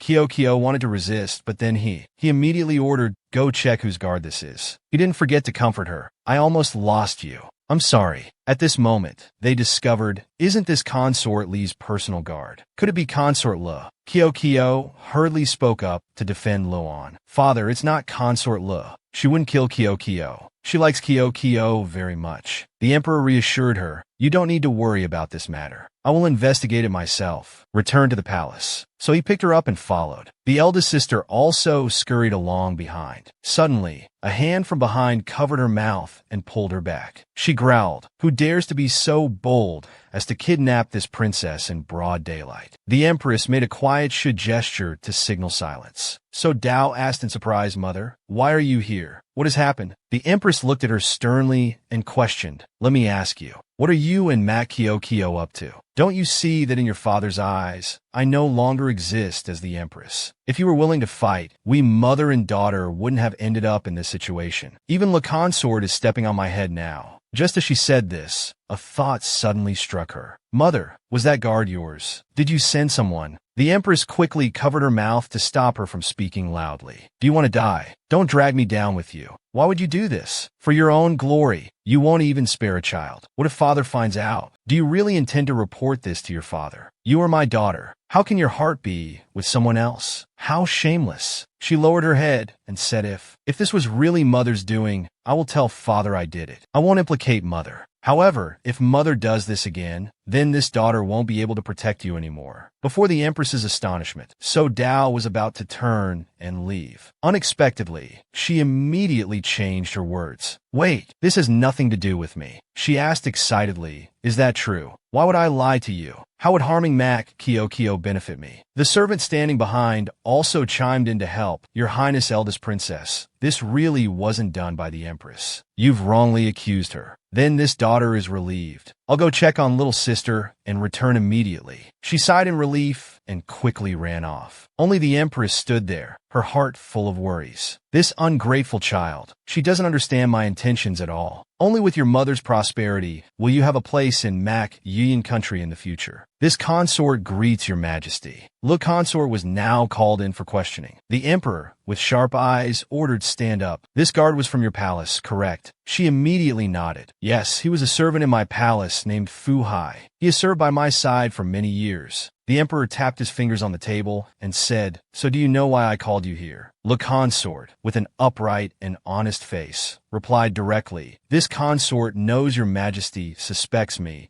but I have never had any intention of harming the little princess. Fu Hai was poor since childhood. It's possible he was threatened by someone else. Just then, the little princess came out and saw Le Consort. Luan hurriedly picked her up, feeling guilty in her heart. I'm sorry, little princess. It's my fault for not protecting you well. You've suffered because of this. It's all right, Consort Le. I know it wasn't you. You're about to catch a cold. Quickly put on more clothes for me. Do you want to be punished? The emperor said while handing her a bowl of medicine. She insisted firmly, Father, it wasn't Consort Le. Drink this. She took the medicine bowl, feeling uneasy.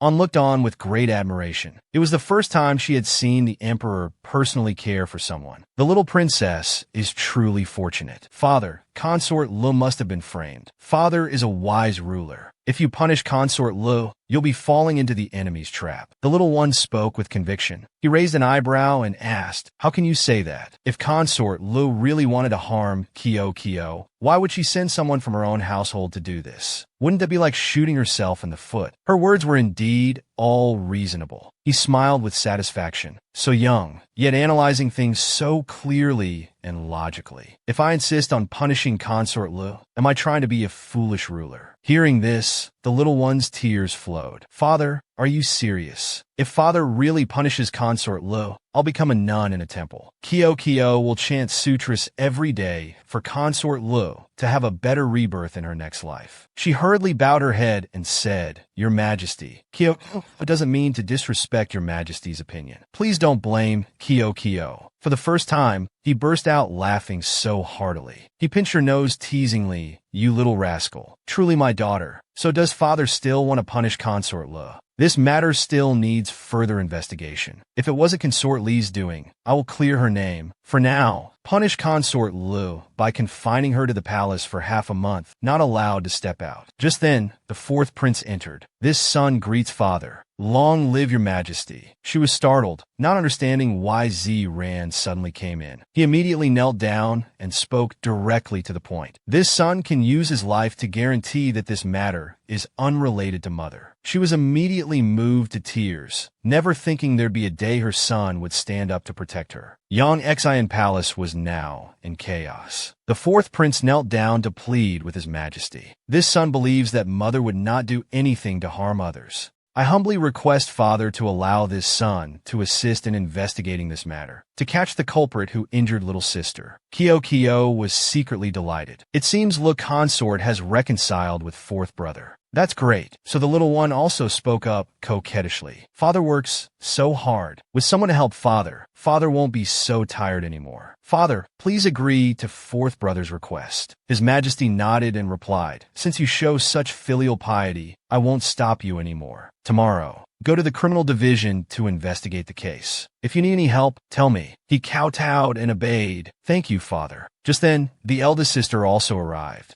Kyo, are you all right? The little one happily ran out, calling loudly, eldest sister. I'm fine. She worriedly patted the little one's head, feeling relieved. You really scared me to death. Do you know how worried I was about you? Xiaoer, you mentioned a surprise in the Imperial Garden. What was it after all? Only then did the Emperor remember that So Dao had called him to see something. She smiled brightly and boasted, we built a snowman for Father. It's very beautiful. It's a pity that the sun has risen. The snowman might have melted already. Hurry and bring the snowman here. He glanced at the old eunuch and ordered. Indeed, there were 3 snowmen and one in the middle wearing a jade pendant. As soon as he saw the jade, he recognized it. This is the jade pendant that woman gave me. She hasn't contacted me since that conversation through the shell. Does she hate me that much? He felt a bit melancholy that no one could understand. That night, somehow Kyo caught a cold from playing in the snow too long. He spoke up to ask about the princess's condition. Your Majesty, the little princess has caught a cold. This subject has prescribed some tonic medicine. She just needs to take it regularly. Mother, Kyo mumbled repeatedly, missing her mother. He felt heartbroken for his daughter and needed some quiet space. It's getting late. You all withdraw. Father, with Kyo falling ill like this, will her birthday party not be held? The little one's voice was weak. He held her hand tightly. His eyes were kind as he comforted her. Silly child, I promise you, whether you're sick or not, we'll hold a grand birthday party for you.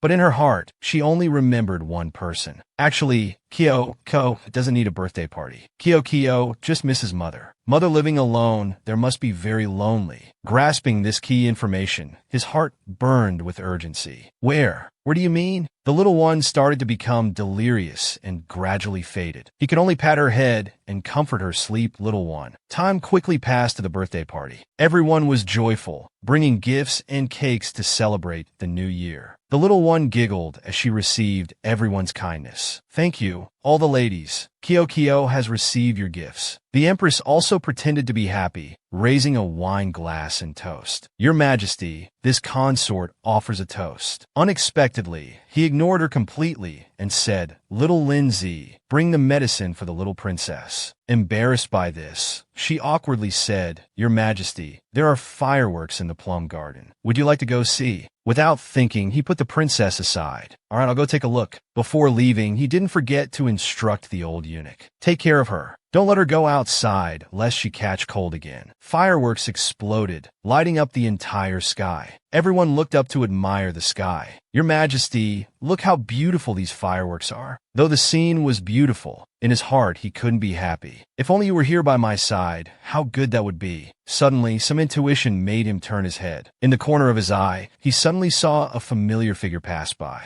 Without hesitation, he immediately followed his instinct and ran after it. Something urged him to chase after it at all costs, or he would miss out. Suddenly, the Emperor hurriedly left. This caused everyone at the banquet to panic. Your Majesty, where are you going? He ran to the back garden. His eyes kept searching. If I'm not mistaken, that figure was her. The Emperor anxiously called out, Tang Li, where are you? Calling repeatedly with no response, the Emperor angrily resorted to threats. If you don't come out, I'll punish Kyo. I'll make it so you can never see her again. His eyes paused, as if discovering something. The Emperor discovered a heart-shaped pendant hanging on a tree. Ah, that's... He approached and picked up the object to examine it. His face saddened as he thought to himself, who said parting in life and meeting in dreams is a shared heart. He closed his eyes tightly, clutching the object to his chest. Emotionally, he said, so, you've never really left me. At this moment, Tang Li was hiding behind a tree. She wasn't ready to come out and meet him yet. She could only watch him from afar. Li Jie stood beside her, urging, Your Majesty, we should return now. At his suggestion, Tang Li remained silent. She frowned and forced a smile, asking Li Jie, am I not a good mother? I can't even visit on my daughter's birthday.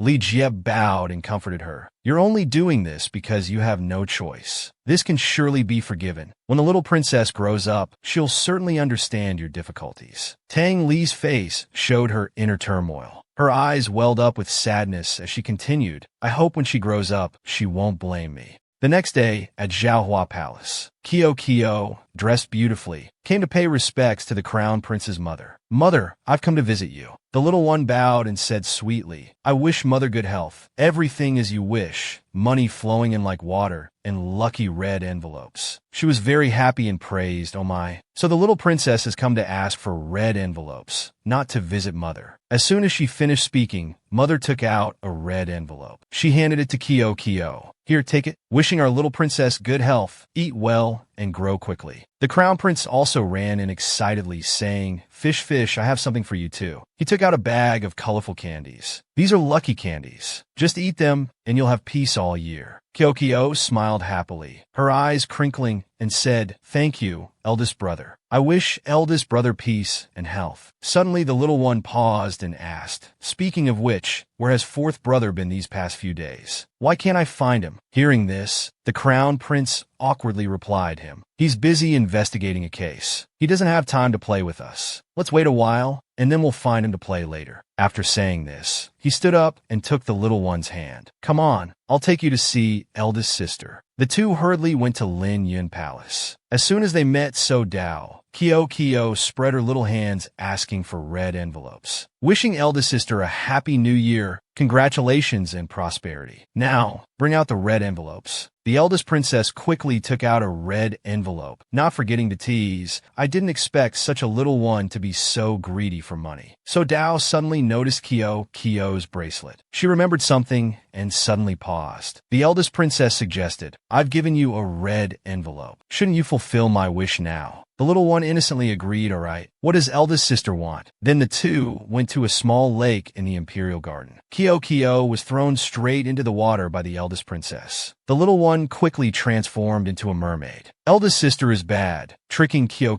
to play. The eldest princess delightedly rubbed Kyo's ears. You can't blame me. Who told you to be so cute? Come on, let me touch a bit. Yin Jinglang was passing through the imperial garden at this time. He thought sadly, I couldn't visit her on her birthday that day. I wonder how that little one is doing. From inside came sounds of laughter and play. Quick, let me try touching your tail a bit. He curiously approached. What's that sound? Is it Kyo shouting? Yin. Jinglang peeked through a hole to look inside. He saw Kyo transformed into a mermaid playing with the eldest princess. Eldest princess. She knows the little one's true identity. Kyo was unlucky to be tormented by So Dao. The little one tiredly poked her green head up. Poor Kyo said, Eldest sister, I can't play anymore. I have to go to Yang Xian Palace with father later. Kyo looked at her tail and sighed. My tail is ruined by eldest sister's playing. So Dao didn't want to make it difficult for the little one. She picked Kyo up and instructed, all right then, come find me after you finish studying tomorrow. Understand? Kyo happily agreed, okay. On the way back, she sighed in relief,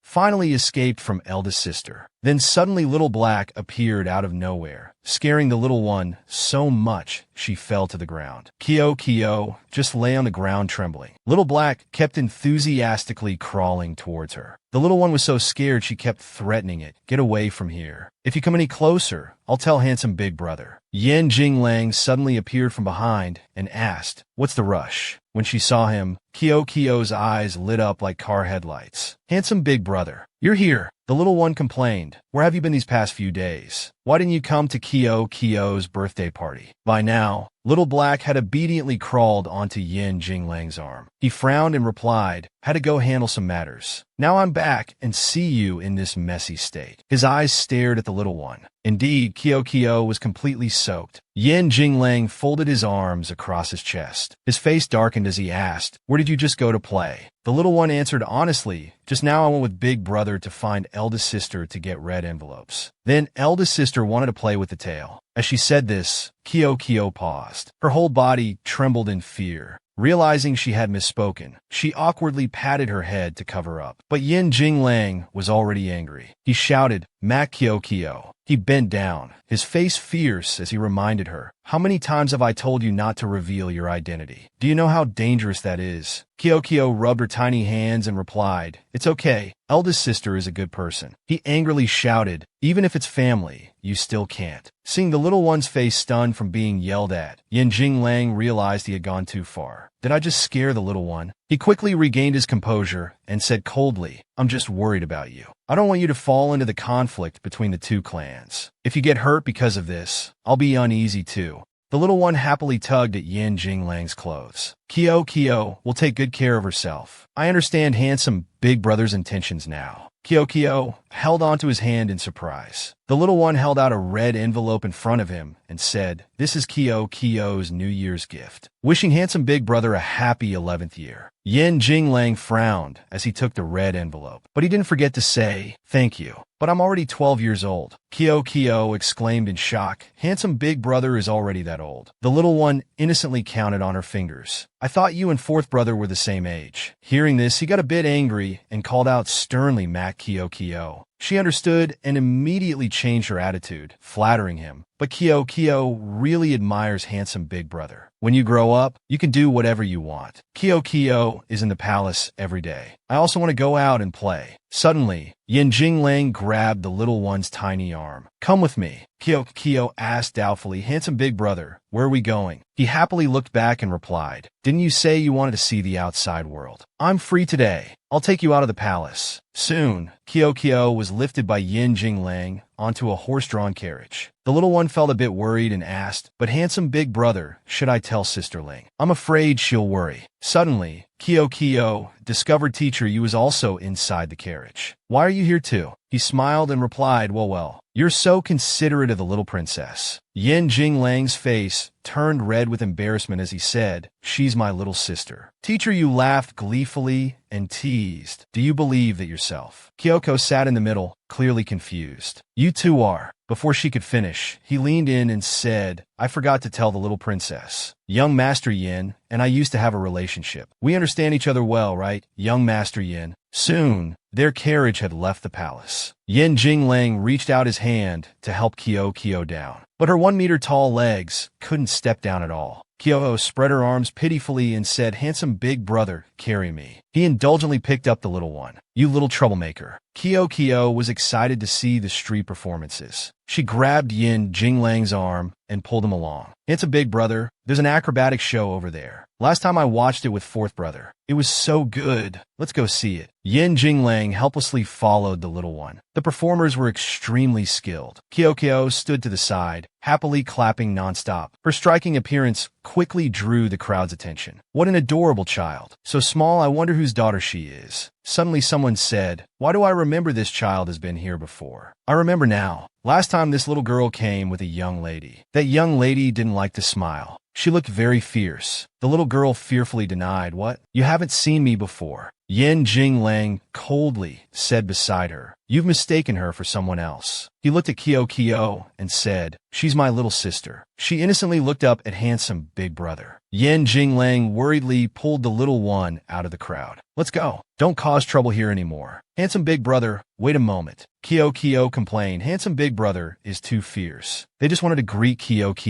You pull me away. He tried to explain, the outside world is very chaotic. If your identity is discovered, I can't guarantee what might happen. Kyo was really angry. She wouldn't listen to anything he said. I don't care. Handsome big brother is mean. People around continued to gossip. Whose son is this young man? He looks so fierce. That's right, even yelling at his little sister. Yin Jinglang looked at them helplessly. Then he rubbed his forehead to calm himself down. He thought of a way to comfort the little one. Don't cry anymore. I'll buy you a tonghalu? Okay. Kyo asked doubtfully, Really? The little one quickly cheered up. Thank you, handsome big brother. Yin Jinglang glanced at Teacher Yu. Hurry up and go buy it. He reluctantly agreed, all right. First a carriage driver, now an errand boy. Teacher Yu really has it tough. Yin Jinglang led the little one to a tea house. This is the most famous tea house in the capital. Let's have lunch here today. Kyo thought to herself. Last time when I came here with fourth brother, why didn't I see this tea house? Something feels strange. Yin Jinglang left the little one there and instructed, You sit here first. I'll be back in a bit. Kyo worriedly followed behind. Handsome big brother. But she was stopped by Teacher Yu.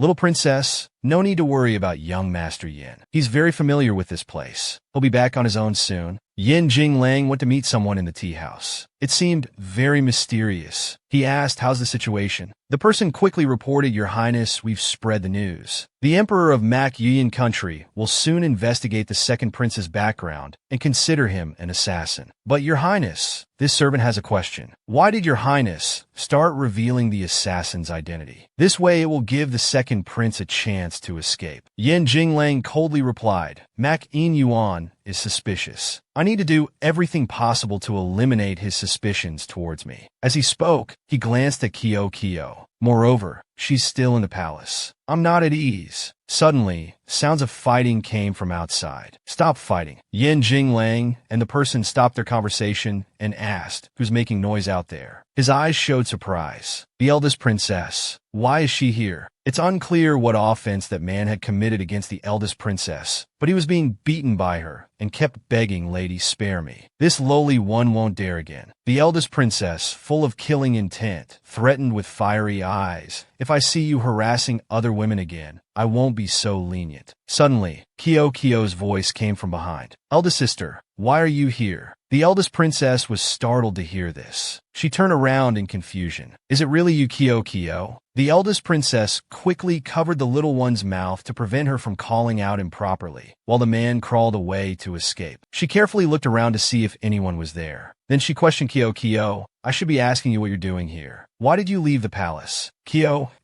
innocently replied, "I snuck out to play in Teacher Yu's carriage." "Speak of the devil," Teacher Yu approached. "Your Highness, eldest princess, are you all right?" So Dao forced a smile and said, "Hello, Teacher Yu. Why do we meet him here?" She carefully suggested, "It's not convenient to talk here. Why don't we go inside?" At this moment, the man who had just been beaten by the eldest princess hadn't left yet. He aggressively picked up a brick nearby and attacked her. He charged forward like a madman. Fortunately, Teacher Yu stepped in to block for her. Then there was a loud crash. Everyone quickly returned to Teacher Yu's private residence. Kyo stood beside the eldest princess's bed, worriedly. The pitiful little one looked at him and asked, "Teacher Yu, how is eldest sister?" He took her pulse, then calmly informed, "Her shoulder is injured, but fortunately, it's not serious. You all go out first. I'll apply medicine for her." The door was quickly closed. The eldest princess hazily called out, "Xiao Jingyu, I won't let you off." He stared at the half-conscious eldest princess. His eyes held some secret. An hour later, the eldest princess finally woke up. She asked in confusion, "Where am I?" Teacher Yu exclaimed joyfully, "You're finally awake." She saw him and was startled, then angrily questioned, "What have you done to me?" He quickly explained, "Your Highness was attacked at the tea house. This subject only brought you back to my home. As for the little princess and young Master Yin, they're all outside. Your Highness can rest assured." She anxiously got out of bed. "I want to return to the palace. Mother must be worried about me." But suddenly she felt a sharp pain in her shoulder. Teacher Yu worriedly said this subject was disrespectful. As soon as he finished speaking, he quickly took out the prepared medicinal patch. He carefully applied it to the eldest princess's injured shoulder. Seeing his gentleness, she had a different view. It seems he's not as hateful as usual. Even better than that fickle Xiao Jingyu. He asked curiously, "By the way, why did Your Highness leave the palace?" This subject doesn't think Your Highness is the type to seek entertainment. She replied with distaste, "I was in a bad mood and wanted to go out to distract myself." On the contrary, Teacher, you took Kyo out of the palace without permission. If father finds out, before she could finish, Kyo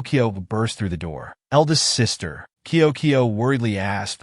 Kyo thought eldest sister was about to die. "I was so worried." Hearing this, she was so angry she choked, scolding, "Silly, I'm not dying. What are you crying for?" Yin Jinglang finally spoke up, "It's getting late. We should return to the palace. Otherwise His Majesty will worry." Kyo strongly agreed. That's right. Let's go back quickly. We still need to take eldest sister to the imperial physician." Teacher Yu extended his hand to help her up. "Come, Your Highness Princess." At that moment, in Lin Yun Palace, the Empress Dowager's chambers, her face darkened when she heard, "So Dao was injured. How did the eldest princess get hurt?" The palace maid trembled and replied, "This servant doesn't know either. When this servant came to deliver dinner, I only then discovered Her Highness the eldest princess is wound. She angrily ordered, not taking good care of the princess. Take this palace maid out and beat her to death. Suddenly, a voice intervened. Empress, please spare her life. Kyo appeared, shielding the palace maid, and explained, Empress, it was because eldest sister went out to play with me and accidentally fell. Please don't punish them, Empress. The Empress smirked cunningly. It seems the ringleader this time is the little princess. If you don't want these palace maids to be punished, why don't you take their punishment instead? How about that? At this moment, So Dao also rushed in. She knelt down to plead for Kyo. Mother, this has nothing to do with Kyo. It was this daughter who was careless and fell. Please don't blame Kyo. Hearing this, the Empress was furious. She kept scolding, you are this Empress's daughter, yet your heart always favors outsiders. What has become of you?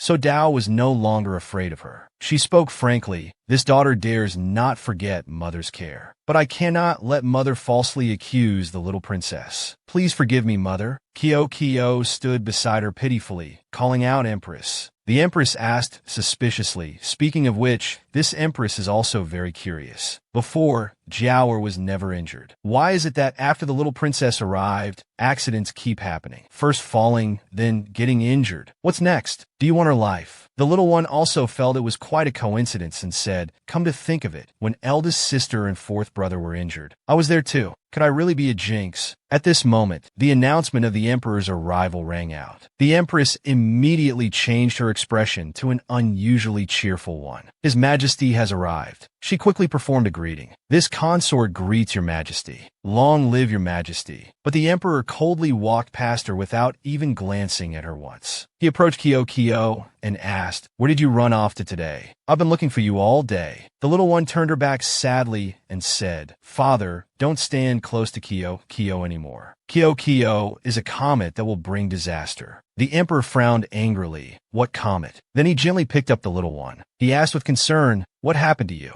Kyo sadly continued, Kyo is a comet. Eldest sister got hurt several times because of Kyo. Father too. The Emperor's face darkened, and he asked angrily, who said you're a comet? Tell me, and I won't let them off. Kyo cried and nestled into his arms, saying it was the Empress. She trembled in fear and said, Your Majesty, it's not like that. This consort was just teaching the little princess. I had no intention of blaming her. This time Kyo insisted, yes, the Empress also wanted me to take punishment. She was very fierce. The Empress kept begging the Emperor, you must believe me. I never said such things. It's the little princess who... Before she could finish, the Emperor interrupted her. Silence. Are you saying my daughter is lying? She's only 4 years old. How would she know how to lie? The Emperor coldly ordered, if the Empress doesn't know how to speak properly, then stay in Phoenix Pavilion to cultivate yourself. Go back and copy the classics 100 times. Someone, escort the Empress back to her palace. She was heartbroken, Your Majesty. She kept crying, Your Majesty, for Jiaoer's sake. You can't treat me like this. The Emperor sighed, his tone disgusted as he ordered, go accompany your Empress Dowager. After saying this, he picked up Kyo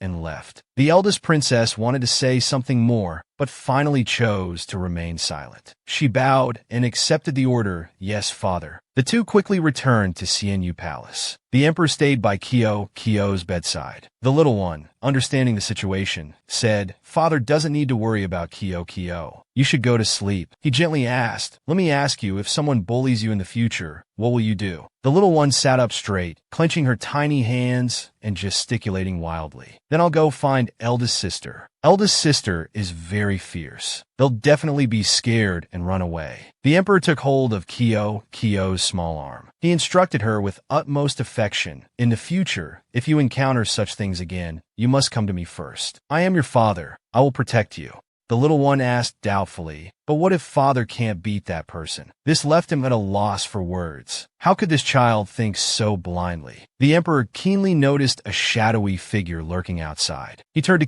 Kyo and said, you sleep first. Tomorrow I'll take you to the library to study. The little one obediently replied, all right, father. Good night. Outside, he met the fourth prince. How's the investigation going? He quickly reported, this son has found out. The guard who harmed the little princess that day had an intimate relationship with a palace maid. This son has already sent people to arrest that maid. The Emperor said coldly, It's almost her birthday. I hope before then you can give me a satisfactory answer." The fourth prince bowed, "Yes, father." He watched the emperor's departing figure with a heavy heart. Suddenly, the fourth prince's eyes widened in surprise. A familiar green head peeking out from behind the window frame caught his attention. Kyoko innocently poked her head out and said, "Fourth brother, did you come to visit Kyokyo?" Kyokyo excitedly ran outside. "Just now I heard you talking with father. Fourth brother, have you found the culprit?" The fourth prince happily replied to the little one, "Not yet, but don't worry. Fourth brother will definitely find the culprit and avenge you." Suddenly, a strange noise came from the roof. The third prince was sitting up there with a smug look. "So this is where everyone is." He jumped down to the ground, causing the fourth prince to worriedly shield Kyokyo. "Third brother, it's getting late. Let's go back together." The third prince firmly refused. "I still want to stay here and enjoy the scenery." The fourth prince didn't say another word and quickly left. "Then I'll go first, third brother. You should also return to rest soon." He watched in surprise at such straightforwardness. "Never mind, it's not important."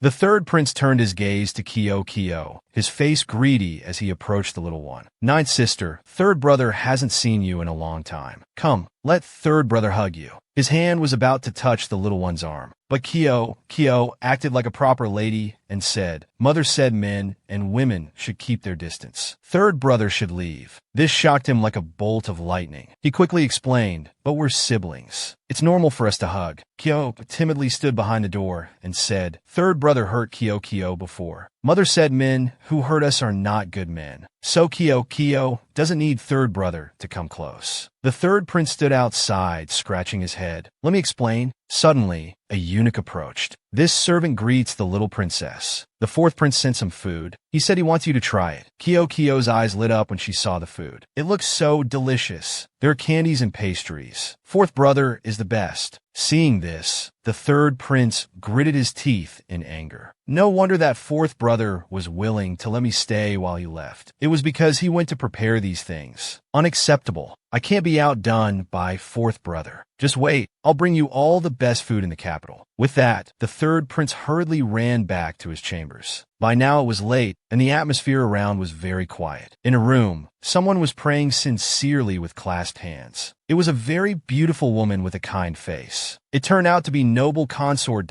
Mak Jingxian's mother. She frowned, her mind not at peace. Recalling what eunuch Lin had just said, "Noble consort the empress has committed a great crime and is confined in Phoenix Pavilion. His Majesty has given you the Phoenix Seal. He wants you to take charge of the 6 palaces. This imperial edict cannot be refused. Please accept it, noble consort She was very sad. "I don't want to get involved in these power struggles. But if things continue like this, I'm afraid there will be more trouble in the future." Suddenly, there was shouting from the third prince outside. "Someone go, buy all the best snacks inside and outside the palace for this prince." He suddenly looked back and saw his mother. The third prince forced a smile and greeted her. "Mother, you haven't rested yet." Noble consort hid the imperial edict behind her back. Then she turned and asked, "The things you just mentioned, are they for the 9th princess?" He awkwardly replied, "Yes." Hearing this, she tightened her grip on the hidden edict. Noble consort, his expression changed. What charm does that little princess have? How can she make His Majesty and Sienna like her so much? It seems I can't continue to keep to myself anymore. I must take action. She quickly said to the third prince, "I see. You may go now." At this time, in Phoenix Pavilion, the empress had fallen ill from sadness. The eldest princess stayed by her side day and night, constantly persuading her, "Mother, you haven't eaten anything for a day. Please eat a little." But the empress stubbornly said, "This empress refuses." A palace maid beside her reported, "Your Majesty, this is the first time the eldest princess has cooked. Please try some." Hearing this, the empress suddenly paused, her heart softening a bit. Then she weakly ordered, "Bring it here." The eldest princess excitedly brought the porridge over. She carefully fed her mother spoonful by spoonful. The empress tasted it and found it palatable. "The taste isn't bad. Where did you learn this?" The eldest princess happily replied, "Kyokyo taught this daughter. She knows so many things and taught me." Before she could finish speaking, the empress angrily knocked the porridge bowl to the ground. The contents spilled everywhere. She furiously shouted and scolded, "How many times have I told you? Don't mention her name in front of me. Get out now." The eldest princess was frightened by her. The empress seemed to notice something and paused. The eldest princess's beautiful hand had been injured and was bleeding. The empress panicked and called out Jiaoer. The palace. Maids beside her quickly ran out to find the imperial physician. So Dao was truly angry now. She questioned her mother, "Mother, why do you have to target Kyo like this? This daughter really doesn't understand." The empress coldly pointed at her and replied, "It's because your father likes her, not you, the eldest princess. Your father hasn't appointed a crown prince yet. He's not close to any of the princes. In the future, it's not impossible that he might make the 9th princess the female emperor. What will you do then?" In the end, she was worried that Kyo would harm her daughter's position. But the eldest princess had long since given up on fighting for power. She turned away from her own mother. "Mother, in your heart, besides the glory of the clan, do you have any other feelings?" The empress, blinded by ambition, cruelly ordered, "If you won't listen to this empress, then don't blame me for being harsh with you. Someone confine the eldest princess. Release her only when she comes to her senses." The poor eldest princess was thus confined. "Mother, when will you finally wake up?" Meanwhile, Xiao Jingyu was secretly looking around. Suddenly, a small hand touched him from behind. Xiao Jingyu startled and turned around to see it was Kyo. The little one cheerfully greeted, "Little whale, are you also coming to the library to study?" He anxiously asked, "Have you seen the eldest princess these past 2 days?" "I haven't seen her in the palace lately," Kyo honestly replied. Since eldest sister was injured, Kyo hasn't seen her. Because the empress was punished, father doesn't allow Kyo to see eldest sister. Xiao Jingyu anxiously asked further, "When was she injured?" "A few days ago. Didn't little whale hear about it?" Kyo suddenly became clever and realized, "I know. Little whale and eldest sister had a fight." Xiao Jingyu smiled and didn't admit it. "How could that be? I'm magnanimous and forgiving. I wouldn't hold a grudge against her." Kyo stared at him with wide eyes. Seeing the little one like this, he couldn't hide it anymore. All right, I'll tell you. That day I gave her a Chishi festival gift, which was originally fine. But as soon as she saw the gift I gave to the prince, her expression changed. Clearly, the gift I gave her was the most expensive. I really don't know why she got angry. Kyo understood the problem after hearing this. That's because Little Whale has a special place in eldest sister's heart. Eldest sister thought Little Whale gave the prince a gift similar to hers, so she got angry. It's not that she hates Little Whale. Hearing this, Xiao Jingyu's eyes lit up. "Is that true? Then I'll go find her." He quickly left, saying, "Thank you, little princess." At this moment, Yen Jinglang suddenly appeared from behind, grabbing Kyo's small arm. He said irritably, "Come here, it's time for class." Kyoko obediently went back to her seat and took out her school bag. Yun Yinglong strictly checked Kyo's homework. "Have you finished all your assignments? Was there anything you didn't understand from yesterday's lesson?" She happily held up her notebook, replying, "All done." "Look, handsome big brother." He patiently flipped through each page. Well done. Keep up the good work." The little one now noticed there were many delicious sweets on the table. Yen Jinglang said, "These are all candies the 3rd prince gave you today." She broke out in a sweat, exclaiming, "Giving gifts is fine, but why so many? There's no room for books anymore." Yen Jinglang patted her head. "If you do well on this exam, I'll teach you medicine." Kyo happily agreed. "Really? That's great." The 3rd prince, feeling ignored, was very upset. "She doesn't want my snacks, yet she's so close to that guy. Unacceptable." Teacher Yu approached from behind, reminding, "Your Highness 3rd Prince, it's class time now. Please pay attention to the lesson." The 3rd Prince asked tensely, "Teacher Yu, if I surpass Yin Jinglang in the exam a month from now, can I sit at the same table as the 9th princess?" Teacher Yu stood between them and asked, "Does young Master Yin have any objections?" He replied without hesitation, "No objections." The 3rd Prince was very pleased. A gentleman always avenges a wrong. Kyo ate candy while having her own thoughts. "Anyway, I'll choose to sit with eldest sister in the future, hee. The scene changes to Consort Shu's chambers. Her voice could be heard from outside. "What did you say? Is that true?"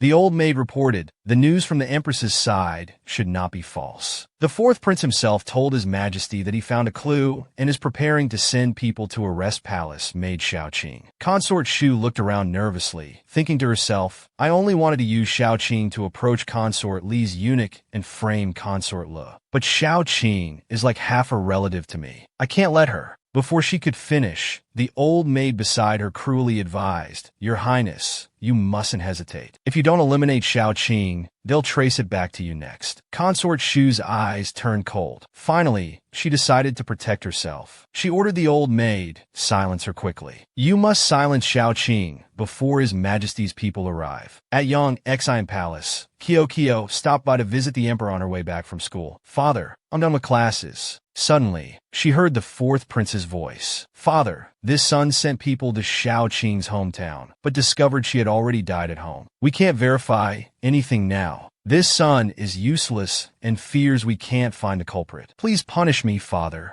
Kyo panicked and quickly ran inside. "Father, this isn't fourth brother's fault. He tried very hard to find the culprit. If this person still wants to harm Kyo, they will surely make a move." The emperor showed his concern. "Of course I understand this reasoning. It's just unfair that you had to suffer such a fright." The little one frowned innocently and replied, Kyo isn't wronged. Every day Kyo has lots of delicious food. I am satisfied." Kyo stepped beside the fourth prince. She happily suggested, "Fourth brother, let's go eat red bean cakes at Consort Li's place. She makes them very tasty." The fourth prince took this opportunity to leave. "Father, this son will take the little princess. We'll take our leave first." The emperor chimed in, "Remember to leave a portion for me." But the greedy Kyo said, "No way. Kyo will eat it all herself." The emperor was at a loss for words. "This child," Eunuch Lin beside him reminded, "Your Majesty, the fourth prince's birthday is coming up. What do you plan to do?" He thought for a moment and then carefully instructed, "Last time Kyo was sick, I couldn't give her a good birthday celebration. This time, together with the fourth prince, prepare a birthday banquet for both of them. Remember, nothing must go wrong." The fourth prince and Kyo quickly arrived at Consort Li's palace. The little one joyfully called out, "Consort Li, we've come to visit you." Hearing the pitter-patter of the little one's feet, she turned around startled. "Oh my, isn't this our adorable Kyo?" Consort Li happily bent down and reached out. "Come, let your foster mother hold you." The little one asked worriedly, "Consort Li, Kyo missed you so much. How have you been lately?" She excitedly replied, "Thank you for your concern, little princess. Consort Li is very well." The fourth prince awkwardly said, "You two chat first. I have some matters to attend to, so I'll leave first." Kyo, naive and unaware, asked, "Why is fourth brother leaving already? Is he angry?" Consort Li quickly reassured her, Not at all. Xiao Ran is doing it on purpose. He knows I want us to have some time alone." The little one couldn't sit still and jumped to the ground. Her eyes sparkled as she looked at Consort Li and asked, "Have fourth brother and Consort Li reconciled?" She patted the little one's head and said, "That's right. Ever since Xiao Ran started studying, he's changed completely. He now agrees to eat meals with me and talk to me. This is all thanks to the little princess. Without you, I really wouldn't have known what to do." The scene changes to Chonghua Palace. Kyo's little green head kept looking around curiously. The fourth prince quickly discovered the little one. He opened the door and said, "Little sister, did you come looking for me?" The little one startled and questioned, "Fourth brother, how did you know I came to find you?" He said, "Since we were in the main hall, you've been looking at me as if you had something to say." Kyo carefully closed the door. In a soft voice, she said, "Fourth brother, your birthday is coming up. The person who failed to harm me before will surely make a move. We can catch the fish in the barrel." After hearing the little one's plan, the fourth prince rubbed his chin uneasily. "You want to use yourself as bait?" Kyo showed her excitement and said, "That's right. As long as we lure them out." The fourth prince withdrew his hand and firmly refused, "I don't agree. If anything happens to you, I won't forgive myself." Kyo pressed close, holding his hand to reassure him. "Oh, fourth brother has thought about it. If this person hates me so much, they will certainly find an opportunity to strike. Even if father and fourth brother can protect me, you can't be with me from morning to night. It's safer to catch them instead. Aren't you curious about who this bad person really is?" Finally, the fourth prince was swayed and agreed with the little one. "All right, what you say makes sense. But you must remember not to leave my sight when the time comes. It's a deal." At this time in Yang Xian Palace, the fourth prince's birthday had arrived. Many people were in attendance. Many envoys kept presenting gifts, wishing the fourth prince and ninth princess a happy birthday. "This is a small token from Shanyu country." The emperor coldly said, "Rise." Suddenly, Kyoko looked up, captivating the envoy's mind. The ninth princess of Mak Yuyan country is truly adorable. I want to pinch her cheeks. The emperor angrily darkened his face, clenched his fist, and slammed it on the table with a loud bang. The envoy saw this and broke out in a cold sweat. Kyo, being clever, suggested while eating cake, "Father, quickly let them withdraw. They must be tired of standing." The emperor's face was displeased as he thought to himself, "One after another looking at my daughter. It really doesn't ease one's worries." He said coldly, "I have received the goodwill of all countries. Withdraw now. Don't frighten my children." At this moment, Kyo really missed So Dao. It's been so long since I've seen eldest sister. I wonder how she's doing. Seeing her gloomy face, the envoy from Yin country spoke up, "Is the little princess in a bad mood? This envoy has a very special gift. Would the little princess like to see it?" This envoy Yin Fei greets the ninth princess, wishing the ninth princess and fourth prince a happy birthday. "May all your wishes come true." He presented a large mirror. The second prince of Yin Jing country heard that the little princess likes durian. He specially instructed this envoy to bring 2 crates. The second prince also said, "Your birthday coincides with the day snow welcomes spring. New day, new year, new everything. Wishing the little princess happiness every day." Kyo pouted, clearly suspicious. The second prince of Yin Jing country. "Why is he suddenly wishing me well? Moreover, isn't a simple happy birthday enough? Why be so flowery?" The little one looked up worriedly and asked the emperor, "Father, is this second prince the one who harmed you before?" The emperor replied impartially, "I didn't expect you to still remember this. I've investigated, it's not related to him." Kyo scampered down. She questioned uncomfortably, if the second prince wanted to bless this princess so much, why didn't he come himself? The Yin Jing envoy bowed and replied, "The second prince's health is not suitable, so he couldn't come. We hope the princess can forgive him." The emperor angrily ordered, "Go inform him. Next time, I don't want to hear these damned words from him again." Suddenly, Kyo glanced at the fourth prince. Then she turned to the emperor and said, "Father, Kyo is bored sitting here. I want to go out and play with fourth brother." He was worried about the little one and suggested, "Where are you going?" "I'll go with you." She said reluctantly, "No need, fourth brother will go with Kyo." She took his hand and urged, "Fourth brother, let's go quickly." The fourth prince quickly bowed, "Father, this son takes his leave." Indeed, the fish had taken the bait. Consort Luff fidgeted and ordered the palace maid beside her, "Quickly, follow them." The fourth prince and Kyo went to Four Springs Lake. He instructed, "You go in first and wait for the fish to take the bait. If there's any sound, call my name loudly. I'll come in to rescue you immediately." Kyoko patted her chest confidently and said, "Fourth brother, don't worry. Kyo is very capable. I won't be easily hurt." The fourth prince felt somewhat reassured and patted her head, praising, "Good girl." Kyo quickly jumped into the water with a splash. In the water, the little one transformed into a beautiful mermaid. Kyo carefully looked around. This is where father bathes. Without orders, no one would dare enter. Suddenly, from behind Kyo came the sound of a cat meowing. There was movement. The little one covered her mouth to keep quiet and calmly turned her head. Indeed, there was a shadowy figure lurking. She tiptoed closer. Finally, the fish has taken the bait. Then she shouted loudly and pounced on the person. "Bad person, I've caught you." The little one's shout frightened the cat in his arms, which ran away. He was stunned and called after it, "My cat." Looking at the stranger before her, Kyoko frowned and asked, "Who are you?" The person who turned around was extremely handsome. He introduced himself, "I am Mak Xinyan." Kyo was shocked to realize, Mak Xinyan, isn't that the fifth brother I never met in my previous life? I heard he's a vampire. Whoever he catches, he'll bite. The little one awkwardly turned and called out, "Fifth brother." The fifth prince's hand was already firmly on the little one's shoulder. Kyoko, pale face, said, "Fifth brother, good evening. I'm your ninth sister. Can you let me go first? At least wait until I finish my business." He looked at her and said strange words. The rain smells very fragrant, making her whimper and want to cry what. At this moment, a palace maid approached. "Little princess, where are you?" Kyoko startled, "Oh no, someone's coming." She quickly used mermaid magic on the fifth prince's mouth. In an instant, the fifth prince fell to the ground. "Fifth brother, I'm sorry." This palace maid seemed a bit suspicious. She smiled and said, "Little princess, this servant was sent by Linger. She said she had to go to the imperial kitchen to prepare food, so she asked this servant to attend to the little princess." The little one waved her hand in refusal. No need. I'll be fine on my own. The palace maid's face suddenly changed, becoming sinister as she said, "Let this servant help you, little princess." She slowly approached Kyo.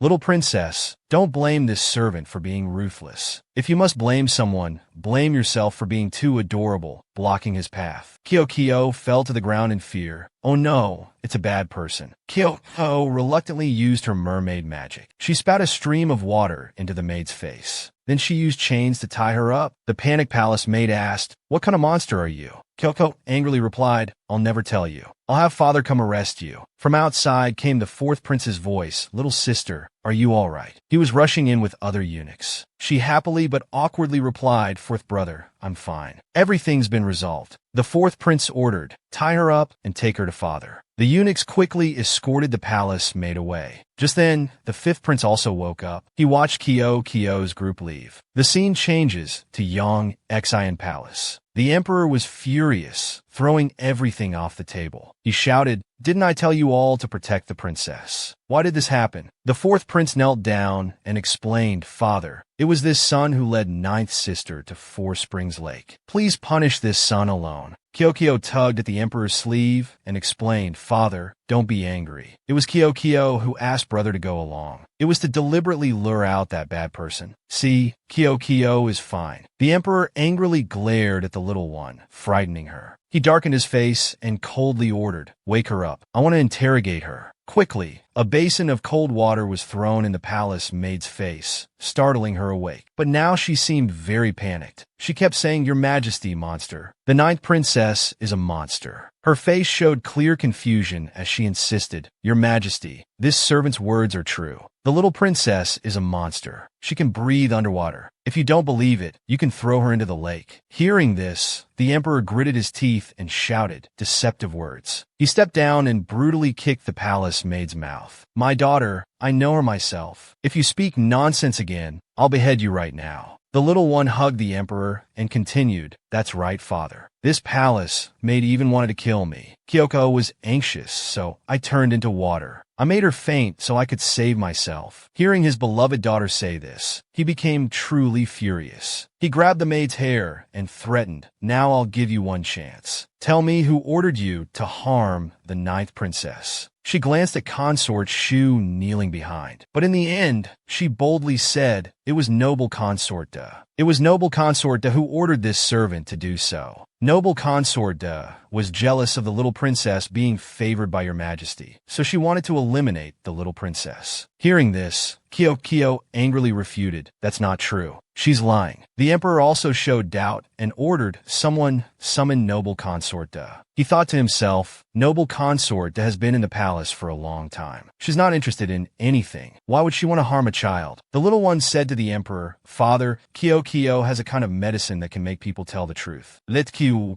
try it." He was surprised. "Oh, a truth-telling medicine." Consort Shu, kneeling below, felt uneasy and spoke up, "Your Majesty, the little princess is being a bit too noisy." But the emperor glared coldly and said, "My daughter, I spoil her. There's no need for outsiders to be concerned." Kyo quickly took out an enormous pill. Consort Shu's face turned pale with doubt. How old is the little princess? How can she have such medicines? It must be fake, it can't be. But after the little one put it in the palace maid's mouth, she was so frightened that she revealed the whole truth. It was Consort Shu who did it. She captured this servant's younger brother and sister. "If I didn't do it, I could only go see King Yama." Consort Shu was terrified when everything was exposed. "What?" The emperor glanced at Consort Shu and asked, "Do you have anything else to say?" She cried and knelt down, saying, "Your Majesty, this consort doesn't know how she offended this palace maid. This consort wouldn't dare to step on even a mosquito. How could I kill someone? I beg your Majesty to do justice for this consort." Kyo stood to the side, uncomfortably interjecting, "This palace maid didn't say anything when pointing at noble Consort Da. But when it came to you, she cries injustice. Consort, you're too selfish." The emperor's face darkened as he ordered, "Someone, go investigate the family of this palace maid for me. If it's true, then I'll." The secret guards quickly left to carry out the mission. Very soon, he returned to report, "Your Majesty, this subordinate has found out. The younger brother and sister of this palace maid have been killed. In their home, No one is alive anymore. The palace maid heard this and burst into tears instantly. She trembled as she turned to look at Consort Shu.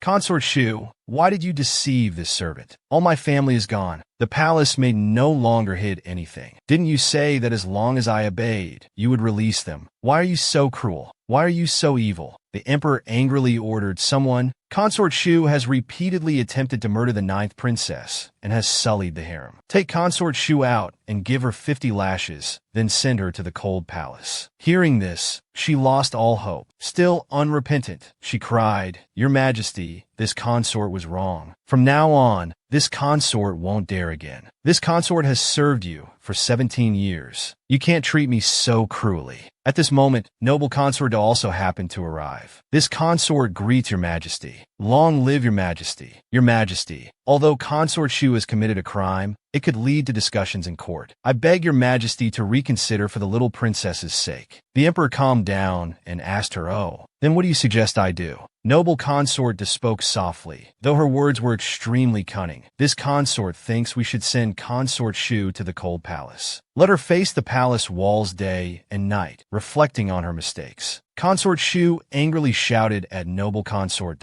You're doing this on purpose, aren't you? You want to torment me, to make me live worse than death. Even as a ghost, I won't let you off. The emperor ignored her and turned to Kyo. All right, let's go rest. At this time, in Phoenix Pavilion, the empress's chambers, she quickly heard the bad news about Consort Shu.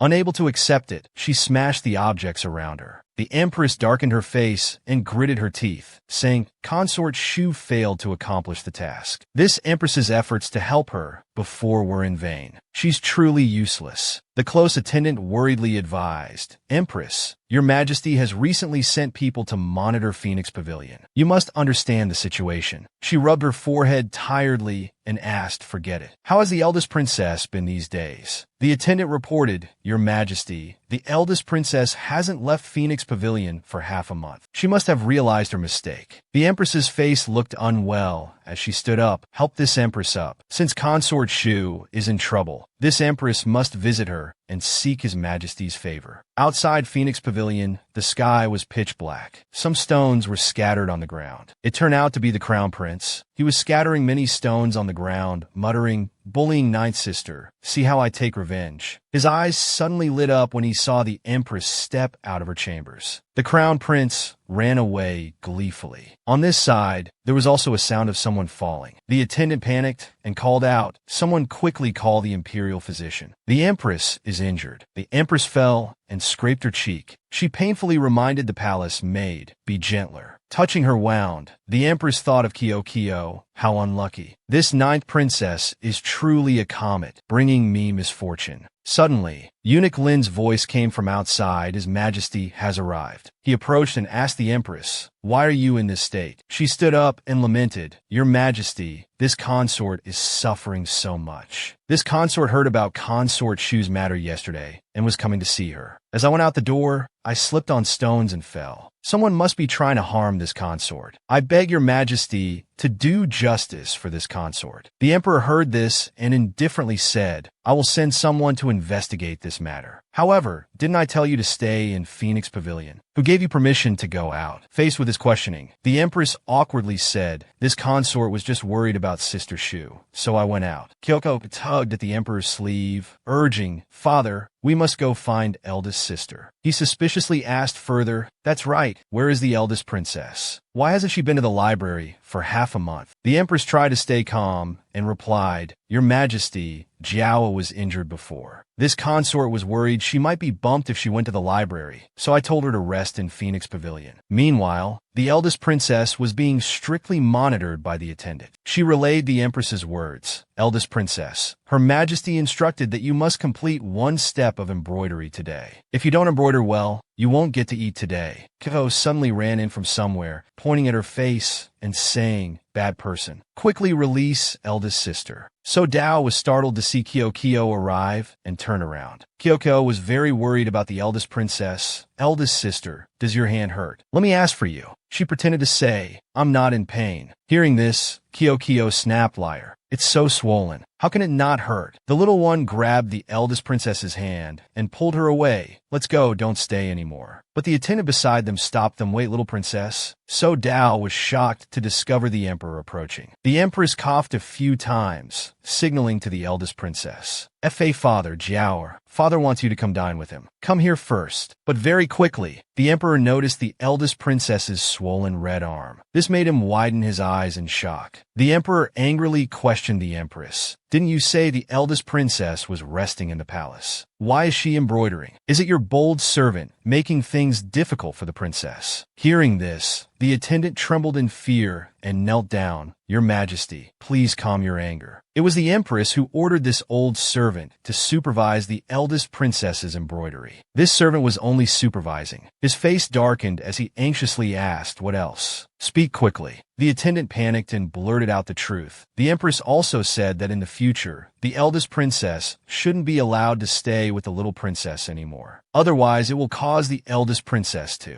Before she could finish, the empress fearfully knelt down to explain. This consort only felt that if Jiao learned more family etiquette, it would be better for her future husband and children. The emperor coldly shouted, my daughter doesn't need that. Take care of yourself first. If you force her to do unwilling things again, I won't be polite anymore. After saying this, the emperor led the two princesses away, leaving the empress sitting on the ground, confused and scared. She was so angry she gritted her teeth. Returning to Xianyu Palace, it was already dusk. Kyoko was helping the eldest princess apply medicine. She winced in pain. It hurts so much. Kyoko looked pitifully at the emperor and said, Father, eldest sister is injured. Can she sleep with me tonight? The little one's eyes sparkled as she sincerely begged, Can she, father? He looked away without saying anything, but felt a bit jealous inside. My daughter has already been stolen away. I should have sent Jiao to noble consort earlier. After thinking for a moment, he reluctantly agreed. All right, take good care of Jiao. Let her stay in Xianyu Palace for these few days. Kyoko exclaimed joyfully, Thank you, father. I love father the most. Suddenly, the commander rushed in to report, Your Majesty, Consort Shu has just been taken to the cold palace. But the emperor asked irritably, What's happened now?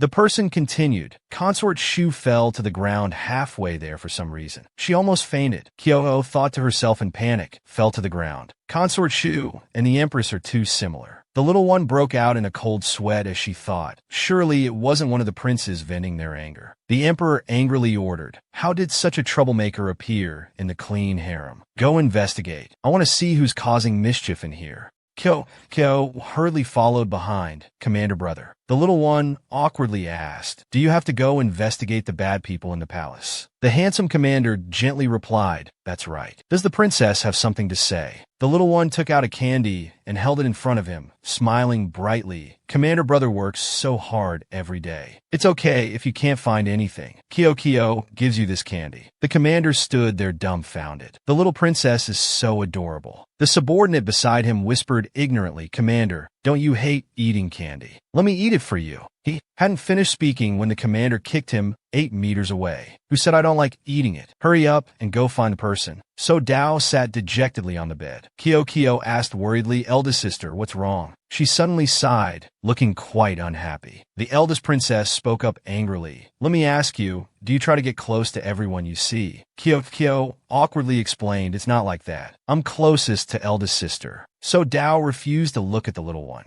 Kyoko still tried to chat with her. Eldest sister, let me take you to see little Stinky. It's grown very big. The two went to the back garden, where Stinky was sleeping soundly. Now it was almost as big as a lion. So Dao couldn't imagine it. From a small puppy, it had now become such a big creature. The eldest princess teased, sleeping like that, truly like owner like pet. Look, little Stinky has learned from you. Kyoko was shocked and explained, That's not true. Little Stinky is just tired from playing. It doesn't usually sleep. Kyoko quickly urged it to wake up. Quick, tell eldest sister that you're not a lazy wolf. Stinky slowly opened its eyes. Then it lazily turned inward to sleep, ignoring the two of them. Kyoko sighed. It really is a lazy wolf. The little one puffed her cheeks and scolded Stinky, for being lazy. The eldest princess gently took Kyo's hand. "Come here, I have something to give you." She took out a box containing a beautiful pink hairpin. Kyo was surprised. A hairpin. The eldest princess said sadly, "I couldn't attend your previous birthday, so this is to make up for it." She then took the hairpin and pinned it in Kyo's hair. The eldest princess asked kindly, "Do you like it?" Kyo happily snuggled in her arms, cooing, "Thank you, eldest sister. I love it so much." Meanwhile, in another place, the atmosphere was very quiet. The third prince was having a late-night snack when he saw a familiar dark figure pass by. He widened his eyes in surprise. That figure is fifth brother. Why is he going towards Xianyu Palace? The fifth prince was walking mysteriously.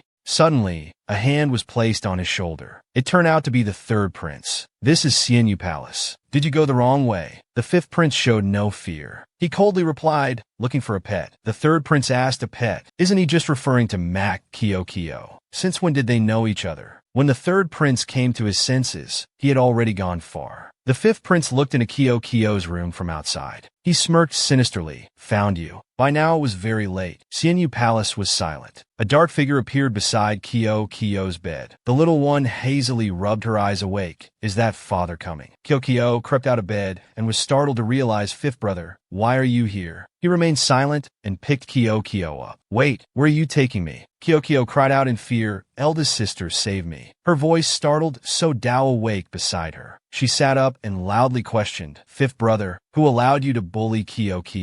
Seeing he still didn't answer, so Dao firmly threatened, "If you don't put her down, I'll tell father you're bullying Kyo. Let father banish you from the capital." Kyo's face darkened. She panicked inwardly. Fifth brother is so scary. He coldly put Kyo down. Then he pointed at Kyo and said something incomprehensible. "You are fish," causing the eldest princess to be confused and not understand what had happened. Kyo quickly chased him away. "Fifth brother, go back first. We still have to go to school tomorrow. I'll come find you next time." He puffed his cheeks, pondering, so going to school can see fish. The fifth prince became pensive. He was calculating something. At this time, in Jingxian Palace, the third prince's chambers, he was also drinking tea, but felt restless inside. He was still thinking about what happened earlier. "I didn't expect the fifth prince to know Kyo too. Doesn't that mean I have another rival now? Ah, how troublesome." Suddenly, a soldier ran in to report. This subordinate greets the third prince. "His Majesty has sent the commander to investigate the harem, wanting to find the culprit who harmed the Empress and consort Shu."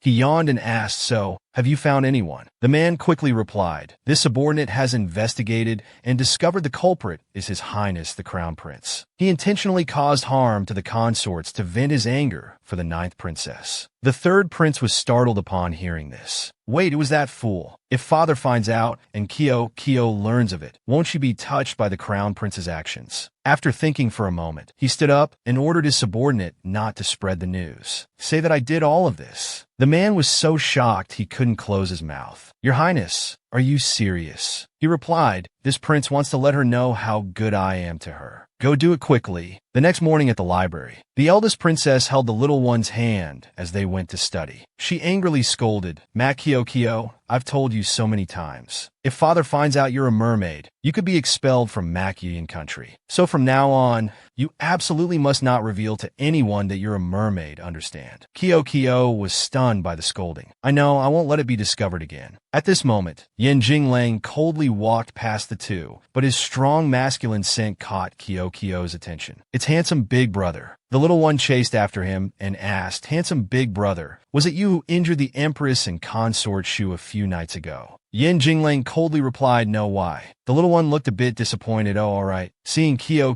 leave, Yen Jinglang curiously asked, "Where are you going? Isn't class about to start?" "Oh, I didn't tell handsome big brother. Eldest sister needs care, so these days I'm sitting with her." The eldest princess smugly stuck out her tongue to tease Yen Jinglang. The eldest princess sat down and flipped through the book pages. She sighed, "Just a few days without studying, and it's become so difficult. If the Empress finds out I'm not studying diligently, I'll be beaten." Seeing the eldest princess so worried, Kyo smiled brightly to comfort her. "Eldest sister, the Empress is your mother. It's normal to miss your mother. Like Kyo, I really miss my mother now too." Kyo added, even though she always bullies me. The eldest princess wondered, why does she bully you? Kyo recalled that unpleasant memory. Whenever there's lots of good food, mother will hog it all to herself. She only gives me a tiny bit. So mean. This made the eldest princess laugh. Ha, you two are really alike. Kyo, with her 3-year-old life experience, continued to comfort So Dao. Although the Empress is a bit mean, she's just afraid I'll hinder her eldest sister's future. It's also for eldest sister's good. If eldest sister misses the Empress, you should go visit her. So Dao felt relieved. She suggested, all right, let's go visit her together. After class, the two quickly went to Phoenix Pavilion. The eldest princess carefully instructed, wait here for me a moment. I'll be right out. She went in and asked a palace maid, how has Phoenix Pavilion been lately? The maid quickly replied, greetings, eldest princess. These days, Phoenix Pavilion has been the same. Her Majesty is confined and cannot go out. She copies Buddhist scriptures daily, and her temper has improved. Somewhat. She worriedly asked about the Empress. How is mother's wound? The imperial physician said Her Majesty's wound is only external. With the medicine applied, it's much better. The eldest princess need not worry. She lowered her head sadly. Even if mother isn't good, she's still my mother. She recalled unpleasant memories from before. The times when the Empress scolded her. Others can do it. Why can't you? You bring shame to your title as eldest princess of Makyuyan. She had tried her best to achieve the highest scores. Mother, this time I finally got full marks. But she still looked unsatisfied. Full marks, so what? Have you finished today's homework? Bring it to me now. The eldest princess hesitated outside the door. All this time, I've tried to meet all of mother's demands. I wanted to be the perfect princess in her eyes. Yet she always seemed trapped in her role as empress. Now, the empress sat inside with a gloomy face, copying Buddhist scriptures. Kyo waited for a long time outside Phoenix Pavilion.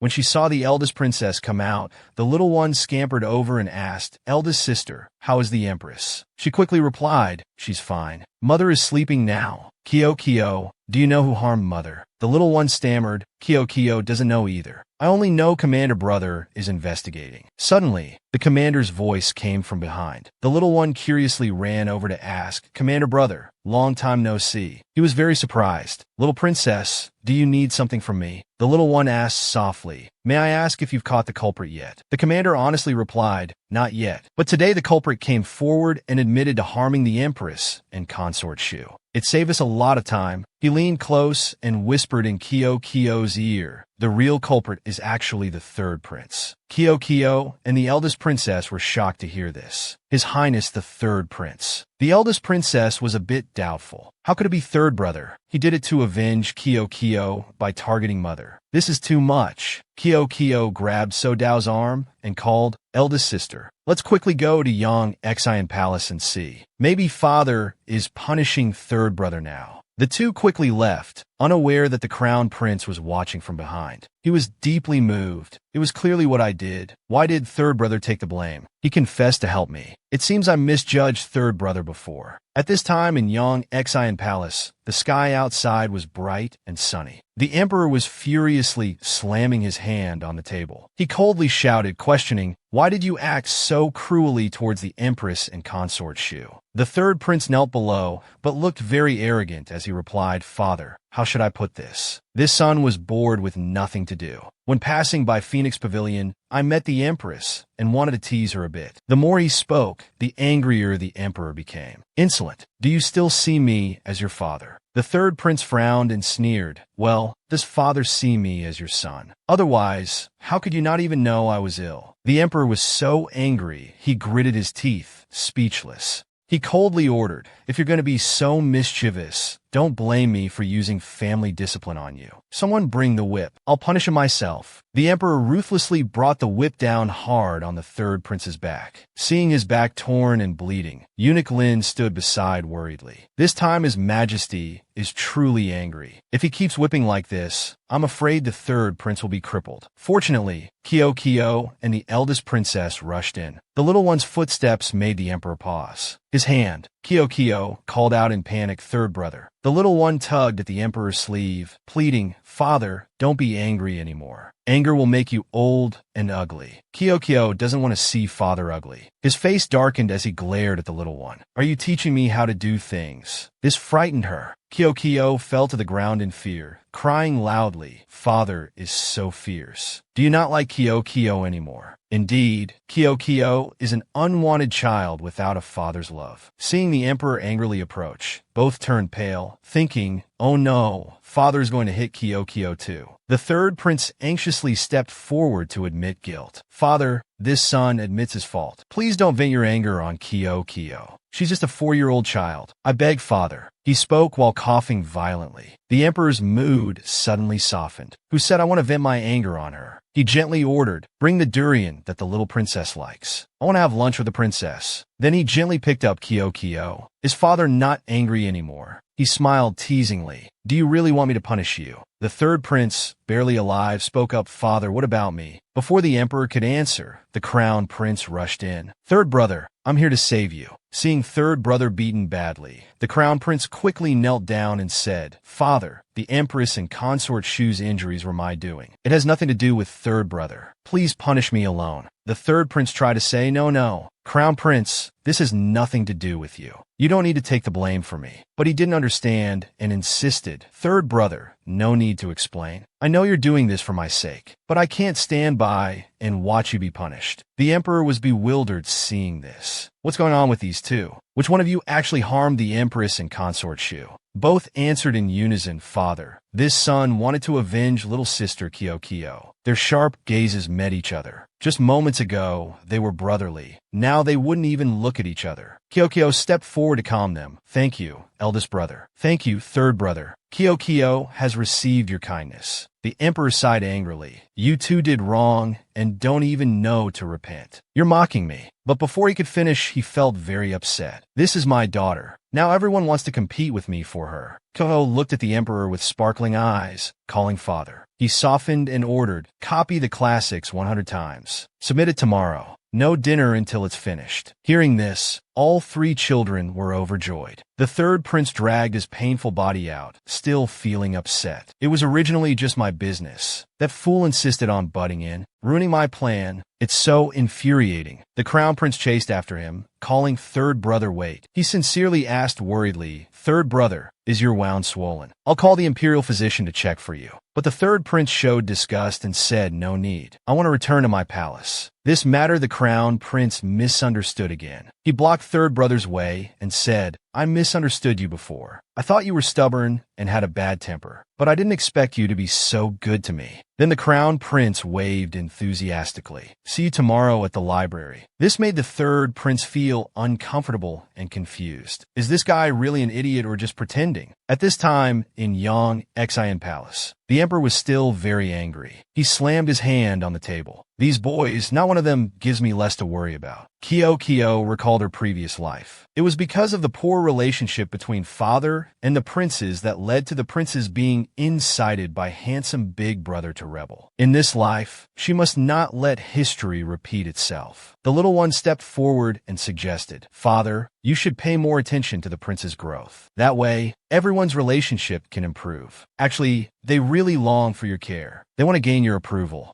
Hearing this, the emperor felt a bit jealous and pinched Kyo's cheek. "You like your brothers that much?" The little one cried out in pain, "Ouch, ouch." Kyo quickly explained, "It's not like that. Kyo just hopes father can feel the family warmth and love in this world. That's all." The emperor coldly turned away. "I don't need that." The little one hugged his leg, pouting, "If father doesn't agree with Kyo will cling on forever and not let go." He held his head, helpless with this daughter. "Tell me honestly, you keep telling me to favor the other princes. What's this really about?" Kyo quickly came up with an idea. The little one happily replied, "Because Kyo likes father. Kyo doesn't want father to be lonely when he's old. Later, if Kyo gets married, father won't have anyone by his side anymore." Hearing about his daughter wanting to get married made the emperor's face darken. He angrily shouted, "Dream on. Without my permission, you can't get married." In his heart, he was very jealous. This stinky kid. She can't even run properly, yet wants to fly away.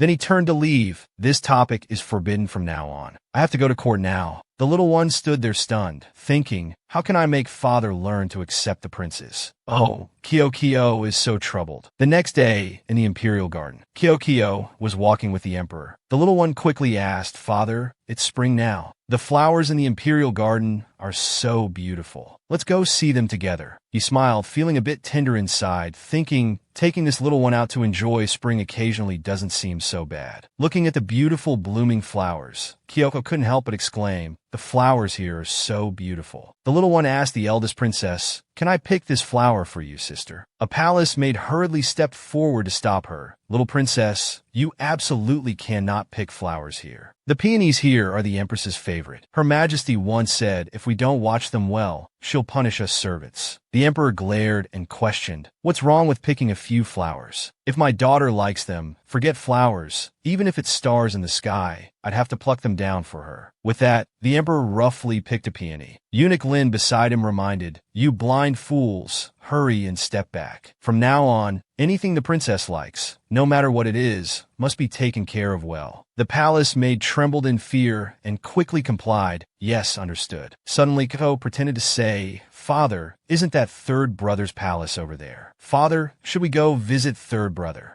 The emperor realized the little one's intention. His face darkened as he asked, so this was your purpose in bringing me out here? Kyokyo, startled, feeling guilty, Father, I didn't. The eldest princess stepped forward and said, Father, it was this daughter who suggested visiting third brother. Please don't blame Kyokyo. The emperor sighed, helpless with his two daughters. He softened and instructed, in the future, play fewer tricks in front of me. He coldly ordered, let's go. We'll visit Jingxian. At this moment in Yingxian Palace, suddenly came the announcement, His Majesty has arrived. The attendant beside panicked, noble consort, what do you think? Why has His Majesty suddenly come here? Has the third prince done something wrong? Noble consort calmly replied, don't talk nonsense. Go out and welcome him. She quickly knelt down and bowed. This consort greets your majesty. May I ask why your majesty has come today? The emperor replied coldly, where's Jingxian? Tell him to come see me. She glanced at the attendant and instructed, go call the third prince here for me. A moment later, the third prince arrived. This son greets father. Long live father, long, long live. The emperor held a teacup, his face frowning as he asked, the classics I punished you to copy yesterday. Have you finished? Bring them for me to see. The third prince stammered for half a day without uttering a word. His unserious demeanor said it all. The emperor's face darkened as he took the notebook. After flipping through it, the emperor angrily slammed the book on the table. Mac Jingxian, I went easy on you for Kyo's sake, yet you still act so carelessly. The third prince showed no fear, arrogantly denying, Father, please calm down. It's just that this son was too sleepy, so I couldn't finish copying. His words made the emperor even more furious, gritting his teeth. Noble consort anxiously stood up and said, Your Majesty, it's this consort who hasn't disciplined the third prince well. This consort will definitely supervise the third prince to copy it 100 times before tomorrow. The emperor frowned and scolded, so you know you haven't raised your son well. Look at the third prince's behavior now. Suddenly, Kyokyo picked up the notebook and said, Oh, father, have you noticed the bright spot in this notebook? Look at third brother's handwriting before, and then look at his current writing. Hasn't it improved a lot? It must be because he wrote too seriously, so third brother couldn't finish copying yesterday. Kyokyo winked at the third prince and asked, Right, third brother? He quickly played along. Little sister Kyo is absolutely right. The emperor fell into deep thought, thinking carefully. What the little one said wasn't entirely unreasonable. Moreover, if he kept punishing Jingxian, Kyo would be heartbroken again. After a while, the emperor regained his dignity, but his mood had softened somewhat. He said, for Kyo's sake, I'll let you off this time. I'll give you 2 more days. If you still haven't finished copying by then, I'll settle accounts with you.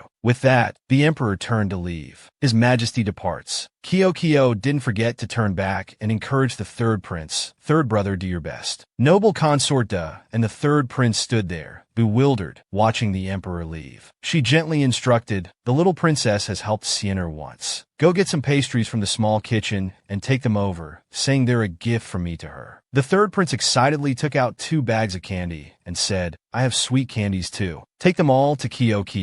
The third prince was overjoyed. Kyo actually helped me speak up. It shows she's completely forgiven me for what I did before. It seems she's not as hard to win over as I thought. As they waited to go to Zhaohua Palace, Kyo made another suggestion. Father, we visited third brother. Let's also visit eldest brother while we're at it. If eldest brother hasn't finished copying either, we'll punish him to copy 100 more times. Hearing this, the emperor fell in a thought. He was worried inside. Meeting the prince again is fine, but if we meet Ru Fei, that wouldn't be good. Speak of the devil, and he shall appear. Ru Fei was watering plants in the imperial garden. She startled and said, Your Majesty, you've come. She quickly knelt down and bowed. This guilty consort greets your majesty. The emperor kindly stepped forward to help Ru Fei up. Quickly stand up, no need to be so cautious. He recalled something from before. Back then, because the court officials advised that the crown prince was a bad omen, he had sent both mother and son to the cold palace. Seeing them again today suddenly made him feel very guilty. She felt worried and asked, Has your majesty come because little E has done something wrong? The emperor frowned and asked, Why would you think that? Ru Fei trembled in fear and stammered, It's just that this guilty consort doesn't know why else your majesty would come to Zhaohua Palace. Kyo, standing to the side, couldn't bear it anymore and tugged at the emperor's sleeve, advising, Father, don't be so stern with consort Ru anymore. Hearing this, he quickly adjusted his tone and said, I'm just here to check on the crown prince's studies. Lead me to see him. Everyone quickly moved to the back of the academy. The crown prince was studying diligently. His voice flowed smoothly as he read, The peach blossom is lovely. Its fruit will ripen. The maiden will marry in the 7th month of the year. Consort Ru was about to step forward to call him, but the emperor stopped her wait. The emperor said happily, I didn't expect him to have grown so tall. The last time I saw him, he was still small and thin. Consort Ru chimed in, Yes, little E now studies hard every day, and his personality has become more open. This is all thanks to the little princess's blessing. Hearing this, Kyo felt relieved. It seemed father no longer hated eldest brother. That's great. Kyo hurriedly ran over, calling eldest brother. What are you doing? I'll come to play with you.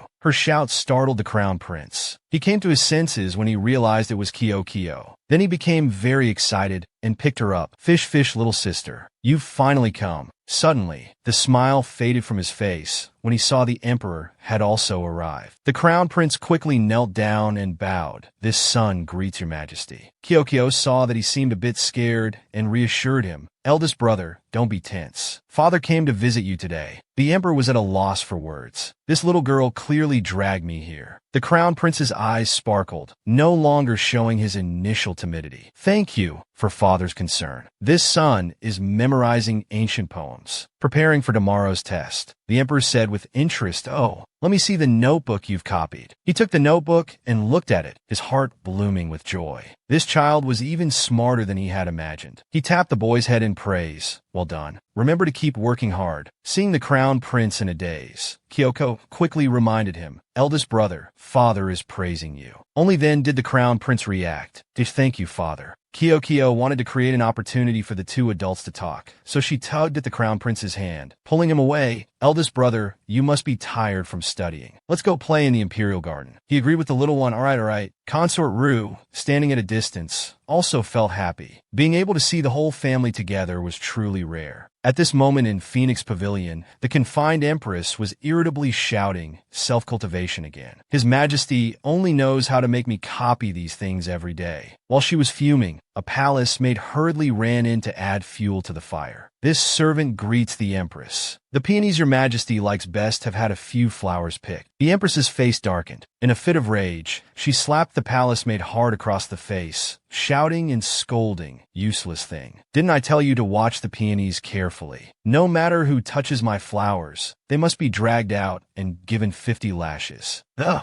palace maid, with tears in her eyes and a swollen cheek, stammered an explanation. Empress, please forgive me. It's not that this servant doesn't want to punish that person. It's just that their status is someone this servant cannot touch. Hearing this, the empress's face grew even darker. She gritted her teeth and said, Kyo. This is the first time I've seen a child so scheming. If we wait another 15 years, I'm afraid there won't be a place for me in this harem. The attendant beside her added a few words. This fawning nature of the little princess must have been inherited from her mother. Who knows what status that woman really has? These words made the cruel empress think of something. Mother, that's it. Why didn't I think of this before? After thinking for a moment, she ordered, "Go investigate the identity of the little princess's mother for me. I don't believe we can't find her weakness." The empress rubbed her belly, still deluding herself about her power. She thought, wait until I give birth to a little prince. I will certainly bring Dower to rise again. The scene changes to the underwater palace. Tang Li's health didn't seem to be very good. She was coughing up blood. Li saw this and was very worried. He stepped forward to ask, "Your Majesty, what's wrong?" She slowly explained to him, 7 years ago, I left the mermaid tribe. The time on land exceeded 3 years. My inner power has been depleted. I don't know how long it will take to recover. Li Anjuosti grabit Tanglisand. Your Majesty, where are you going? Worried about her daughter, she anxiously replied, the aura of Mac Yuyan country hasn't been right lately. I must go find Kyo.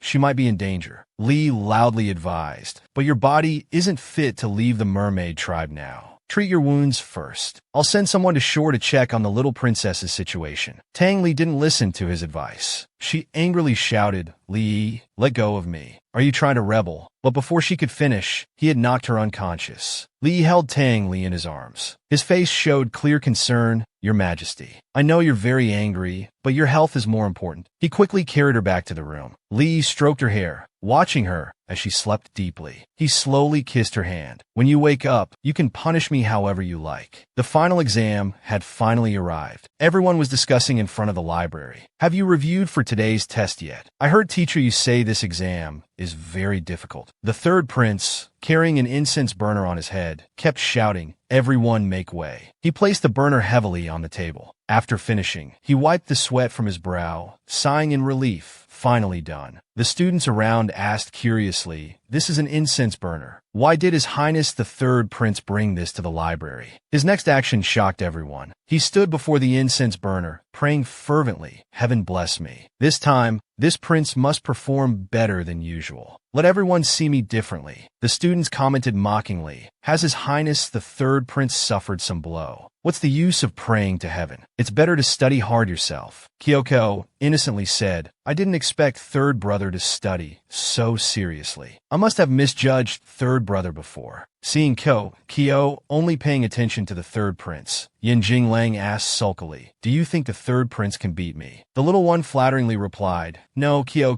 thinks handsome big brother is the most capable. Third brother has only been studying for a few months. He can't catch up to you. Yin Jinglang pinched Kyo's hair teasingly. In that case, haven't you just started learning too? Hearing this, the little one hugged her head and pouted adorably, explaining Kyo isn't. Mother said when Kyo was still in her belly, she already started teaching me math. When Kyo was just over a year old, I could already count to 100. Everyone around was very impressed. Wow, the little princess is so smart. We want to meet the little princess's mother too. At this time, someone was staring at Kyo from behind. It was Wang Yuanru, the daughter of Minister Wang. Seeing Kyo getting everyone's attention, she became jealous. In an envious tone, she said, is this ninth princess really that amazing? Even Jiao's sister, who used to look down on her, now sees her differently. Wang Yuanru grew more and more irritated. I worked so hard to test from elementary to middle school. I don't want her to steal my spotlight. Teacher Yu entered the classroom. The first thing he did was settle everyone down. The exam is about to start. Students, each take a seat with some distance between you. Suddenly, he stopped in front of the eldest princess. Seeing her in a daze, he tapped her head. Why are you standing there like a fool? The exam is about to start. Kyo looked at Yin Jinglang pitifully and said, handsome big brother, I don't want to be separated from you. Can we not change seats? Yin Jinglang agreed without hesitation. Then we won't separate. Teacher Yu stepped forward, extending his hand. Little princess, don't you know where to sit? Let me lead you. Kyoko sat stubbornly in one place, not getting up. At this moment, Yin Jinglang spoke up. No need, I'll sit with her. Teacher Yu was in a difficult position, saying but, before he could finish, Yin Jinglang had already moved Kyo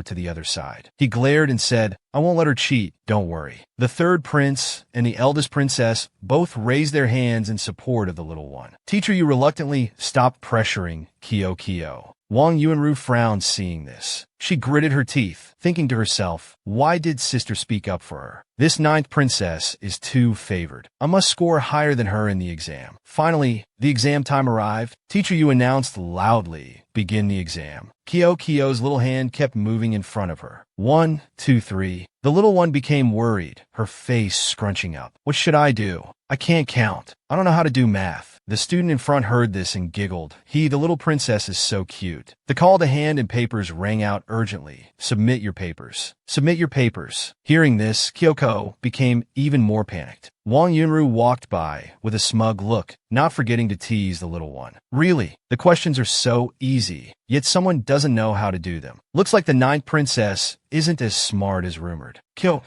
angrily shouted at her. Who says I can't solve them? I definitely can. Wang Yunru picked her ear disdainfully. Oh, why don't I believe you? Wang Yuanru arrogantly proposed to Kyo, if you can't solve them, then you have to withdraw from middle school. How about that? Kyo became flustered, unable to respond. The eldest princess became angry when she discovered Wang Yuanru bullying Kyo. I used to be friends with you, but if you want to be disrespectful to Kyo, I won't be polite with you. Hearing this, Wang Yuanru became scared. Then she stopped being overbearing and quickly went to the eldest princess to coax her. It's not like that, Sister Dao. So Dao angrily shooed her away. I don't have a sister like you. Don't claim to be. This scene happened to be fully captured by Teacher Yu's eyes. He smiled sinisterly. What an interesting play. Wang Yuanru still asked concernedly, Sister Jiao, how was your exam? Did you finish it? But the eldest princess now seemed very annoyed, not wanting to pay attention to her. How annoying. I told you not to call me that. She continued to attack, putting on a cute act. But before, I also called the eldest princess that way. Seeing her like this, the eldest princess was at a loss for words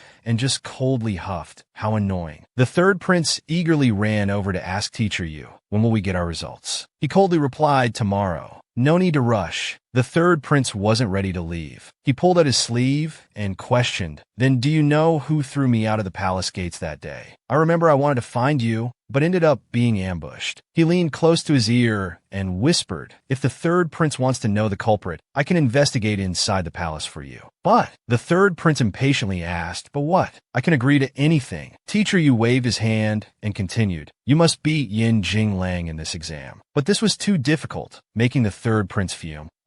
Why is Teacher Yu like this? After class, Yin Jinglang held Kyo's hand as they left. The third prince following behind was very uncomfortable. He angrily pointed at Yin Jinglang and said loudly, I understand now. You're all working together to play me. First, you deliberately embarrass me in front of everyone. Now you trick me saying you'll find the culprit. But it was all you, wasn't it? Yin Jinglang smirked and replied, baseless accusations are not a virtue a prince should have. Your Highness Third Prince, may I ask if you have any evidence? The third prince was stumped by this question. He stammered for half a day, but couldn't say anything. Finally, he could only make some vague threats to Yin Jinglang. This prince can't find evidence for now, but you absolutely won't get away with this. Hearing this, Yin Jinglang crossed his arms smugly and said, the third prince should think more broadly. Palace struggles? Or perhaps the third prince blocked someone's path and they want to eliminate you. He leaned in and whispered to the third prince, after all, it's related to the throne. I hope the third prince will think it through carefully. Hearing this, he broke out in a cold sweat and said, then Yin Jinglang took Kyo's hand and led her back to Xianyu Palace. Teacher Yu reminded him, you should be more careful. If the third prince suspects you, he won't let it go. Yin Jinglang still replied smugly, don't worry, I won't let him catch me. Besides, I've never considered him a rival. Just ignore him. Hearing this, Teacher Yu was shocked. If the third prince heard these words, it would likely lead to a bloody storm. The next day, Teacher Yu stood in front of the class to announce yesterday's test results. This time, our class has 2 people with perfect scores. One of them is Yin Jinglang. The students below kept discussing. It's Yin Jinglang again. Not unexpected. Kyo sat below, admiringly saying, handsome big brother is so good. The third prince refused to admit defeat. He turned to look at Kyo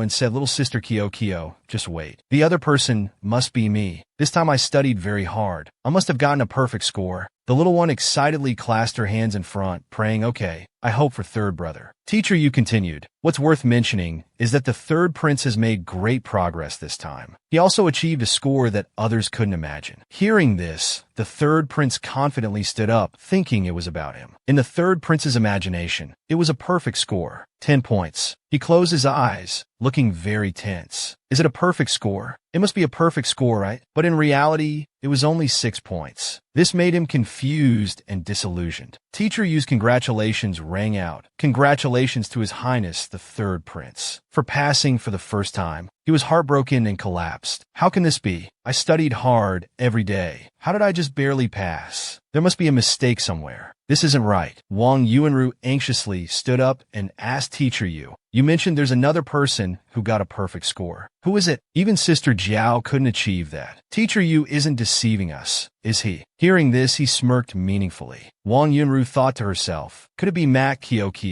Impossible. Teacher Yu brought the test paper to Kyo. He said happily, "Congratulations to the little princess for achieving a perfect score." Even the little one was shocked to hear this. At this moment, the classroom erupted. Everyone kept discussing, the little princess is so amazing. Wow, really? Congratulations to the little princess. The eldest princess's face suddenly changed, becoming unusually sad. Kyo did so well. I should be happy for her. But why do I feel so empty inside? Kyoko sadly called out to the third prince and the eldest princess, but neither would look at her. Seeing this, the little one hurriedly changed her answers on the test paper. Then she stood up and called Teacher Yu over. Teacher Yu, you wrote Kyo's score wrong. Kyo didn't get a perfect score. The little one started pointing out her mistakes. Look, I got this question wrong. This one too. So Kyo should only get 8 points. Kyo pouted pitifully, pleading, please, Teacher Yu. He pondered thoughtfully. This child, is she afraid of making the eldest princess and third prince sad? After thinking for a moment, he reluctantly said, I'm sorry, I made a mistake. The little princess's score should be 8 points. Hearing this, Kyo became happy again. Thank you, Teacher Yu.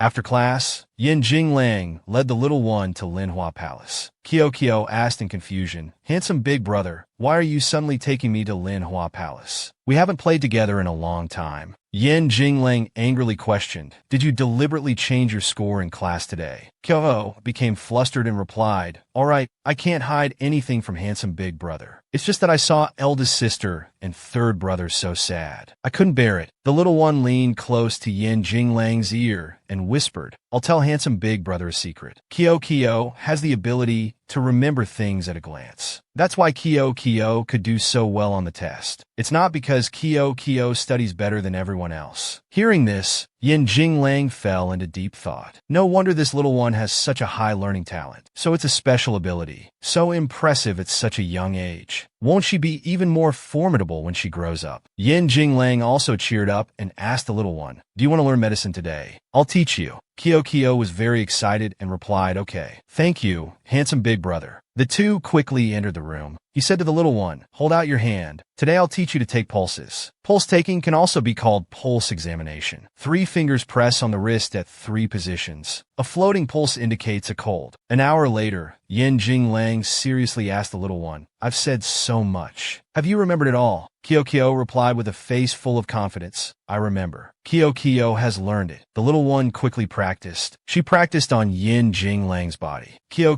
chattered, wow, handsome big brother's body has a lot of cold energy. This is a slow pulse. But why does handsome big brother have a slow pulse? Is your body not well? Hearing this, Yin Jinglang patted the little one's head. His eyes became heavy. His mind was full of thoughts. I've never told her about my past before. Can I really trust her completely? Yin Jinglang recalled unpleasant memories from before. Up to now, I'm the prince who has received the least love. Also the prince who has been mistreated and slapped the most. Only my mother and I relied on each other. When I was 4, Mother took me to play in the suburbs. We accidentally fell into an ambush by men in black. In the end, we were pushed into a lake. By the time I regained consciousness, Mother had already disappeared without a trace. Many people said my mother was a demon, secretly executed by Father. I didn't believe it and knelt in the snow for a day and night, begging Father to find the culprit. Mother was framed. But all my efforts only earned me a eunuch's decree. His Majesty says he doesn't want to see you. If you keep kneeling here, you'll be punished. But father basically didn't even want to look at me. He kept sending me to more and more remote palaces. I spent over 15 years in that desolate and lonely place. Every day, I longed to see mother again once more. Speaking of this, Yin Jinglang's voice became sad. Perhaps it was at that time that I fell ill. Hearing this, Kyo felt sympathy in her heart. The little one looked up at Yin Jinglang to comfort him. Although I've never seen your mother, I know she must be a brave and strong person. As long as we don't give up hope, one day we might find her. Yin Jinglang hugged the little one tightly. It seemed this was when he felt happiest. All right, thank you, Kyo. Just then, Yu Taifu happened to approach. He didn't dare enter, but secretly peeked from outside. His face became extremely worried.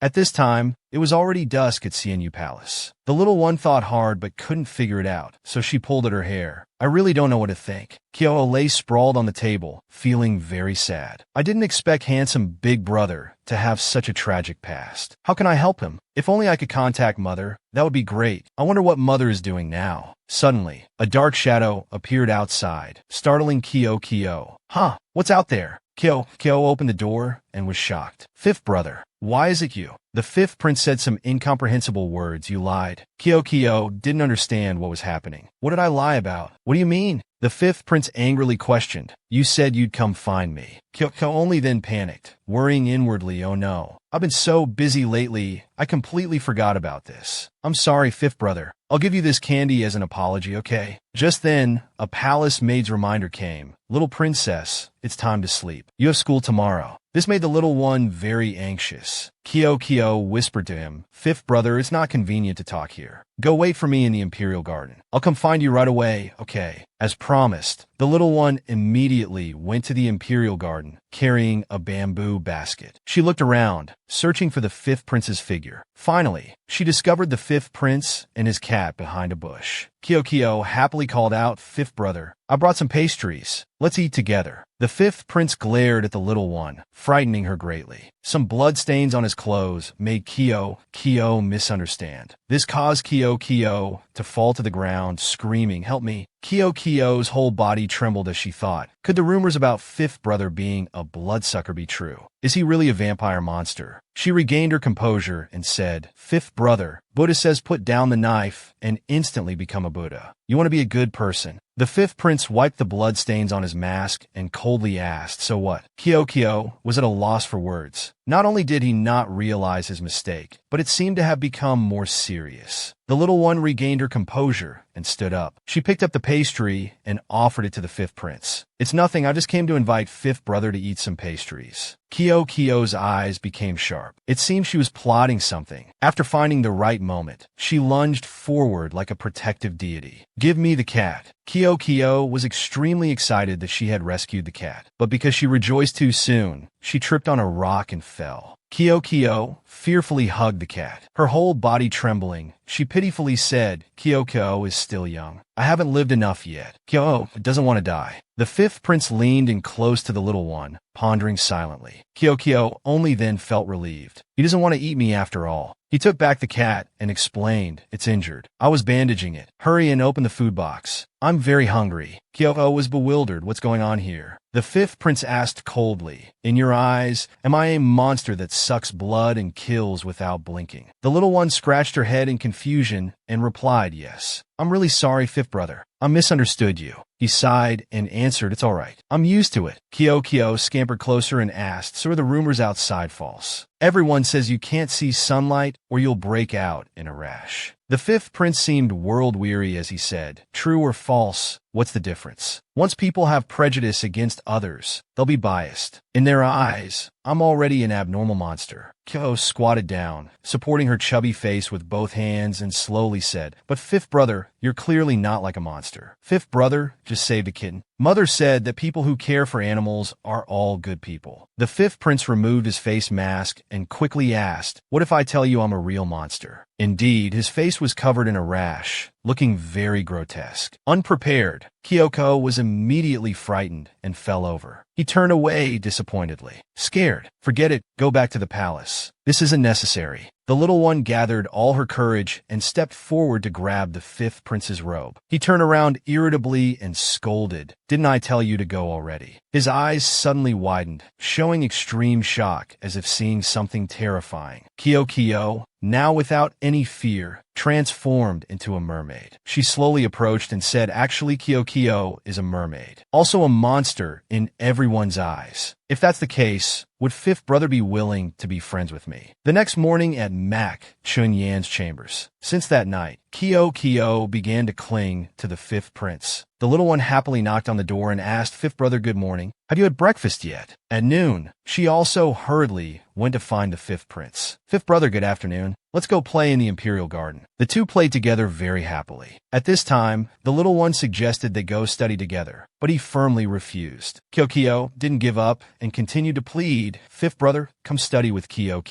There are many friends our age. There are also many interesting things. We can also learn a lot of knowledge. He irritably refused. I've already self-studied the Academy's knowledge. You don't need to worry about me. The little one naively showed admiration and said, self-study. Fifth brother, do you also know poetry by heart? Let's make a bet. If fifth brother loses to me, then we'll go study together. He very smugly promised her. All right, it's a deal. The poetry competition officially began. Kyo recited first, plowing the fields at noon. Sweat soaks into the earth. The fifth prince quickly replied, rice on the plate, drops of hard-earned sweat. He fluently continued, jade adorns a tall tree, 10,000 strands of green silk. Mac Kyo now showed clear confusion. Oh no, I've never learned this poem before. She awkwardly replied, don't know the leaves, don't know the small leaves. The little one cried and buried her face on the table. Fifth brother is too difficult. I admit defeat. He was very smug and said, it's good you know. Now hurry back to your CNU palace. Kyo still harbored that intention. She frowned and pouted very pitifully. She walked away irritably, muttering, no matter what, I'll definitely cure fifth brother, so fifth brother can live normally. When fifth brother is cured, Kyo must drag him to study together. Hearing this, he showed a rare smile and thought to himself, this little one. Kyo remembered Yin Jinglang knew medicine, so she went to Manhwa Palace. As soon as she arrived, the little one said, handsome big brother, can you cure fifth brother's illness? Kyo believes handsome big brother definitely can. But Yin Jinglang coldly replied, I can't. The little one sadly scampered over and asked,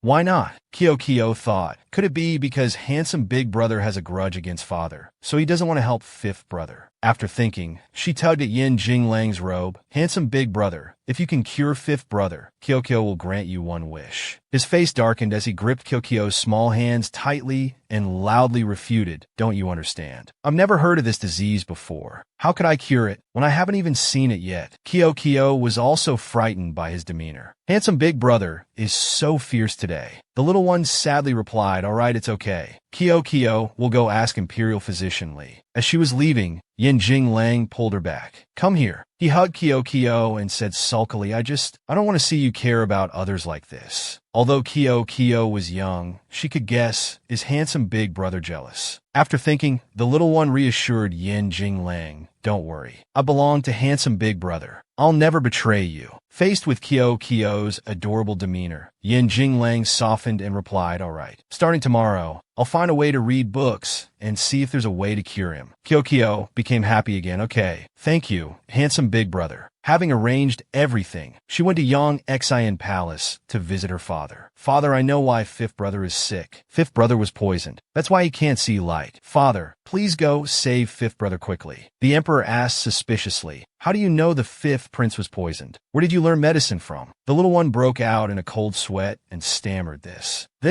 Seeing the emperor's face darken, he kept slamming his hand on the table, frightening Go into telling the truth. Her voice trembling, she said bit by bit, yes. It's Yin Jinglang who knows medicine. Then he taught Kyo. This was Kyo's request to learn. It has nothing to do with handsome big brother. The emperor angrily shouted, what did I tell you? You can't be with others, understand? The little one quickly explained, but Kyo is thinking for father's sake. If we don't cure fifth brother's illness, he might not live past 20. By then, father will be the one with white hair, sending off the young. The emperor asked in surprise with a soft voice, you're doing this for me, to save the fifth prince. Kyo innocently replied, yes. Kyo has said before, Kyo won't let father live alone. At this moment, the emperor said indulgently, all right, come here, and let me hug you for a while. In a while, I'll send someone to find Fish Doctor. Tell him to come examine the fifth prince. Kyokyo wondered, Fish Doctor, why such a strange name? She curiously asked, Father, who is Fish Doctor? Why have I never heard of him before? The emperor slowly explained. He's the divine doctor of Mac Yuyan country. He appears and disappears mysteriously. No one knows where he is. It said he's over 100 years old, but still maintains the appearance of a youth. Kyokyo was startled and thought of someone. It's my cousin, nearly 100 years old with a youthful appearance. Could this person be Little Fish Brother? If it's really him, Kyokyo is in trouble. The more she thought, the more she imagined unfavorable scenarios, making herself worry. Little Fish Brother hates it most when I interact with people in the palace. If he comes in a few days, I'll definitely have to run away. If he discovers I'm with Father, I'll be dead. The little one forced a smile and said to the emperor, Father, can we postpone finding Fish Doctor? Kyokyo wants to take Fifth Brother to get used to normal people's lives first. The emperor indulgently agreed. All right, I'll listen to you. In her heart, Kyoko silently prayed, I'm sorry, Fifth Brother. I'll definitely find a way to cure you. At this time in the Cold Palace, the second prince was also very anxious, asking, why is there no news about Fish Doctor? The palace maid replied, tremblingly, I heard Fish Doctor went to Jiangnan. I'm afraid he won't return to Mac Yuyan country for a while. The second prince frowned, thinking to himself, Fish Doctor is the only one capable of curing my legs. Am I just going to give up like this? While he was frustrated, he caught Consort Shu's attention. She approached disheveled, calling, Second Prince, you finally returned. He was very angry, gritting his teeth and saying, Mother, look at your miserable state. He curiously asked, how did you end up in such a poor condition? Consort Shu's face darkened as she said, Isn't it all because of that Mac Kyokyo in the palace? She falsely accused Kyokyo of instigating the emperor to send her to the Cold Palace. She cried miserably, recounting, After you left, do you know what she did to me? Your father actually sent me to the Cold Palace and forced me to eat vegetarian food and chant Buddhist scriptures every day. The second prince glanced at her questioningly. Father wouldn't punish you without reason. Didn't you do something to upset him? Then she pretended to be pitiful and said, You don't know how much your father favors Mac Kyokyo. What could I possibly do to her? I simply said a few bad words about her in front of your father. That's all. Consort Shu's face turned cunning as she continued to argue. They say a bad child is the mother's fault. Mac Kyoko,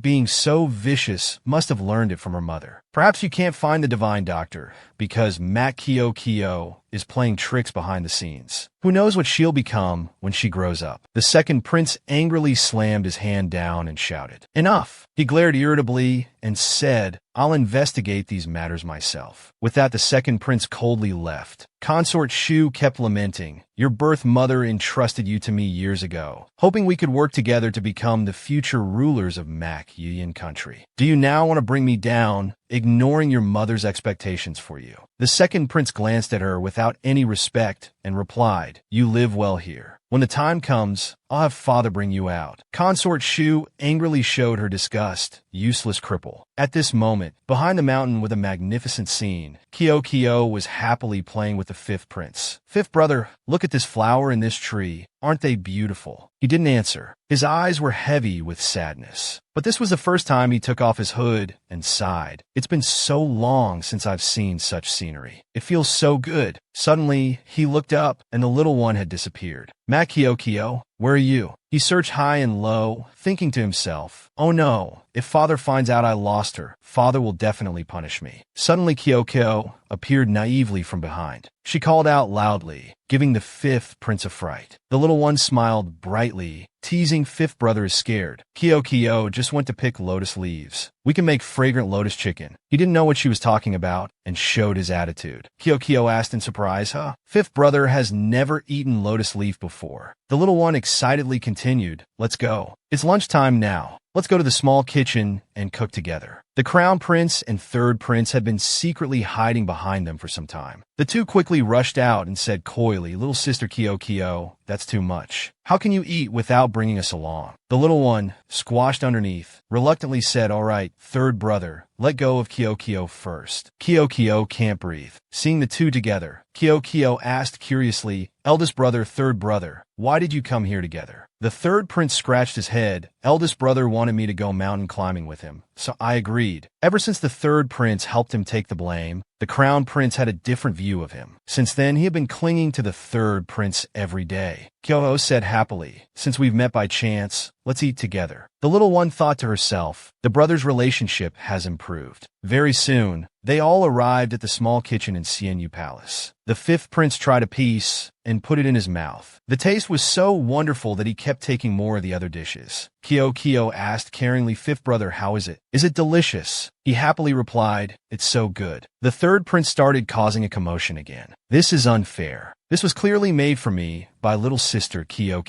Everyone began to rush in and grab the remaining portions. "I want it all for myself, too." The atmosphere became lively. Suddenly, an unpleasant voice came from outside, asking, "What are you all doing here?" It turned out to be the second prince. He sat outside the door, his eyes glaring at them. The third prince stood up and asked, "Second brother, why did you suddenly return without notifying us?" The crown prince also asked with concern, "Second brother, how are your legs? We've been very worried about you these past months, without any news." Faced with numerous questions, he coldly replied, "I have some business with Mac Kyo.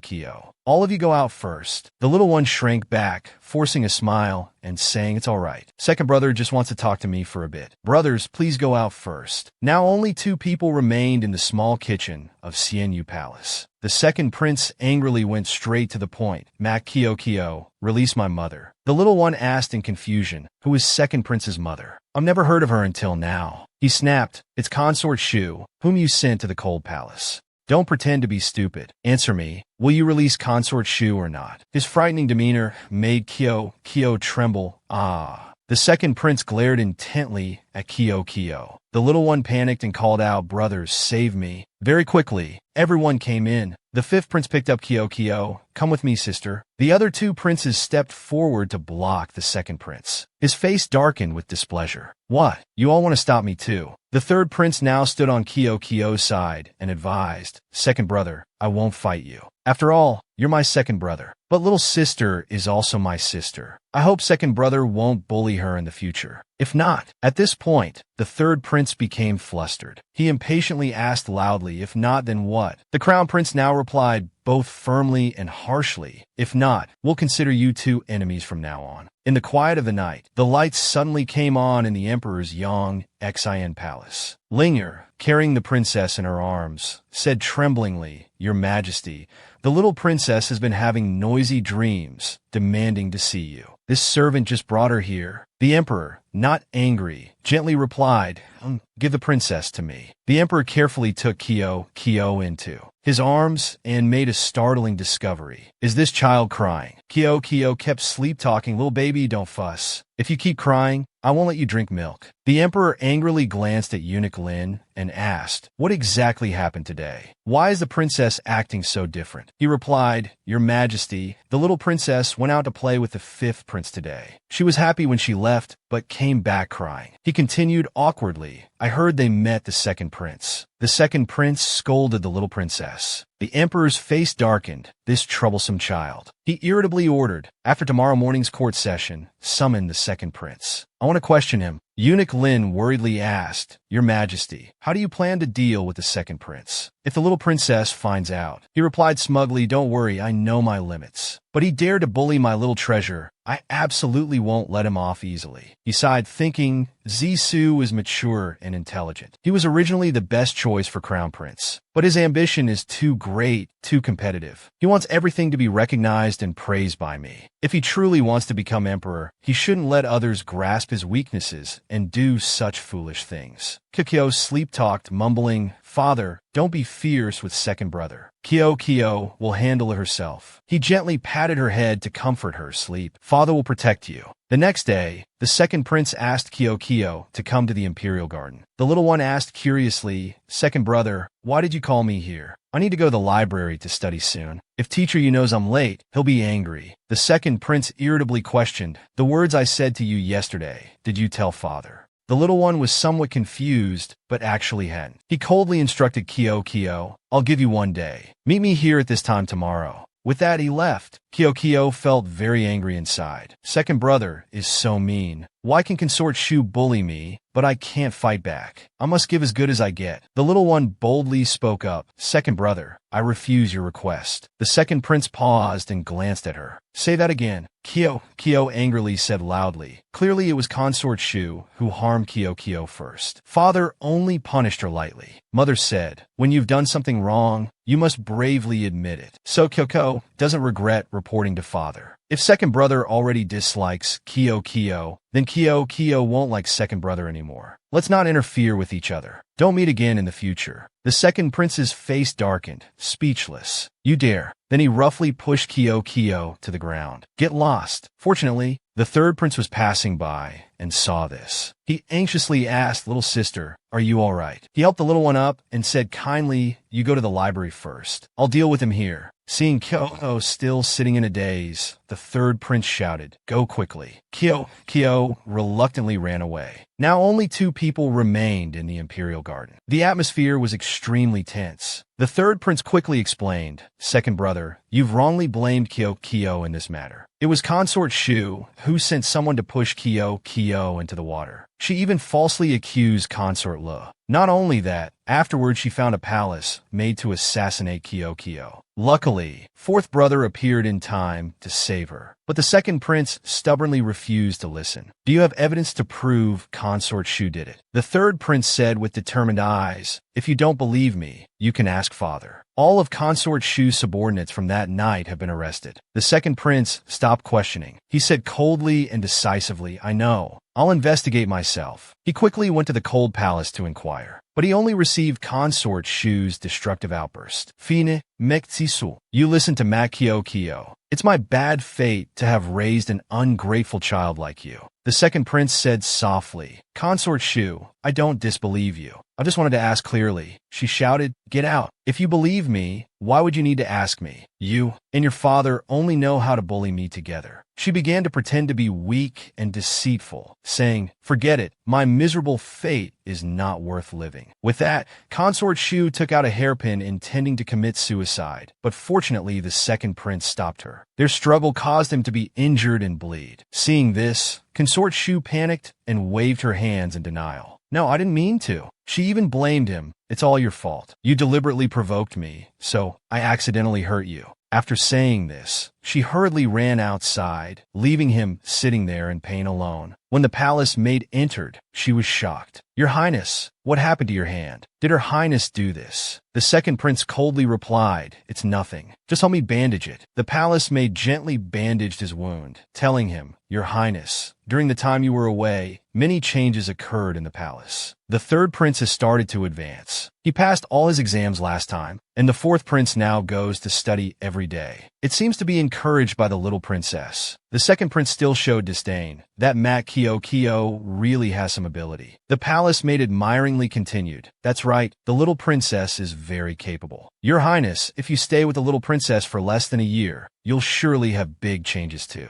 But the second prince didn't accept this goodwill. He said, tomorrow, go to the dean and tell him I want to be a teaching assistant for the middle school class. The palace maid felt it wasn't worthy of his abilities and advised, Your Highness, with your talents, isn't it a waste to be a small teaching assistant? His voice was full of disappointment as he replied, what else can I do? Everyone hates me. Father doesn't value me either. I have to see for myself what abilities that Mat Kyo has that can make everyone love her so much. The next day at the library, as usual, everyone was busy going to class. Kyo was sitting next to Yin Jinglang. After waiting for a while, she anxiously asked, handsome big brother, do you know where teacher you went? Why hasn't he started class yet? Yin Jinglang gently replied, he left the capital. Kyo was shocked. Why? Where did teacher brother go? Why didn't he tell me? Suddenly, everyone's panicked voices rang out. Look, it's His Highness, the second prince. Why is he coming to the middle school class? Didn't His Highness go to the Imperial Academy long ago? He stood in front of the class and said loudly, today, teacher, you had to leave on business. I will temporarily replace him as the teaching assistant. He seriously instructed, in my class, I hope everyone will be serious and not distracted. Kyo's face clearly showed unease. If second brother wanted to teach, he would have come earlier. Why only now? Could his main target be me? He taught the class seriously. The other students obediently sat quietly. He read a poem, then targeted Kyo and asked, Mac Kyo, what's the next line? The little one awkwardly flipped through her book repeatedly. Haven't we not learned this poem yet? Why is he suddenly asking me? The second prince started to make things difficult for her. If you can't answer, you'll be punished. Copy this poem 50 times. You can't rest until you finish. Yin Jinglang angrily stood up and objected to the second prince. We haven't learned this poem yet. You're being too hard on the little princess. He maintained his cold demeanor and retorted, to become a smart student, Mac Kyoko must have the ability to prepare lessons in advance. If young Master Yin truly wants the best for Mac Kyo, you should encourage her to improve. The second prince then smiled slyly and leaned close to the little one's face, asking, Mac Kyo, do you accept this? The little one didn't want to argue with him and softly replied, Kyo understands. It won't happen again next time. Wang Yuanru sitting behind began to have evil intentions to harm Kyo. After class, everyone was allowed to return. Only Kyo and Mac Zisu remained in the classroom. The little one obediently brought her punishment work to him. Teacher Mac, here's Kyo's notebook. I've finished copying everything. He lazily flipped through her pages, examining them. After a while, his face turned unpleasant and he loudly questioned, Mac Kyoko, do you know what the punishment is for lying to a teacher? The little one was bewildered, not knowing what had happened. Kyo was also very surprised to see that her notebook had been torn. Wait, where are the pages I copied in the middle? Why are they gone? The second prince smugly sneered. You mean to say you handed in your homework, but someone tore it out without you knowing? Kyo angrily replied, that's right, someone wants to harm me. And it's someone in this classroom. Wang Yuanru now arrogantly came over. Little princess is joking. Everyone knows you're His Majesty's treasure. Who would dare bully you? Kyo smartly questioned her. Then Sister Yuanru, where did you go this afternoon? This caused her to freeze up, unable to say a word. Then she started to defend herself.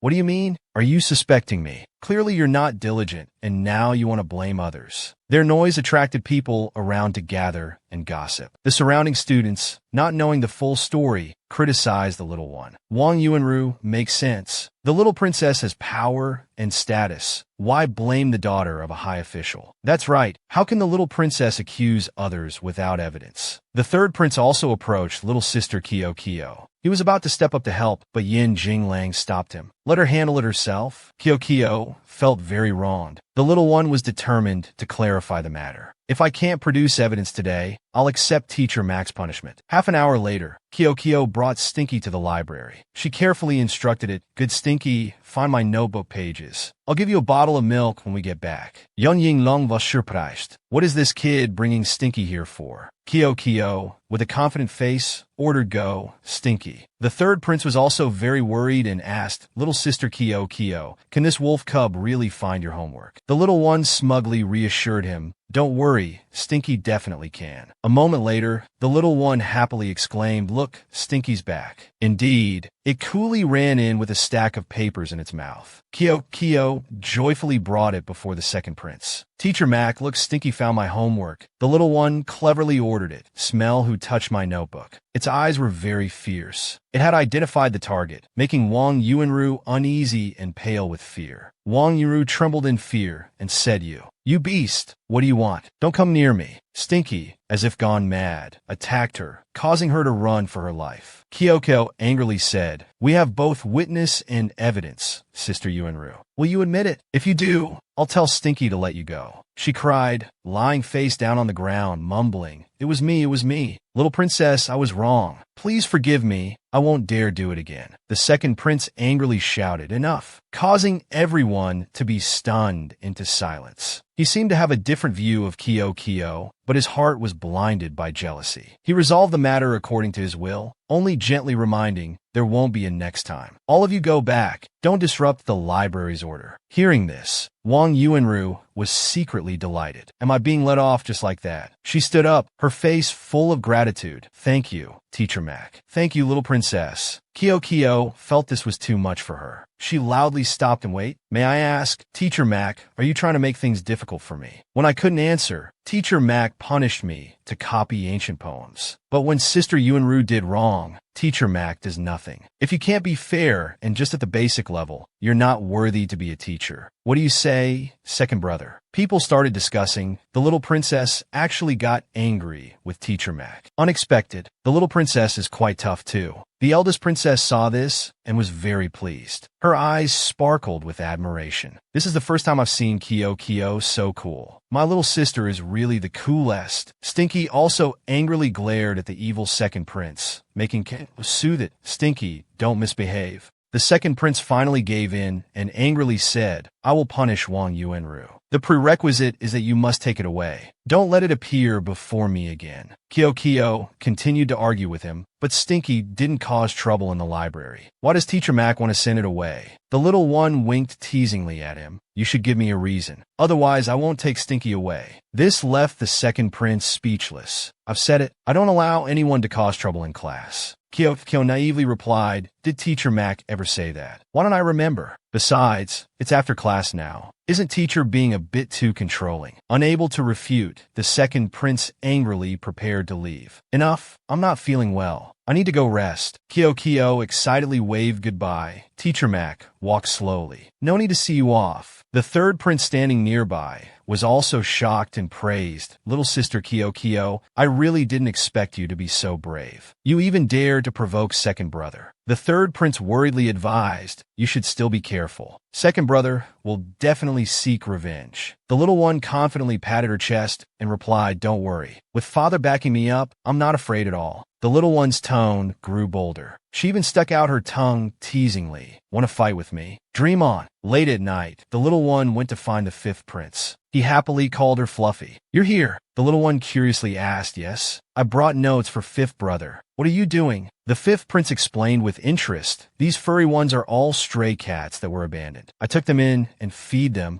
The little one very thoughtfully brought up a bamboo basket. Then has fifth brother eaten yet? I brought some cookies. We can eat together. The fifth prince was delighted, really. That's great. He took a bite of a cookie and found it delicious. Thank you, Fluffy. I won't be polite then. Suddenly he choked and started coughing heavily. Kyo panicked and asked fifth brother, what's wrong? A palace maid hurriedly came to explain. Little princess, to tell you the truth, His Highness the fifth prince's illness has lasted for a long time. Every time he eats more than 2 bites of food, he vomits. The imperial physicians all say there's no cure for this disease. They can only prescribe some medicine to alleviate it. The fifth prince's face saddened as he ordered, It's all right. Help me back to rest. Kyo watched her brother's weak figure leave and felt heartbroken. The little one thought to herself, Fifth brother's illness is getting worse. I must find a way to save fifth brother. Kyo thought, and then took out a seashell. Perhaps he can help us. At this time, in a distant inn, Fish Doctor was leisurely reading a book when a subordinate came to report, Your Highness, this subordinate has sent someone to call the little princess through the seashell, but still hasn't received a response. He was very anxious and kept looking at the seashell in front of him. When I came to Mac Yin country, I angrily said I wouldn't talk to her anymore. But now when I really can't contact her, I can't stop worrying. Suddenly the seashell emitted a voice. Little fish brother, are you there? I have something to tell you. Fish Doctor was startled and picked up the seashell. He quickly replied, Kyo brother is here. Are you all right? The little one signaled him to lower his voice. Little fish brother, I'm secretly talking to you now. Fish Doctor worriedly asked, Where are you now? Has something happened? Brother will come to Mac Yin country immediately. Suddenly a eunuch's voice came. Second prince has arrived. This startled the little one. Kyo hurriedly said, Little fish brother, I'll contact you again later. I have something to do now. Fish Doctor anxiously said, Kyo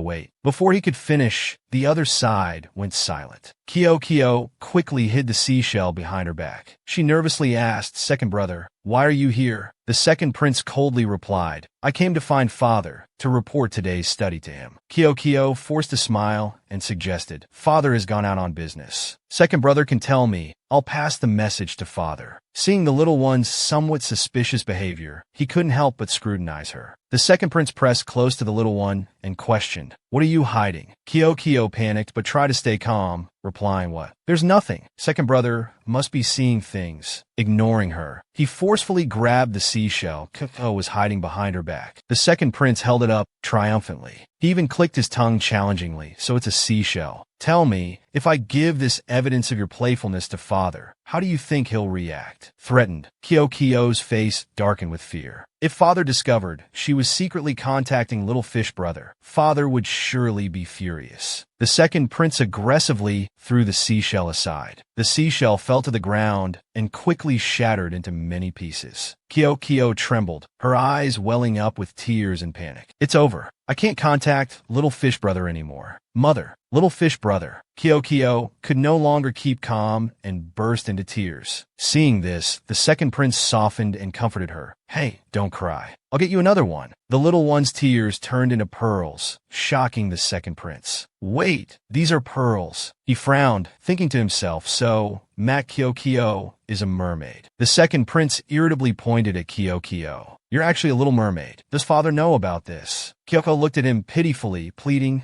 Second brother, please don't tell father. I'm a good mermaid. I won't harm anyone. The second prince pondered. History records that the mermaid tribe once fought with humans. If father and the court officials knew Mak Kyo-Kyo's identity, they would surely not allow her to stay in Mak Yuyan country anymore. If he could take advantage of this opportunity, he lifted Kyo-Kyo's chin with his hand, threatening, I can keep this from father. But I have one condition. From now on, you must obediently listen to me. Whatever I say, you must do. The little one hesitated, but finally she compromised. All right, Kyo-Kyo will listen to brother, as long as brother doesn't tell father about the mermaid thing. The second prince said smugly, next month, the Empress Dowager will return to the palace to celebrate her birthday. I want you to give her little Stinky as a gift. The little one asked in shock, give little Stinky as a gift. Why? He didn't explain to her, but only said, I've told you. You just need to obediently listen to me. Don't ask about anything else. Besides, this is an opportunity to show yourself before the Empress Dowager. He asked the little one,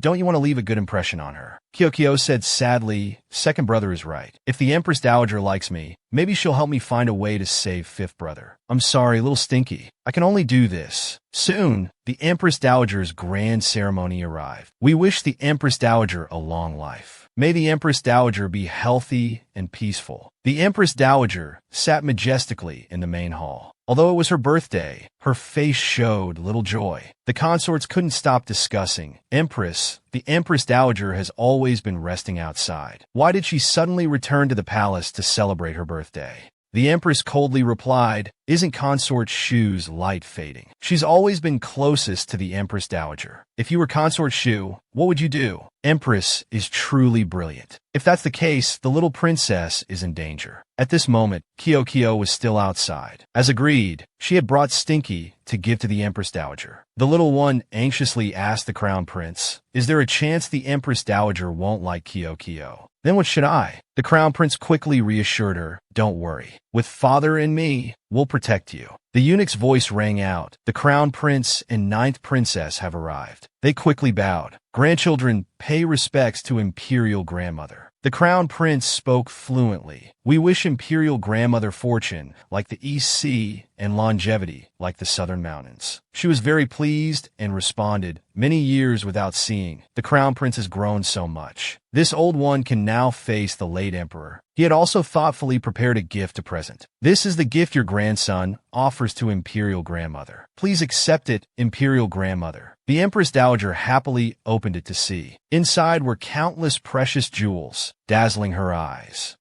Indeed not bad. The Crown Prince has been thoughtful. The Empress Dowager now turned her attention to Kyo-Kyo and asked, what about the little princess? Have you prepared a gift for this old one? Kyo-Kyo did as promised. The little one happily clapped her hands a few times. Little Stinky eagerly entered the palace. Kyo-Kyo smiled and pointed to it, introducing, today Kyoko brings little Stinky to Imperial Grandmother, wishing Imperial Grandmother a happy birthday. The Empress sitting nearby angrily shouted, little princess, you dare bring a wolf into the main hall. Don't you know the Empress Dowager can't handle shocks? If anything happens to the Empress Dowager, can a little princess bear the punishment? Kyo-Kyo stood up to reassure Imperial Grandmother, don't worry. Little Stinky is Kyo-Kyo's pet. It won't harm Imperial Grandmother. Little Stinky quickly bowed to Imperial Grandmother. If not, you won't get milk. The Empress took this opportunity to try to deal with Kyo.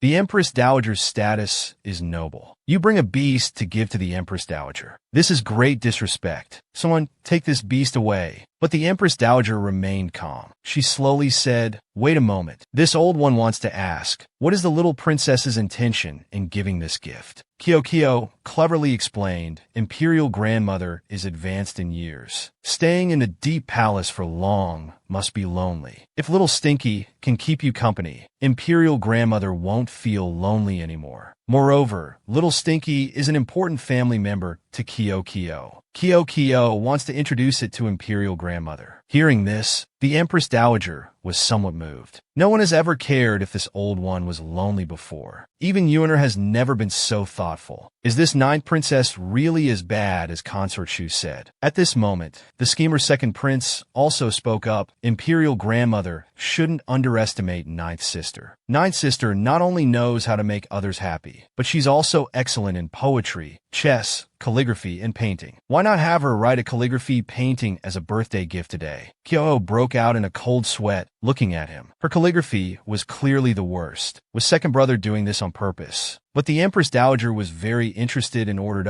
then quickly demonstrate for this old one to see. The little one reluctantly agreed, yes. If Imperial grandmother wants to see, then Kyo can only embarrass herself. Kyo trembled, trying to write each character carefully. People around started to snicker. The little princess's writing looks like a hairy caterpillar.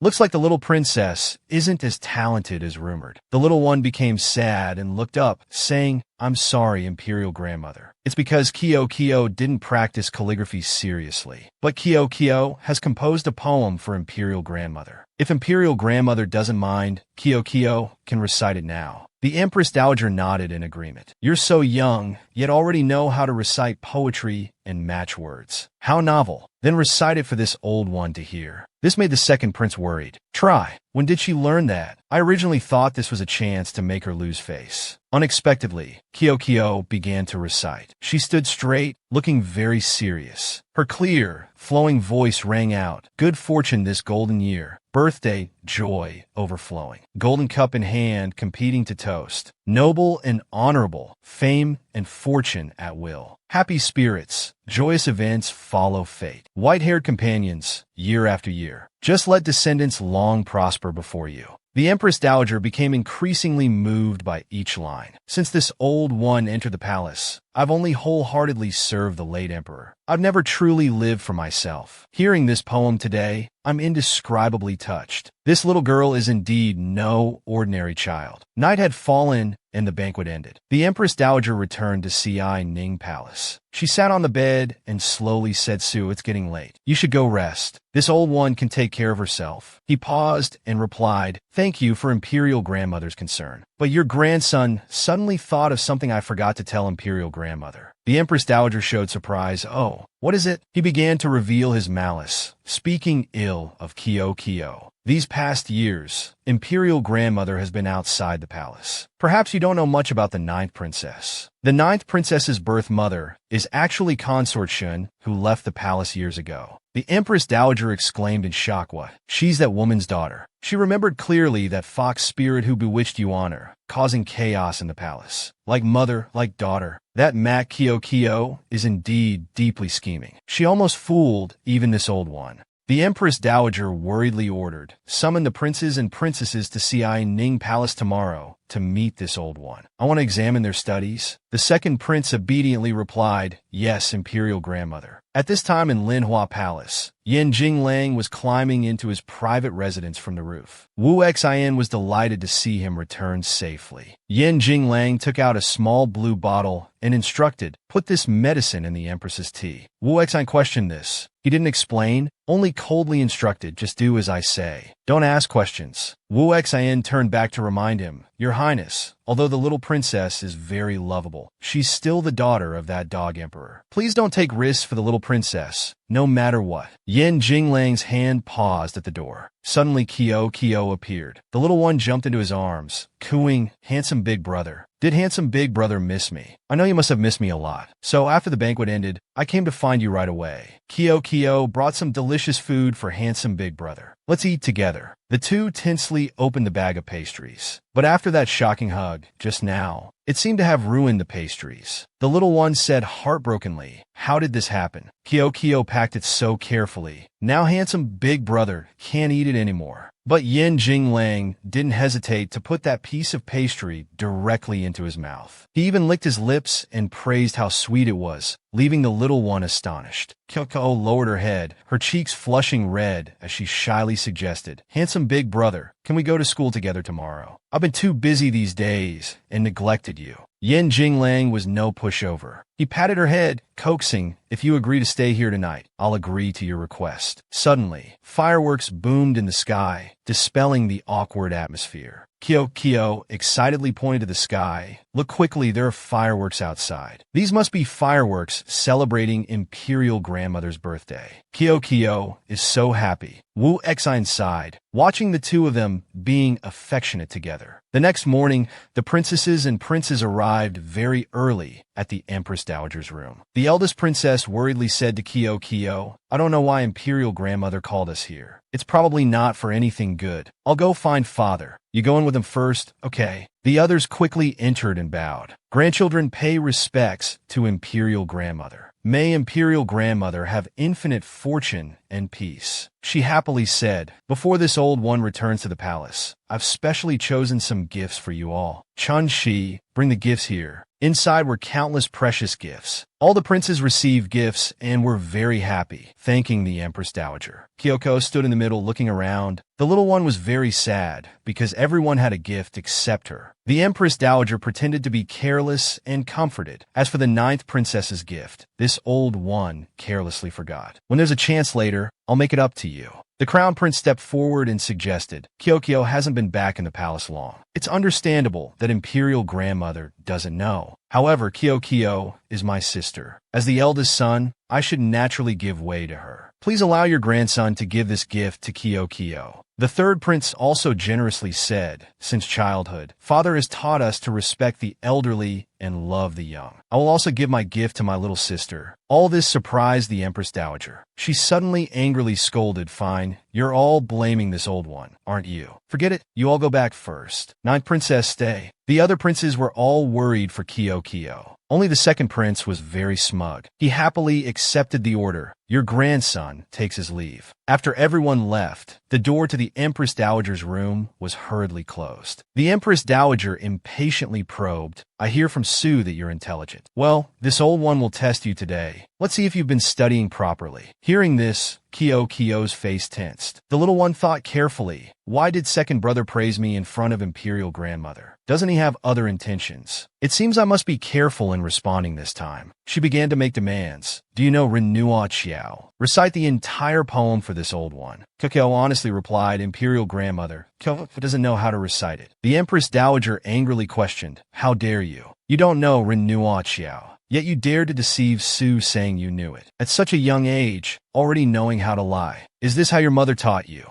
The crown prince and third prince hadn't left yet. The two were secretly outside. Old 3 wondered, clearly Kyoko knows how to recite this poem. Why did she say she doesn't know? The crown prince signaled, "Shoo, father's coming." The Empress Dowager angrily threw the notebook in front of Kyoko and ordered, "Go back and copy this poem 50 times for this old one. No dinner until you finish." Just then, Eunuch Lin's voice rang out, "His Majesty has arrived." The Emperor coldly entered, raising his voice, "I leave for just a moment, and the palace is already in chaos." Then the Emperor stepped in front of the Empress Dowager. He questioned without respect, "Mother, what do you want to do with Kyoko?" She slowly sipped some tea and calmly replied, "What can this old one do? I just wanted to talk with my granddaughter to understand each other better. What about you?" Barging in here, shouting at this old one. "People might think I'm bullying my granddaughter." As she spoke, she glared threateningly at Kyoko. "Isn't that right, ninth princess? The little one fearfully tugged at the emperor's robe and explained, "Father, Imperial Grandmother didn't bully Kyokyo. Imperial Grandmother just called Kyokyo here to talk." But a few seconds later, the little one changed her tune and began to tell the whole truth. Imperial Grandmother told Kyokyo to recite a poem. Kyokyo couldn't do it. Imperial Grandmother got angry. Not only that, Imperial Grandmother prepared gifts for the brothers, but not for Kyokyo. Hearing this sudden reversal, even the Empress Dowager was no less surprised. She pretended to say, "This old one's efforts were all for your own good. Yet you resent this old one. You honor her. Look at this good daughter you've raised. What will she be like when she grows up?" The little one looked at the emperor with sparkling eyes and asked, "Father, Imperial Grandmother says Kaho is a bad child. Is that really true?" She emphasized her tone and asked, "Will father hate Kyokyo?" He lovingly hugged the little one and comforted her. "How could that be? You'll always be father's treasure. If anyone bullies you, tell me." The emperor stared at the Empress Dowager. His tone was forceful as he repeated, "When you first returned to the palace, I already said the 9th princess is my most beloved daughter. Therefore, I hope today's incident won't happen again." The Empress Dowager panicked and stood up, calling out, "You honor, have you still not let go of that woman? Have you forgotten how that woman treated you?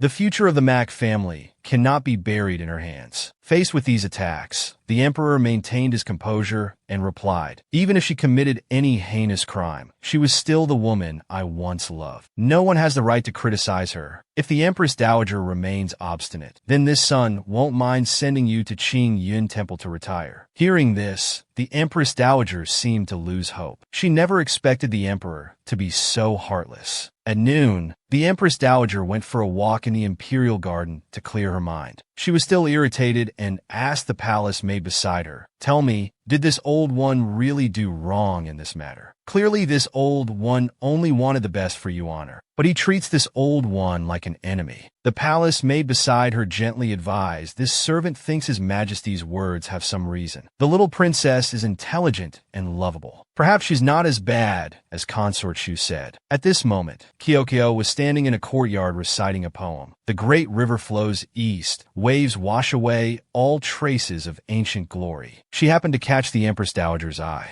The latter said with disgust, "Why is Kyokyo here? It's like a lingering ghost." Kyokyo happily called out, "Imperial Grandmother, I see you." Seeing the little one running over, the Empress Dowager fearfully coughed repeatedly. "I'm tired. Quickly help me back to the palace." The little one scratched her head pitifully and said, "I'm sorry, Imperial Grandmother. Today I caused father to scold you. But if Imperial Grandmother hadn't made things difficult for Kyokyo, Kyokyo wouldn't have reported on you." The Empress Dowager sneered contemptuously, "You're so young, yet so scheming. You have none of the education of a noble lady. This old one has nothing more to say to you. Go away." Kyokyo angrily retorted, "Why must women be gentle and quiet while men can be scheming? Kyokyo doesn't want to be a noble lady. In the future, Kyokyo wants to be an official in court, so I must be scheming." The Empress Dowager flew into a rage, pointing at the little one and scolding, "You're truly insolent. This old one knew early on your mother couldn't teach you anything good. Since ancient times, men and women have been different. How dare you say such rebellious words?" But Kyokyo's next word surprised her. "Then Imperial Grandmother, ask yourself if you've ever been truly happy. Have you ever lived as your true self?" The Empress Dowager irritably said these words again. This little girl really thinks she understands this old one. She waved her hand and replied, "This old one has never regretted her choices. To have come this far, this old one is already very satisfied. Stop saying these things in front of this old one. If they spread outside, it will cause the Mac family to lose face." The palace maid beside her leaned in and whispered, "Empress Dowager, it's time for your noon meal. Do you want?" The Empress Dowager immediately ordered, "Bring this girl along," lest the emperor blame this old one for not taking good care of her. A moment later, Kyokyo followed the Empress Dowager back to her chambers for the meal. The little one ate continuously without any restraint. The Empress Dowager saw this and criticized, "You can't even eat properly. What exactly has Nanny Lee taught you?"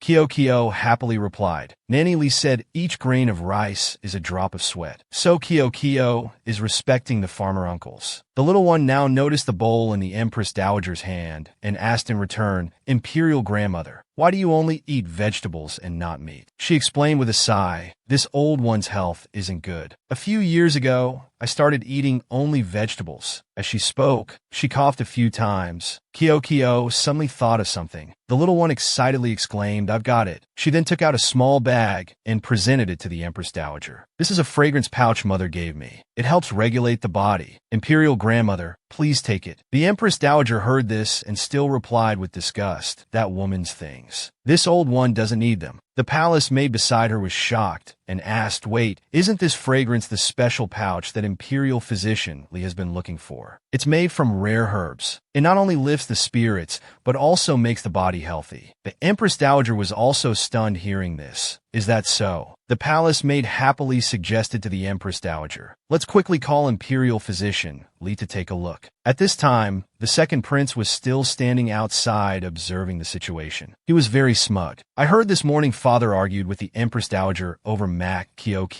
He laughed to himself. Mak Kyo, you're in trouble this time." But when he entered, he saw a glorious scene. Kyo had won the Empress Dowager's favor again. "It seems this granddaughter of mine does have some ability. This old one misjudged you. Imperial Grandmother is too kind." The second prince was shocked. When did they become so harmonious? The second prince angrily left. The palace maid noticed him and called out, "Your Highness, are you leaving without greeting the Empress Dowager?" Kyo wondered suspiciously, "Why is second brother here too? How strange." The Empress Dowager no longer cared about his presence. She happily asked the little one, "Tell me, what reward do you want? This old one can give you anything." Kyo whispered. Kyo doesn't need a reward. "Just one request. Can Imperial Grandmother not tell second brother that I'm studying seriously?" The Empress Dowager was surprised. "Why?" Kyo reluctantly replied, "Because second brother is afraid that after I study hard, I'll steal all the favor from Imperial Grandmother and father. Although this isn't second brother's fault. He's just too concerned about you two, that's why." Hearing this, the Empress Dowager understood somewhat. Old two's ambition is too great. Targeting Mak Kyo like this, there's only one possibility. The Empress Dowager then asked the ninth princess, "Do you want to be crown prince?" In history, no woman has ever been emperor. If you have such thoughts, this old one advises you to give up early. If Mak country really establishes a female crown prince, it would be laughed at when word spreads. Kyo affirmed, "I don't want to be crown prince. What's good about being emperor? You can't even go out to play." However, the crown prince also shouldn't look down on women. Women can clearly replace the emperor too. The Empress Dowager startled and asked, for example, "Who?" The little one panicked and made excuses. "No one. Imperial Grandmother must have misheard." The Empress Dowager instructed, "In a few days is the exchange between princes and princesses of various countries. If you want to prove women can also be crown prince, then study hard for this old one." She glanced threateningly. "Don't embarrass Mak country when the time comes." Kyo boldly replied, "Imperial Grandmother underestimates me.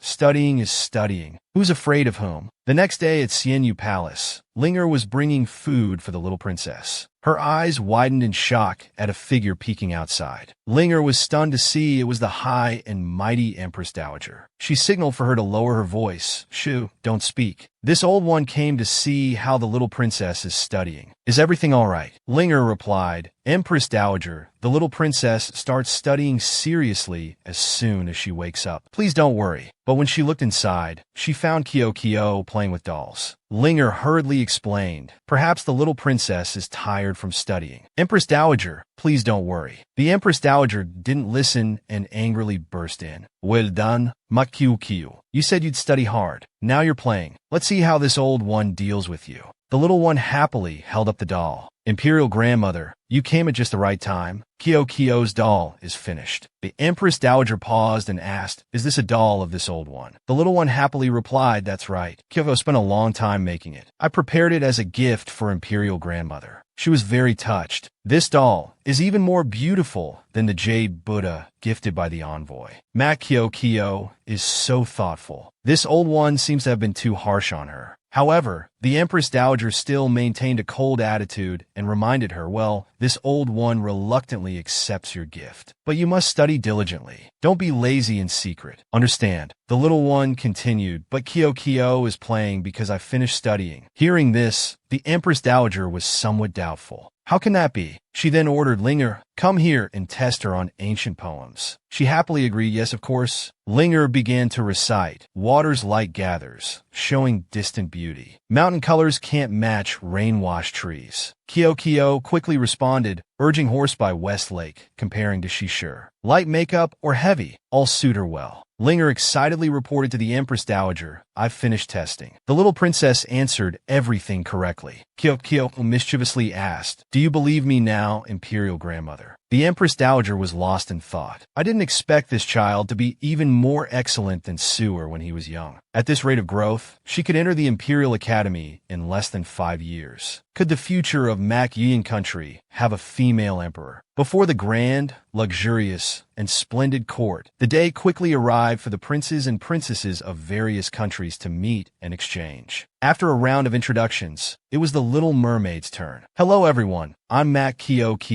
the 9th princess of Mac Yuan country. A prince, attracted by Kyo's cuteness, couldn't help exclaiming, wow, the little princess is so adorable. I want to hug her. Someone curiously asked the person next to them, who's that beside her? I've never seen them before. At this moment, Princess Shangguan disdainfully said, that's the crown prince of Mac Yuan. I heard he's an idiot. The emperor rarely lets him meet people. The prince in yellow clothing laughed loudly upon hearing this. Haha, then I must stay far away from him. Don't want to catch his stupidity. So Dao didn't back down. She crossed her arms and arrogantly retorted, look at this. The second princess of Shangyu is so smart. She even dares to insult the crown prince of Mac Yuan. This made Shangguan speechless with anger, but she didn't feel guilty about it. She continued arrogantly, of course, in previous competitions, Shangyu country always won. This time will be no exception. So Dao maintained her challenging attitude and asked, don't speak too soon. If you lose to Mac Yuan country this time, what will you do? Shangguan face darkened as she firmly replied, if I lose to you, I'll never set foot in Mac Yuan again in this life. So Dao sneered, well, you said it yourself. A eunuch stood in the middle and announced loudly, the first round of poetry competition begins. In this round, Mac Dao directly faced Shangguan. Their sharp gazes locked onto each other. Shangguan face looked very unpleasant. The eldest princess on this side was also very tense.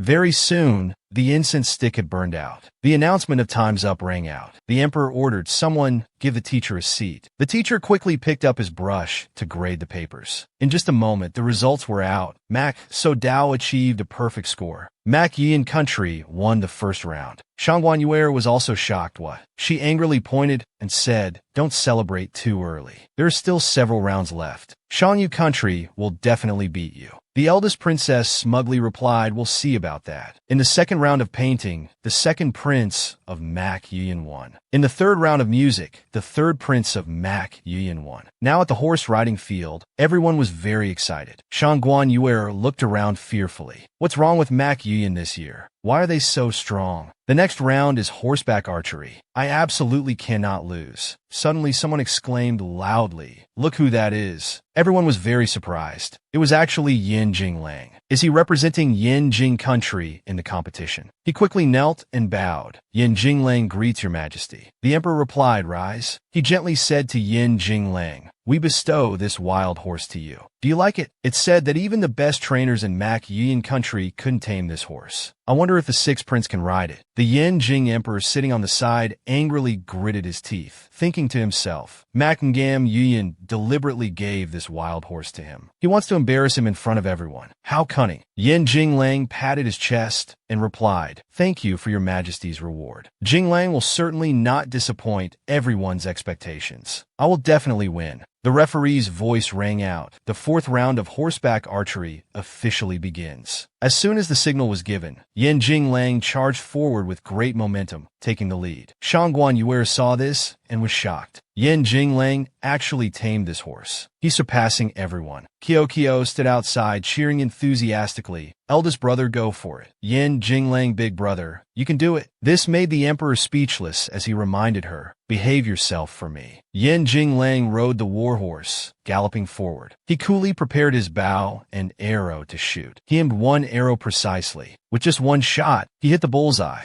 The horn sounded. The referee waved the flag and announced, Yin Jinglang is the first to hit the bullseye. Yin Jing country wins the victory. Kyo joyfully ran down, praising, "Handsome big brother, you're so amazing." The emperor was also very satisfied with this result. Looking at the rankings, it seems Mak Yuyin is first, Yin Jing is second. The content of the next round is beast taming. Are there any brave warriors who want to go first? At this moment, the little one excitedly raised her hand. "Father, let me go." Everyone kept discussing and advising, "Little princess, this isn't a game. You should go back quickly." That's right. What if you get hurt?" The Yin Jing emperor worriedly said, "She's so small." The emperor interrupted, "My daughter has her calculations. I trust her." A fierce white tiger had been caged in the arena. Kyo was shocked and whispered, "Big White, why are you here? Didn't I release you back to the forest?" The little one's eyes were a bit mischievous as she thought to herself, "Father really doesn't trust me, bringing Big White here. Does he think I can't tame other fierce beasts? If that's the case, then I'll put on a show for everyone." Thinking this, the little one unhesitatingly opened the iron cage. "Big White, come out." Seeing it lunge out fiercely, Yin Jinglang shouted in fear, "Ninth princess, be careful." But instead of a scene of bloodshed, it turned incredibly heartwarming. Big White was playing with Kyo. "Oh my, don't lick me. I still need to find Little Stinky to play with you later." Yin Jinglang was no less shocked. Is this fierce tiger acting coy with the ninth princess? The little one began to command it. "Now I want you to stand up and wave your paw at everyone." Ko even whispered in its ear, "If you do well, I'll give you meat later." A prince below said in disbelief, "Am I seeing things?" The little princess actually tamed this fierce beast. But others praised enthusiastically, "The little princess is amazing." Kyo glanced at Yin Jinglang. "Handsome big brother, it's your turn. Aren't you coming up?" He gently approached, patting Kyo's head. "This time I willingly admit defeat." Suddenly someone stood up and said, "Mak Yuyin's little princess is only 4 years old this year. I have a prince who's almost 8. I wonder if our two countries could form a marriage alliance." Some emperors from other countries also began to stir. "We disagree. Such a talented little princess should form a marriage alliance with our Xian Yuan country." "Nonsense. Is our Su Yun country inferior?" Yin Jinglang gripped the little one's hand tightly. He angrily thought, "Are these people trying to compete with me?" The Mak Yuyin emperor's face had darkened by now. He furiously shouted, "Do you all consider me non-existent?" He stood up, glaring as he declared, Kyo is my treasure. No one is worthy of her. She will not marry anyone." His aura completely overwhelmed the kings of other countries. The emperor of one country, unwilling to back down, scratched his head and asked, "What about the eldest princess?" He coldly replied, "My eldest princess will not easily marry either. Even if she does, it must be to someone she likes." He suddenly lost all interest and ordered, "The competition is over. You may all leave now." Seeing his puzzling attitude, people around were shocked. Why did the Mak Yuyin emperor suddenly get angry? That's right, the little princess will still have to marry in the future. Will he still be angry then? Their discussions made Yin Jinglang worried. At this moment, a soldier suddenly approached and whispered in Yin Jinglang's ear, "Your Highness, the Yin Jing emperor summons you for a moment. He says he has something to instruct you." Seeing him acting a bit strange, Kyo frowned and called, "Handsome big brother." He quickly went to meet the Yin Jing emperor. Kyo saw this and felt a bit worried. Later, Yin Jinglang returned to Hualin Palace. Just as he entered the gate, a familiar voice rang out, "Long time no see, sixth brother." It turned out to be the second prince of Yin Jing Chung. He smiled and asked, "Have you missed me these past years in Mak Yuyin country?" Yin Jinglang couldn't stand his fake face and got straight to the point. "There's no one else here. Second brother, just say what you want to say." He leaned close to Yin Jinglang and questioned, "Before leaving, what exactly did father say to you? Is he preparing to bring you back to Yin Jing country? If you have such thoughts too, I advise you to give up early." Seeing the other's arrogance, Yin Jinglang was no less defiant. He smiled meaningfully. "So what? Are you worried I'll threaten your crown prince position?" Jing Chung was extremely angry, gritting his teeth as he threatened,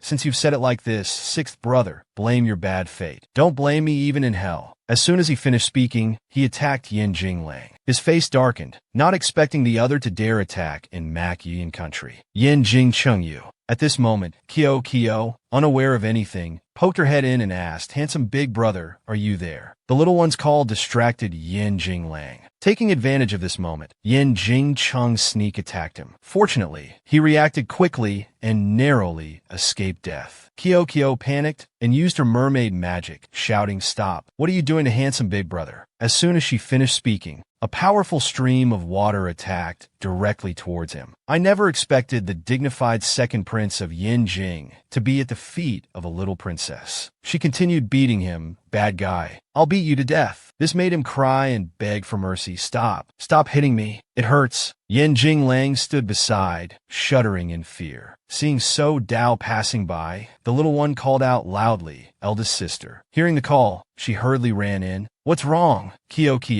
The eldest princess, hot-tempered as well, rolled up her sleeves and charged in without knowing the situation, saying, "Second prince of Yin Jing, you dare bully my little sister. Go die." Fortunately, Kyo stopped her. "Eldest sister, calm down. Don't dirty your hands because of him." Yin Jinglang spoke up at this moment. "Please, eldest princess, take this murderer who killed his brother and tried to harm the little princess to report to his majesty." But So Dao stubbornly refused. "Clearly you put Kyo in danger. Why should this princess listen to you?" Yin Jinglang smiled smugly. "If the eldest princess doesn't agree, then I can only tell your secret to teach her you." So Dao blushed at his threat. She suddenly became ladylike and pulled Yin Jingchung away. "This princess happens to have business with father. I'll go first." At this moment, a princess from Yin Jing country appeared. She worriedly asked, "Sixth brother, have you been living well in Mac Yuyan country these 5 years? I originally wanted to participate in this exchange competition too, but father didn't allow it." Yin Jinglang gently replied, "I'm well. How is your mother?" Yin Xiang Fei said with tears in her eyes, "Mother's health is getting worse. We fear she won't last much longer. The imperial physician said he doesn't know if she can wait until you return. I know father really wants you to come back now. Can you return? Not only does mother miss you, I miss you too." Hearing this, Yin Jinglang's heart softened a bit. If it weren't for Yin Xiang Fei and her mother at the beginning, he might not have endured until now. Perhaps he should go back to visit her. After thinking for a while, he finally replied, "All right, let me think about it." By now, it was already dusk. In Yin Jinglang's room, he worriedly asked, "What's wrong with you today? You've been sad and unhappy." The little one dejectedly replied, "It's nothing. I have to return to Xianyu Palace now. Otherwise, father will worry." Yin Jinglang held Kyo's hand, insisting, "Stop. I don't like people hiding things from me. If you have something on your mind, you can tell me. If you have any worries, you can tell me." Kyo suddenly burst into tears. Her tears turned into pearls. Seeing this, Yin Jinglang felt immense pity. "What's wrong? Why are you suddenly crying?" The little one looked up and asked, "Handsome big brother, are you about to leave? Can you not go? If you go, I'll be very sad." He had his own concerns.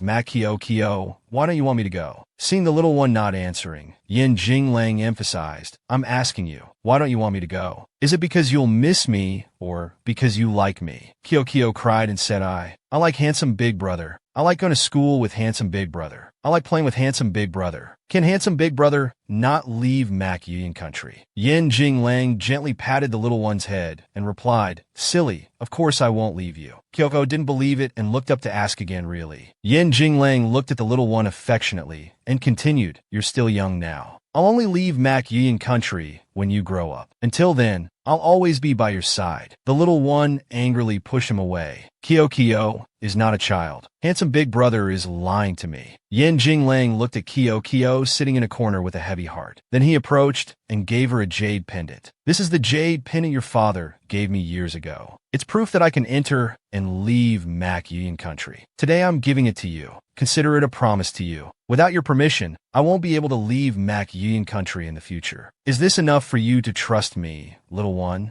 The little one accepted it and became happy again, handsome big brother. At this moment, in the magnificent and splendid Yang Xian Palace, the Yin Jing Emperor was extremely angry. He stood before the emperor and slapped his son. Jing Cheng's cheek reddened as he cried out in pain, "Father." He broke out in a sweat and turned to look at Mac Ngam Yuyan, Emperor of Mac Yuyan country. "It's my fault for not teaching my son well. I once again apologize to you. The other was no pushover and coldly replied, a mere apology is not enough to compensate for the harm your second prince has brought to our ninth princess, Yin Jing Emperor. Do you really think I'm so easily fooled? Suddenly, he patted his chest and suggested, this unfilial son deserves death. If this punishment is not enough, Yin Country agrees to let Yin Jingcheng stay in Mac Yin Country as a hostage in place of Yin Jinglang. Jingcheng was shocked to hear this and exclaimed, what? The Yin Jing Emperor continued, Yin Jinglang has been in Mac Yin Country for many years, causing much trouble for the imperial palace. If we let Yin Jingcheng replace him as a hostage, you can also conveniently get rid of this troublemaker, Yin Jinglang. What do you think, Emperor of Mac Yin? Macngam Yin fell in a deep thought. He didn't rush to answer him. When Kyo came to see her father, she encountered the two Yin Jing father and son walking out from inside. She frowned in confusion. Why are the emperor and second prince of Yin Country here? Kyoko scampered inside, calling out loudly, Father. Father. Seeing the little one, he asked lovingly, why are you all sweaty from running? The little one asked curiously, Father, what did that evil uncle come here for? What did he say to you? He casually tossed a handkerchief to eunuch Lin, then slowly replied to Kyo, that old fox initially sent Yin Jinglang here as a hostage. Now that he sees him as useful, he wants to exchange him back. The little one was shocked to hear this. What? Kyoko anxiously asked. Then did father agree to that evil uncle's? The emperor cunningly said,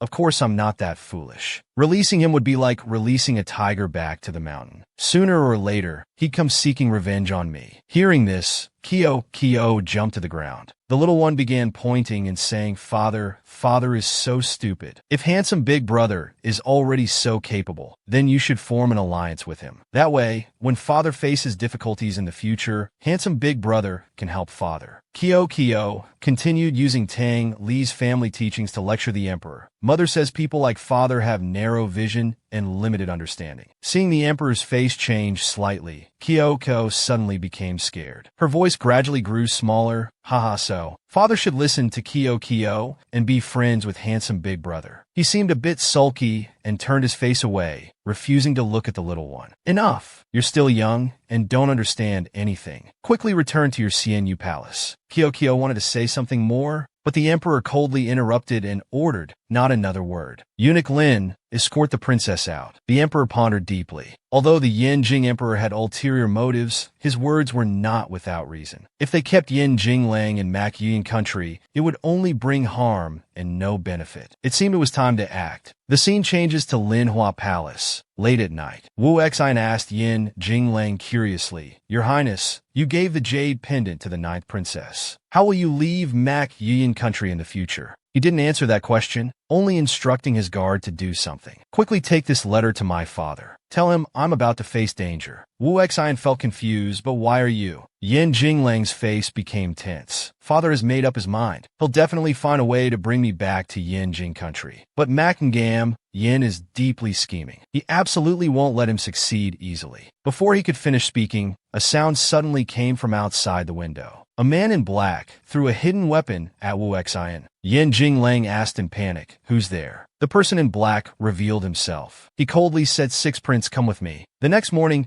Kyo was at Manhwa Palace very early, waiting for Yin Jinglang to go to school. She didn't know how long she had waited, but handsome big brother didn't come out. Kyo suddenly felt uneasy. Why hasn't handsome big brother come out yet? I have a bad feeling. A palace maid approached and asked, Little princess, are you waiting here for young master Yin to go to class together? This servant heard early this morning that young master Yin was taken away. Perhaps he's already returned to Yin Jing Country. Kyo exclaimed in shock. What? The little one angrily shouted, It's not true. It's not true. Handsome big brother wouldn't lie to me. Yesterday, he clearly said he would stay by my side. Then the little one angrily left, leaving the confused little palace maid behind. Ninth princess. Kyo quickly opened the door to Yin Jinglang's room. It was empty inside. The little one felt extremely disappointed. Indeed, there's nothing here. Kyo cried sadly. Her tears suddenly turned into pearls. The little one sat curled up in a corner pitifully, calling handsome big brother. Somewhere else, Yin Jinglang hazily opened his eyes. My head hurts so much. He held his head and struggled to sit up. I can't remember what happened. Yin Jinglang was surprised to find himself in a military camp. Suddenly, the door opened. The person who entered was Xiao Jingyu. He said in surprise, Yin Jinglang, why is it you? I heard today that His Majesty wanted to send someone for me to command. I didn't expect it to be you. Xiao Jingyu approached with a pleased expression, but Yin Jinglang pushed him away in disgust. Get away. Yin Jinglang went to ask a soldier, where are we now? How far from Makian country? The man quickly replied, Your Highness, we're now at the military camp on the southwestern border. It's about 3 days and 2 nights from Makian country. Hearing this, Yin Jinglang felt very sad. Southwestern border. That Macangam, Yin really can't be at ease. I wonder how Kyo is now. She must be very upset. Suddenly, mocking laughter rang out. Isn't this the useless nephew, Yin Jinglang? How did you end up in a military camp? They kept looking down on him. Do you want to show off your skills to us? At this moment, in the library, Teacher Yu's voice echoed as usual. Finally, he ended the lesson. Today's class will end here for now. Kyo sat sadly, unable to concentrate on studying. Today is the second day missing handsome big brother. Handsome big brother, where did you go? The little one shook her head to regain her senses. That's not right. Clearly handsome big brother left without saying goodbye. Why should I miss him? Yin Jinglang, now Kyo is very angry. Unless you agree with Kyo to be a good person, not bullying father and the other princes, otherwise Kyo won't care about you for life. The third prince turned to ask the little one, little sister Kyo, are you free after class today? Let's go play in the Imperial Garden together. But Kyo was very upset and replied, I'm not free. I have to go find handsome big brother. After saying this, she coldly left, leaving the third prince sad behind her. The third prince angrily gritted his teeth and said, It's Yin Jinglang again. What's so likable about that guy? Wait till this prince meets him. I'll break his legs. The third prince quickly asked his subordinate, Mu Yi, have you investigated Yin Jinglang's whereabouts? He replied, Your Highness third prince, this servant just heard some news. That nephew didn't return to Yin Jing country at all. His Majesty sent him to the military camp. He whispered, moreover, I heard Xiao Jingyu from the Duke's mansion is also there. The two of them won't be easy to deal with. After hearing this, the third prince excitedly ordered, Tell Xiao Jingyu he must make Yin Jinglang suffer. If he can make Yin Jinglang cry for his parents, this prince will definitely reward him handsomely. At this moment in the southwestern camp, it was late at night, but someone was riding a horse towards it. It turned out to be the third prince. He smugly thought to himself, these days Yin Jinglang must have been pushed around. Without this prince needing to act, he'll soon be kneeling and begging me for mercy. The third prince had spotted Yin Jinglang. There he is over there. He approached smugly and said, Young Master Yin, long time no see. How have you been lately? But the scene before his eyes was utterly shocking. Yin Jinglang was being specially cared for by the soldiers in the camp. Boss, you must be thirsty. Quickly drink some water. Is this much strength training enough? Xiao Jingyu also hurriedly ran out. Boss, I've come to wipe your sweat. The third prince angrily pulled him back. Hey, Xiao Jingyu, stop right there. He stammered, Your Highness third prince, when did you arrive? He angrily gritted his teeth and questioned, Weren't you supposed to teach him a lesson? What's all this? Xiao Jingyu smiled and explained, Third prince, you probably don't know. When Yin Jinglang first arrived, everyone tried to give him trouble. As a result, they were all beaten down by him. These soldiers are all bullies who follow the strong, so of course they're willingly serving him now. After saying this, Xiao Jingyu hurriedly ran to flatter Yin Jinglang. Boss, are you bored in the military camp? Shall I find some beauties for you? Yin Jinglang irritably said, If you have nothing to do, get lost. Don't annoy me. Xiao Jingyu curled up in a corner. Yes. The third prince angrily shouted, You bunch of useless people. All of you get out of my way. He stood in front of Yin Jinglang and challenged, Yin Jinglang, do you dare to fight a round with this prince? He smirked, Are you sure? The third prince was furious. This brat actually dares to look down on me. At this moment, the third prince boasted loudly, That's right, so what? Whoever loses calls the other uncle. As soon as he finished speaking, he threw a punch towards Yin Jinglang. But he reacted quickly, easily dodging with a slight movement. This caused the third prince to lose balance and fall face first to the ground. His face darkened as he kept saying, "I won't accept this. You cheated. You sneak attacked." Yan Jinglang showed no mercy and held up a hidden weapon, saying in front of everyone, "You all saw it, right? This silver needle belongs to the third prince. I was merely protecting myself." He glared at him and asked, still not convinced, "Your Highness, third prince." Rendered speechless, he could only lie on the ground angrily, hateful, letting this brat act so arrogant. At this moment, in the pitch-dark palace, the commander was patrolling around. Suddenly, he detected a sound and turned around, shouting loudly, "Who's there?" The little princess stepped out saying, "It's me." She hurriedly asked, "Do you know where handsome big brother went? Did he return to Yin Jing country?" The commander bowed and replied softly, "You mean the nephew from Yin country? His Majesty sent him to the military camp. Doesn't the ninth princess know?" Kyo was very surprised. What? So handsome big brother was sent to the military camp. He never mentioned this before. It must be father's doing. Mother once said we mere people have a secret technique to locate positions by scent. Thinking this, the little one hurriedly ran off. "Handsome big brother, I must rescue you from the military camp." At this time in the northwestern camp, the guards were very strict. Kyo used her mermaid magic to find Yan Jinglang. Finally, she arrived. Kyo looked around searching for handsome big brother. "Where are you?" Suddenly a soldier approached, startling Kyo. "Oh no, someone's coming." Too scared, she quickly ducked into a nearby hut, her whole body trembling. "Where is this?" Kyo is lost, boo-hoo. In the pitch darkness, someone suddenly lit a lamp. It was Yan Jinglang. He asked in surprise, "Matt Kyo, why are you here?" The little one excitedly threw herself into Yan Jinglang's arms. "Handsome big brother, I missed you so much." He curiously asked, "How did you find your way here?" Kyo quickly explained, "Kyo thought handsome big brother went home, so I followed the scent here. I didn't expect to really find you." Seeing Yan Jinglang not hugging her, Kyo coyly asked, "Handsome big brother, why aren't you hugging me?" He teased, "I don't like hugging crying ghosts." Hearing this, the little one obediently stopped crying. Don't like crying, Kyo doesn't like crying. Yan Jinglang hugged the little one tightly, not forgetting to mock her. "Turns out you're not just a crying ghost, but also a troublemaker." Though in his heart he was very happy, the little one worriedly asked, "Handsome big brother, are you suffering in the military camp?" Kyo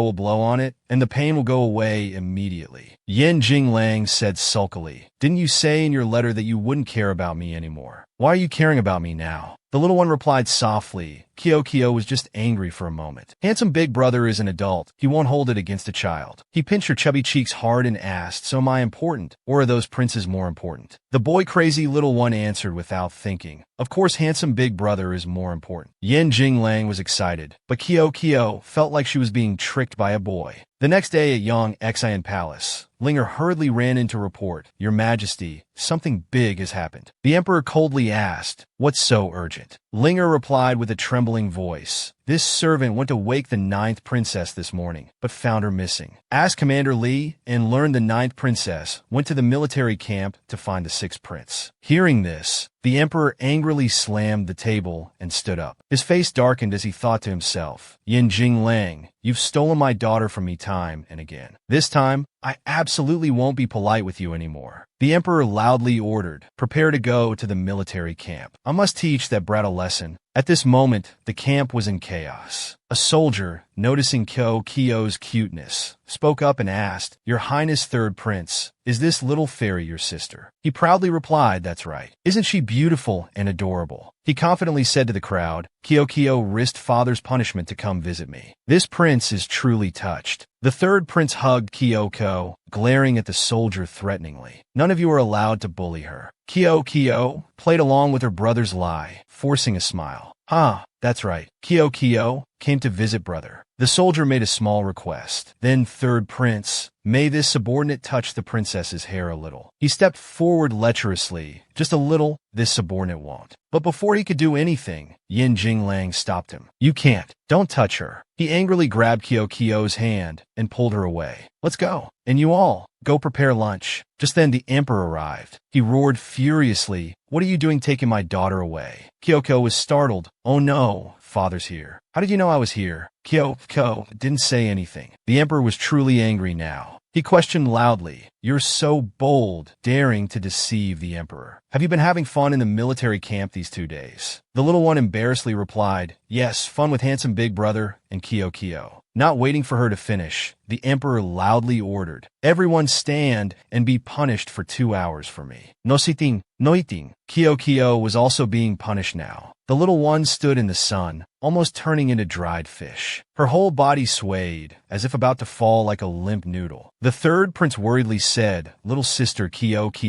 if you can't stand steady, lean on me. Kyo scratched her head and replied, it's okay, third brother. Kyo is just too skinny and being blown by the wind. Yen Jinglang thoughtfully used his hand to shade the little one from the sun. Kyo looked at him lovingly and tenderly. Then she smiled and said, thank you, handsome big brother. The emperor standing to the side angrily shouted at Yen Jinglang, you dare touch my little princess. I'll split your skull open immediately. Suddenly Kyo fainted. Both princes were extremely worried. The emperor softened at this moment and ordered, the 9th princess has fainted. Quickly take the princess back to the camp. Kyo's cheeks were flushed red from sunburn. He hurriedly carried the unconscious little one in his arms. His heart was very anxious. Yen Jinglang suggested, Your Majesty, I have a way to revive Kyo, but everyone else must leave first. The emperor's face turned fierce as he ordered, all of you, get out now. He warned Yen Jinglang sternly, I'm only giving you this one chance. Quickly save my daughter. Without hesitation, Yen Jinglang carried the little one to a large water basin. After Kyoko touched the water, she quickly transformed into a mermaid. Her fish tail was thrashing. Under the water, the emperor saw this and turned pale. What is this? My treasure is actually a mermaid. The emperor looked at Kyo in her mermaid form, extremely confused. How is my daughter a mermaid? Unless... He immediately thought of the little one's mother, Tang Li. That woman also had blue eyes and blue hair. So she was a mermaid. At this moment, the emperor questioned Yen Jinglang. You knew early on that the 9th princess was a mermaid. He smugly said, when the 9th princess first entered the palace, this subject already knew. Back then, she often let this subject play with her tail. Hearing this, the emperor trembled with anger. Something flew past Yen Jinglang's face at extremely high speed. The emperor had drawn a fruit knife and held it to his neck. He angrily grabbed Yen Jinglang's collar and threatened, if you want to die, I'll grant your wish. He showed no fear and glibly asked, Is your Majesty angry because the 9th princess hid this from you? Could it be you want to kill the 9th princess? In the extremely tense atmosphere, Kyo suddenly woke up. The emperor looked at her worriedly. Kyo, my daughter. The little one reached out her arms and said coyly, Father, hug. He gently patted Kyo's head. Little one, because you're cute, I'll forgive you. Don't deceive me again in the future. Yen Jinglang reminded from the side, Your Majesty has seen the 9th princess's special identity. If others learn of the 9th princess's identity, it will bring danger to her. He patted his chest and eagerly continued, But I'm different. If I were the 9th princess's guard, I would definitely protect her. But the emperor coldly replied, Who do you think you are? He glanced at Yen Jinglang and said, It's not your turn to protect my daughter. I'll have her royal brothers protect her. Yen Jinglang continued to explain, But can your Majesty guarantee that after Kyo's 5 royal brothers learn of her identity, they won't bully her? The 9th princess is still young. Aren't you afraid she'll be hurt by gossip? If your Majesty wants to kill this subject, I naturally can't disobey. It's just that if the 9th princess can't find me, I'm afraid she'll cry even more uncomfortably like when she hugged me, crying a few days ago. Kyo also spoke up to plead for him. Father, don't kill handsome big brother. The pitiful little one said, It was originally Kyo's fault. Kyo hid it from father. It has nothing to do with handsome big brother. Moreover, mother and Kyoko don't like people who kill innocents. If father kills people arbitrarily, mother will leave father. The emperor's face darkened as he forced a smile and called, Mac Kyo, come here to me. The little one began to throw a tantrum. No, not unless father agrees not to kill handsome big brother. The emperor was at a loss for words with his boy-crazy daughter. You two really. Forget it. He softened and ordered, from today on, he will be your personal guard. If anything happens to you, I'll hold him responsible. Yin Jinglang bowed respectfully, satisfied. This subject accepts the order. He looked at him thoughtfully. If I really killed Yin Jinglang, perhaps Kyo would never forgive me in this lifetime. Better to keep him to protect Kyo. Just you wait, you little brat. At this moment, in front of Xianyu Palace, the eldest princess and Ling had been waiting there since early. When they saw Kyo return, everyone was overjoyed beyond measure. Kyo, you're finally back. I missed you so much these past days. How did you live in the military camp? Were you hurt? The little one happily replied, Don't worry, eldest sister. With father and Yin Jinglang protecting me, Kyo lived very happily in the military camp. The little one excitedly twirled for the eldest princess to see. Moreover, Kyo even gained weight. Yin Jinglang now smugly said, Look, His Majesty has agreed to let me be the 9th princess's guard. Please guide me in the future, Your Highness, eldest princess. So Dao heard this with some surprise. Why did father suddenly do this? There must be some hidden reason. The eldest princess said loudly, I don't care what father said to you. As long as I'm here, don't dream of touching Kyo. Suddenly, from afar came the announcement, Noble Consort Yun arrives. Kyo had never met this person before, so she asked, Who is Noble Consort Yun? The eldest princess, So Dao, quickly replied, I only returned to the palace a year ago. There are things I don't know either. Noble Consort Yun is a consort father selected into the palace a few years ago. Later, due to poor health, she requested to leave the palace. A few days ago, she claimed to have obtained the cure for the 5th prince's illness. The Empress Dowager then summoned her to enter the palace. After the 5th prince took the medicine, he really recovered. Kyo was also surprised upon hearing this, a cure. How is that possible? The eldest princess met her and bowed. So Dao greets Noble Consort Yun. Please rise, eldest princess. Noble Consort Yun then noticed Kyo. Is this the little princess that His Majesty always cherishes? The little one awkwardly replied, Noble Consort Yun, I am Kyo.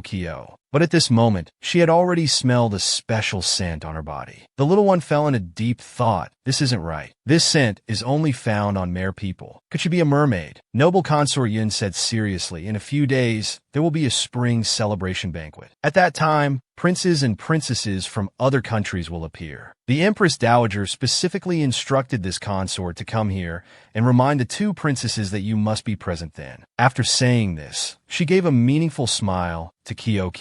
See you next time, little princess. Kyo watched her leave, full of curiosity. Who exactly is she? At this moment, Kyo scampered to Ci Ning Palace. The little one ran in calling loudly, Imperial Grandmother, Kyo is here to visit you. Seeing her arrive, the Empress Dowager was very happy. Oh, my little 9th is out of class. Kyo cleverly asked, I'm sorry, Imperial Grandmother, for not visiting you these past days. Is Imperial Grandmother still well? The Empress Dowager replied, with little 9th's concern, this old one is naturally well. She looked at the little one curiously and asked in return, But why did you rush here so hurriedly? Kyo then answered, Just now I met an unfamiliar consort outside. Does Imperial Grandmother know who she is? The Empress Dowager quickly told the little one, You mean Yuner? When this old one was resting outside the palace, it was Yuner who accompanied me. This time she found the cure for the 5th prince's illness. That's why this old one summoned her back to the palace. Kyo worriedly asked further, the cure. How is 5th brother now? The Empress Dowager smiled brightly and said, Don't worry. This old one has sent the imperial physician to check the 5th prince's pulse. The 5th prince's body is fine. That cure has no problems. Kyo was a bit suspicious. How strange. Even handsome big brother couldn't find a cure. How did Noble Consort Yin find it? Unless someone helped her.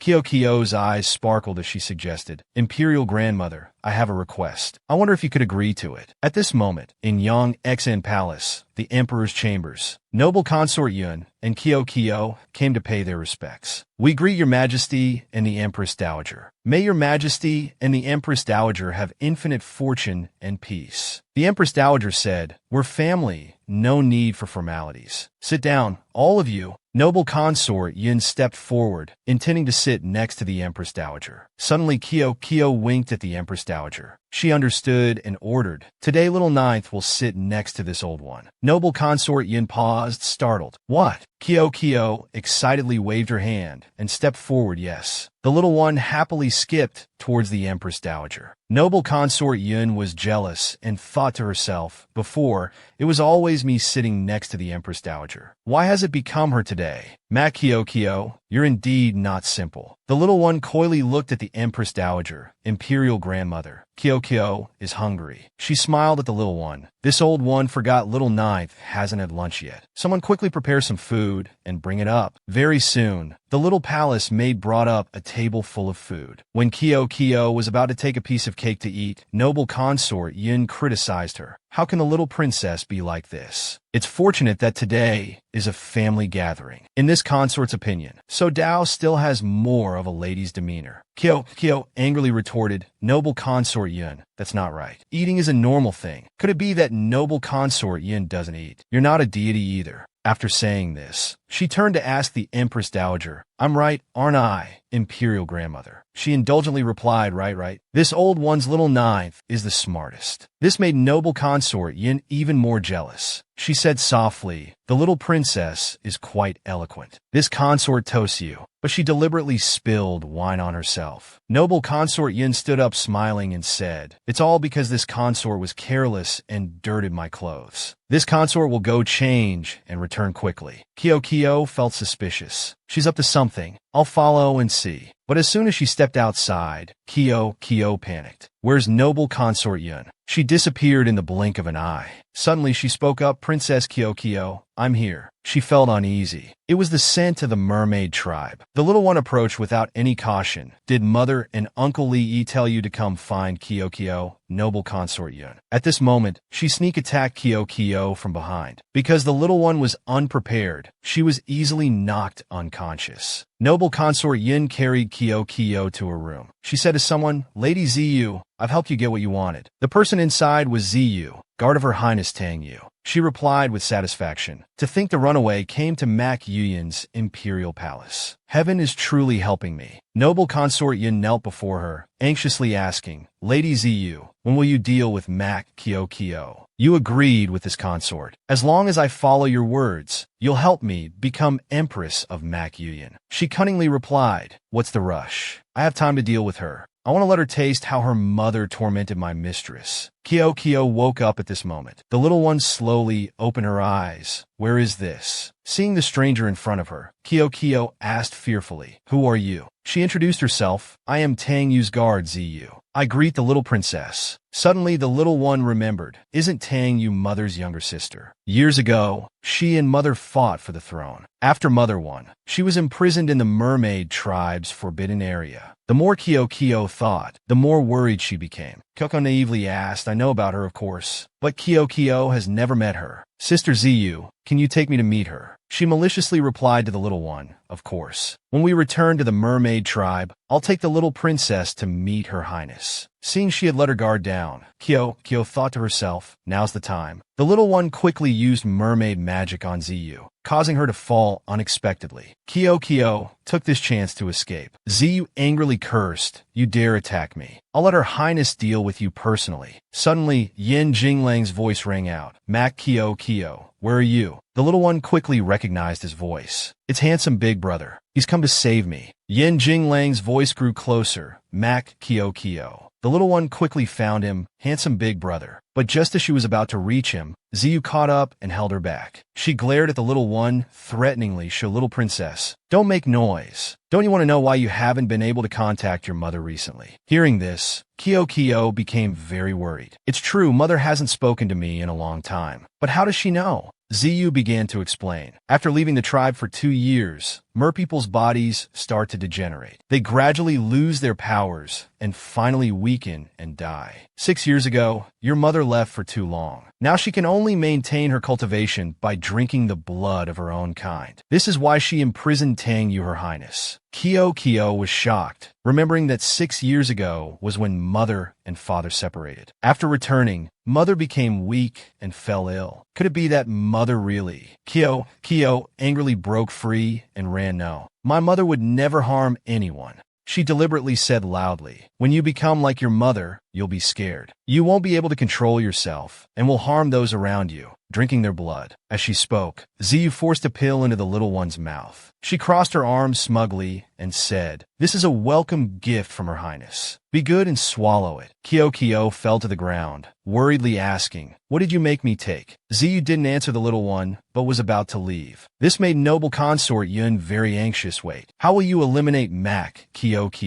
If this consort is exposed, what then?" She calmly replied, "Now is not the right time to deal with this little girl. I'll monitor her. She cares about her family so much, she won't dare tell the emperor that she and Tang Li are disgusting blood-sucking monsters." Noble consort Yin still followed behind, but, meanwhile, Kyo had vomited out the pill from earlier. Kyo smirked, "You've been tricked. Kyo won't eat anything from Bad Ani." The little one clenched the pill in her hand. "If Kyo really turns into a monster, I'll destroy myself. I absolutely won't harm my family. Moreover, there must be more to Mother's story." At this moment, Yin Jinglang also arrived. He called out loudly, "Mac Kyo." His face clearly showed anxiety. "Why are you running around? Do you know I've been looking everywhere for you?" Yin Jinglang panted heavily. Kyo blushed, seeing handsome big brother's worried expression for the first time. The little one quickly explained, but Kyo just encountered bad people. Seeing Yin Jinglang so worried, she hurriedly reassured him, "Handsome big brother, don't worry. The bad people have run away." Kyo smelled mermaid scent on noble consort Yin, so I followed her here. Then that crocodile person appeared. The crocodile person even tried to make Kyo eat something strange. Kyo took out the pill to show Yin Jinglang. "Handsome big brother, look." Luckily, Kyo was smart and didn't swallow it. He was surprised. Yin Jinglang brought it to his nose to smell. An unpleasant odor went straight up. He remarked, "The smell of this medicine is very strange. Even I can't identify the ingredients, but there are some special herbs that will harm the body. It's very poisonous." The little one tugged at Yin Jinglang's sleeve, pleading, "Handsome big brother, can you help me keep the secret about the mere people and noble consort Yun? If father finds out, the clues will be cut off." Kyo wants to wait until father discovers the truth before telling him. Hearing this, Yin Jinglang felt unhappy. This little one is indeed only worried about her father. But because he cared for Kyo, he reluctantly agreed, "All right, I promise you." The little one also keenly noticed his change in expression and wondered to herself, "Handsome big brother seems angry. Did Kyo say something wrong?" She cheerfully asked, "Handsome big brother, how did you find me?" Yin Jinglang looked at the red string tied on her wrist and said, "Don't mention the capital. Even if you left Mac Yuan country, I could find you." The little one was surprised, pointing at the string and asking, "Is it the thing handsome big brother put in the string that can find Kyo's whereabouts?" He carefully instructed, "Remember, you must not take it off." Kyo happily replied, "I know, handsome big brother is worried about Kyo. Big brother has already considered Kyo a good sibling." Suddenly the little one waved her arms and legs, asking, "Can handsome big brother and Kyo become sworn siblings? That way, Kyo's royal brothers will be big brother's royal brothers. Kyo's father will also be big brother's father. Handsome big brother will have many relatives and won't be lonely anymore. Most importantly, handsome big brother won't harm the royal brothers and father anymore." Yin Jinglang's face darkened when he heard the little one say she wanted to become sworn siblings with him. The naive little one suddenly grabbed his finger and asked, "Handsome big brother, can Kyo take you out to play?" Kyo excitedly urged, "Let's go. There are many fun places in the capital." Kyo must think of ways to make handsome big brother happy. At this moment, the two quickly left the capital. The lion dance troupe outside was very lively. The little one happily said, "Big lion." Kyo wants to see the big lion. With her 1-meter tall legs, the little one couldn't see the big lion at all. She looked at Yin Jinglang pleadingly. Kyo is still not tall. Can't see anything. The little one saw a father across the street putting his daughter on his shoulders. An idea popped in her head. The little one looked at Yin Jinglang again with puffed cheeks. "Handsome big brother, Kyo wants to ride a horse too." But he firmly refused. "No." The little one quickly threatened him. If handsome big brother doesn't carry Kyo, then Kyo can only ask fifth brother and father. Hearing this, Yin Jinglang showed obvious jealousy. So troublesome. He reluctantly bent down and knelt. Kyo excitedly jumped on his back and cheered. I knew it. Handsome big brother loves me the most. Wu Xin saw the intimate scene between the two and felt dejected. He approached and whispered in Yin Jinglang's ear, "Your Highness, our people have found out that the second prince and noble consort Yun have a close relationship." After hearing this, he showed a serious expression. He immediately ordered Wu Xin to investigate noble consort Yun thoroughly and find out who wants to harm the ninth princess. Yin Jinglang and Kyo arrived at an inn in the capital, Dongshi Xiangming Inn. A middle-aged woman quickly led the two into a room. Qing Ming, the owner of Xiangming Inn and Yin Jinglang's subordinate, spoke up, "Please rest, Your Highness." He looked at Kyo sleeping soundly in his arms and sighed in relief. She's so energetic, walked 10 streets before getting tired. At this moment, the little one was drooling and mumbling. "Handsome big brother, Kyo wants to eat 3 tonghalu skewers." Yin Jinglang helplessly wiped the drool from Kyo's mouth. Qing Ming, standing beside, was also shocked. "It's the first time I've seen Your Highness so gentle." Indeed, the eyes of a lovesick person. The scene changes to the imperial garden in the palace. Noble consort Yun cunningly came to find the second prince. She mocked. "Second prince seems in a good mood." He coldly asked her, "Noble consort Yun, what brings you here?" She replied, "Kidnapping Mak Kyo was partly your doing. Now that the plan has gone awry, does the second prince intend to act uninvolved?" The second prince glared at her and scolded, "Useless thing. I've already helped you remove the guards around her. It's you who's incapable of doing the job. It has nothing to do with me." Noble consort Yun was furious. "You damned cripple. How dare you offend this consort?" She began to threaten the second prince. "If Mak Kyo reports this to the emperor, don't blame this consort for dragging you down too." Noble consort Yin took out a small piece of paper and smugly continued, "Including this matter, I will report everything clearly to His Majesty." The second prince's eyes showed panic. He remembered clearly. "Years ago, I harmed my younger brothers. As a result, I mistakenly crippled my own legs. How does she know this secret?" Noble consort Yun arrogantly said, "As long as this matter is exposed, the second prince will have to cover for this consort. Once I'm safe, naturally no one else will know about you poisoning others. If not,"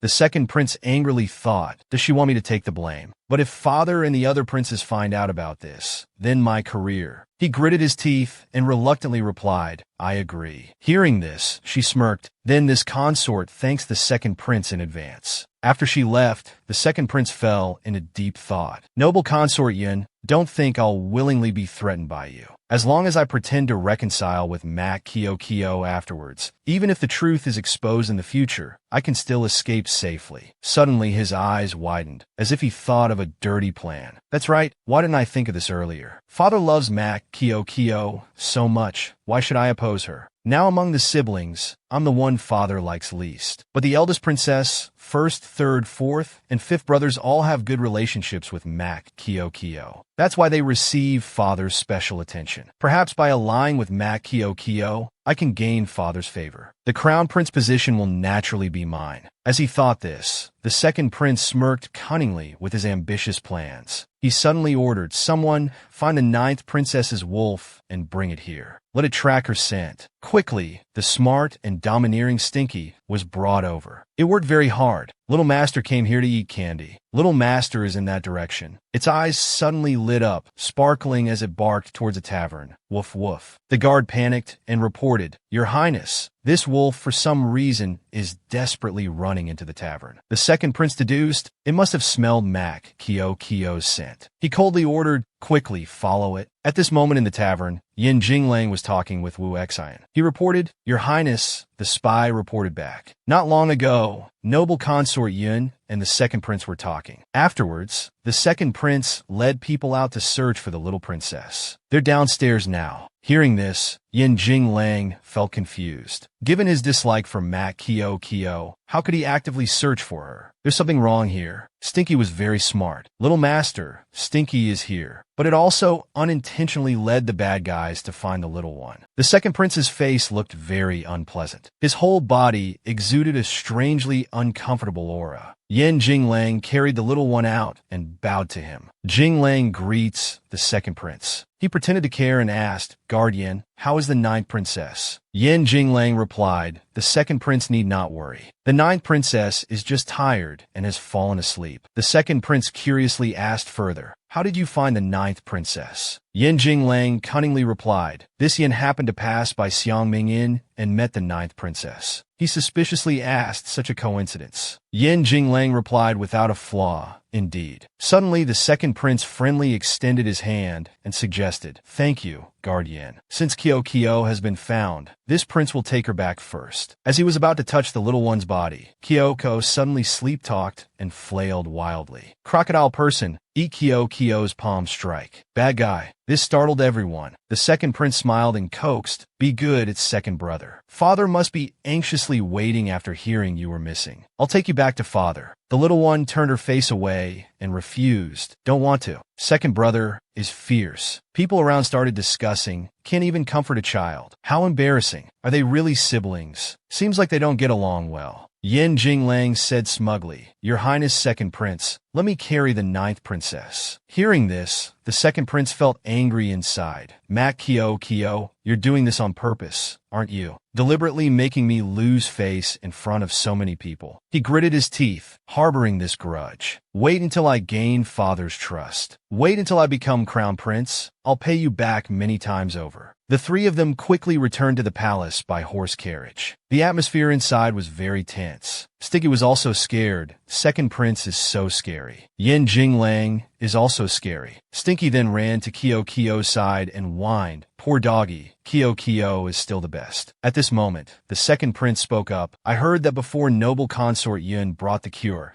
it was always guard Yin thinking of ways to treat fifth brother. I didn't expect guard Yin to be so skilled in medicine." Yin Jinglang humbly replied, "It was just this Yin finding something to do out of boredom. The credit for curing the fifth prince doesn't belong to me." The second prince suddenly asked friendly, "Does guard Yin want anything?" Without beating around the bush, Yin Jinglang asked directly, "Second prince wants this Yin to treat your legs." He replied without hesitation, "That's right." He firmly refused, but even the imperial physicians are at a loss with the second prince's legs. This Yin doesn't have that ability. The second prince thought to himself, "Fish doctor is nowhere to be found. I can't just sit and wait to die." The spy said that Yin Jinglang had actually found a way to cure the fifth prince. Even without noble consort Yun's cure, the fifth prince's condition would have been cured. It was just a matter of time. This proves he definitely has the ability. He continued to plead, "Guard Yin, don't worry. If anything happens, this prince will take full responsibility. I absolutely won't cause you any trouble." At that time, whatever guard Yin wants, this prince will offer with both hands. Yin Jinglang glanced down at the sleeping Kyo and replied, "That depends on the ninth princess's wishes." The second prince started to feel unhappy inside. "He wants me to beg Mac Kyo." He patted his chest confidently and said, "Father is getting older. He must establish a crown prince. And the most qualified person to inherit this position is this prince. If you can cure this prince's legs, you'll be a great minister in the future. You must see this clearly." Yin Jinglang sneered coldly, "Want to threaten me with power? But I'm someone who doesn't fear threats." Yin Jinglang smirked and replied, "In short, this Yin listens to the ninth princess." At this moment, the second prince turned hostile and shouted at Yin Jinglang, "You want to oppose this prince? Or are you saying the ninth princess also wants this position for you, the position of prince consort, so you obey her like this?" The loud noise woke Kyo up. The little one mumbled, "It's fine." Yin Jinglang comforted the little one, then glared at the second prince. He bluntly questioned, "So this is the reason why the second prince allied with noble consort Yun? Afraid the crown prince position would be snatched by a 4-year-old girl." Hearing this, the second prince was confused. "How does he know about me and noble consort Yun?" He tried to stay calm and replied, "This prince has no connection with noble consort Yun. Guardian should have evidence before speaking." Yin Jinglang scared him for a moment and said, "This Yin was just joking." The second prince is so agitated. "Unless you really have a guilty conscience." The second prince turned his face away.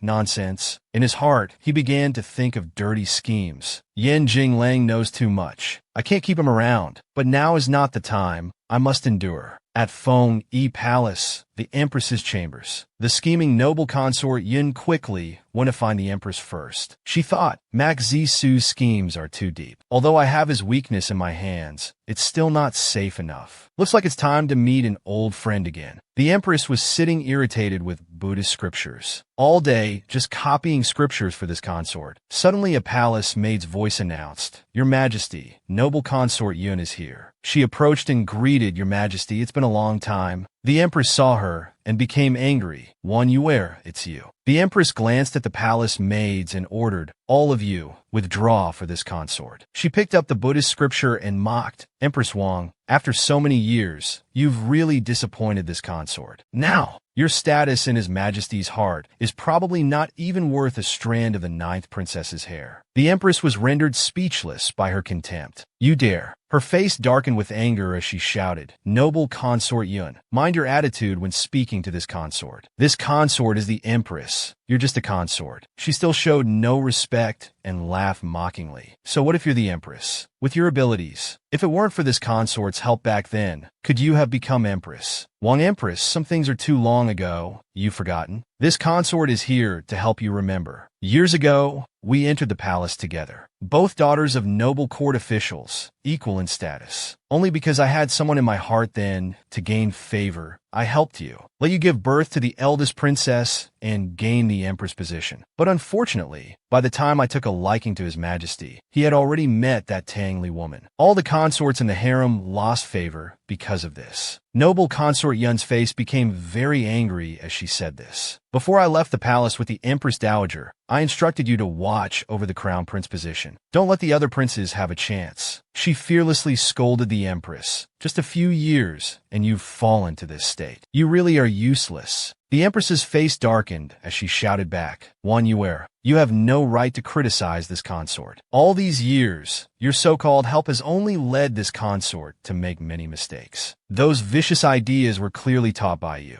Noble consort Yin smugly laughed, Oh, then do you have any evidence? She began to press close to the Empress's face, listing her crimes one by one. However, this consort has evidence here of you making the crown prince stupid, harming the 3rd prince, nearly killing the 4th prince, poisoning the 5th prince in his mother's womb. Wang Empress, I advise you to be sensible. Obediently follow my instructions. As long as you help me have a little crown prince soon, I'll ensure you have a peaceful and safe life. Understand, the Empress finally realized I was just her pawn all along. Faced with noble consort Yun's threats, the Empress conceded, I'll help you with one last thing. After this, we have nothing to do with each other. Noble consort Yun slowly lifted her teacup. It's very simple. She viciously suggested, find an opportunity to kill the 9th princess. This startled the Empress. What did you say? She was very worried. The 9th princess is the flesh in His Majesty's heart. If anything happens to her, the harem will face disaster. Noble consort Yun calmly sipped her tea and said coldly, I don't know about that. That's your problem. The Empress gritted her teeth in anger. Are you insane? The scene changes to Yang Xian Palace. Kyo's voice echoed throughout the palace. Father. Father. The Emperor and Empress Dowager were waiting for the little one there. He anxiously took the little one into his arms and said, You really don't let people stop worrying. The little one cried, Boo-hoo, Kyo miss father so much. The Empress Dowager also approached and asked, Kyoko doesn't miss Imperial Grandmother. Hearing this, the little one reached out her arms flatteringly. Kyo missed Imperial Grandmother too. The Emperor then blamed himself. It's all because I was too busy. That made our little one run away outside. The Empress Dowager standing to the side pointed at the Emperor. They deserve credit for finding Kyo. She then suggested, I think we should renovate Manhwa Palace. Give young Master Yin the same treatment as the princes. The Emperor glanced at the Empress Dowager, thinking to himself, what does Mother really want to do? The 2nd prince heard this and showed obvious displeasure. Has Imperial Grandmother gone mad? Giving Yin Jinglang such great power. Aren't you afraid he'll betray Mac Yuyan country one day? Yin Jinglang stepped forward and respectfully bowed. Yin Jinglang thanks the Empress Dowager. This subject will definitely try my best to protect the ninth princess. Kyo was also very happy, thinking to herself, Imperial grandmother is so smart. This way the relationship between father and handsome big brother will improve. He also noticed Kyo's attitude. Is she happy for me? The Empress Dowager then mentioned the second prince in front of the Emperor. Old 2 also has merit. He'll be 16 years old after the new year. Emperor, it's time for Old 2 to be independent. Very soon, the Emperor ordered the renovation of an area in the southern city to become the second prince's mansion. When it's finished, take the night pearls and green jade lamps gifted by Shangyu country and send them there. The second prince felt very happy. This son thanks father. In his heart, he rejoiced, excellent, father really values me. After giving instructions, the emperor's face turned serious as he ordered, all right, I have matters to discuss with the Empress Dowager. You all withdraw. Kyo immediately jumped down and affectionately clung to Yin Jinglang. Handsome big brother, let's go. Kyo wants to drink milk. Yin Jinglang patted her head indulgently and said, all right, I'll give you milk when we get back. This made the emperor tremble with anger when he saw it. Hateful little eunuch, daring to hold my Kyo's hand. After everyone left, he turned to ask, Mother, why are you helping Yin Jinglang? She quickly explained, You honor, this Yin Jinglang is no ordinary character. Why make an enemy of him? The emperor said impatiently, I know he's a hidden threat. I'm looking for a chance to deal with him myself. The Empress Dowager worriedly asked about the emperor's decision. Then if Yin Jing country allies with other countries, what will you do? He coldly replied, it's just a small matter. No need to worry. The Empress Dowager sighed helplessly. Kyo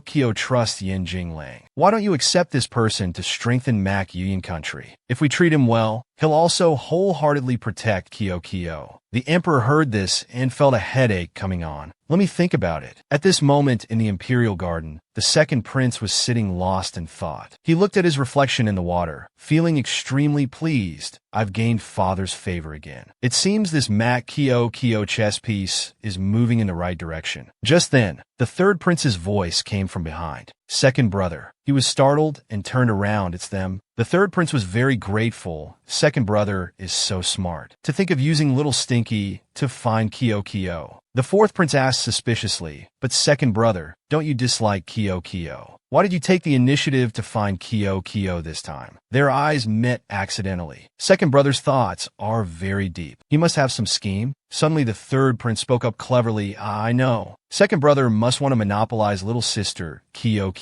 This left the fourth prince speechless. Third brother is really foolish. The second prince pretended to explain, actually, I want the ninth princess to accept me. You all know I misunderstood Kyo before. Afterwards, she wouldn't call me second brother. The fourth prince replied, as long as second brother thinks well of Kyo, that's fine. Ran has matters to attend to, and will leave first. The third prince also quickly left. Fourth brother, wait for me. Second brother, we'll go first. The third prince hurriedly called after, fourth brother, why are you leaving so abruptly? Could it be you're also jealous that second brother wants to monopolize Kyo? The fourth prince sighed helplessly. Do you really think second brother cares about Kyo for no reason? At this moment, the third prince suddenly realized, you mean second brother has other motives. The fourth prince reminded him, do you remember when second brother fell and broke his leg? At that time, father was inspecting horseback archery. We all had unexpected accidents. But the third prince still naively asked, why are you suddenly bringing this up? The fourth prince continued, afterwards, we found out it was second brother's plan. But he also received karmic retribution for it. He's so cunning. Now he's suddenly nice to Kyo. How can you expect me not to be suspicious? The gullible third prince retorted, you're crazy. Didn't we agree not to mention this again? Have you forgotten how good second brother has been to us these years? He pushed the third prince's hand away. Of course I haven't forgotten. His eyes suddenly became sad. How could I forget? The fourth prince recalled that painful period. When shunned by everyone, he sat trembling in a corner. The fourth prince has also lost favor. Let's not care about him anymore. That's right, even if he starves to death here, no one will know. Just then a voice came from outside. Fourth brother. The second prince approached with a concerned expression. I brought food for you. Don't listen to their nonsense. At this moment, the fourth prince was extremely moved and burst into tears. He threw himself into the second prince's arms, as if finding some comfort. Second brother is so good. The second prince also patted his head to comfort him. It's all right. With me here, no one dares to bully you. The fourth prince said through gritted teeth, but Kyo is also good. If second brother wants to bully Kyo, I won't be soft-hearted. The third prince stood there confused, as he also didn't want anyone to harm Kyo. Fourth brother was a bit sad. Second brother, have you really changed? You won't harm Kyo, right? It must be so. I believe in second brother. At this time, Kyo also came to visit the fifth prince. Fifth brother, I heard from Imperial Grandmother that you've recovered. The little one eagerly rushed over. So can you go to school with Kyo now? But the fifth prince was still hesitant. I'm not sure. The little one said confidently, it's okay. I'll protect fifth brother. Kyo made a suggestion. Fifth brother, try taking off your hat. The fifth prince quickly followed Kyo's words, slowly lowering his hat. He was very excited. It's so warm. I can finally stand under the sun. Kyo quickly led the fifth prince to the library. On the way, she introduced him to everyone they met, brothers and sisters. This is Kyo's fifth brother. He's Kyo Shinyan. From today, he'll be our new classmate. Suddenly, some students in the class panicked. He's the blood-sucking ghost, the fifth prince. Oh my god, how scary. The fifth prince's face darkened. Kyo saw this and became very worried. No, I can't let others bully fifth brother. The little one angrily said loudly, don't talk nonsense. Fifth brother is not a blood-sucking ghost. He was just sick. The whole classroom suddenly fell silent. Kyo worriedly wondered to herself, oh no, was Kyo too fierce just now? Everyone stopped talking. Xiao Jingyu eagerly ran over at this moment. Wow, it's really him. He stepped forward, shaking hands enthusiastically as he introduced himself. Ha, hello fifth brother. I'm Kyo's best big brother. From now on, you're my friend too. Xiao Jingyu stood in front of the class and said boldly, everyone, don't be afraid. Those are just rumors. The fifth prince now showed a rare smile as he looked at everyone. Are you my friends? That's great. Thanks to Xiao Jingyu's help, the other students also began to approach. Wow, the fifth prince is so fair-skinned. And handsome too. Coco looked at him gratefully. Thank you, little whale brother, for helping fifth brother explain. But now the eyes of the other princes were filled with jealousy. The third prince's face also darkened as he became irritated. They now looked like monsters wanting to tear the fifth prince apart. Hateful. Old Five is taking the chance to monopolize Kyo. At this moment, the fifth prince said softly, I'm new, I'm scared. Kyo enthusiastically replied, that's right. Fifth brother isn't familiar yet. Kyoko must take care of him. At this time, Yin Jinglang also passed by jealously. The little one pretended to lower her head to the desk. I don't see. Seeing this, he harbored resentment in his heart. This little one is making enemies for me again. Really can't behave. The second prince said to the whole class, all right, everyone hand in your homework from last time. Kyoko became very worried and rummaged around frantically. Oh no, I forgot it at home. Kyo then took out a ruler and held it out to the second prince. He asked curiously, what are you doing? Kyoko spread out her small hand pitifully and said, Teacher Mac, Kyo forgot to bring her homework. When you punish Kyo, can you be a little gentle? But the second prince suddenly smiled. Mac Kyo, how can you be so cute? The atmosphere now became very awkward. Kyo really couldn't believe it. Did second brother just call me cute? Suddenly the second prince resumed his cold demeanor and said, I'll let it go this time. Be careful next time. He also quickly reassured himself, this definitely wasn't my true feelings. I'm just tricking her into trusting me. Kyo also happily thank you, Teacher Mac. The third prince leaned close to fourth brother and said, let's see how nice second brother is to Kyo. I told you second brother has changed. Fourth brother frowned, lost in thought. He could only hope it was so. The scene changes to Manhwa Palace, Yin Jinglang's chambers. The little one opened the door, poking her head in to call, handsome big brother, Kyo is here to play with you. Yin Jinglang replied sulkily, why don't you play with your fifth brother anymore? The little one ran over to hug his leg coyly. Fifth brother isn't as good as handsome big brother. Yin Jinglang softened and patted Kyo's head, asking, have you reviewed the medicine I taught you? The little one looked up with sparkling eyes. Yes, handsome big brother taught me how to mix medicines. Kyo knows how to do it now. Is there any reward? Yin Jinglang asked. What reward do you want? The little one reached into her pocket and took something out. A moment later, Kyo held out a broken seashell. Handsome big brother, can you fix this seashell for Kyo? He quickly agreed, I can, but you have to tell me what this is. The little one explained, this is what Kyo uses to communicate with mother and little fish brother. Kyo continued, handsome big brother, can you help Kyo find little fish brother? Hearing this, Yin Jinglang felt a bit displeased. Why does this mermaid have so many big brothers? Kyo pleaded pitifully again, handsome big brother. Yin Jinglang helplessly agreed. All right, quickly draw his portrait for me. Kyo excitedly took out paper and pen to draw. Yin Jinglang looked at the portrait speechlessly. He darkened his face, thinking to himself, trying to find someone based on this portrait is as difficult as climbing to the sky. Kyo cleverly asked, all right, handsome big brother, the medicine I trick Ziyu into taking, what if she comes looking for me next time? How should I trick her to get past? Yin Jinglang handed her a black pill. Take this pill. The little one tried it. Wow. After taking it, it looks like the weakening medicine. Handsome big brother is so amazing. She nestled into Yin Jinglang's arms and asked, so does handsome big brother have a way to deal with Ziyu? She's a bad person. She'll definitely go out and harm people. In her heart, she was thinking, can't let Ziyu harm father and the royal brothers. Yin Jinglang quickly took out a small bottle and carefully instructed her. Next time if you encounter her, just apply this on her body. He felt a bit jealous, thinking, this mermaid must be worried about others again. Kyo received it with great joy. Thank you, handsome big brother. At this moment in Zhenyan Palace, the atmosphere around was very gloomy. Kyo excitedly carried a bamboo basket and ran in.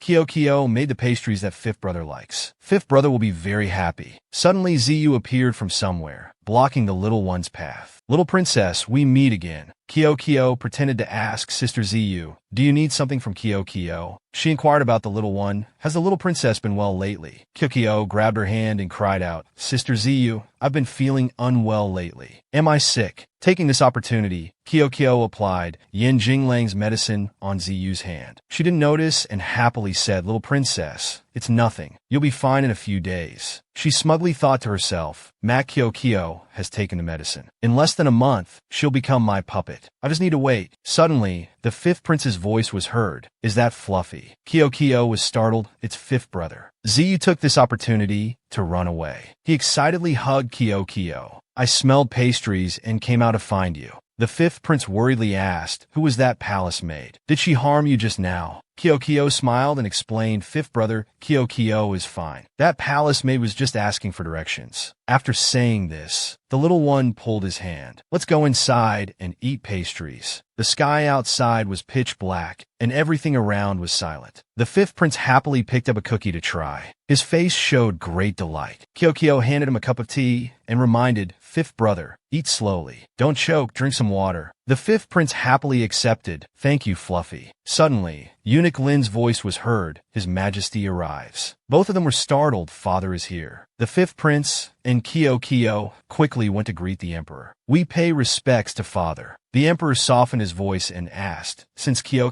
told me to care more about the princes, are you feeling unwell? I'll have imperial physician Li come examine you. The fifth prince awkwardly replied, This son is fine. The atmosphere became awkward. The fifth prince hadn't interacted with his father for a long time, so he didn't know what to say. Kyo worried, oh no, the atmosphere is too awkward. I must think of something. In just a moment, the little one came up with an idea. She tugged at the emperor's robe and coyly said, Father, Kyo wants to ride a horse. The emperor's face paled helplessly. This little one is deliberately acting coy again. Kyo pleaded, can we, father? He reluctantly agreed, just this once. Don't tell anyone else. After saying this, Kyo sat on the emperor's back. The little one was very excited. Father, fly. The fifth prince sadly watched them. I want to play too, but father doesn't like me. He won't agree. Kyo continued, father can also let fifth brother ride for a while. Fifth brother is a child too. Seeming to understand Kyo's intention, he reached out his hand. Come here. Today, father will make an exception. The fifth prince was shocked. Father, really? He felt very happy. Thank you, father. Thank you, fluffy little sister. The fifth prince sat on the emperor's back, extremely delighted. So I can also receive father's favor. It's all because of Fluffy. Fluffy is the best. Kyo, standing to the side, was also very happy. Great, the relationship between father and fifth brother has improved. But why is Kyo so dizzy? Could it be because of handsome big brother's medicine? No, handsome big brother wouldn't harm Kyo.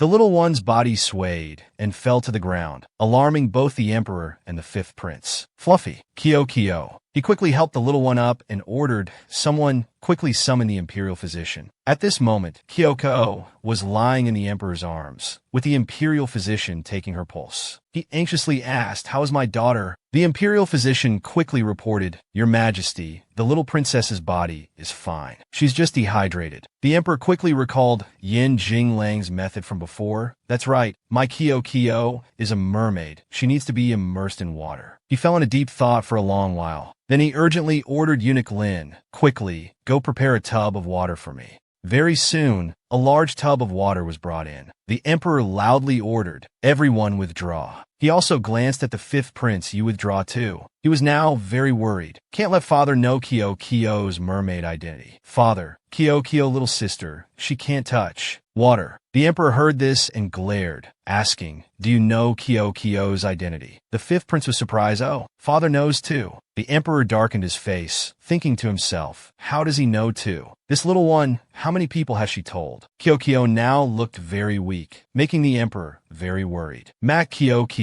The two quickly put the little one into the water. But after waiting for a long time, nothing happened. The fifth prince asked, "Why hasn't Fluffy turned into a mermaid yet?" The emperor also didn't understand the reason. "Why is there no effect at all? Last time Yin Jinglang also put Kyo in water like this." He loudly ordered eunuch Lin outside. "Go call Yin Jinglang here for me." Eunuch Lin standing outside sighed, "Oh, this time young master, Yin is in trouble." Yin Jinglang quickly entered. He bowed and greeted, "This subject Yin Jinglang pays respects to your majesty." The emperor angrily rebuked Yin Jinglang. "Kyo is unconscious and you're not by her side. Is this how you protect my little princess?" He anxiously said, "Your Majesty, please calm down. Let this subject examine the little princess, then punish me if needed." Yin Jinglang lifted the little princess from the water tub. Then he took out a black pill and gave it to Kyo to swallow. Seeing this, the emperor worriedly stopped him. "Wait, what are you giving my little princess to eat?" Yin Jinglang's eyes were determined as he said, "At present, only this pill can help. This subject would absolutely never harm the little princess." The emperor threatened, "You'd better be honest." He sincerely replied, "Your Majesty, please rest assured. This subject is always loyal to the little princess." Very soon, the pill took effect. Kyo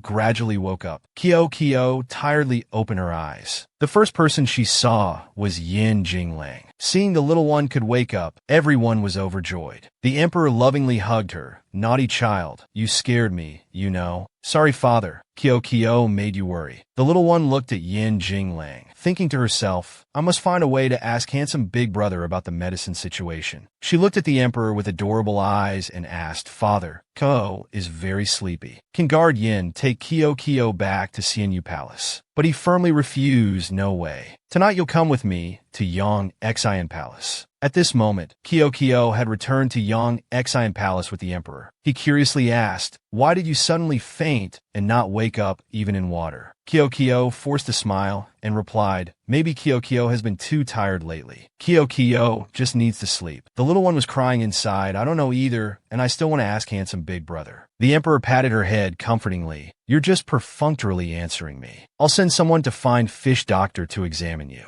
Kyo suddenly remembered, "That's right. Father can help me find little fish brother." The little one happily agreed. Then Kyo, "Thanks, father." In the middle of the night, while Kyo was sleeping soundly and even drooling, she sleep-talked. "The plum candy is so delicious." Yin Jinglang standing to the side chuckled, "Such a glutton." He quickly shook the little one awake. Kyo, wake up, don't sleep anymore." The little one rubbed her eyes and said, "Who is it? Don't disturb my sleep." The little one was startled. "Handsome big brother, why are you here?" Yin Jinglang reassured her, "Don't worry, Macangam Yin has left. I'm here for your health." Yin Jinglang asked, "Mac Kyo, you've been away from the mermaid tribe for almost 2 years now, right?" The little one couldn't remember clearly. "It seems so." She panicked and cried out, "Is it because Kyo has been away from the mermaid tribe for too long that my body is weakening? What should I do?" Will QQB. Yan Jinglang comforted her. Crybaby, what are you afraid of? Big brother is here. In his heart, he was also worried. I can't be sure if I can cure Mak Kio's current condition completely. I can only have Wu Xin find fish doctor. Hope he has a way. The next day in the imperial study, the emperor sat before the 5 princes and gave an assignment. Read this book. After reading, tell me your thoughts. The second prince was very smug. I'll definitely perform well in front of father. The third prince wasn't good at studying, so he flipped through it listlessly. Why doesn't this book have any pictures? So boring. His playful nature hadn't changed. He turned to the fourth prince and said, I wonder where little sister Kio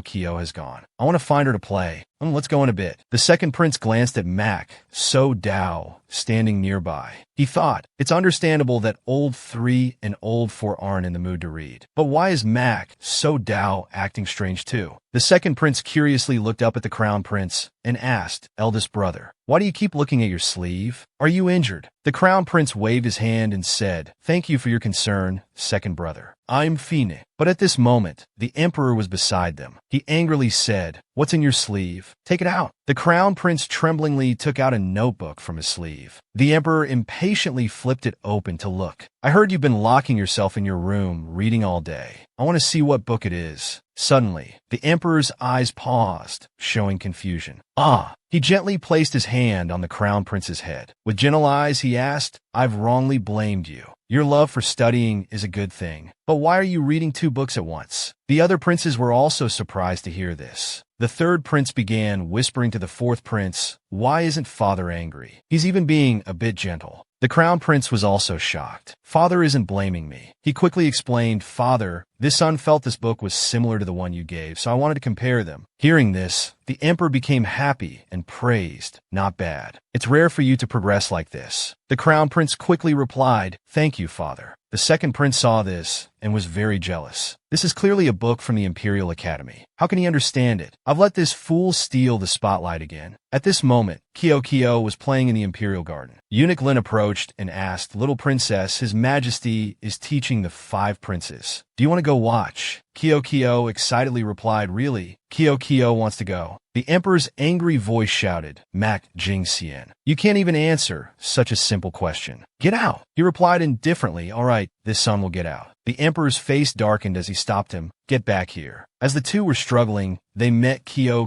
at the door. The third prince happily said, Kio, why are you here? The little one shyly greeted them, Father, third brother. He joyfully jumped to hug Kio. I was just about to find you to play. But Kio stood close to the emperor and teased him. Kio doesn't want stupid third brother's hug. The little one also coyly said to him, Father, look at the flowers Kio picked. He indulgently replied, my little princess is so clever. Treasure, go over there and eat some pastries while I deal with your brother's matter for a bit. Kio curiously asked, Father, do you want to punish third brother? Stupid third brother. Father, don't be angry with him. He sighed helplessly. You're pleading for him. Fine, I'll let him off this time. The emperor then ordered the palace maids. It's rare to be so lively. Call So Dao here. I want to dine with them. Kio's eyes sparkled as she suggested, Father, can you call handsome big brother to eat with us? Last time handsome big brother saved Kio. Kio wants to thank him. The emperor hugged the little one and said without hesitation, as you wish. Very soon, everyone had gathered in the emperor's chambers. It was the first time they sat together like this. Kio picked up food for Yin Jinglang. Handsome big brother, eat meat to grow big. So Dao also began to act coy, saying, Kio,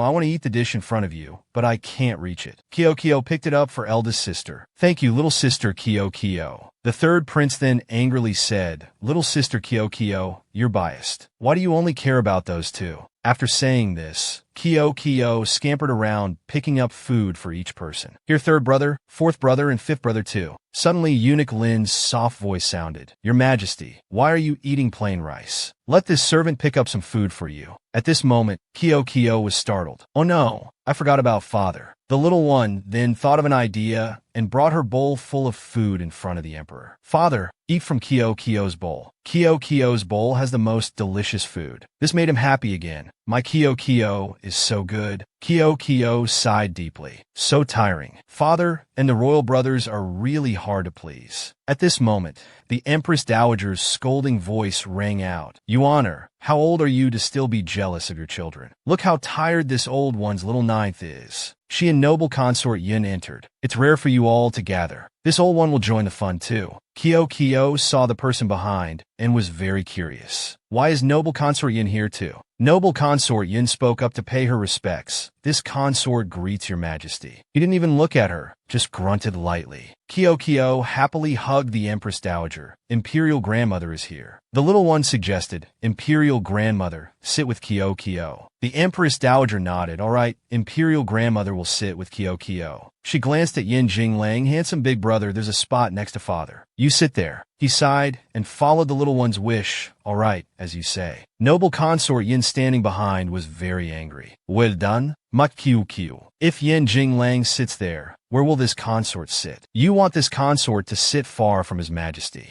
She spoke up. Guard Yin, this is not appropriate. If you know what's good for you, quickly get out. He pretended to ask, what do you mean, noble consort? This subject doesn't understand. Noble consort Yun's face darkened. You little brat, you dare look down on this consort. Noble consort Yin glanced at the palace made beside her. She quickly came forward to drag Yin Jinglang away. Guard Yin, please return immediately. Kyo-Kyo stepped forward. You let him go right now. Guard Yin, is this princess's person? Who are you to make him leave? Noble consort Yin softly replied. This consort only wanted to sit next to his majesty. I didn't expect to anger the ninth princess. It's this consort's fault. Please have his majesty punish me. The emperor coldly ordered, if you know you lack manners, then go back and copy the palace rules 100 times. Someone, take this disrespectful palace maid out and behead her. The maid only now became scared and begged for mercy. Your majesty, spare me. Noble consort, save me. Noble consort Yin also paled. What? How can this be? Your majesty is really punishing me. Kyo-Kyo stepped forward to plead. Father, don't be angry. Father is a wise ruler. You won't kill people. He indulged the little one and agreed. Fine. 50 lashes and banish her from the palace. Noble consort Yin began to beg the Empress Dowager for help, but she didn't help, only saying, hurry and go copy the palace rules. She felt hopeless inside. Even Aunt won't help me. Noble consort Yin had no choice but to withdraw. This consort takes her leave. She angrily gritted her teeth, harboring resentment. Mat Kyo-Kyo, this consort will make you pay later. The Empress Dowager sighed. Yinner is really too disappointing. Not only lacking manners, but also angering little ninth. It's good to teach her a lesson. In the Imperial Garden, on the way back for the princes and princesses, Kyo looked at third brother and asked, third brother,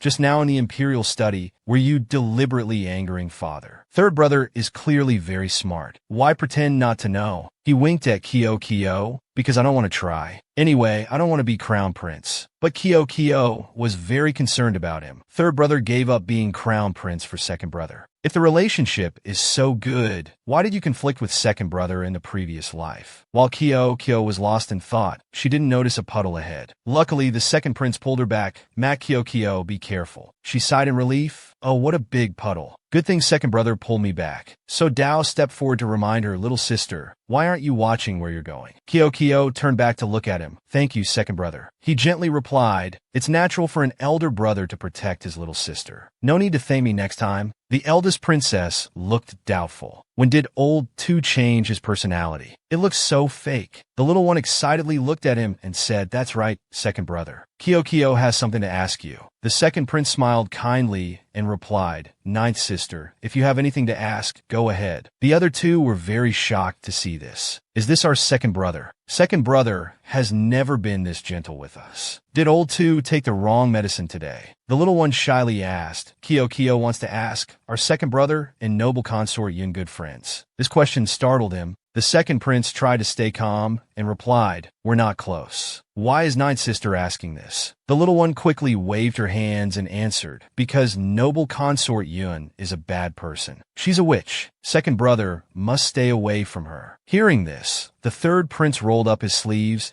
and said boldly, "Did she bully you? Third brother will help you teach her a lesson." So Dao was the same. "I've long been displeased with this noble consort Yun. She's always trying to get close to father." The little one explained, No, Kyo just doesn't like the way she looks at father." In her heart, she was a bit worried. Can't let third brother and eldest sister go disturb noble consort Yun. The third prince sighed in relief. All the consorts in the harem racked their brains trying to gain father's favor. Her behavior is normal. The eldest princess loudly objected. "How is that normal? She clearly has evil intentions." Kyo agreed with the eldest princess. "Eldest sister is right. The way she looks at men is like looking at a piece of cake. It's scary." "Haha, little sister Kyo, what a good comparison." Yen Jinglang stepped forward, feeling a bit jealous. "This little mermaid. I knew she was talking with her royal brothers." He quickly stepped forward. "No good. I must think of a way to keep them away from the little mermaid." Yen Jinglang patted the third prince's shoulder. "Hey, come here for a moment." Kyo saw this and was very confused. Strange. What does handsome big brother want with third brother? Seeing the two looking a bit tense, the little one wondered, "Oh, what are they saying?" A moment later, the third prince said to Yen Jinglang,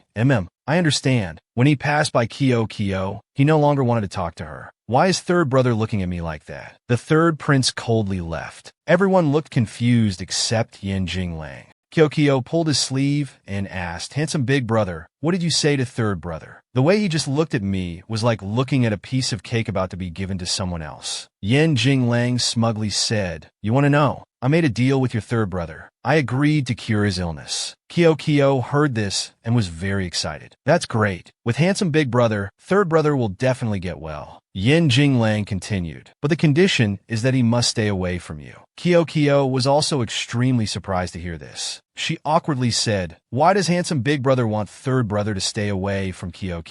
She glanced at him. "Could it be that you're jealous?" Yen Jinglang blushed and replied, I'm not. I'm going." The little one saw this and stuck out her tongue teasingly. Kyo continued to skip along, looking very optimistic. "Then I'll have to wait until third brother gets well before finding him to play." At this moment in Feng Yi Palace, the Empress's chambers, she happily said to the eldest princess, "So Dao, you're back." The Empress eagerly asked, "Today, father specially summoned you to dine. Did you make him happy?" The eldest princess understood her intentions and replied, "Mother, I didn't go to compete for favor." Hearing this, her expression quickly changed. Not competing for favor. The Empress suddenly became agitated, shaking the eldest princess and scolding, "If you don't compete for favor, how will you fight against Mac Kyo?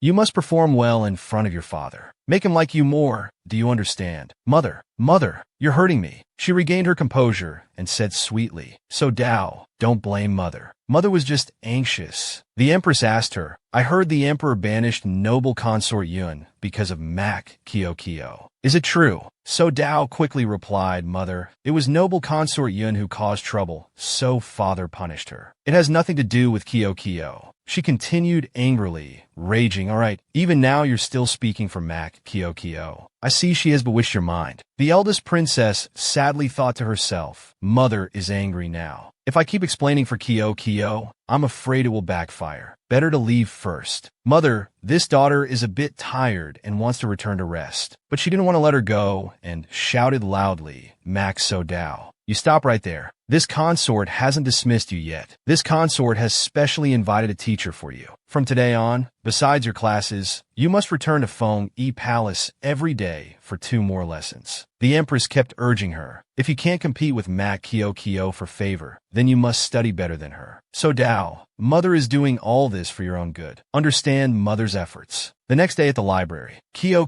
chased after the eldest princess. "Eldest sister, wait for Kyo." The little one perceptively asked, "Eldest sister, what's wrong?" Kyo noticed you weren't happy during lessons. The eldest princess forced a smile and replied, "Thank you for your concern, little sister Kyo. I'm fine, just a bit tired from studying lately. I won't talk more. I have to return to mother. Suddenly, the little one noticed bruises on the eldest princess's arm. Kyo curiously asked, "What's that?" "It looks like you've been hit." Kyo worriedly stopped the eldest princess from leaving. "Eldest sister, what happened to your arm?" The eldest princess still forced a smile and said, "No, it's nothing." But Kyo still didn't believe her and moved closer. When she pulled up the sleeve, she discovered the eldest princess's arm was covered in bruises. Kyo worriedly questioned, "It's already like this and you say it's nothing. Who bullied you?" The eldest princess still tried to hide the truth. "Really, it's nothing. No one bullied me." Kyo tenderly blew on the eldest princess's arm. "Fu, blow away the pain. It won't hurt anymore." The eldest princess was very touched by this. "Thank you, little sister Kyo." The little one was so heartbroken her eyes welled up with tears. "Even if eldest sister won't say, I know who did it." After saying this, Kyo angrily ran off. "I'll definitely tell father." Yin Jinglang, standing to the side. "This little one is causing trouble again. Really can't stop worrying about her." At this moment in Yang Xian Palace, Kyo went to report to the emperor. The emperor angrily slammed his hand on the table. He loudly questioned Jiao, "Is it your mother making things difficult for you?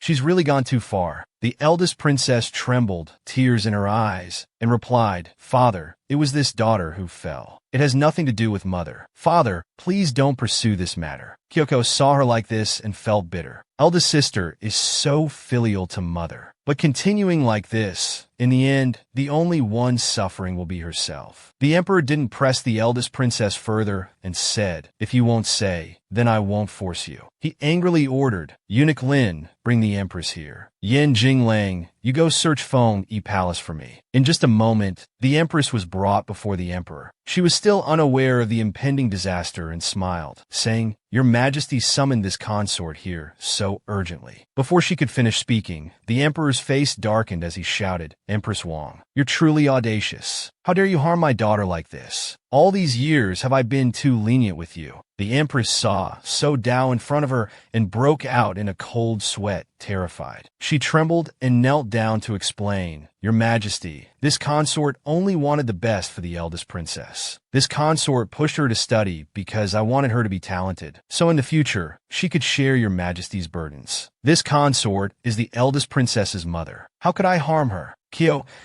angrily shouted, "You're lying." The little one stood in front of the empress and listed all her crimes. "Clearly you're fighting for favor. Afraid of losing your position as empress, you forced eldest sister to do things she doesn't like. Before, you even made her bully me. You're not worthy to be eldest sister's mother at all." The empress awkwardly replied, "You're lying. I only wanted the best for Jiao."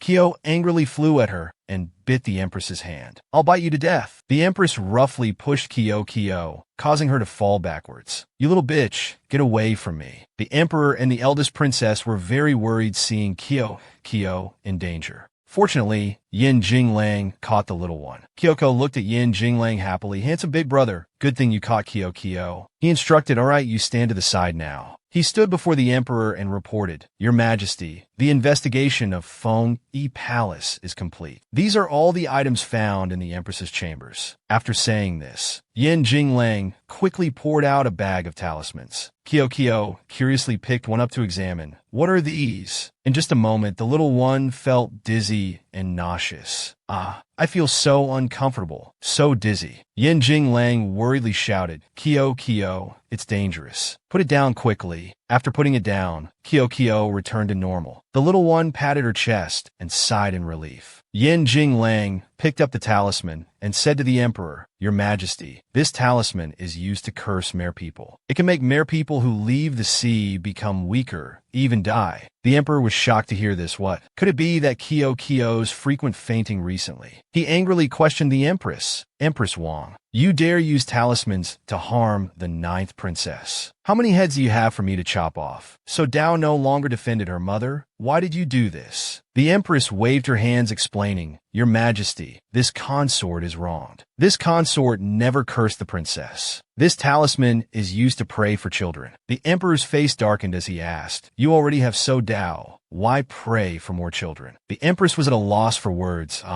She recalled her conversation with noble consort Yun. "Empress Wang, You'd better obediently listen to me. At first, one Yuer threatened me. If I didn't help her, she would reveal evidence of me harming the princess. I could only keep her child-praying talisman in Feng E Palace. Every day, I followed her arrangements. Now she realized, but it was too late. So her praying for children was to eliminate Mak Kyo, to give her a chance to get close to your majesty. The empress tried to explain, Your Majesty, please listen to this consort's explanation. This consort didn't know, but the emperor no longer believed her. He ordered, Enough. Do you think I don't know you've always had ill intentions towards Kyo?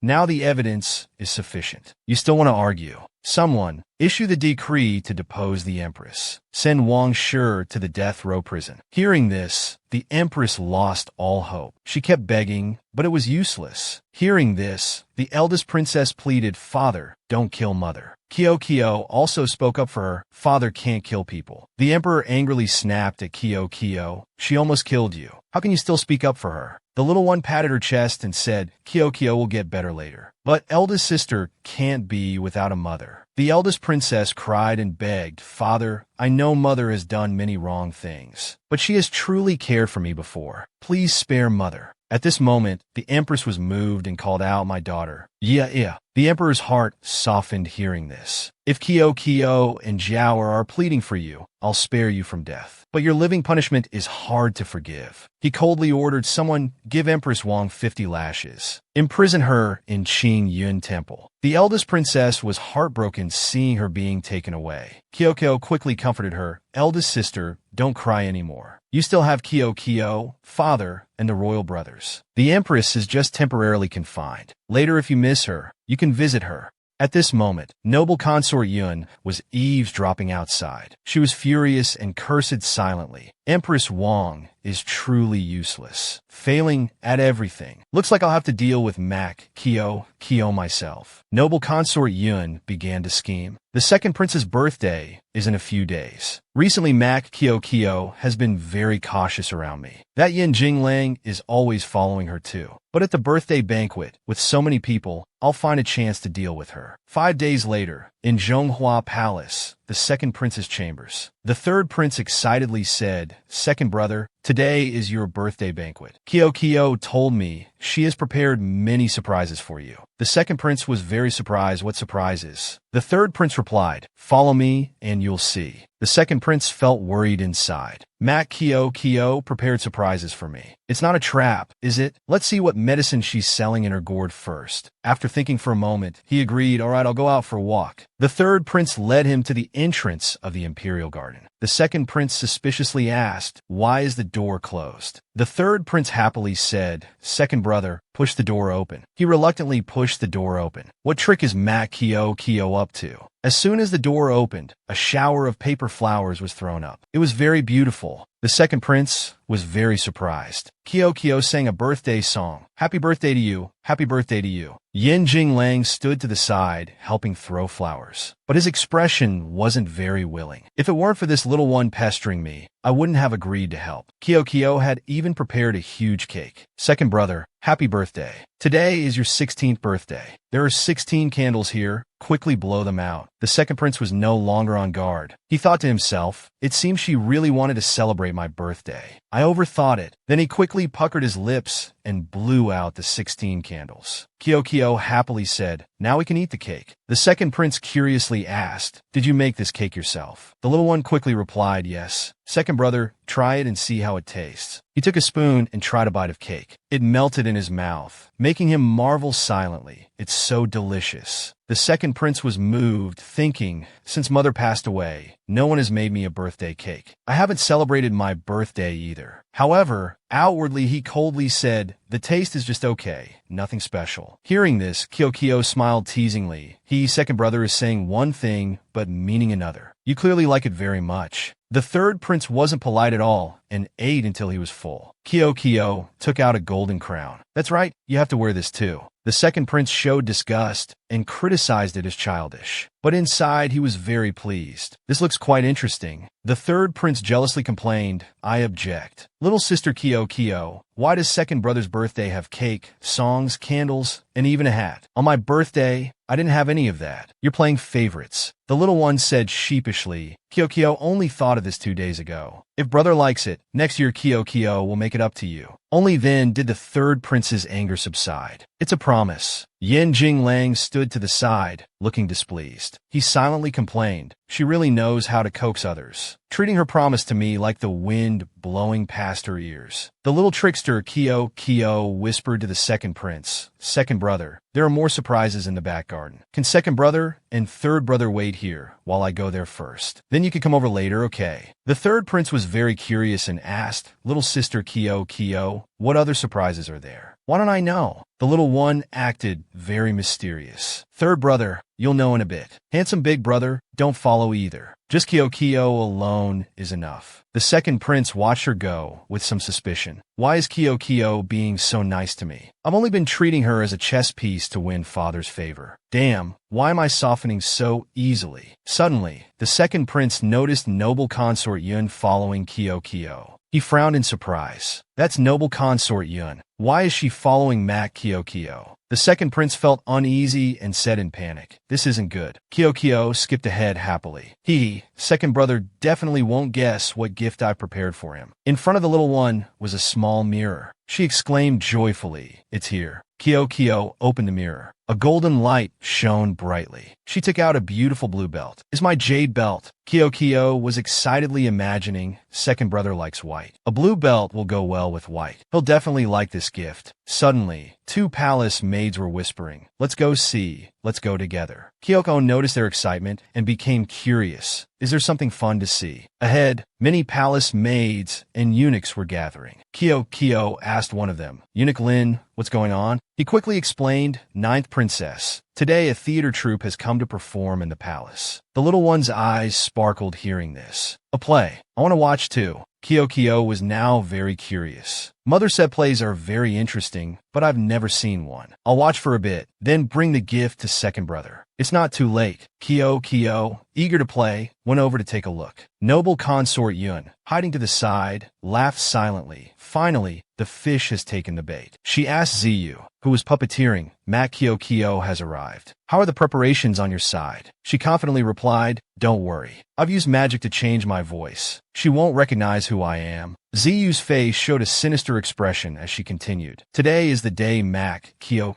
dies." The puppet's voice began to speak. "This is a story about mere people." Kyo clapped excitedly, eyes starting, "And it's about mere people. I'm even more excited." The narrator began, "Once upon a time, there was a beautiful mermaid who was injured on shore. A young fisherman discovered her. The mermaid begged the fisherman to save her. After her wound healed, she promised to repay him by making his family wealthy. The fisherman agreed because of the mermaid's beauty." The little one felt increasingly uneasy as she watched. Why does this mermaid seem like mother? The narrator's voice continued steadily. The fisherman cared for her, helping her heal. Gradually, he fell in love with the beautiful mermaid. The mermaid seemed very grateful to him. After the fisherman confessed his love, the mermaid agreed to repay him with her body. But on their wedding night, the mermaid used her sharp claws to kill the fisherman, not only drinking all his blood, but also taking all his wealth. No one knew that mermaid was actually the eldest princess of the mermaid tribe. She was injured while fighting for the throne. Only by drinking human blood could she restore her power. Not long after, she killed her younger sister and mother, successfully ascending to the throne as queen. The audience below began to discuss. This mermaid is too evil, killing her savior and even her own family. Doesn't she fear retribution? I heard from my grandfather that mere people are very cruel, using human flesh as food. Some even use their beauty to lure men and then eat them. Such hateful monsters must be killed. That's right, mere people and humans cannot coexist under the same sky. Kyo became panicked. No, it's not like that. Kyo, tears welling up, thought to herself, no wonder mother didn't let me reveal my mermaid identity. So in humans' eyes, mere people are so frightening. How sad. Will everyone hate me? But clearly mother is a good mermaid. Uncle Lee is too.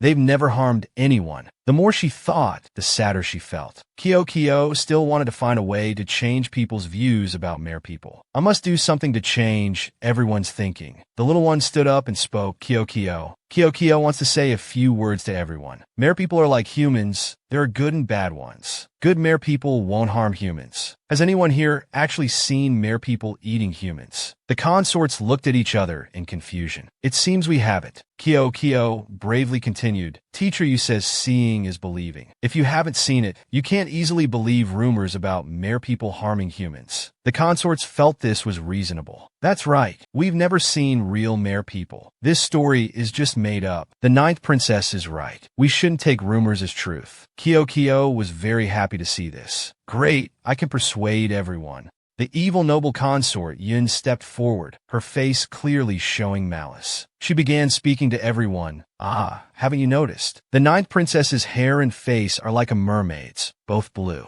And her belt, too, is made of mermaid pearls. Such beautiful pearls this consort has never seen before. Where did the ninth princess get them from? Kyo became flustered, unable to explain. Noble consort Yun smugly pointed at Kyo and asked, Ninth princess, you just spoke up for mere people. Could it be because you are that mermaid? Kyo was stunned. Not good, I've been discovered. The little one quickly explained, Ah, I'm not a mermaid. Noble consort Yin cunningly continued, If you're not, then you're not. Why is the ninth princess so worried? Could it be you have a guilty conscience? The other consorts wholeheartedly defended Kyo. Noble consort Yun, don't talk nonsense. How could Kyo be a mermaid? The appearance is just a coincidence. That's right, you say Kyo is a mermaid. You must provide evidence. She smugly continued, Mere people reveal their fish tails when they touch water. Just put her in water, and we'll know, won't we? Hearing this, Kyoko began trembling in fear. It's over. A moment later, the little one fainted on the spot from fear. Meanwhile, Yin Jinglang's group was still waiting for Kyo to return. He asked worriedly, Strange, why is Kyo taking so long? The second prince also felt uneasy inside. If something really happened to Kyo, perhaps all my troubles would be solved. In the past, I would have been very happy. But why this time? At this moment, Uniglin approached. Oh my, Guardian, we've finally found you. Please hurry to the stage over there. The ninth princess has fainted on stage. That noble consort Yun is saying Kyo is a mermaid. She wants to throw her in water to see if she has a tail. Yin Jinglang angrily questioned Max Zisu. What exactly are you and noble consort Yun trying to do? Kyo has been so good to you, even celebrating your birthday. But what have you done? He quickly explained, Noble consort Yun and I aren't in league. I don't know about this. Yin Jinglang didn't believe him and hurriedly left first. Forget it. I'm gonna find Kyo.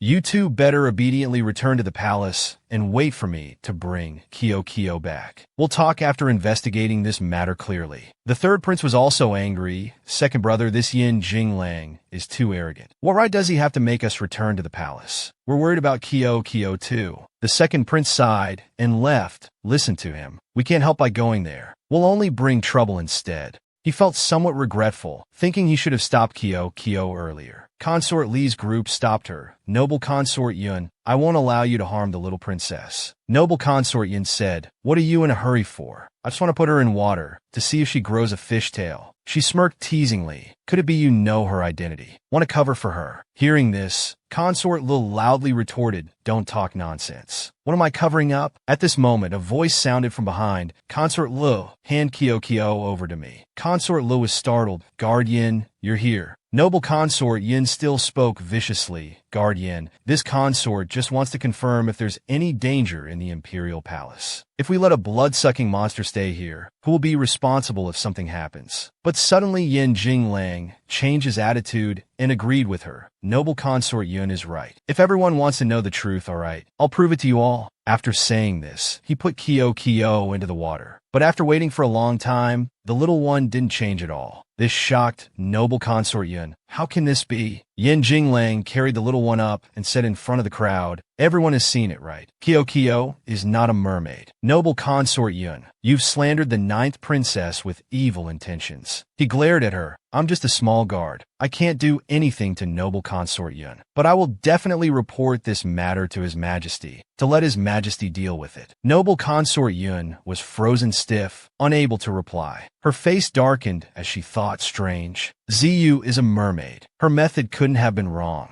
But Kyo really doesn't have a fishtail. What's going on here? Kyo had been taken back to Xianyu Palace by Yin Jinglang. While still in a daze, the little one kept crying, "Don't hate mere people. Don't hate me." Suddenly she woke up in panic. Kyo worriedly said to Yin Jinglang, "Handsome big brother, everyone has discovered that Kyo is a mermaid. They wanted to put Kyo in water to see if I have a tail. What should we do?" Yin Jinglang patted the little one's head to comfort her. "Don't worry. It's all right now. They didn't see your tail, so of course they won't believe you're a mermaid. Do you remember the medicine I gave you to drink?" Kyo recalled yes. "After eating it, my legs felt soft." He quickly explained, "That's medicine to prevent mere people from changing when touching water. The last time, your transformation in front of your father was a bit slow because the medicine hadn't fully taken effect then. Now even if you touch water again, you won't grow a fish tail." Hearing this, Kyo was very surprised, so that's how it is. The little one happily hugged Yin Jinglang. "Handsome big brother, you're amazing," he smugly said. "It's just a small matter. But the effect of this medicine can't last long." At this moment, Kyo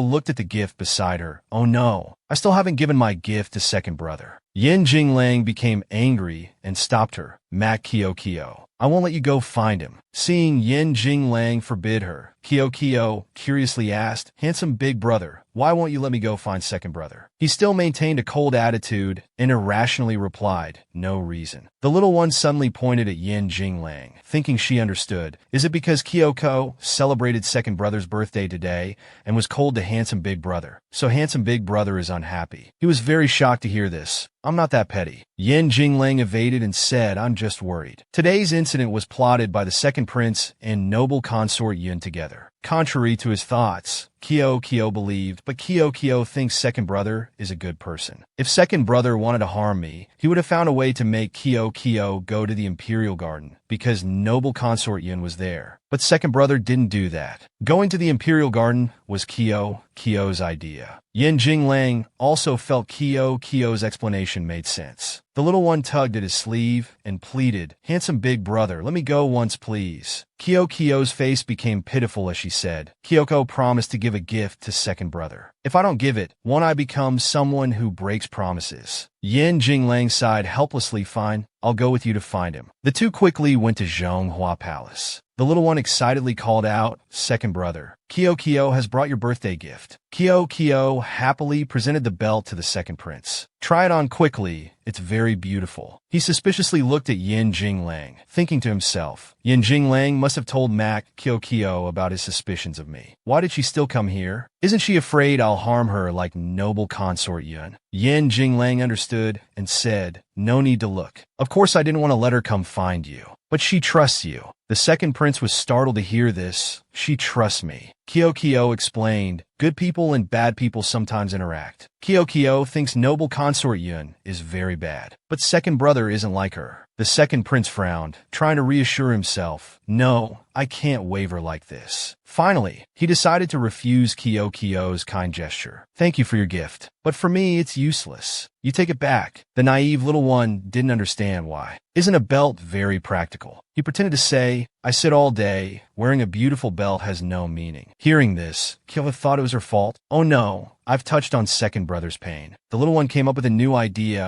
"I know. We just need to find a way to cure second brother. Then second brother can accept my gift." This shocked the second prince. "What? I didn't mean that." Kyo turned to look at Yin Jinglang for help. "Handsome big brother, your medical skills are so amazing. Can you help second brother?" As he stared at the second prince, he thought, "Mac Zisu, this person is truly deeply scheming." Yin Jinglang recalled the words from that day. He must have remembered his previous promise, so he deliberately led Kyo to ask me. Yin Jinglang angrily scolded Kyo. "You prepared many surprises for him, but he not only didn't thank you, but also refused your gift. And you still want to help him?" The little one excitedly explained, "Yes. Second brother is Kyo's family. Kyo hopes family will be healthier. And today is second brother's birthday. Kyo wants to fulfill his wish." Yin Jinglang reluctantly replied, "If the ninth princess orders it, Jinglang will naturally obey." He smirked. "However, if you want me to treat him, Mac Zisu must pay a price." Everyone quickly got to work. Yin Jinglang immediately examined the second prince's legs. He took out a bag of acupuncture needles and said, "I'll begin now. When the needles pierced the second prince's legs, he felt a trembling sensation. His whole body was now in great pain. Yin Jinglang threatened, "You better be honest. If you dare harm Kyo in the future, I'll find ways to make you wish you were dead." The second prince frowned and affirmed, "Young master, Yin doesn't need to remind me." He anxiously asked back, "Can these needles really make me stand up?" Yin Jinglang shook his head no. Hearing this, the second prince became agitated. "What do you mean?" Yin Jinglang explained clearly, "Acupuncture can only help your legs regain feeling. To fully cure you, we're still missing an important medicine, coral grapes." He asked curiously, "What's that? Why have I never heard of it?" Yin Jinglang said seriously, "Because it grows in the deep sea bottom. Only mere people can reach it. It's even more precious than mermaid treasures." The little one happily said, Kyo has seen coral grapes before." She innocently added, "But unfortunately, Kyo didn't bring any when coming here. However, Kyo knows little fish brother, who has excellent medical skills in the tribe. He must have some." The second prince was stunned. "Fish brother?" He asked in panic,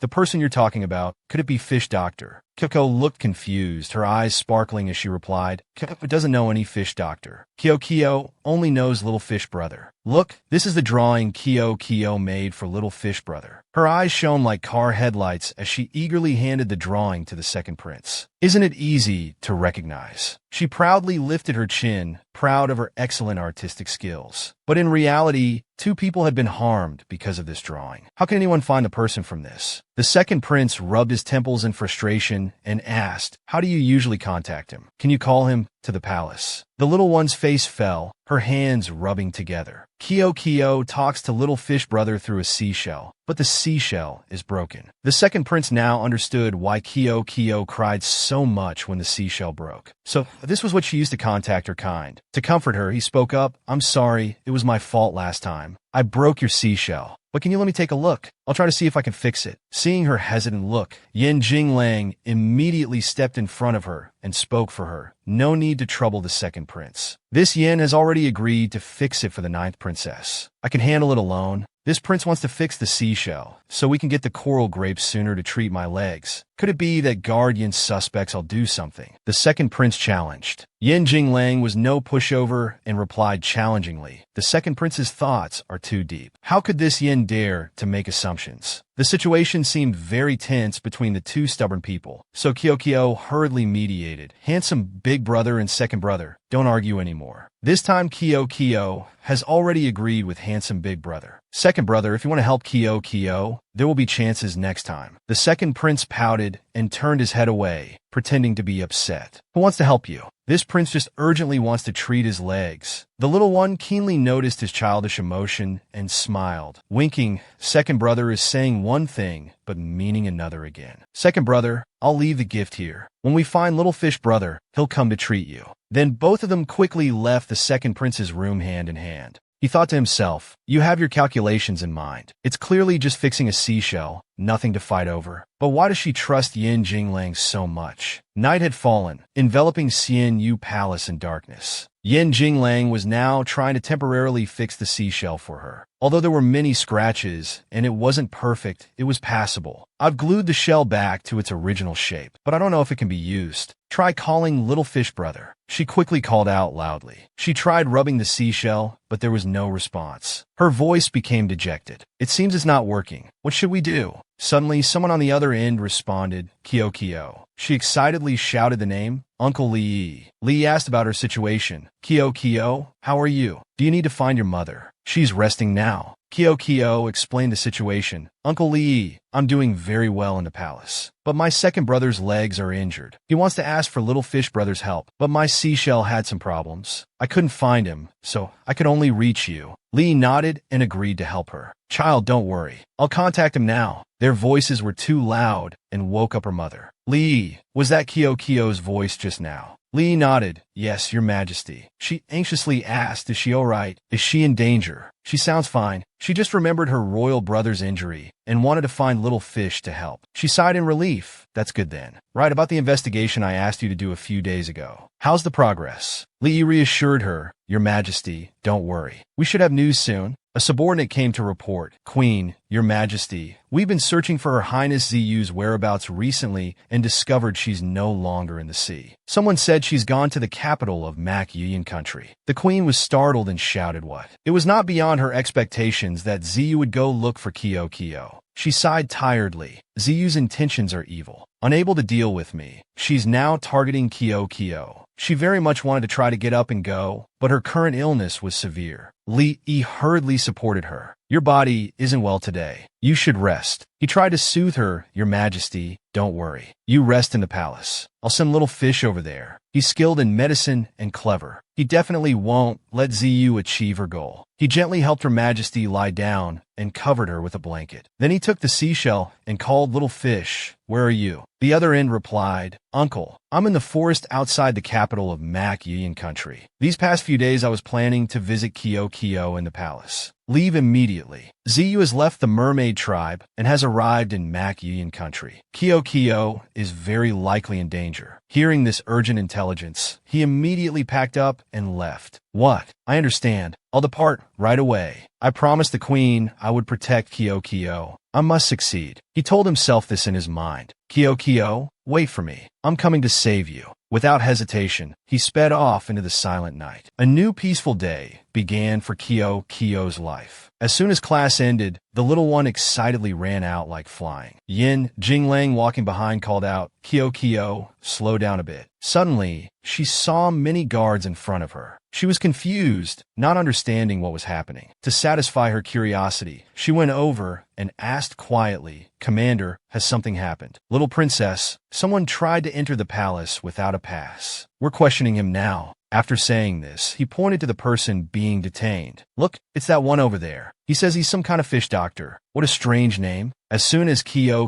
saw him, she immediately recognized a familiar face. She happily called out, "Little fish brother, I know him. Commander, please release him quickly." Yin Jinglang was surprised at how fast the mermaid tribe worked. Yesterday, Kyo had just contacted them, and today he was already here. So quick. The little one nestled into his arms like a child and said coyly, "Little fish brother, you've finally appeared." Kyo spoke nonstop, her eyes sparkling and her chubby pink cheeks grinning widely. "Kyo has been looking for you for so long. I have so many things I want to tell you." Kyo patted her head comfortingly. "I'm sorry I couldn't contact you. It's my fault for being late. When we return, I'll make lots of delicious food for you, okay?" The two chatted happily, completely ignoring Yin Jinglang, making him fume on the side. Kyo really forgets about me as soon as she sees little fish brother. Kyo seemed to sense his angry gaze and turned to introduce him. "Handsome big brother, I forgot to introduce you. This is little fish, Kyo's best friend." Kyo looked a bit wary, frowning as he scrutinized Kyo.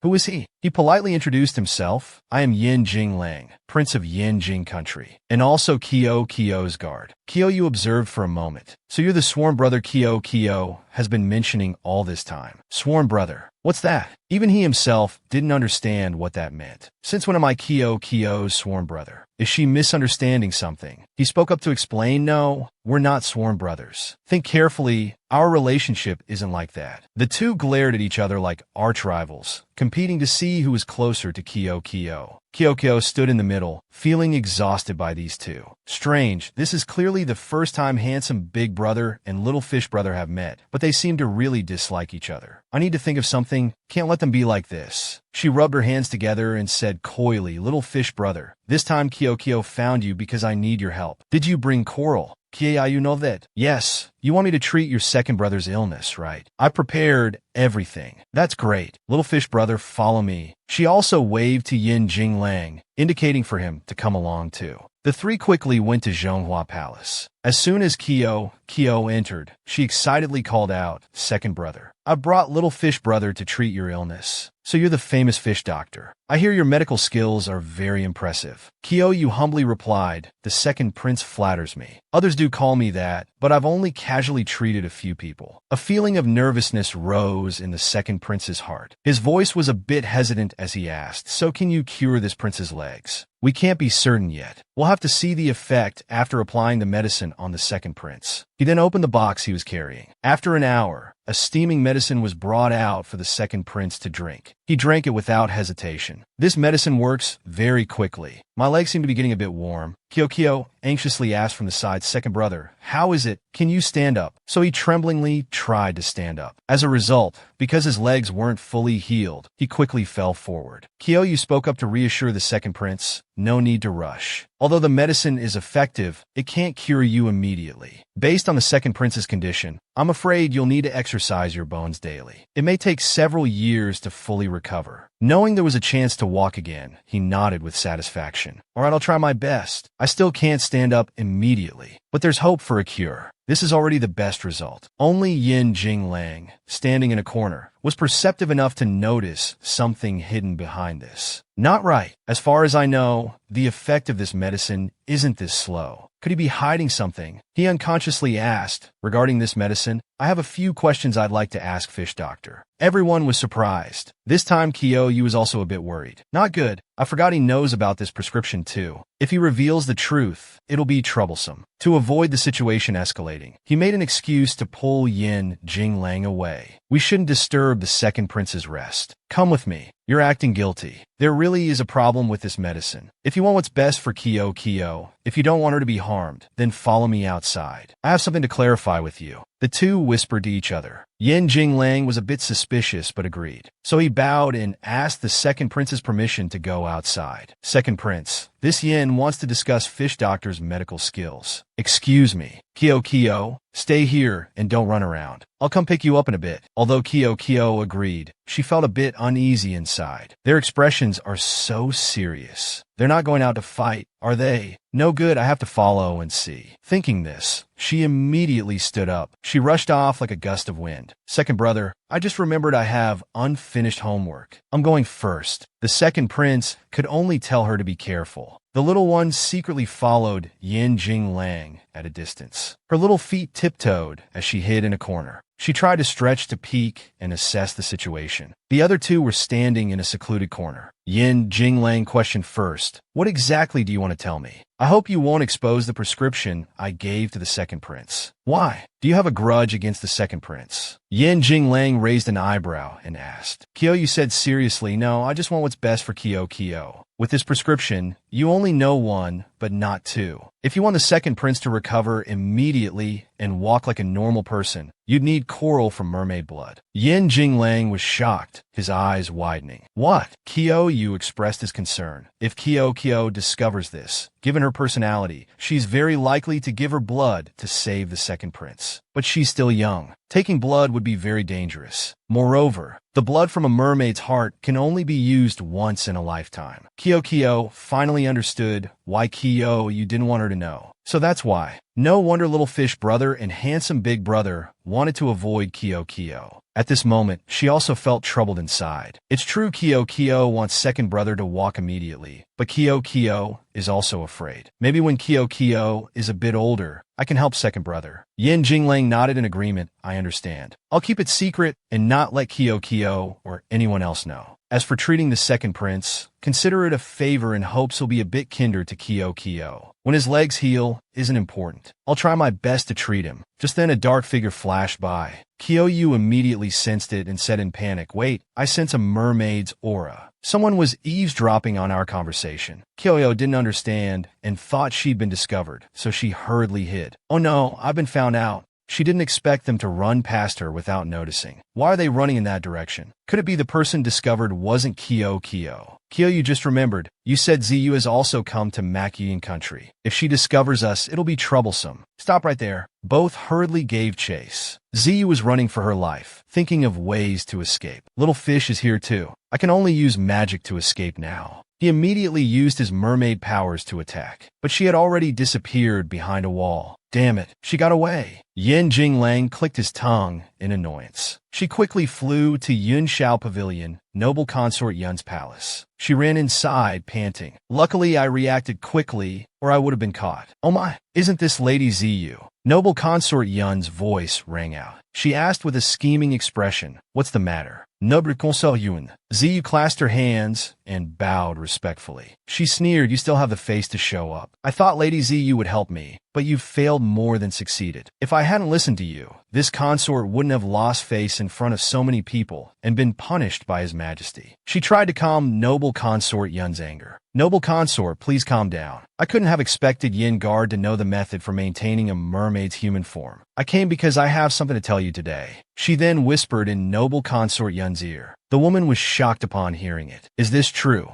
Ziyu nodded. Yes, I rushed here because they discovered me eavesdropping. This is a good opportunity for us. As long as Mak Kyo dies, and we use the blood from her heart to make medicine for the second prince, you'll become the second prince's great benefactor. When he becomes emperor in the future, you'll rightfully become Empress Dowager. This idea isn't bad. The woman smiled maliciously. But Ziyu still had a concern. It's just that now, not only is Yin Guard by the 9th princess's side, but Fish Doctor is there too. It's becoming more difficult. Today, if I hadn't been lucky, I would have been caught. Noble consort Yun smiled slyly, agreeing to this murderous plan without blinking. He's just a wandering doctor. What's there to fear? If this consort wants to subdue him, I have my ways. In the front courtyard of Hua Palace, Kyo was now running back anxiously. I must return to second brother's side before little fish brother and handsome big brother come back. Otherwise, I'll be discovered. Second brother, I'm back. The second prince smiled and welcomed her, asking, didn't you say you had to go back to do homework? Why are you back again? She felt guilty and made an excuse. Kyoko was afraid handsome big brother wouldn't be able to find me, so I came here to wait for him to return. She thought to herself, I'm not ready to use my heart's blood to save second brother yet. Better not tell him for now. But her manner of hiding, it was very clumsy. The second prince could tell something was off just from her voice. He had a suspicious feeling somewhere. It seemed she was hiding something from him. But for now, curing his legs was the most important thing. He should focus on standing up quickly before considering other matters. Just then the other two returned. Little fish brother and handsome big brother are back. The second prince curiously asked, where did you two go for so long? What did you talk about?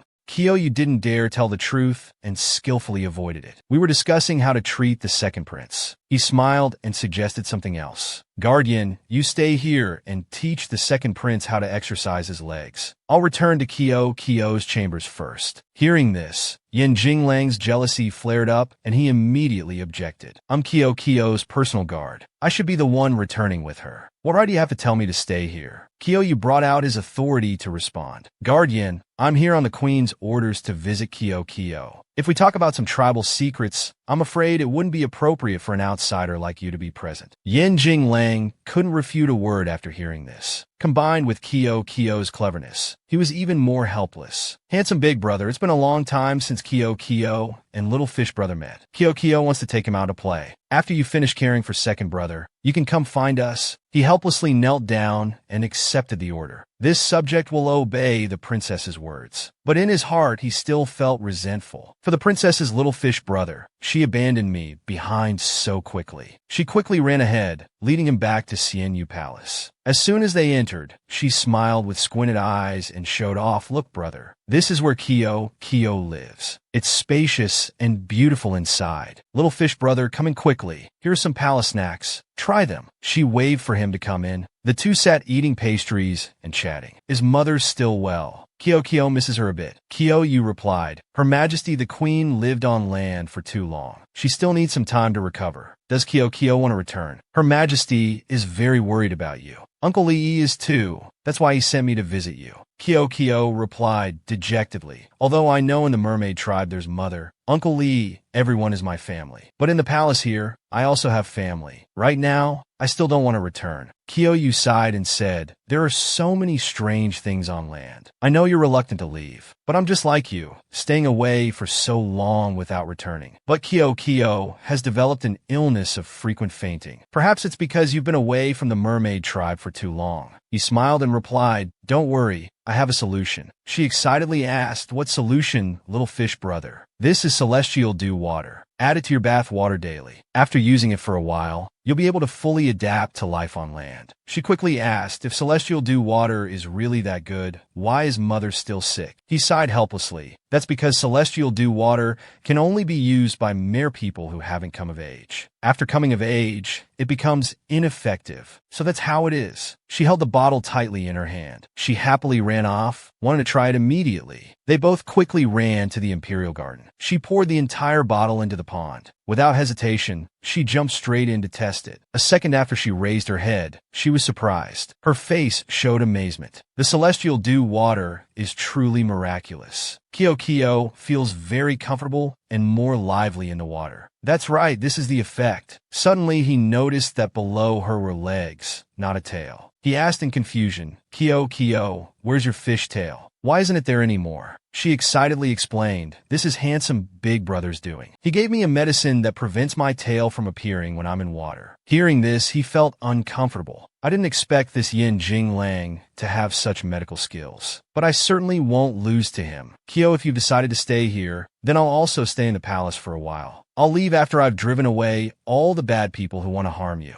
She was overjoyed, clapping her hands happily. Great. Now Kyo has someone to play with. Little fish brother, do you want to come to school with me tomorrow? The little one came up with the idea. A new day arrived with clear blue skies. Kyo excitedly brought Little Fish to study together for fun. Hello, royal brothers and sisters. This is Little Fish Brother, also Kyo's best friend from home. From now on, Little Fish Brother will study with us. The eldest princess asked curiously, so he must be a mermaid too. Did he come to take you home? She understood her sister's concern and reassured her. Eldest sister, don't worry. Kyoko already said I want to stay. Little Fish Brother agreed. Kyo, then I'll sit next to you. Little Fish was about to sit down when a dark shadow appeared behind him suddenly. That person reached out to stop him from sitting. Excuse me, this is my seat. Yin Jing Lang naturally wasn't foolish enough to let him sit so close. I'm Kyo's personal guard. Of course I must sit next to her. If you're here to listen to the lecture, then find a seat in the back. Then, even Kyo spoke up. It's okay, Little Fish Brother. We can't talk during class anyway. I'll come find you after class is over. He resentfully sat far in the back, shooting fiery glances at Yin Jing Lang. I won't argue with Yin Jing Lang. I'll have chances to be by Kyo's side. Today the teacher gave a special assignment. Today's assignment is to write about a trip. You may start writing now. When you're done, bring it to me to look at. The royal brothers all scratched their heads, not knowing what to write. Coco was no better, frowning in difficulty. Only Yin Jing Lang wrote quickly like lightning without stopping. In a flash, he stood up and said loudly, I'm finished. Please review it, teacher. Kyo was startled from her thoughts when she saw he was already submitting his work. Very good essay. Young Master Yan's writing is still very coherent. Surprisingly, even Little Fish raised his hand. I've finished writing too. The teacher was surprised and picked up the essay to look. You're Kyo's friend, Fish Doctor, right? No wonder the essay experience is very special. The thinking is also very fresh. Very good. Little Fish rubbed his head and smiled brightly. Thank you for the praise, teacher. I should continue to work hard. The students sitting around all looked at these two with admiring eyes. Kyo's friend is really amazing. It's his first day of school, and he's already been praised by the teacher. The third prince pouted. It's nothing special. If I were serious, I wouldn't be inferior to him. Yin Jing Lang naturally wasn't happy to see this new rival. The end of class quickly approached. The third prince ran to Kyo and suggested, Kyo, I brought crickets today. Do you want to have a cricket fight? She clapped her hands and nodded in agreement. Okay, Kyo has never played before. Well then, let's choose our crickets and start the fight. Kyo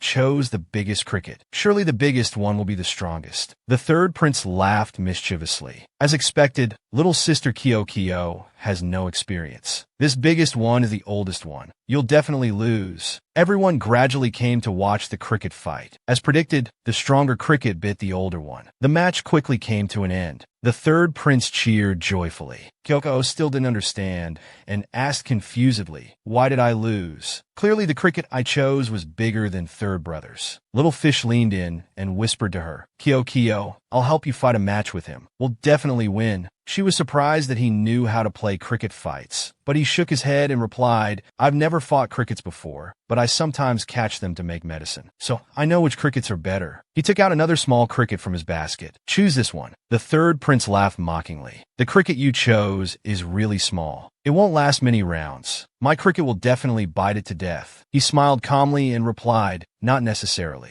They quickly placed the two crickets down. In just a moment, Little Fish's cricket had bitten off one leg of the other cricket. We won. Little Fish brother is amazing. The third prince lost in astonishment, falling backwards. How is this possible? He explained you can't just look at a cricket size. Its color and appearance are also very important. This small cricket is the purple cricket, the smallest but also the fiercest from Western Makian country. That's why it could win. The eldest princess gained new knowledge and praised admiringly. Little Fish is truly talented. I'm afraid only guard Yen here could compete with him. It's just a few trivial tricks. This Yen has no interest. The third prince spoke up, mentioning, speaking of second brother, it seems we haven't seen him all day today. The next lesson is supposed to be taught by him. Why hasn't he arrived yet? The third prince worriedly ran off. Let me go check. Suddenly, a piercing scream rang out. Not good. Second brother has fallen in front of the school gate. Someone help. Everyone was frightened. Outside the school, there was now an extremely lively commotion. People rushed out one after another to see what happened to the second prince. Kyoto saw second brother had fallen from his chair and hurriedly ran over, full of worry. The little one anxiously asked, "Why did you fall like this? Did someone bully you?" The second prince gave an ambiguous answer, his words unclear. I didn't. Ziran asked seriously, what exactly happened? The third prince shook his head with a dazed expression. I don't know either. He recalled the scene from before. When it happened, I saw second brother pushing his wheelchair. Second brother. He hurriedly went over when he saw second brother fall to the ground. Jing Xian recounted in great detail. He frowned and pointed, saying, in an instant, I saw him fall. Then Mak Zisu tried to stand up on his own and said, I originally wanted to exercise a bit by pushing my wheelchair to school. But just as I reached the gate, I don't know what happened to my legs. They wouldn't listen to my control. Ziran kindly advised, second brother, this is too hasty. When exercising, you should follow a systematic approach step by step. If you exert too much energy at once, it won't be good for your recovery. After saying this, he extended his hand to help Mak Zisu stand up. But contrary to Ziran's good intentions, Zisu just stood there without any reaction. He hurriedly lowered his face to the ground and objected, I don't want to rush either. But here he stopped, as if there was something difficult to say. Time rewound to an incense stick ago. At that time, Mak Zisu was still trying to push his wheelchair to school. This task was simple for others, but for Mak Zisu, it was a whole ordeal. It wasn't easy at all. His whole body trembled as he used all his strength, thinking to himself, just a little more. I'm almost at the school.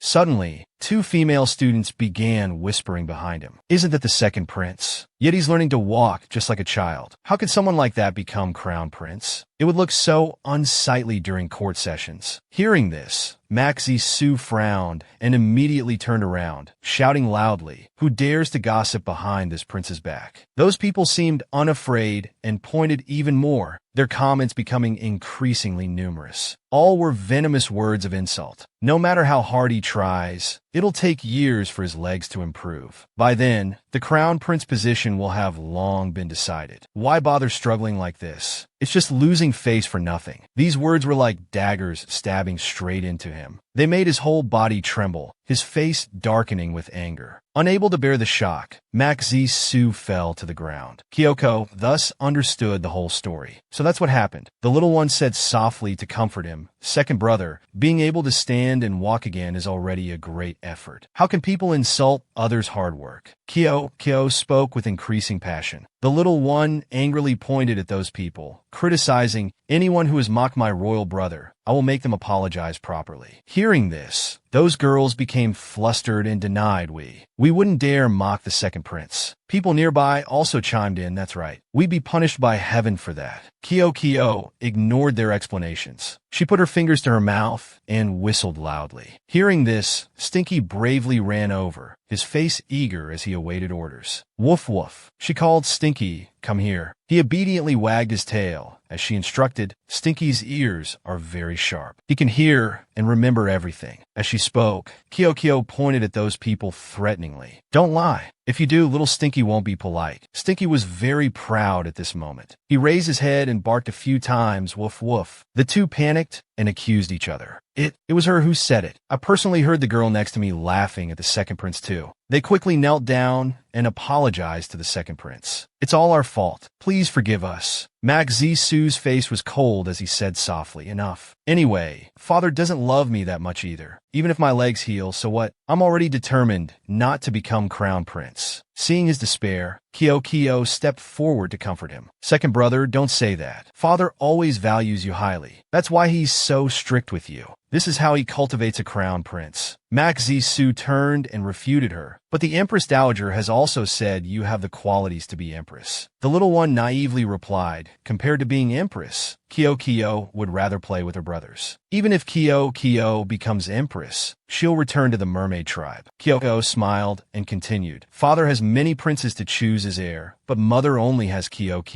These words awakened Mak Zisu. He thought to himself, that's right, why was I so foolish? Even if Kyo becomes empress, she'll prioritize being queen of the mermaid tribe. Yet I've been seeing her as an imaginary enemy, always secretly working against her. His face became gentler, the evil thoughts beginning to dissipate. If before, when Kyo organized my birthday, it might have been to flatter me, but this time it's because she sincerely cares for me. Indeed, I've been somewhat wrong towards her. Thinking this, Mak Zisu sincerely approached and said, thank you for this time, Kyo.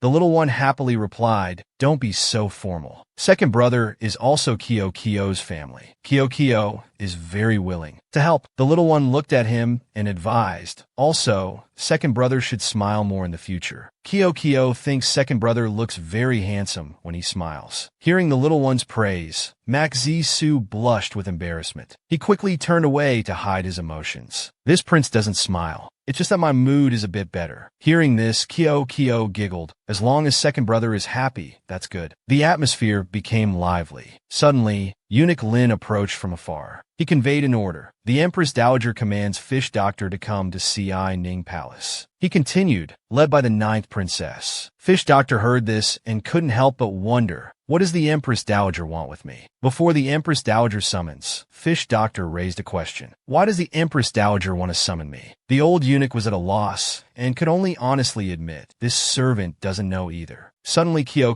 pulled his hand and said coyly, Imperial Grandmother is a very kind person. She probably heard that little fish brother is Kyo's friend, so she wants to meet you. Unable to resist the little one's super cuteness, he immediately agreed, accepting this adorable explanation. He quickly agreed, right then, I'll go pay respects to the Empress Dowager. And so he followed Eunuch Lin and Kyo to Ci Ning Palace. Following the necessary etiquette, Fish Doctor first respectfully greeted the Empress Dowager. This pleased her, and she warmly greeted back, you must be Fish Doctor. Kyo's friend, right? You've finally arrived. Knowing they had a request, which was why he was called, he didn't bother with more small talk and went straight to the point. Looking at the Empress Dowager's appearance, it seems there's some discomfort. She sighed and expressed her concern. Indeed, Fish Doctor truly has keen eyes. This time, this old one called you here to seek treatment. This old one often gets headaches. It had improved somewhat, but I don't know why it's relapsed today. The Empress Dowager lamented that a few days ago the Emperor went on an inspection tour, and most of the imperial physicians had left the palace. Her tone was very helpless as she continued. Only Imperial Physician Wang remains, but he recently reported sick and returned home. It's really hopeless. Just when it seemed there was no solution, she revealed, my niece mentioned you. She said your medical skills are excellent, and you're Kyo's friend. So I wanted to ask you to examine this old one. The whole situation, especially the last part, startled Kyo a bit. She wondered if the Empress Dowager's niece wasn't noble consort Yun, the evil one. Kyo grew more worried the more she thought about it. The little one wondered, why would she speak well of little fish brother? On the other hand, Fish Doctor didn't think that much about it. He just humbly replied and promised to do his best, though he looked like he was about to puff up with pride. The Empress Dowager flatters me. This subject dares not speak of his own medical skills, but I will try my best. Then he stepped forward to take the Empress Dowager's pulse and gave his diagnosis. From what I can see, this illness isn't serious. Using a few familiar herbs will cure it. As soon as he finished speaking, the Empress Dowager was overjoyed and exclaimed, really? He again clasped his hands respectfully and explained, it's just that my medicine box is in Kyo's chambers. Empress Dowager, please wait a moment. I'll go and come back. Of course, she now had no reason to keep him any longer. All right, go then. Very quickly, Fish Doctor returned to CNU Palace. As soon as he opened the door, he saw his beloved medicine box sitting prominently on the brocade table. Found the medicine box, but upon opening it, he was alarmed to find the box unusually light, which made him suspicious. Why are there only herbs left? I remember it was full when I arrived. But in this urgent situation, Fish Doctor had to improvise. It seems I can only quickly return and report to the Empress Dowager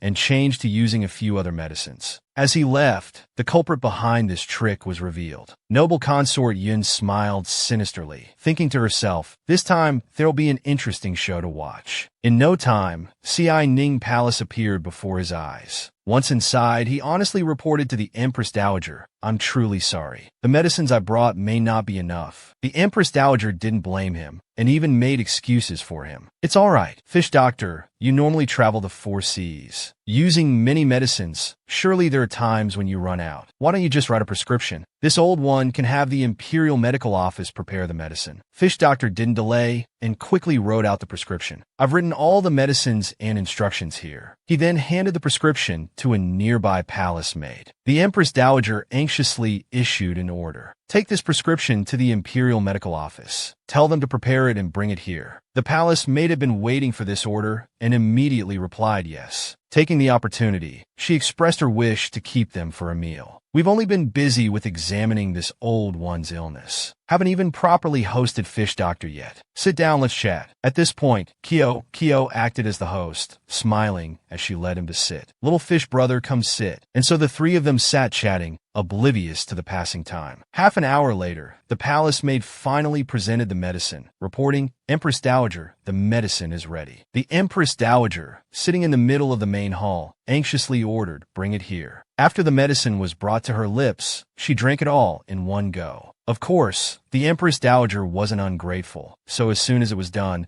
she thanked him both verbally and materially. Fish Doctor, this time this old one's recovery is thanks to you. The Empress Dowager pointed to an elegant box, saying, inside are tonics and specialties from Mac-Union country. Please accept them. Fish Doctor didn't refuse and happily went to accept it. Little Fish thanks you. Seeing the items inside, his face lit up with joy as he thought to himself, excellent. Now I can save even more people on my travels. But his joy didn't last long as trouble arrived. Fish Doctor's eyes widened, as if discovering something suspicious. Wait, I clearly remember the bottom layer of my medicine box had a small scratch from when I carelessly fell before. He remembered very clearly that the bottom layer of this medicine box seemed new. At this moment, Fish Doctor was startled. Oh no, this isn't my medicine box. The medicine box has been switched by someone else. Meanwhile, the Empress Dowager suddenly clutched her chest and coughed up blood, alarming everyone. Empress Dowager, Kyoko was shocked and cried out loudly, Imperial Grandmother. The show had just begun, and the audience immediately arrived. Noble consort Yun approached from afar, pretending not to know what was happening, and called out, Aunt, Yunner has come to pay respects. And then came her monologue aimed at pushing the drama to its climax. Heavens, Aunt, what's happened to you? Could it be poisoning? She quickly pointed at a nearby palace maid and questioned you. Tell this consort. Where did the Empress Dowager go today? What did she eat? Who did she meet? The palace maid, trembling with fear, reported noble consort. This morning the Empress Dowager didn't eat. Just now she drank medicine from Fish Doctor. Waiting for just this, her face darkened as she immediately said, surely there's a problem with this medicine. Very well. You dare plot against the Empress Dowager. Guards, arrest Fish Doctor and lock him in the death row prison. Hearing this, Fish Doctor's face turned pale. Sweating profusely, he said no. He panicked and mumbled a defense. Noble consort Yun was extremely eager to send Fish Doctor to his death, but he was even more anxious. Ko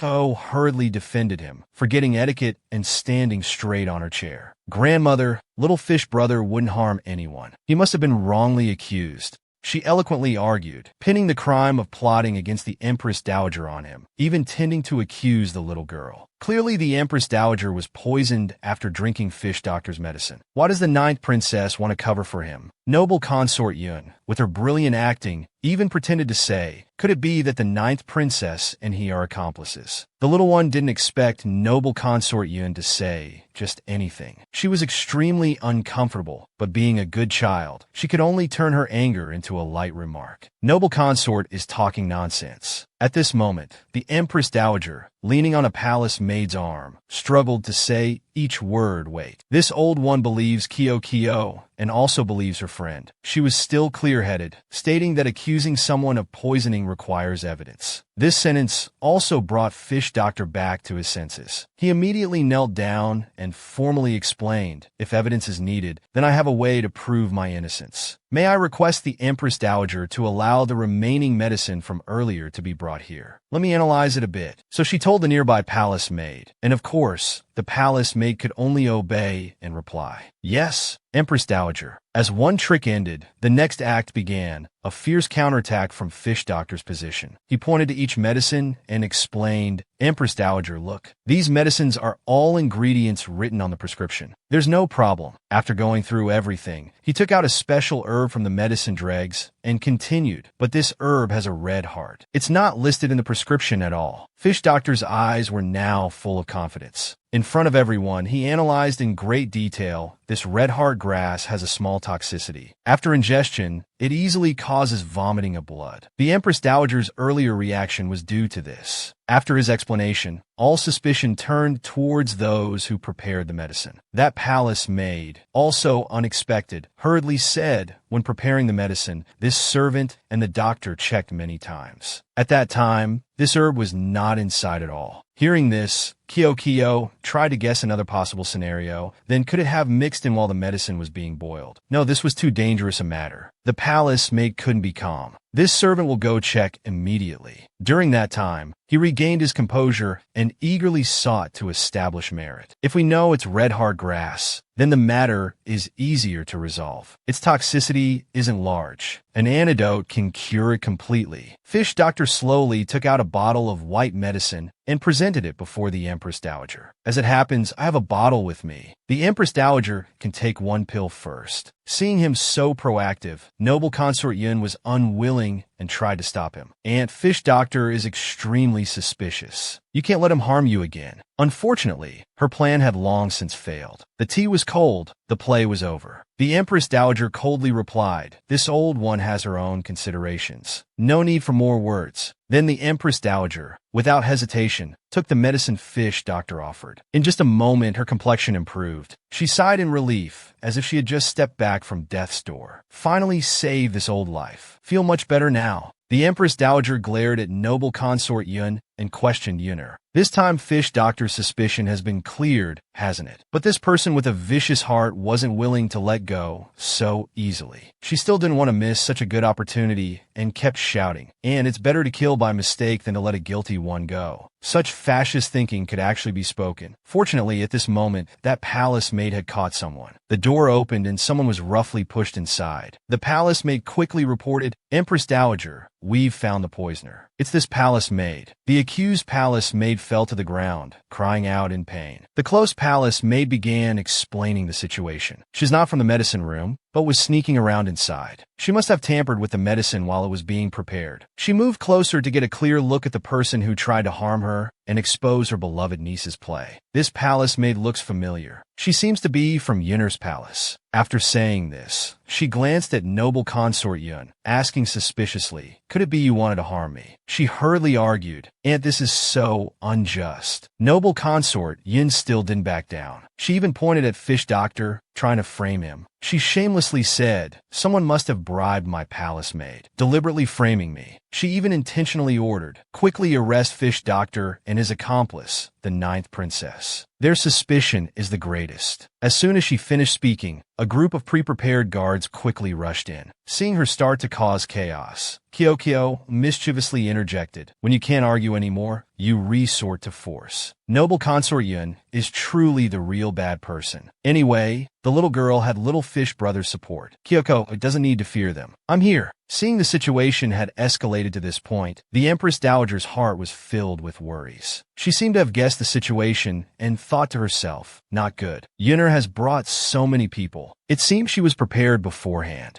While she was still lost in thought with no way out, suddenly a familiar voice rang out, startling the Empress Dowager. Noble consort Yun is taking such big actions. What are you trying to do? The person who arrived was Yin Jinglang. His face was extremely cold. Seeing this, noble consort Yun panicked. She awkwardly asked, "What are you doing here?" She questioned in surprise. Unfortunately, he didn't pay any attention to her, instead seriously completing his task. He clasped his hands and reported, "I've come to deliver a message." Then Yin Jinglang quickly stepped forward, kneeling before the Empress Dowager and reporting, "Your Highness Empress Dowager, His Majesty has returned to the palace and is coming here to see you." Hearing this, the Empress Dowager was overjoyed. She thought to herself, "My son has returned at just the right time." In contrast to her elated mood, noble consort Yun was extremely worried. Damn it, why did His Majesty return at this moment? All my plans have gone to waste. So she could only respectfully retreat. If that's the case, this niece won't disturb His Majesty and Aunt's conversation anymore. Hearing this, the Empress Dowager called out, "Yunner, this matter is not yet." She wanted to call her back, but noble consort Yun had already scurried away like a mouse seeing a cat, so she could only sigh deeply. Of course, through her actions, she had to accept the obvious truth. The child fled in such panic. She must be feeling extremely guilty. It seems today's storm was indeed caused by Yunner. The child has disappointed me greatly. As she was sadly pondering, she was quickly brought back to reality by the little one's affectionate call, "Grandmother, I'm going to greet father." Before she could reach the door, Kyo was coldly pulled back by Yin Jinglang, who revealed the heartbreaking truth. Kyo, His Majesty is not in the palace. After saying this, he turned and bowed respectfully to the Empress Dowager, admitting his fault. "Empress Dowager, please forgive me. Because I saw the urgent situation in Ci Ning Palace, I made up the story of His Majesty's return to drive away noble consort Yun." Kyo seemed to suddenly understand. So father hasn't returned yet. Handsome big brother lied. Although this was improper behavior, she wasn't the type to nitpick, so of course she wouldn't blame him. Instead, she kept praising him. Guard Yin is both wise and brave, adapting to the situation. How could this old one blame you? Her face was very gentle, but still tinged with countless worries. It's just that now the Empress has been deposed. Noble consort Yun is the highest-ranking person in the harem. If she discovers that the Emperor hasn't returned yet, she certainly won't let this matter go. Perhaps by then, no one will be able to protect you children. Just waiting for these words from her, he smiled and replied, "Empress Dowager, don't worry. This subject already has a way to deal with it." At this time, in the outskirts, the Emperor was leisurely playing. Suddenly, a pigeon flew over and landed on his palm. Noble consort Yun, he said to himself as he read the delivered letter. Its content was brief, just one sentence. "There's trouble in the palace. Please make a quick decision, Your Majesty." After reading, he angrily crumpled the letter, his face darkening as he ordered, "Everyone, prepare to return to the palace." The entourage of bodyguards grandly entered the imperial palace. Eunuch Lin, riding beside him, called out as usual, "His Majesty arrives." Before he could finish, Mackingham Yin stopped him and ordered, "No need to announce." This startled Eunuch Lin. The Emperor quickly ordered, "You, command the Imperial Guards to go, arrest noble consort Yin first, and bring her before me." Yes, no need for many words. That is the duty of a subject. Eunuch Lin immediately obeyed and carried out the order. Throughout the long journey rushing back, he was constantly pondering how to handle this reasonably and fairly, as well as to please his little one. Finally, he thought, if I let Kyo know, I'm afraid she'll advise me to spare her. But this person must be killed. His mind was made up. A murderous look appeared on his handsome face. But just then, the entourage ran back to report bad news. "Not good, Your Majesty. Noble consort Yun has escaped. We've searched everywhere, but can't find any trace of her." Hearing this, he exclaimed in shock. "What?" He paused for a moment, then immediately issued an order. "She must have fled back to the Yun family. Go surround the Yun mansion. You must capture her." The Imperial Guards obediently accepted the order. "Yes, Your Majesty." After the Imperial Guards left, Mackingham Yin dismounted and instructed Eunuch Lin, who was always by his side, go investigate the eyes and ears left in the palace by the Yun family. Lock them in the prison. He complied, understood. While he was coldly dealing with internal palace affairs, Kyo had somehow found out and followed him here. She secretly hid behind a wall, observing his every move. A moment later, Kyo scampered over. The little one threw herself towards him, adorably calling, "Father." His face rarely showed such doting affection. He gently looked at the little one. "Kyo, why are you here?" Kyo excitedly replied.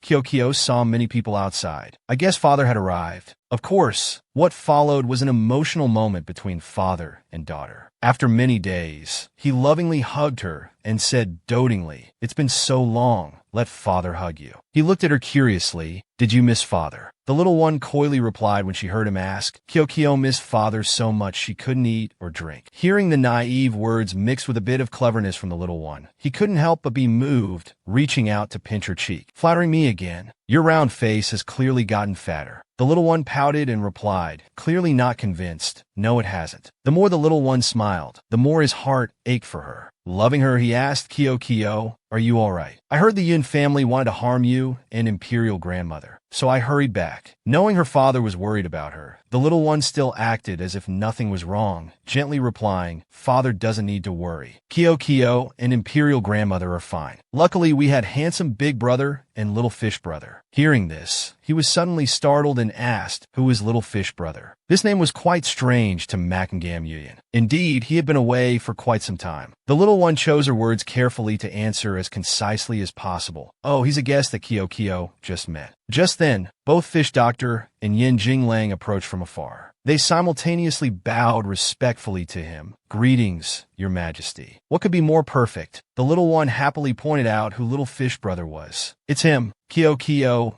hastily introduced. "Little fish brother is a friend from the fish. No, a friend from home." The little one quickly continued. "Father, little fish brother is very skilled in medicine. He treated second brother's legs, helped Kyo's head stop hurting, and even cured Imperial Grandmother's headache." Though her explanation was initially clumsy and almost revealed a big secret, this clever little one quickly adapted skillfully, even scoring an extra point for her brother in the Emperor's eyes. He wasn't a stingy person either. Recognizing his talent and virtue, he waved his hand and said, "You're a guest from afar, yet you've treated people in the palace. This kind heart is truly rare. Eunuch Lin, reward him generously." He happily and respectfully accepted the order. "Yes, Your Majesty." Fish Doctor understood and gently complied. "Thank you, Your Majesty. This is all what this subject should do. If he was from the mermaid tribe, he must know Tang Li's whereabouts." He thought to himself. Anyway, judging from the little one's attitude and this young man's name, it was enough for him to know. He immediately asked, "Little fish, do you know Tang Li? Do you know her current whereabouts?" He hesitated, glancing at Kyo, as if asking the little one. Kyo whispered softly, "It's okay, little fish brother. You can tell father." Understanding Kyo's meaning, though still apprehensive, he answered very honestly, "Of course I know. She is Her Majesty, the Queen of the Mermaid Tribe. Our Queen." Manhwa was shocked to hear this sensitive phrase. He thought deeply, "I never knew she had this identity." Then he heard him say something no one wanted to hear. "However, Her Majesty is ill." Hearing this made the Emperor startled. His eyes suddenly furrowed with worry. He wasn't excited. One surprise after another came so quickly he couldn't adapt. His heart aching, he gripped Fish Doctor's shoulders tightly and asked, "Tang Li is ill. What illness does she have?" He honestly explained, "For mere people, if they don't use celestial dew water to bathe for a long time from childhood, they can't live long on land. Her Majesty the Queen, because she stayed on land for too long, fell ill when she returned." "What?" he exclaimed painfully. "I never expected it to be like this." He silently blamed himself. At the same time, from the story, he linked the chain of events. Manhwa finally had to accept the shocking truth. Was this why she left? Have I been blaming her wrongly all this time? He recalled the beautiful memories of the two of them. At first, when Tang Li and I met, we probably knew we couldn't be together for long. The more he thought, the more dejected and sad the Emperor's face became. But at that time, we both couldn't control ourselves. She stayed on land for so long because of me. She tried every way to leave me, but I refused them all. Thinking of this, he blamed himself. He suddenly empathized with Tang Li. In the end, she chose to leave without saying goodbye, probably so that I would hate her and not remember her anymore. The Emperor couldn't bear the shock and punched his own chest hard. His face clearly showed remorse. For so many years, not only did I not stay by her side, but I also always misunderstood her. I have wronged her. Thinking of this, he couldn't help but shed tears. The precious tears of an emperor finally fell for the woman he loved. He anxiously asked, Kyo, can I say a few words to your mother? The little one happily agreed, handing him the seashell, no problem. Makingam Yuyin briefly fell silent, looking at the seashell before him. After a long while, he finally dared to call out, Tang Li, it's me. Are you well? On the other side, deep under the sea, the beautiful Empress Tang Li lay weakly on her bed, Illinois. She seemed not to have clearly recognized the voice on the other side, so she only softly uttered a monotonous sound, ah. Tang Li, he patiently called her name. Only then did she startle, realizing who it was. But she was still quite hesitant when confirming the identity. Is this Makingam Yuyin's voice? Tang Li sat up. Then she heard her lover on the other side affectionately ask, Are you well? Tang Li worriedly thought her mind was very confused now. Last time pretending to be foolish didn't work. This time she could only try a different approach. So she tried to raise her tone stubbornly and said, Oh my, isn't this the great emperor of Mak Yuyin country? What business do you have with me? His face darkened when he heard Tang Li speak coldly. Makingam Yuyin knew everything, but clearly she didn't know that, so she kept acting this way till the end. I've told you long ago. I've moved on. It's a pity, but she couldn't finish her act. He had already cut her off, exposing her. Tang Li, stop lying. He said straightforwardly, I know everything about you.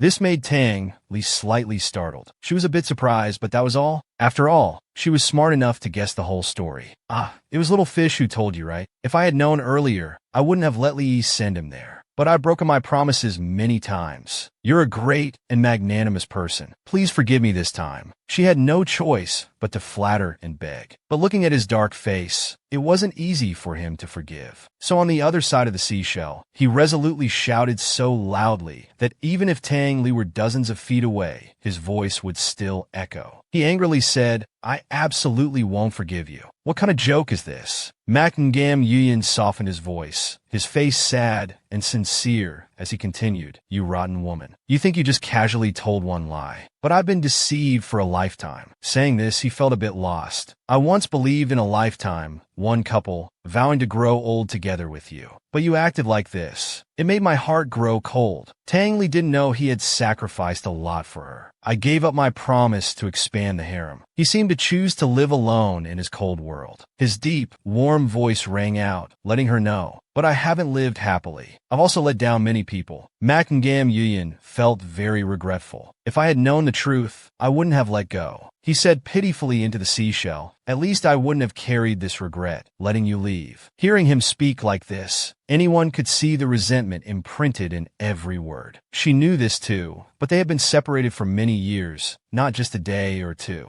How could she dare to trust him? So she probed, Makingam Yuyin, after so many years, you still haven't let me go. He replied without hesitation on this side, Of course I've never forgotten. Once again, hearing the voice of his loved one through the seashell, all the distance of years seemed like just yesterday. Tang Li's cheeks suddenly flushed with shyness. She softly explained her feelings. I'm sorry, I just didn't want you to know I was a mermaid. I also didn't want to live in the palace. Originally, I intended to just let it go like that. But at this point, Tang Li's voice suddenly broke off, then uttered words she had never told anyone before. I regret it too. Then she burst into sobs. Woo-hoo-hoo-hoo. He panicked, not knowing what to do, comforting her. Why are you crying? Don't cry. Actually, I forgave you long ago. Suddenly, tears turned into pearls rolling down the bed, startling her. Are these mermaid tears? Tang Li looked down at the beautiful pearls, astonished. Strange, I haven't been able to cry for a long time. Could this be a sign of improvement? If my body can recover, perhaps I can still meet him again. Thinking this, she became excited. At this moment, not hearing her reply for a while, he anxiously asked, Tang Li, can you still hear me? On the other end, her voice stuttered. Makingam Yuyin, things have come to this point. I don't know how to make amends. Hearing her say such empty, polite words, he couldn't help but chuckle gently, advising her, You don't need to do anything. Just rest well. That's enough. He spoke softly, each word sincere, into the seashell. Tang Li, I will wait for you until you can come ashore. until the day our family is reunited. Tangli nodded in agreement. It was as if all the misunderstandings and distance were now ancient history. The little one was also happy now that her parents had resolved their misunderstanding. She clapped her hands cheering, "Hooray! Kyo is so happy. Finally, father and mother have made up." Seeing this, he bent down to pat the little one's head, also expressing his immense joy. "I'm very happy too, having lifted a burden from my heart. If you're happy, can father organize a party to celebrate?" The little one tugged at his clothes, wheedling. Makingam Yuyin indulged her, replying, "All right. Father knows you want to eat delicious food. I'll do as you say." The little one pouted, not accepting this interpretation. "Good girl, I have proper good intentions," she explained. Kyo doesn't just want to eat. Kyo wants to organize a banquet because she wants to show father. "A surprise." "What surprise?" he asked in amazement. So the little one turned and pointed to the person who had just arrived, announcing, "Second brother has returned." Mak Zi-Su took the opportunity to step forward. His face showed clear anticipation as he hesitantly called out, "Greetings, father." Makingam Yin was startled by this. This is indeed a surprise. Even more surprising, "Zi-Su, you can stand up now," he asked. "Yes, father. This son's legs have shown good improvement," he excitedly replied. Of course, he was also very happy for his son. "Not bad. This is indeed good news." But the more he spoke, the less he knew what to say. He hesitated, thinking to himself, "It's been so long since I've talked to this boy. I didn't even attend his last birthday. What should I say? Congratulate the boy or bestow rare treasures?" At this moment, Mak Zisu's heart was also full of thoughts. He raised his head, thinking to himself, "This is the first time father has cared about me like this. I must perform well." He had evil intentions again. If I can make father change his mind about me, perhaps this crown prince position. While he was lost in thought, suddenly his legs gave out, and he staggered a few steps. His whole body suddenly lost balance and fell with a thud. He himself didn't expect this, wondering why is this happening?